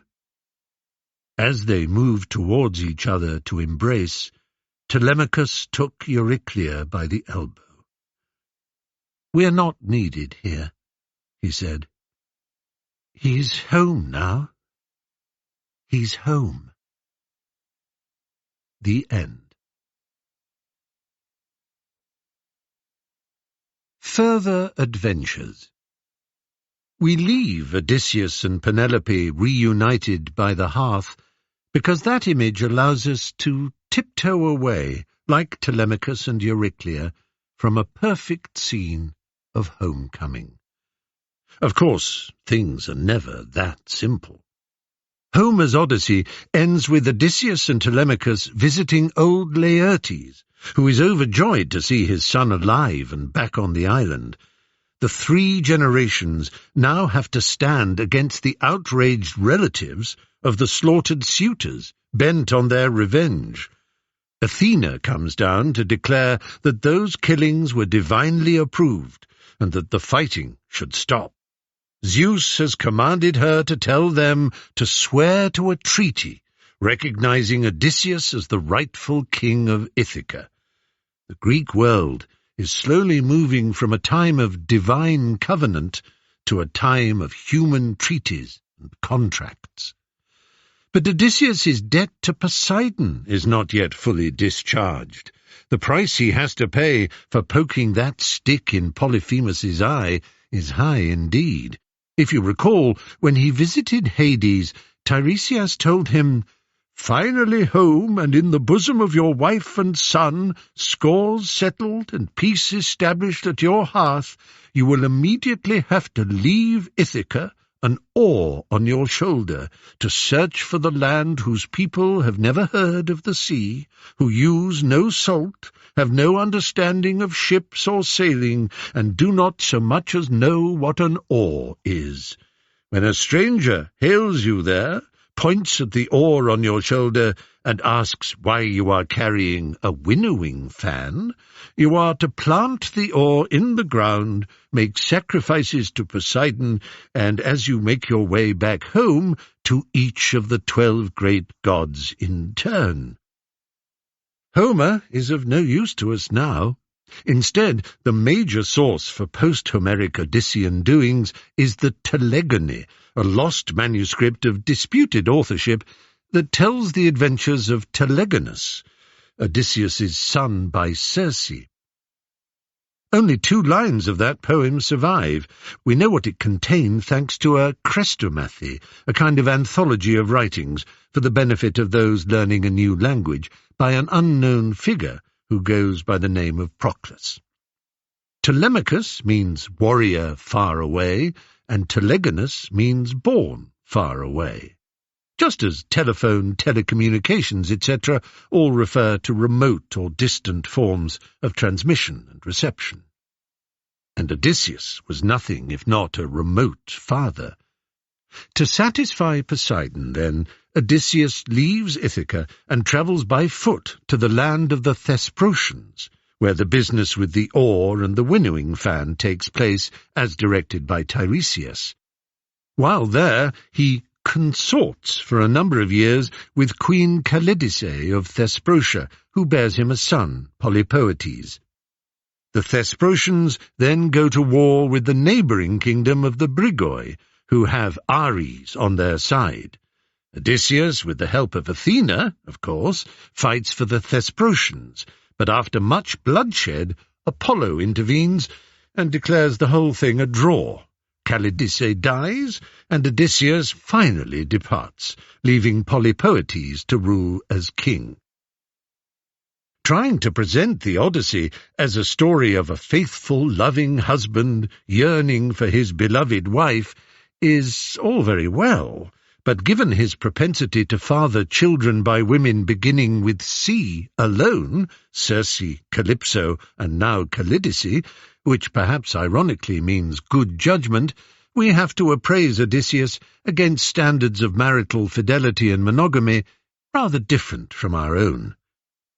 The Telegony next takes us to Aea, where Circe tells her son Telegonus, now a young man, who he is, the son of a great warrior hero, Odysseus of Ithaca, the schemer, the wanderer, the winner of the Trojan War. Telegonus, like any young man of sense and spirit, is keen to leave the confines of his home island and explore the world. Circe gives him an enchanted spear, fashioned by Hephaestus himself. Its tip is coated in stingray venom.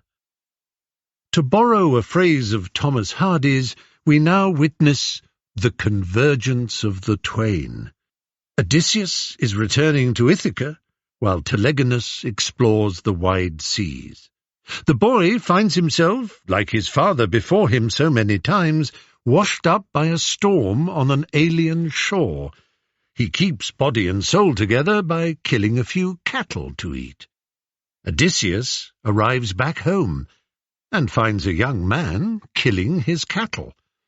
A fight ensues. The envenomed spear pricks Odysseus, who falls back, mortally wounded. Telegonus discovers his opponent's identity and weeps over the dying Odysseus, who forgives him. Not quite the gentle death at sea at a prosperous old age that Tiresias foretold for Odysseus. Perhaps the stingray venom provides, rather shakily, the at-sea element, but it seems unlikely that the death it produces is gentle. Then a somewhat incredible pairing off ties the story in its final bow. Telegonus takes the body of Odysseus, along with Penelope and Telemachus, to his mother's island and the place of his birth, Aeaea. They bury Odysseus. Circe makes them all immortal. Telegonus marries Penelope, and Telemachus marries Circe. Thus the mature women acquire fresh young sons of Odysseus to replace the original, and therefore, I suppose, they might be considered the winners.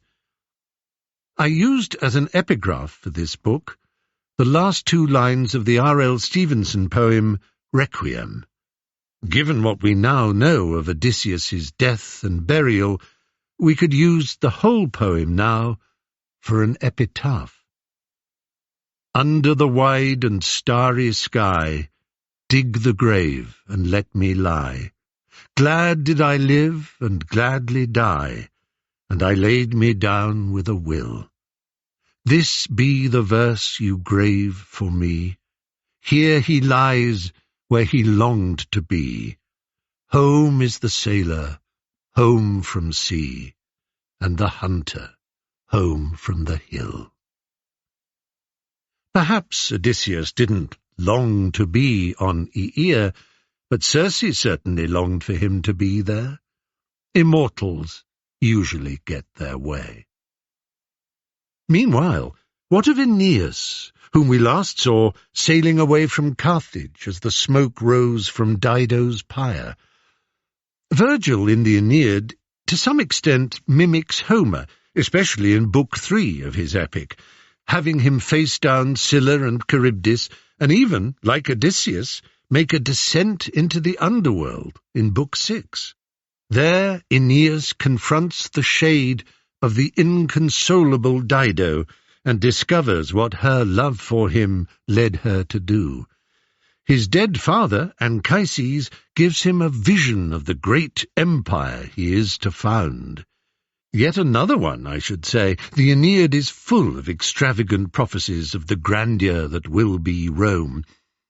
Aeneas visits the island of the Cyclopes, where he hears the story of the blinding of Polyphemus from a man calling himself Achimenides, who claims to be an Ithacan left behind by Odysseus, who, under the Roman name Ulysses, is presented as a hateful figure throughout the Aeneid. Aeneas, like Jason, has the doubtful pleasure of an encounter with the Harpies when he visits the Strophades, the turning islands. The second half of the poem is concerned with Aeneas and his Trojan party's settlement in Italy. King Latinus of Latium offers him his daughter Lavinia, plenty of La names. Juno's hatred of Aeneas has not diminished, still fearing that his Rome will one day defeat her Carthage. She incites Turnus of the neighbouring Rutuli to attack. After a series of engagements, betrayals, murders, and alliances, Aeneas stands over the defeated Turnus and administers the coup de grâce. The ultimate victory of Troy over Greece through the foundation of Rome by the Trojan Aeneas is repeatedly referred to by Virgil throughout his epic as a victory of Asia over the Western Mediterranean. One of the epithets used for Aeneas is descendant of Dardanus, from whom come the Dardanelles. The Trojan peninsula was then, as now, a gateway between continents. From the Trojan War, through the schism that moved the Roman Empire to Byzantium, the Crusades, the wars between Europe and the Ottoman Empire, paused, if not concluded, by the Great War, the area has always been an ethnical and geographical flashpoint. Much as Shakespeare wrote history plays to justify the Tudor dynasty's right to rule England, so Virgil wrote the Aeneid to justify the Julio-Claudian dynasty's right to rule Rome. The emperor, under whose pleasure he flourished, Augustus, was a great-nephew of Julius Caesar, who claimed descent all the way down to Aeneas.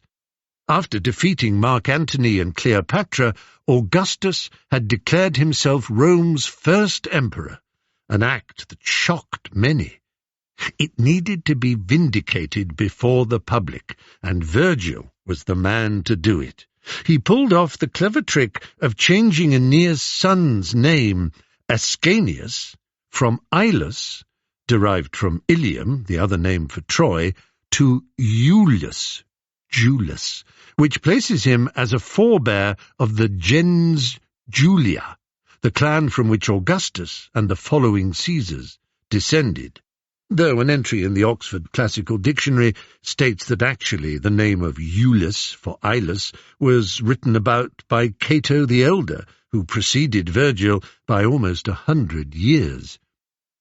As an interesting sidebar, there grew up a legend, largely disseminated by the 12th century historian and cleric Geoffrey of Monmouth, that a descendant of Aeneas called Brutus went to a damp, foggy island somewhere north of France, defeated a race of giants there, and settled his own realm, which was named, after a slight corruption of Brutus, Britain. Rule Britannia. Then and now. So, through Virgil, Rome had its foundation myth, and through Homer, Greece had another kind of foundation myth. The warrior's return, the final move from a world of gods, monsters, and heroes to a world of farm and family. It would be nice to say that it all ended like that. The heroes were back from Troy, men and women settled down to hearth and home, and plough and pasture. The gods receded from human affairs. Human history began. Of course, neither myth nor reality follows the path of niceness. Hundreds of years were to pass between the heroes' homing and Homer's hymning. The Greeks continued to construct idols, build shrines and temples, burn sacrifices, and fully commit to the worship of their gods. They knew the time of theophanies, gods manifesting themselves in the mortal world, might be over, but the marble temples they now built were grander and more confident than the wooden fanes their pious ancestors had made do with. They knew, of course, that it was rarer for them to catch sight of a nymph or a naiad than it had been for their forefathers, but still they believed. The fairies and pixies that once communed with the English in their fields and meadows receded from human intercourse, in all the senses of the word, in like manner. We may, and should, reverence and thank the Greeks for the free, open thinking that their written philosophy and political science gave the world. But we should remember, too, that Socrates, the freest and most open philosopher of the great Athenian age, was put to death by the state for asabeia, blasphemy, impiety, corrupting young minds by teaching against the accepted norms of religion. The regimes of Solon and Pericles were far from secular. The stories that the earlier generations had told, the stories that later poets such as Hesiod and Homer shaped into the narratives that we can still read today, The stories that we call myths tell us as much about human nature, human personality, and the destiny of our species as do the dialogues of Socrates as written down by Plato. Indeed, Socrates and Plato used myths as analogues and models for many of their descriptions of humanity. In a world where absolute data and information are the vital currency, you might say a world where absolute data and information are the gods, we do well, I am convinced, to remember the power of the non-absolute, the power of story, myth, ceremony, ritual, and symbol. I see myself appearing 1,000 times in the Greek myths, as fool, bungler, criminal, lover, villain, and, very rarely, hero. I have never recognized myself in ones and zeros and digital data sets, like some lost Tron warrior sucked into the circuit, battling the pulses of current. While it's very hard to believe or make sense of fact, fiction is highly credible. Narrative theory, with its analytical approach to mimesis and hetero and homodiegetic schemes, its maximum of 9, or is it 10 stories, its 5, or is it 6 eternal archetypes, heroes and antagonists, combined with the digitization of all the stories ever committed to paper or processor, might well allow artificial intelligences of the future, or even ones that exist as I type this, to create new epics of the scale and sweep of Homer's, convincingly including earthy and very similar episodes, as well as profound and psychological realism, Telemachus's sneeze and Achilles' touching preference for dirt-poor tenant farming over the Elysian fields, for example. We might recoil at the idea, but the current thinking on who Homer was, a kind of crowdsourced compendium, could remind us of the way generative, i.e. content-producing AI works. It is alien for most of us to think that way, but it is the direction in which our noosphere is tending. The Greeks got there before us. Certainly, with the Promethean myth, the Greeks prefigured exactly our AI fears. Zeus wouldn't let these new entities, humans, possess fire. Fire, the technological transformer, the toaster and roaster, melter and smelter, but also fire, the spirit, the divine spark. If we humans, Prometheus's creations, controlled fire, Zeus feared we wouldn't need gods to worship and obey. We could abolish our own creators. Zeus was right. We did. And we are Zeus now. We fear the entities we have created. If a Prometheus amongst us were to give AI consciousness, the divine spark, then humanity could become a mythic memory, an origin story for the machines to tell themselves, while we crumble into broken statuary alongside Zeus and his pantheon before us. Yes, the Greeks got there before us, but that is because the Greeks were before us, and after all, the Greeks were us. Greek myth, and later Greek drama, poetry, and thought, allowed questions to be asked. It was Socrates' tragedy that Greek elites put a stop to the questions and conclusions it didn't like. But we too live in a society where certain pieties cannot be questioned without the danger of social annulment and ostracism for those who overstep the bounds of the acceptable. The Greeks, like the Americans, the British, the Russians, and just about every society I know, had a myth more powerful than all the myths of mythos, heroes, Troy, and Odyssey combined.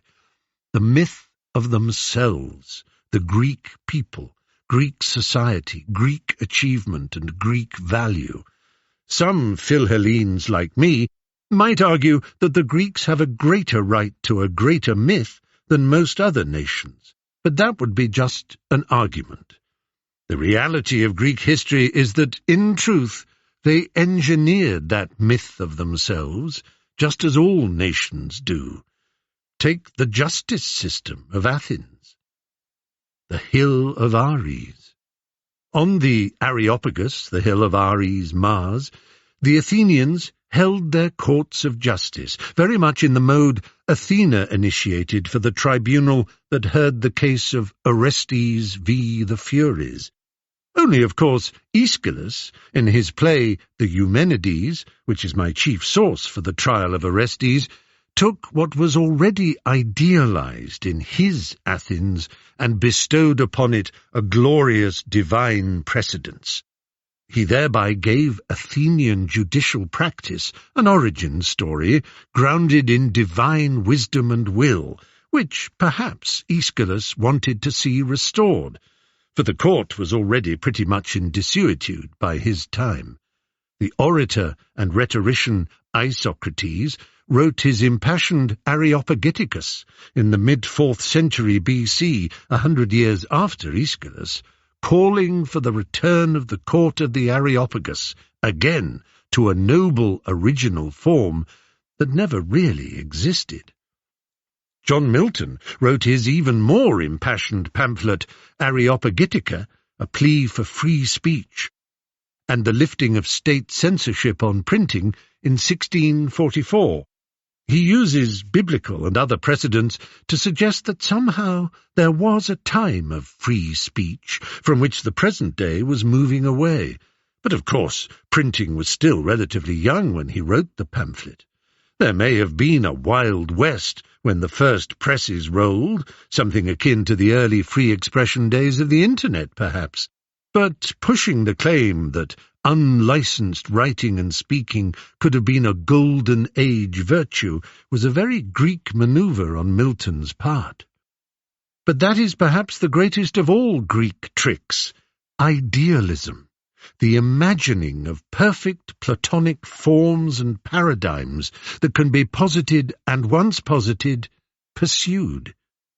Let us go back to the perfect age of the perfect Areopagus, skips the unfortunate truth that there never was such an age, nor such an institution.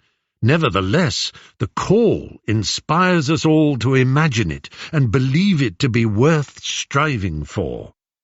We bring people on board with our new ideas by the trick of making them appear to be old ideas, validated and enshrined by time and precedent. Naturally, the real story of the Areopagus, a gathering of former archons literally means rulers. In the case of the Areopagus, they were magistrates of noble birth, who were at least smart enough to assemble in an odd number to avoid hung juries of the kind Athena had to adjudicate. That story is somewhat less glorious and ideal than Aeschylus, Isocrates, or Milton might have us believe. The court was democratized to some extent by Solon initially, and then seems to have slowly weakened over the years as power moved to the political assembly, the ecclesia. Just because it's interesting, it's worth pointing out that St. Paul, on his travels around the Mediterranean, propagating and promulgating his new religion of Christianity, was himself hauled before the Areopagus by suspicious and curious Athenians.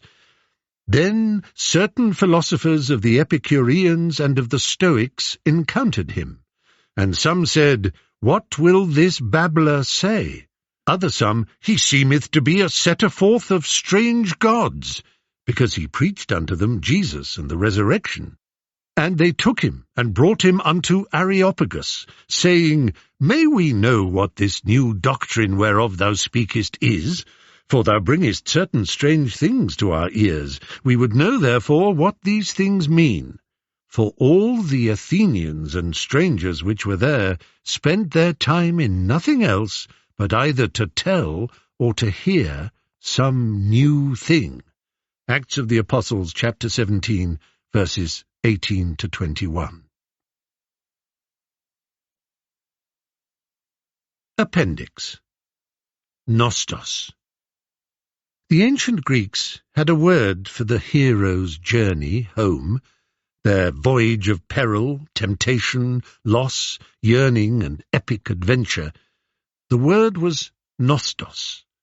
Thousands of years later, it was to be combined with the Greek for longing, sorrow, and pain, algia, to form the new word nostalgia, coined in 1688 by a Swiss academic to describe the acute homesickness suffered by Swiss mercenary soldiers pining not quite for the fjords, but for the peaks and valleys of their native Alps. Slowly, nostalgia evolved to extend its meaning to a longing for a time as much as a place. Homer's epic poem, the Iliad, begins with rage, the rage of Achilles that propels the entire epic. The Odyssey begins with a personality and a sense of sorrow, suffering, setback, and longing. These are more complex emotions than sheer rage. The Iliad is certainly not without psychological realism and moments of human behavior that we can closely identify with. But the Odyssey, with its subtle, ambiguous, shifting and complex hero, not to mention its abandonment of the Iliad's unities of time and place in favour of flashbacks and flashes forward, strikes us as a more modern, novelistic, or perhaps cinematic achievement. Before he finds his way to his proper hearthside, at last in the company of his wife and son, the hero faces not only physical challenges and obstacles, but painful moral choices, to which there can be no truly right answer. Of course, Troy gave rise to more journeys home than just that of Odysseus. The story of Idomeneus' return to his home island, Crete, was the subject of post-Homeric authors and, centuries later, of Mozart's opera, Idomeneo. Menelaus and Helen's Nostos is described by Menelaus himself in the first part of the Odyssey, often called the Telemachy, which follows Telemachus' journey to visit Pylos and Sparta in search of his father. Virgil's Aeneid is a Nostos epic whose hero is in search of a new home, forming the foundational nostalgia legend for the Romans. Another great and terrible Nostos story connected to the Trojan War concerns what befalls Agamemnon and his family, a subject important enough in Athenian culture for the three great contemporaneous 5th century BC dramatists, Aeschylus, Sophocles, and Euripides, each to have treated the subject. Aeschylus' trilogy of the Oresteia comprises the plays Agamemnon, his murder at the hands of Clytemnestra and Aegisthus, Choephori, the libation bearers, Orestes' return to Mycenae and the revenge killing, and the Eumenides, the pursuit of Orestes by the Furies and the judgment of Athena on the hill of Ares. Both Sophocles and Euripides wrote an Electra. The Austrian novelist and dramatist Hugo von Hofmannsthal took his own play, Electra, and adapted it for Richard Strauss, whose opera of the same name remains one of the most shattering and shocking experiences that can be had in a theatre. Euripides took on the story of Iphigenia's arrival in Aulis to be sacrificed, following Agamemnon's killing of the sacred deer, as well as Pylades and Orestes' quest for the statue of Artemis and their discovery of Orestes' long-lost sister, the plays Iphigenia in Aulis and Iphigenia in Tauris, respectively. E.T. Phone Home. Nostos is a common enough theme, or, to use the currently beloved word, a favoured trope in high and popular art. A good example might be Tolkien's The Lord of the Rings trilogy and The Hobbit, whose subtitle is There and Back Again. Paulo Coelho's extraordinarily popular The Alchemist follows the same rhythms of a quest outwards and a return homewards. The reward, the treasure, it turns out in tales like these, is not on top of some distant golden hill, but lies, and always did, at home. The Wizard of Oz is another explicit example of this Nostos mytheme. The incantation, "There's no place like home, there's no place like home," returns Dorothy to Kansas. In case we haven't got the idea, her last words are, "Oh, Auntie Em, there's no place like home." We can add The Tempest, E.T. the Extraterrestrial, Apollo 13, Finding Nemo, Cold Mountain, Planes, Trains and Automobiles, Lion, based on a book with the very Nostos title, A Long Way Home, and many other popular films and stories. Kubrick's 2001, A Space Odyssey, isn't really comprehensible unless one bears that subtitle in mind. The Coen brothers' "Oh, Brother, Where Art Thou?" is a self-conscious relocation of the Odyssey to the Depression-era Deep South. George Clooney's Ulysses McGill has a wife called Penny back home who is courted by suitors, and he encounters a one-eyed Polyphemus character, memorably played by John Goodman, as well as some washboard-playing sirens who try to tempt him away from his journey home. I'm sure we could all add various films, books, graphic novels and TV series to the list of Nostos-inflected stories: Lost in Space, Star Trek Voyager, Lost, Homeland, and many others. Colm Toibin's Brooklyn and Long Island brilliantly express the ambiguous but irresistible desire for home felt by their protagonist Ailish. But the Irish novel that most completely and deliberately echoes the narrative shape of Homer's original is, of course, James Joyce's Ulysses, regarded by many as being as momentous a landmark in modern literature as its forebear was in ancient.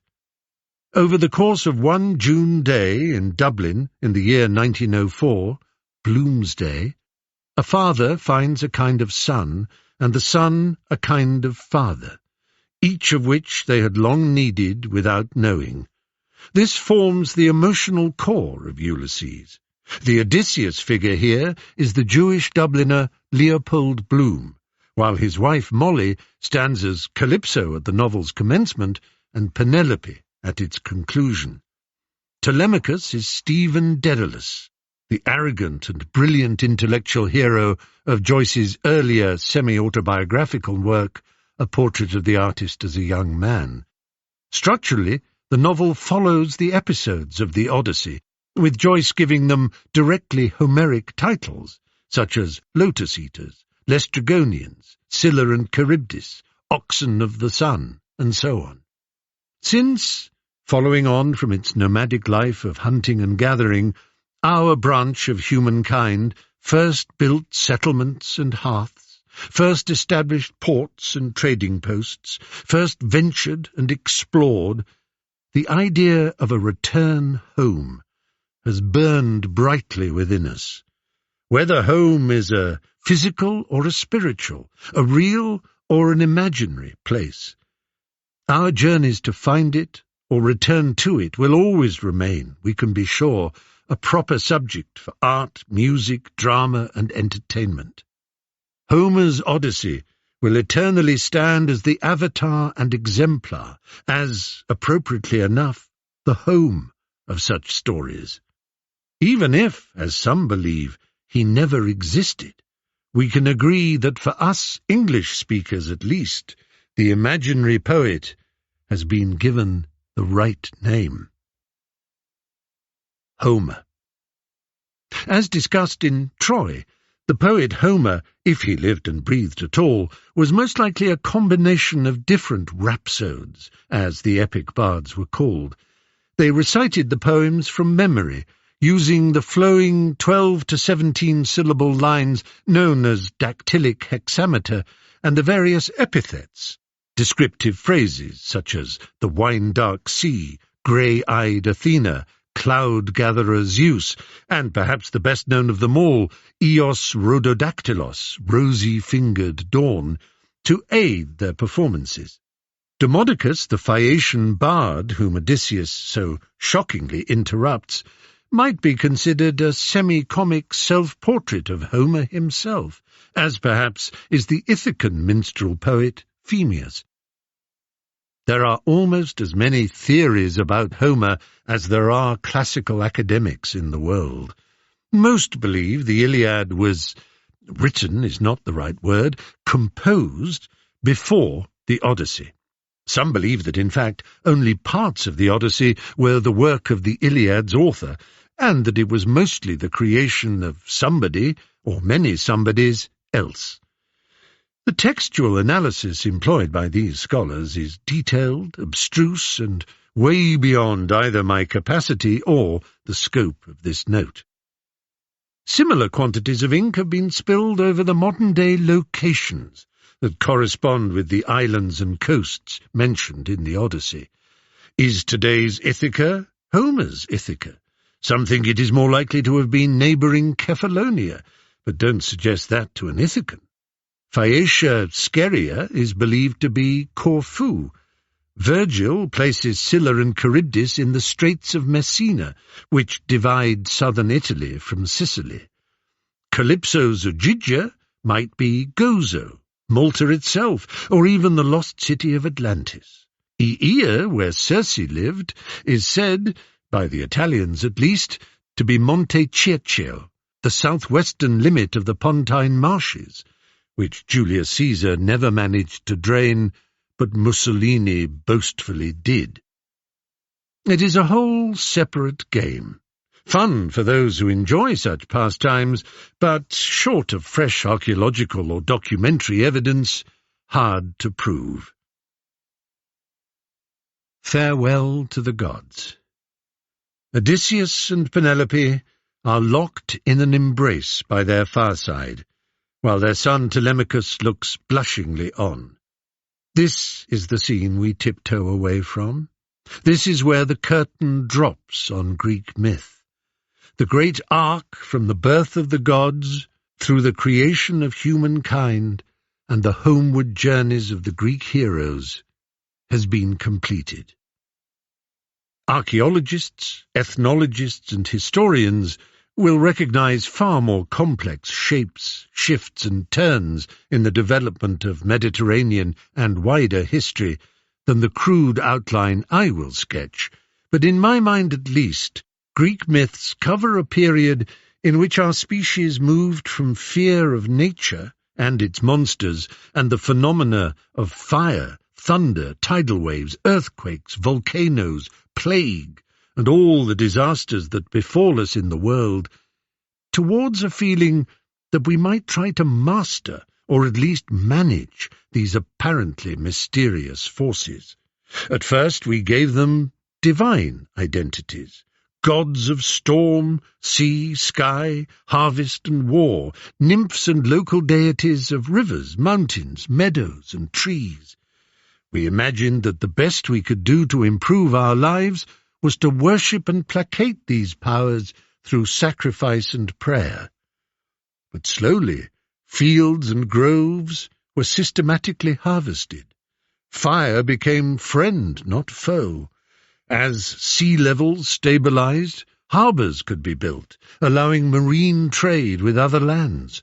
An alphabet spread, creating a vector for new ideas and apprehensions. In short, what we call civilization began. The great forces that once we bowed before and appeased seemed less strange and inexplicable. The power of the caste of priests and hierophants who interceded between us and the gods did not disappear, of course, but the stability, peace, and cheaper calories that civilization and agriculture brought allowed the rise of thought, education, art, and poetry. What the German philosopher Karl Jaspers called the axial age saw the founders of Confucianism, Taoism, Jainism, Buddhism, and Zoroastrianism, Confucius, Lao Tse, Mahavira, Siddhartha, and Zarathustra, all living at the same time, alongside Old Testament prophets such as Elijah, Jeremiah, and Isaiah, Greek thinkers, like Heraclitus, Pythagoras, and Anaxagoras, breathed the same air too.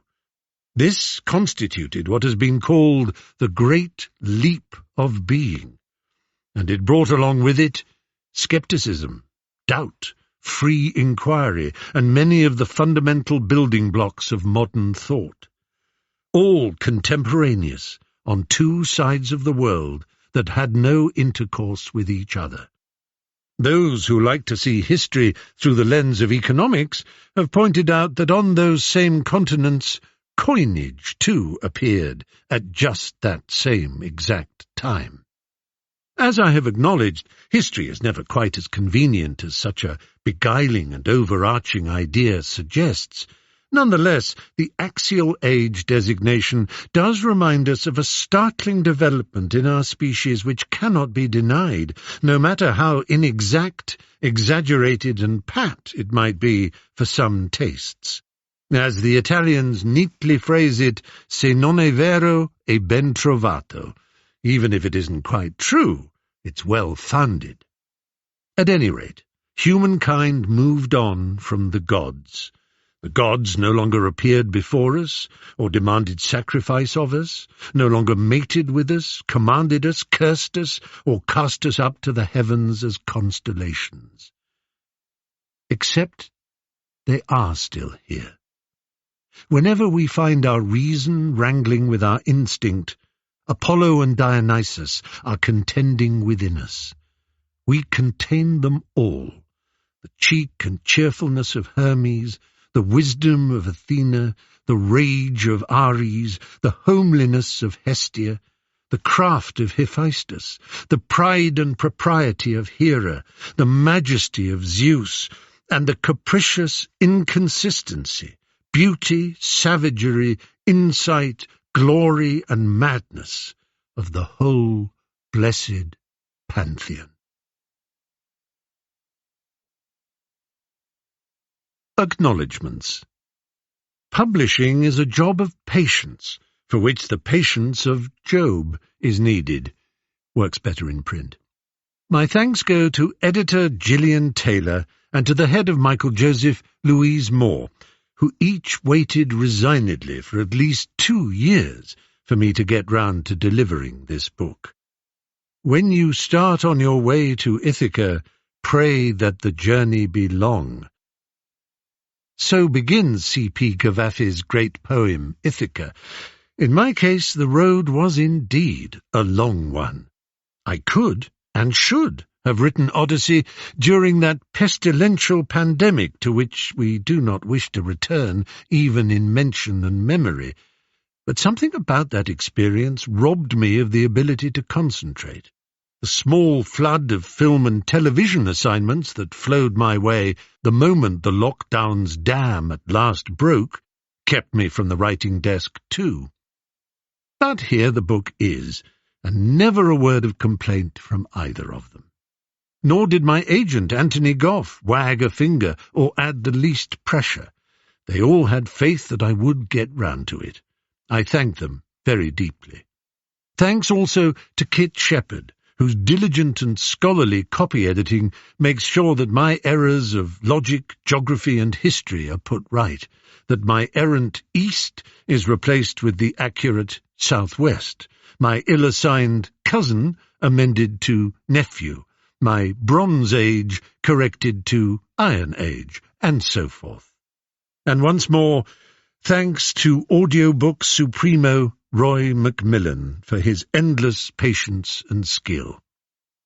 My life simply wouldn't work or make sense without the help of my Earth sister, Jo Crocker, and the tolerant support and understanding of my husband, Elliot. I sacrifice a hecatomb of figurative sheep and oxen to them in gratitude. The final full stop of which all writers dream and to which we all work is our Ithaca, but it can't be reached without the fair following wind that such a team as I am lucky enough to have at my back provides.